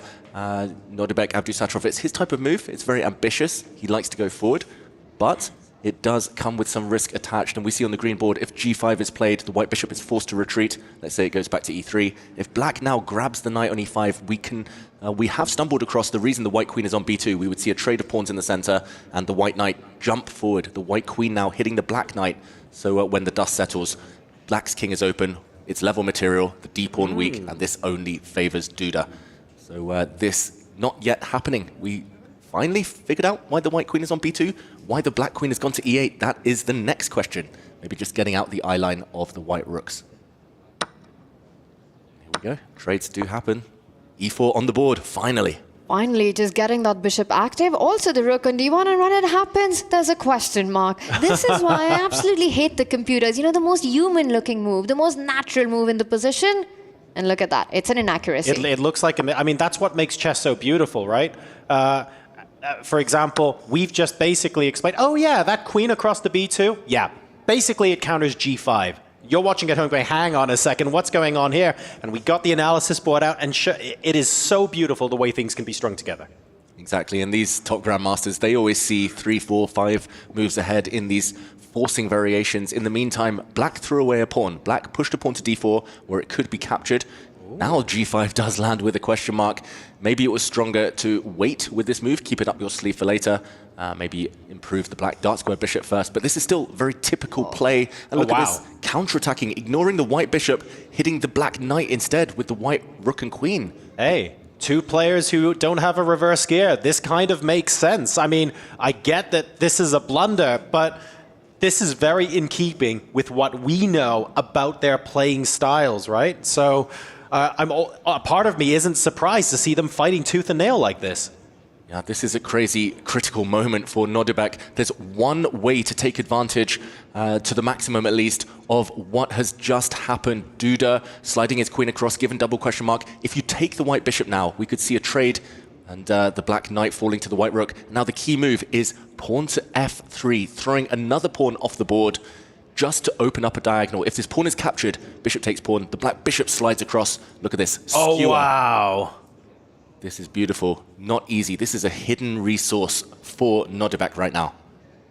And the tough part is seeing that move f3 from this point. You know, pawn takes bishop. Will he take advantage of that? And Duda, he misses it, but as does Nodibek Abdusattorov. He doesn't go with pawn takes bishop. Instead, a defensive move, protecting the knight on d7. And now the natural move, bishop e3, looks even more tempting because as soon as the rook moves out of the way, the pawn on b6 is naturally under attack.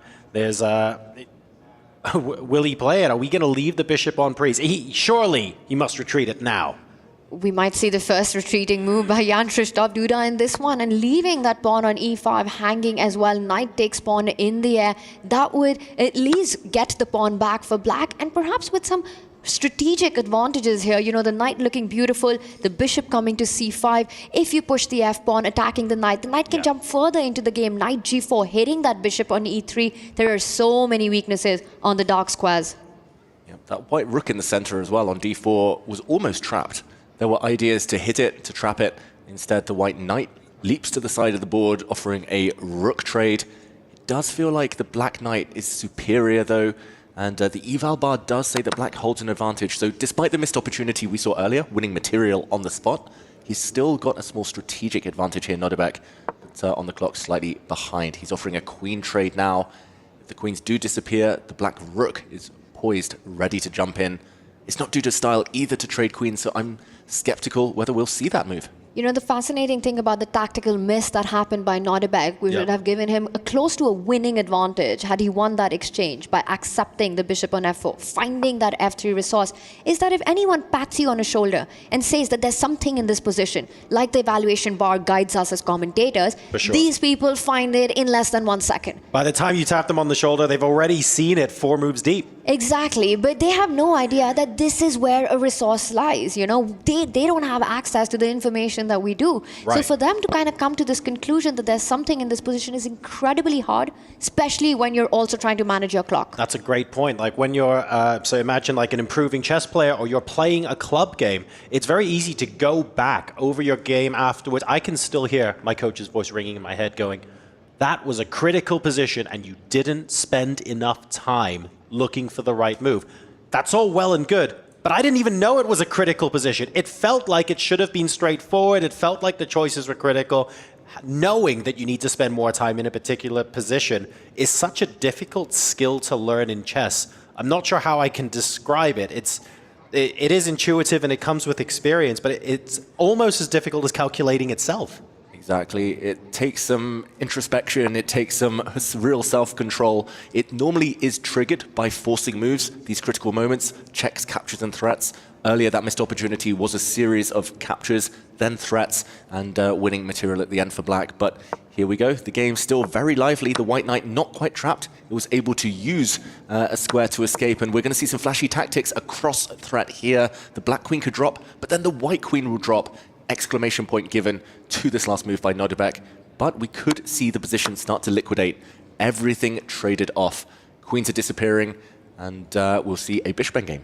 It's fizzling out. The queens come off the board. There's one slight edge that I will give to Jan Krzysztof Duda. At the end of these of this trade sequence that we're seeing, the white bishop could potentially fall back next to the king, eyeing that b5 pawn, which is in fact pinned to the bishop on a6, threatening the move a4. Well, he instead goes with another idea, and I think Duda realizes it. That did he have a sliver of opportunity there with bishop f1? I have a feeling that was a mouse slip. He wanted to play bishop to f1. I think he played king to e1 accidentally. There's no... maybe not. I was going to say... I don't know. I was going to say there's no logical reason to move your king there. Maybe bringing it towards the queen side makes some sense, but big missed opportunity, potentially, as we see... Maybe this was the response anyway, the black bishop hitting the e4 pawn, and still ultimately a level endgame. Neither side can really get to the opponent's weaknesses, but... yeah, dropping the bishop back looked like the way to play for a win, and that is Duda's style. We saw the shake of the head. Okay, I'm still going to stick with it. Mouse slip. I'm with you. +1 on that. I think for Jan Krzysztof Duda, especially knowing his brand, his style of chess, he will try to maximize even the tiniest opportunities. And the ball would be in Nodebek's court to find the resource of coming back, and the game would go on. There would be an asymmetry in the pawn formation in that endgame. Now, this is completely balanced. Now, look, we have seen our fair share of rook endgames in the Esports World Cup so far. I think this is the first time we've seen a 4 bishops endgame. So talk to me about this. Is it the sort of endgame where no matter what anyone does, as long as there isn't a blunder, it's actually fairly straightforward to draw? Or is it the kind of thing where actually it's really sharp, it's really... you have to be extremely careful. It's way more dangerous than you think. It looks benign, but it's not. Where does this sit? Yeah, I would say not fully benign. You still need to kind of be on your toes, protect all your weaknesses, make sure the opponent's kings can't enter.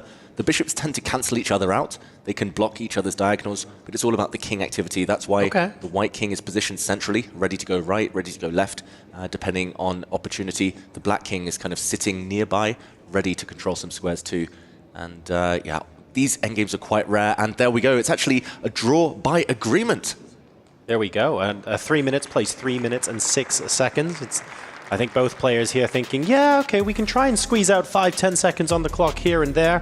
But like you say, if the kings aren't doing anything particularly active that allows the game to get particularly imbalanced, this is probably a fair result. And that means now that Nodebek has an opportunity with white. That's going to be a fun one. You know, how much will he push? Yes, the result was peaceful, but the game itself had quite a flurry of flashy trades occur in the middle, which kept us entertained. And perhaps a tiny missed opportunity in the end there by Jan Krzysztof Duda. I think when you see this pawn formation, you know, the balanced material on the board, both kings active, draw is a respectable result. Both players not too unhappy with it. Yeah, ultimately they both played very, very well. Yes, there was one small tactic maybe missed by both players earlier, but after that, it looked like a very logical game. And yeah, these two very equally balanced on paper. So thinking about the games that we've seen earlier, especially Nodebek, because we've seen more of him, of course, on the A stream. You know what he's thinking right now? Which version of him is here, Tanya? What's he thinking? And did we get Nodebek game 1 or Nodebek game 2? Like, tell me which version of him you see right now. It's only my guess, but I think that look that he has right now, he starts with the white pieces. He's trying to understand and think what is going to be his opening approach. Where is it that he can catch Duda, or at least force him to burn the clock as quickly as possible?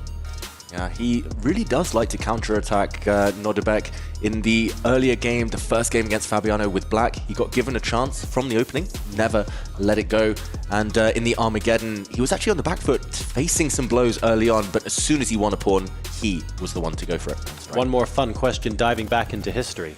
Obviously, Caruana Duda was played yesterday. What can Nordebek have gleaned from those games? Yeah, ultimately that Duda does play a bit fast and loose sometimes in these critical positions. That one, it felt like Duda did not want to take too much risk. It felt like he did learn from yesterday. Duda was very lucky against Caruana, we should mention. Yeah. He was dead lost in the decisive game. 2-3 moves later, he won it from a one-move blunder against Fabi. So Nordebek, he will know that yeah, he will get his chances most likely at some point. Well, we'll find out if the takeaways for Duda worked or not. But whatever he took away about Fabi from that match, it definitely worked. You know, he was able to play his own, take down one of the big bosses, one of the titans. And again, both these players, you beat Fabiano Caruana, you earn respect. Yes, absolutely. Early bishop b5 here in a Sicilian, which I'm quite happy because it's actually in my repertoire. So I'm very excited when I get to see some of these ideas and incorporate them into my own play. But this, of course, is the game where Nordebek, playing with the white pieces, is trying to squeeze out a decisive advantage to avoid having to go to Armageddon. He's had a very long day already, let's not forget, and he wants to find a way to finish this match right here, right now. Yeah, it feels fitting, Armageddon, somehow, that it ends today. We've seen so many across the groups. But ultimately, this position, this Sicilian, isn't as lively as some. Normally when players, especially with the black pieces, the likes of Duda, play the Sicilian, they're hoping for a chance to counterattack, for some really, really messy middle games, mutual attacking. This one, it's a Maroxy bind as well. White c4 and e4 pawns control a lot of squares, and it's going to be hard to break through. Here we see Duda trying to muddy the waters by bringing his knight back to the center, and Nordebek just trying to keep control. So far, very controlled play by both players. You know, no big weaknesses on the board, no isolated pawns so far. We might see some trades happen. The players might wait for that, get the rooks onto the central lines. You can play fast these improving moves. I think the one thing that perhaps gives Nordebek a slight edge is that that knight on d5, once it gets there, it starts sort of putting a little bit of a clamp down on black's position, you know. You're taking away squares. The only way to push it out would be e6, and that would further create weaknesses. Exactly. The long-term weakness here is probably the d6 pawn. You don't really want to, as black, move the e-pawn forward while d6 is a target, but you can see there's a queen and a rook. White already lining up his pieces to focus on that long-term weakness. You know, there's this evaluation in chess where we say it's equal, but slightly more equal for white than black. Wow, and a lashing out of the structure here by Duda. He's got the queens off the board. I said earlier that he hates queen trades, commentator's curse, in the previous game.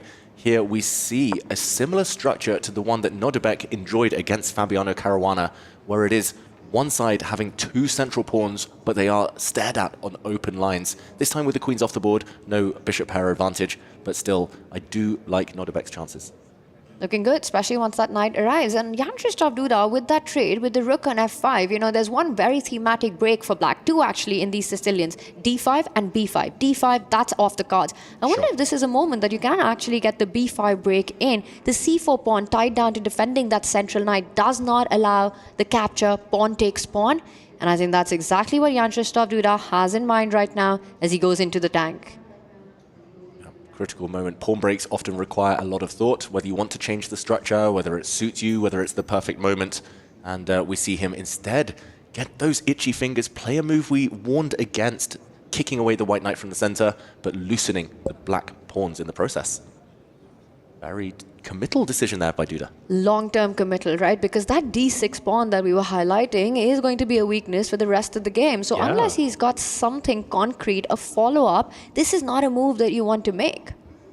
Trying to work out what the follow-up is there. That's very, very interesting indeed. So say the knight goes back, I guess, to c3 or e3. They both seem relatively logical here. e3 invites the trade of the knight, and then once the bishop's there, oh, you've got the d6 pawn under attack and the a7 pawn under attack, so there's some questions there. On the other hand, bringing the knight back to c3 means you can reroute it to b5, and you're asking black the question, do you want to play some more committal pawn moves? Because if you play a6, I might go knight a4 into b6 at some point, for example.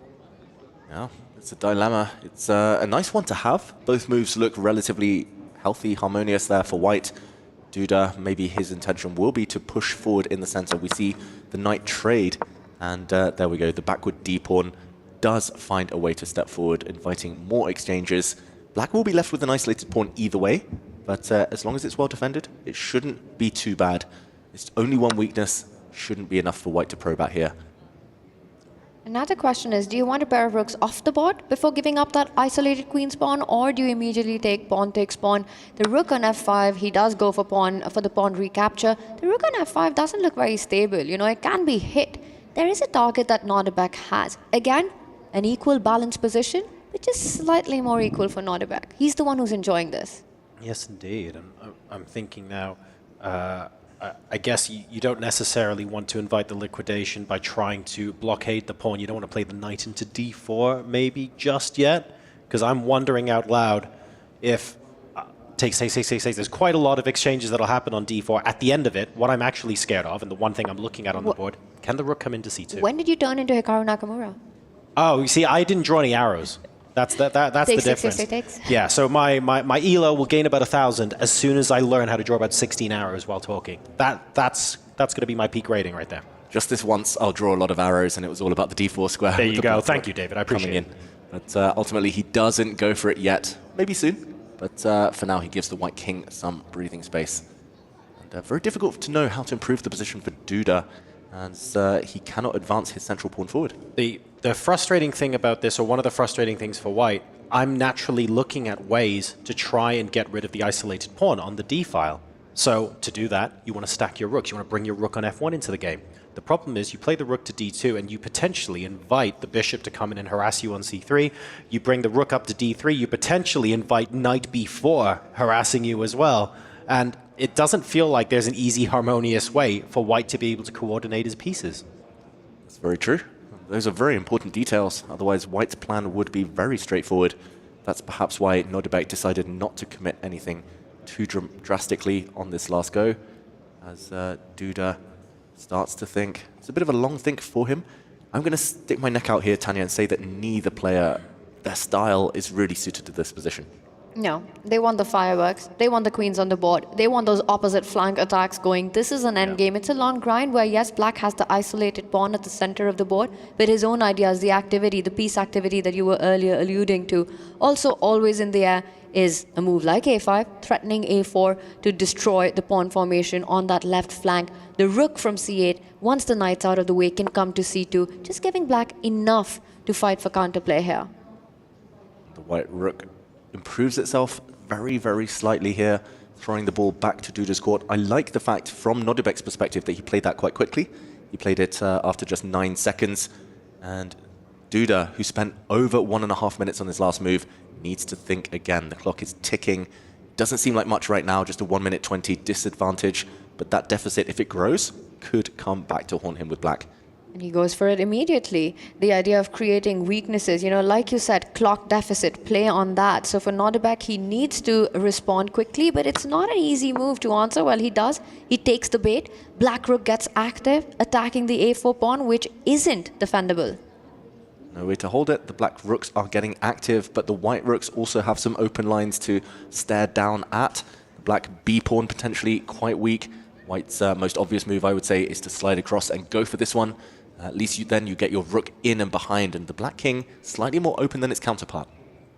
But still, that troublesome d pawn remains, and while the position's opened up and the b7 pawn is looking potentially weak for black, ultimately, on the queen side, white's going to be losing that pawn on a4. White is going to struggle a little bit with defending the pawn on a2, and instead of figuring out ways to cause problems for black, it's actually black causing problems for white. So from an initiative point of view, it feels a little bit like psychological advantage Duda. I agree, and you could see Nordebek get a little shifty as well after that pawn sacrifice. David, your idea, great call there, rook b1, going for the counter-attack.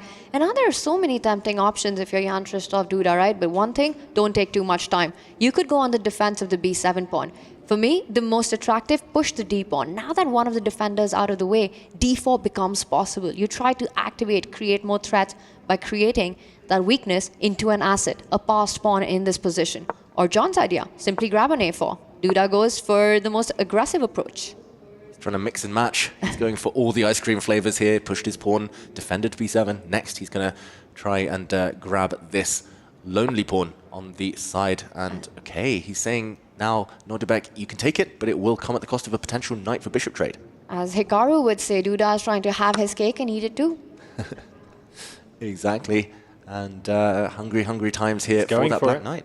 Yeah, and absolutely like how many seconds did he think there? Just a couple, and he's very happy to take on a5 because the pawn on a2 potentially drops afterwards as well. I'm not 100% sure about this. I'm wondering, what is the thought going into the endgame? Because those pawns for black on B and D are isolated. The pawn on a2 for white is weak. Maybe this is playing a bit more into their styles, because the one word I'm thinking about to describe it is kind of messy, if I'm honest. Yeah, messy. It just depends right now how clean he wants to make it. Nordebek, he feels like it feels like he's about to pull the brakes. This check is going to be blocked by the black rook or the black bishop. We could see a scenario where all the pawns just start to disappear. Right. The white knight now can capture on d4. Yes, the black rook will take on a2, but things are starting to clarify. That mess you were mentioning, I think it was just uncomfortable for Nordebek, so he's trying to make things as straightforward as possible. From that moment, the white knight could even jump forward into e6. We could see trades, and at the very end, all of the pawns start to disappear. The black b pawn is going to be hard to protect. Now, there are still fun shenanigans. This is usually the time in the game where we say, but one player's got a 2-minute advantage over the other, and if we just grind this down, a critical mistake is possible. They've matched each other for time, pretty much move for move in this game, and we're not seeing an obvious difference between them. Not on the strength on the board, not on the clock so far. And a rook trade being offered. I'm glad you didn't take the bet on retreating moves. Knight f3 did happen eventually, trying to defend against that f2 pawn, which was pretty soft there. And here we see Jan Krzysztof Duda, you know, he's even offering a pawn, it looks like. Rook takes rook, bishop takes rook takes pawn. Why are you giving a free pawn? It comes with tactics, as it usually does when it's Jan Krzysztof Duda. That bishop would have come to c5, a tender spot on f2, and which was, again, a weakness you couldn't control. So Nordebek decides to keep the rooks on the board, attacks b7, and the bishop on f8, still pinned. Yep, some deep calculation. And this last move shows that Nordebek is the one trying to win. Duda was offering a draw, essentially, if the rooks had disappeared, if pawns had also been liquidated. But suddenly, given the fact that Nordebek declined that rook trade, the two black rooks on the second rank look mightily strong.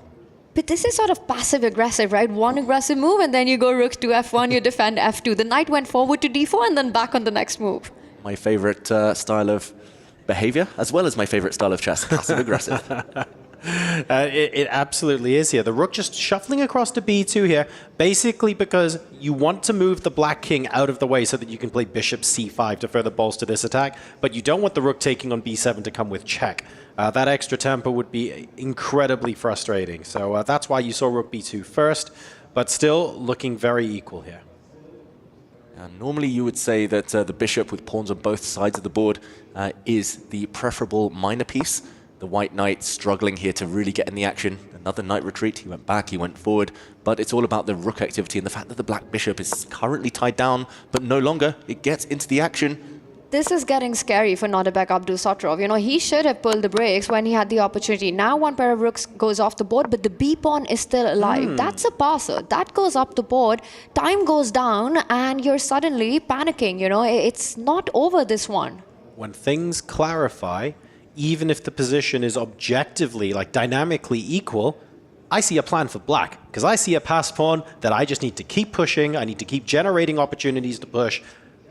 I'm looking for the plan for white now, you know what I mean? So suddenly, in terms of time usage, in terms of clarity of plan, I feel like Duda has a better idea of where things are going. Exactly, and it's a matter of time before he starts pushing that pawn. The only reason the black b pawn hasn't pushed so far is that the white rook might be able to give some checks from the side. Duda, meanwhile, retreating his own rook. I'm going to say it's still a 3-result game, depending on how much risk both sides want to take, how the race turns out when black starts pushing. But for now, a threat on the white pawn. Draw the most objective result here. You know, but Duda's got chances because he's got the B pawn, and it is a draw. That was quick. The most objective result, the fastest caster curse we've had in this tournament so far. Tanya, you absolutely called it. The players happy then to move forward and go to Armageddon. Now, I have to say, this match so far, surprisingly peaceful. We've been throwing words around like firebrand, like the best defense is a good offense. We've been putting a lot of hype into how unbelievably aggressive both of these players are, and they can be. But so far, you know what? A little bit reserved, maybe keeping something in the tank. Yeah, some very clear risk aversion from both players, uncharacteristic in that regard, making us feel foolish, of course, but Armageddon does promise a decision, a winner ultimately, and those two games, very balanced, very high quality, very high percentage accuracy, 98% for both, and a draw, a fair result. Although both players rushing to Armageddon, one of them will live to regret that decision. So, risk averse so far in the first two games. Who's going to take the bigger risk and have the black pieces but with draw odds in the Armageddon game? We'll be right back with that game set to begin. Don't go anywhere.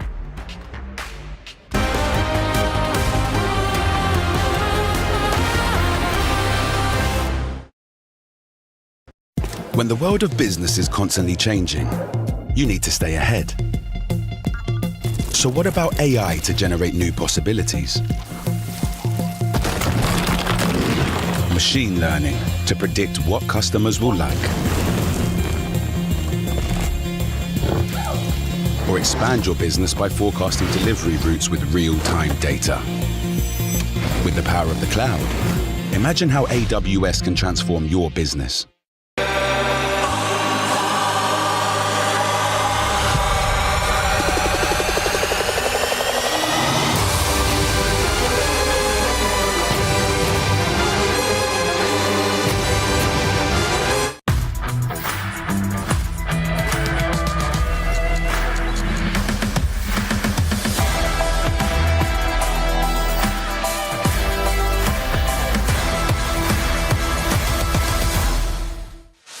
Welcome to the most exciting format in chess, Armageddon, the ultimate tiebreaker. Armageddon grants White more time on the clock, but in return, White must win. A draw secures Black the match point. White will start with 10 minutes. Each player submits a confidential bid with the amount of time that they are willing to play with to take Black and get those coveted draw odds. The lowest bid gets to play Black and plays with the amount of time that they bid. The opponent gets the full 10 minutes. Let the Armageddon commence.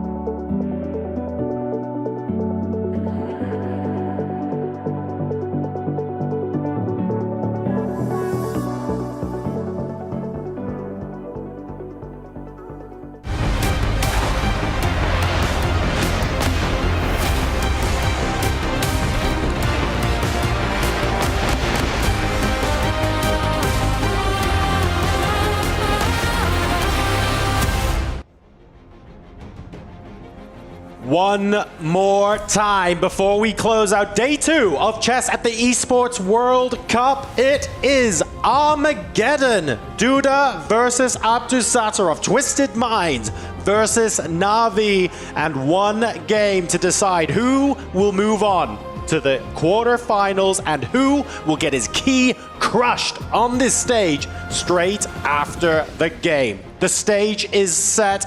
We're getting ready for the match now. What do we think these players will have bid? Do we still think 6 minutes is a bit too much? They were using time pretty much equally in the first 2 games, so I feel like maybe risk averse is the way to go. How low can you go? That's the big question to get the black pieces. I say nothing below 7 minutes should be legal. Yeah, Group D, the group of death, we've been calling it. It will be the death of someone's chances here in Riyadh. But ultimately, there have been no clues as to who the better, more informed player is today. They've just been equally impressive. Well, we're going to be tipping the scales slightly in just a moment because one of these players is going to get draw odds. A draw would be the equivalent of a win for them, and we can now reveal that the bids, again, extremely close, not quite 4 seconds, but very close. It is Duda who will be playing with 7 minutes and 18 seconds on the clock. So he will be playing with the black pieces, but critically, if the game is a draw, Duda will advance. Nordberg, Abdusattorov bid 7 minutes, 25 seconds, just 7 seconds more, but it was enough to lose the bid. So he'll start with the white pieces and have 10 minutes, but it's a must-win situation. And guess what? He's been there before. This is his second Armageddon of the day. Yep. This is the second time he starts with the white pieces, and Absolutely. we all know how the first one went, taking down a Fabiano Caruana. Can Nordberg do it again? These are the 2 giant slayers. Both have defeated Fabi to get to where they are right now. Yeah, if he stuck to his bid from earlier against Fabiano Caruana, Nordberg just went a few seconds lower, he would have won this bid. He would have got the black pieces. 7 minutes plus is the sweet spot, but that experience earlier today of an Armageddon, especially with the white pieces, must win. He was successful. You would think that that tips it slightly in Nordberg's favor. But here we go, we're off. It's the 4 Knights defense again. And look at this. Early decision, early sacrifice for Black and a mouse slip. No! Oh my gosh! What happened to D5? He had to push that pawn 1 step forward. Is he going to resign? Jan Krzysztof Duda with a mouse slip. He gets eliminated. Unbelievable. For the first time, a mouse slip instantly decides the outcome of a game at the Esports World Cup. This is an occupational hazard for esports all over the world, but this is the first time we've seen it in such a crunch situation in the Armageddon game. This nobody was expecting. Wow, this is a normal opening trap. Black temporarily sacrifices a piece only to push a pawn with a fork and win it back on the next move. Quick action replay here. Knight takes pawn is a sacrifice. Knight takes e4, recaptured, pawn to d5, wins back the material with a level position. Pawn to d6, he's just a piece down. He gives up though. Incredible drama. This is absolute heartbreak to see Jan Krzysztof Duda after the fights that he's had here in Riyadh to go out like this. But you know what? Mouse skills. That is all part of the battle here at the Esports World Cup. Nordberg Abdusattorov, what a gift this has been. That is unbelievable. And the pressure, look, the pressure gets to everyone. In high pressure situations, in all sorts of esports, you get mouse slips, you get someone clicking before they should, maybe peeking a corner that they shouldn't have, a little bit too early. This is the equivalent in chess. People saying there might be comparisons with that. This is exactly the sort of situation you need to avoid. Yeah, I've never seen this before in my career. I'm surprised he even resigned. There was a chance that Nordberg would have let him off there and given him a reprieve, saying, okay, let's play on as if the game had not been kind of seeing that mouse slip and as if it were normal. But wow, I'm lost for words. With so much on the line, do you let them off at that point or do you take advancing to the quarterfinals? We won't know because it was a resignation. Let's go over now to a very interesting interview indeed for Nordberg. Yeah, last game of the day. I'm just going to ask you straight away, brother, because that just hit us all like a truck. What were you thinking when you seen him very clearly mouse slip? You guys were back and forth those first 2 games. What was going through your head? Yeah, I mean, it's quite unbelievable what happened right now. Yeah, I mean, in general, I'm very happy to qualify for the finals, final 8. Yeah, this has been incredibly tough way. Yeah, I think it's gonna be even tougher at finals. Top 8, baby! Top 8! You were telling me beforehand, oh, I don't know if I can do it. I can't believe I beat Fabiano. Top 8! I'm excited for I mean, taking down the number 3 in the world and then qualifying now to top 8, it has to be an incredible feeling for you. But you were already talking about how difficult that next step is going to be. So I have to ask you, your next 4 opponents, it's either Magnus Carlsen, Arjun Erigaisi, Levan Aronian, or Alireza Firouzja. Is there any, I mean, I think it goes without saying you'd like to avoid Magnus Carlsen maybe, but is there anyone that you'd like to play? Yeah, I mean, why not? I mean, a rematch against Magnus would be also great, I think. I mean, look, listen, the storyline would be phenomenal if we had you against Magnus Carlsen, but congratulations, top 8 at the Esports World Cup. No one could have expected something like that to happen within the first couple of minutes, but that's just the way the cookie crumbles. This is the way chess goes. Ladies and gentlemen, we have our final 8 at the Esports World Cup. Gentlemen, boys and girls in the studio, tell us, what in the world just happened? Break it down. I'm rooting for you, man. Let's go, baby. Your guess is as good as mine, Sandstorm. Disaster strikes here on the EWC stage as Duda, with the mouse slip in Armageddon, chucks the game away just like that. Let me tell you, I play a lot of Bullet online. I know how it feels to lose to a mouse slip. When I'm playing at home, I can't imagine playing for 90G and making a mouse slip. That is as disastrous as it comes. And unfortunately, as much as I picked Nordebek to win, nobody wants to see him win like this. Yeah, my worst mouse slip I ever did was also on the D file. He tried to play D5 and he played D6. I tried to play queen takes queen on D1 to trade queens. It was like move 6 or 7. And I played queen D2 check, hanging my queen to all of my opponent's pieces. So somehow that D file, that's a bad file for mouse slips. Yeah, and there's just no coming back from that, right? You saw immediately the reaction, immediately the resignation. Like you say, it's not necessarily the way that we wanted to see it happen. There was a very funny graphic just on that says specialty, no mouse slips for Norderbeck. Oh, that's rude. Adding to the brutality there. They got him good. Adding to the brutality. It was. I mean, that was a $25,000 mouse slip. That hurts. At least. At least, because you go on, you might win some more, and there's more money to come. To walk out of here because of a mouse slip, Duda is just like, are you for real? How could this have happened? Especially after all he did to get to this moment in the first place, and then to make a move like that. It's really potentially sucks. that's a $200,000 mouse slip. That's true too, right? If you believe you could have run the entire gauntlet all the way to the finish, then yeah, you're really kicking yourself for that. So I mean, Norderbeck, look, he already had an exhausting day. He had to fight through Fabiano Caruana to earn himself that match. He will rightfully be placed in the top 8 as a result, yes, of that mouse slip. But my goodness, what a way for us to end the group stage. I think that's the thing. We're all still sitting here just a little bit stunned. And you're not surprised that Norderbeck made it, right? Like, it's Norderbeck. Come on. The guy's one of the best players, World Rapid Champion, one of the top players in the world. There's no surprise.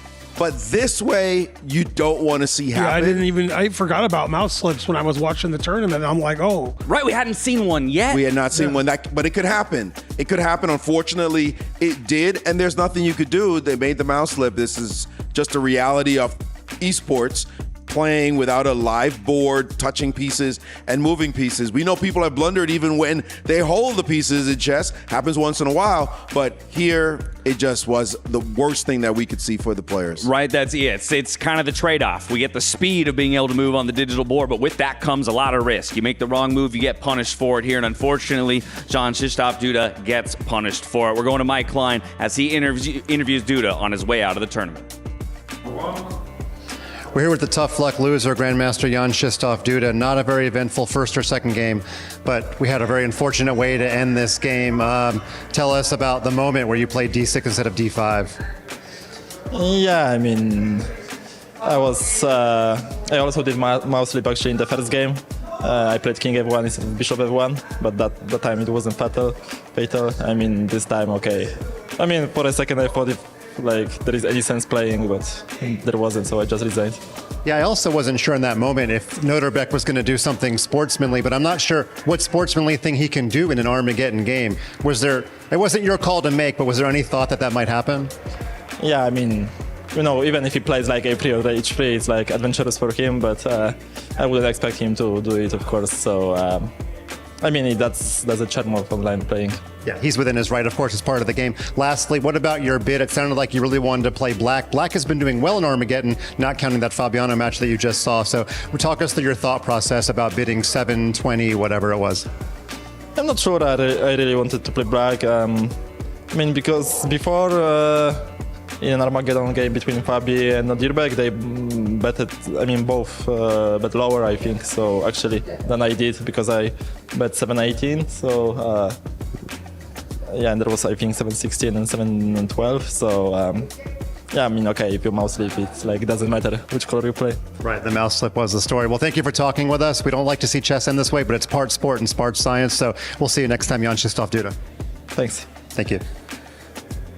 Thank you, Mike, and massive respect to Duda there for being willing to take the interview out after what is a brutal and stinging defeat and exit to the tournament. Here you have the final crystallized picture of our group of death. It was Magnus Carlsen who booked his ticket yesterday. It's going to be Nodirbek Abdusattorov over Jan Krzysztof Duda to move into that advances to playoffs as the winner of the lower bracket. We now officially have our top 8 players here for chess at the Esports World Cup. But of course, we do still have one more key to crush before the day comes to a conclusion.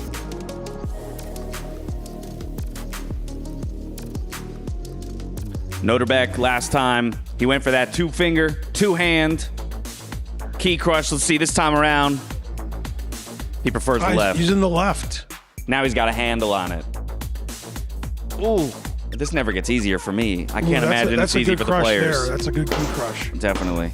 Ooh! Yeah, it's loud. It's loud, and he heard it's it. Loud. There's a no matter wince. if you know it's coming, it's going to hurt a little bit in the ear. But there he stands proud that he's got this key, and he's got to feel happy inside, giddy. I just picked up at least 90 grand, and at the same time, you're walking out going, yeah, okay, it's just what it is. Yeah, I wish I could have shown a little more on my way to getting that 90 grand, but we now have all top 8 in the books. Let's take a look at our results from today, where 4 of our 12 players managed to go through to the top 8. It's Jan Nepomniachtchi over Artemiev. We had Nihal Sarin over Anish Giri. That was their first round matchups before they had to play again. Jan over Yesipenko and Nihal over MVL. So those guys absolutely having to run the gauntlet to get their tickets to the top 8. We go ahead to the next set of matchups, and there we saw Wei Yi taking down Sindarov for a chance at Hikaru Nakamura. That one went to Armageddon, but Hikaru will join his teammate Alireza Firouzja in the quarterfinals. And then Nodirbek gets it done in double Armageddon play to close out the day. So again, really the guy who had to run the longest of marathons, if you will, here on our second day of the group stage. Much respect to the players, though, who had to win 2 in a row. Because somebody was waiting, resting. Like you would have said, the odds are that the people who were resting and waiting were the ones who were going to win. Mm-hmm. But actually, players went and won twice. Nodirbek did, Nepo did, and Sarin also did. So out of the 4, 3 of them had to play back to back to back to back. How about that? I know it's a little bit of a small sample size, but that's kind of interesting that the guys who I would bet against that. Although I would also bet against the mouse slip on move 4 or 5. But that's why esports is so exciting. 1 minute you're in the green room relaxing, waiting for the game to end in a few minutes, and the next second you're running through the hallways trying to get to the studio because the game ends suddenly. And these sudden ends to the game can happen anytime, and you have to be ready for that. That's a good point. We got thrown for a few loops today with the action that we saw take place on the stage, but at the end of the day, we had to say goodbye to 8 of our 16 players. I mean, it really was a brutal day, and here you'll see every single one of the key crushes. These will play a role in the winner's trophy as well as the overall totem come the end of EWC. People are hurt today, of course. We saw a massive outgoing of players, and I'm not sure who feels the worst. Is it Fabiano Caruana losing on his birthday? Is it this game we saw where you mouse slip your way out of the event? Right now we see Sarin getting hurt by listening to the loudness of those keys being crushed, but he's a happy guy for sure. But yes, 8 players had to go. That's how it is. But now we have our final 8. Yeah, Nepo stepping up for his second honors of a key crush as we relive his journey to that top 8. Again, he got it done early in the day. Wei Yi, He'll get his turn to crush a key. Unfortunately, after that, it will be his key that goes down to the likes of Hikaru Nakamura. Yes, and our 3 picks before the event, Hikaru Nakamura, Alireza Firouzja, Magnus Carlsen, all made it to the final 8. So maybe our predictions aren't so bad after all. Our favorites are looking good. It's once you get further down that graphic, maybe you could call some stuff into question. You mean we don't get everything right on this show? What are you saying? If we chat had their way, we would have to get everything right? Well, the cream rises to the top, that's for sure. And so we are seeing some extremely good players who are playing. We even got the dark horse in Nihal Sarin, right? And nobody probably had him on their bingo card. So we got a lot. We were privy to maybe a little bit from our experience, and these players showed why it is that the pundits were saying they should be here. Yeah, Nihal is a name that we're going to have to talk about a bit more, and probably we'll do that tomorrow to kick off the day, because he was over on the B stream. We didn't get to really see too much of his run through the lower bracket here on the A stream, but regardless, he was one of our early picks as a dark horse, someone with his speed on the mouse, could really make a mess of this tournament, and I think he's living up to that so far. Of course, there was tons of action across the board today, and we do our best to catch it all, but what we can't catch, Kadia does a great job of catching for us. Let's see what they had for us as the top plays of the day.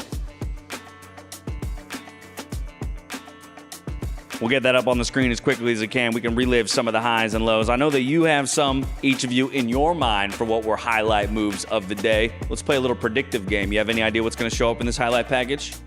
Well, I got to see Nakamura's Rook H1. I thought that was an absolutely brilliant boss move in this tournament. Although, when we saw what resulted in that game, it came chaos at the end. But that move was truly special.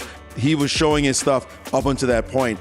I'm not sure they're going to show the bad move, which is I think the bad moves of the day were more interesting than the good moves today. That pre-move, I mean that finger feller with the mouse slip, that's a big moment, and unfortunately, that would not be one we want to highlight. Not playing Queen takes Rook on E2. That would be one of the moves of the day that was missed. Exactly. We're about to get there. Oh, this move. Oh, my goodness. He could have taken when this he played one. C5 in this position. Absolutely. And a Rook E5. Rook E5 was a great move. And then the rest followed. Just bang, bang, bang. I just wipe you out for missing a good move. Double exclam. So this was kind of a combo, right? It did take maybe a blunder on one side, but then pure capitalization on it on the other side by Nepo. Absolutely. Nepo showed his stuff there in incredible style after that. And this game by Wei Yi, he definitely did show some stuff, although there were some chances indeed for Sindarov, but Wei Yi taking that piece, it was unfortunate for Sindarov. He just got shut down,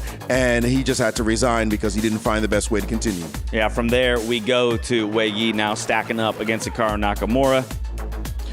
Hikaru's so super smooth, this guy's, when you gave him a second chance, I say it and get it again, Hydra. You cut his head off, guess what? 2 more grow, and look at him just bobbing his head like, hey, you should never have given me a second chance. I'm going to take you down. From banging his head to bobbing his head. That's right. How he went from near defeat to total victory. Now we go to Noterbek Abdusattorov over Fabiano Caruana, the first of the 2 marathons he had to run.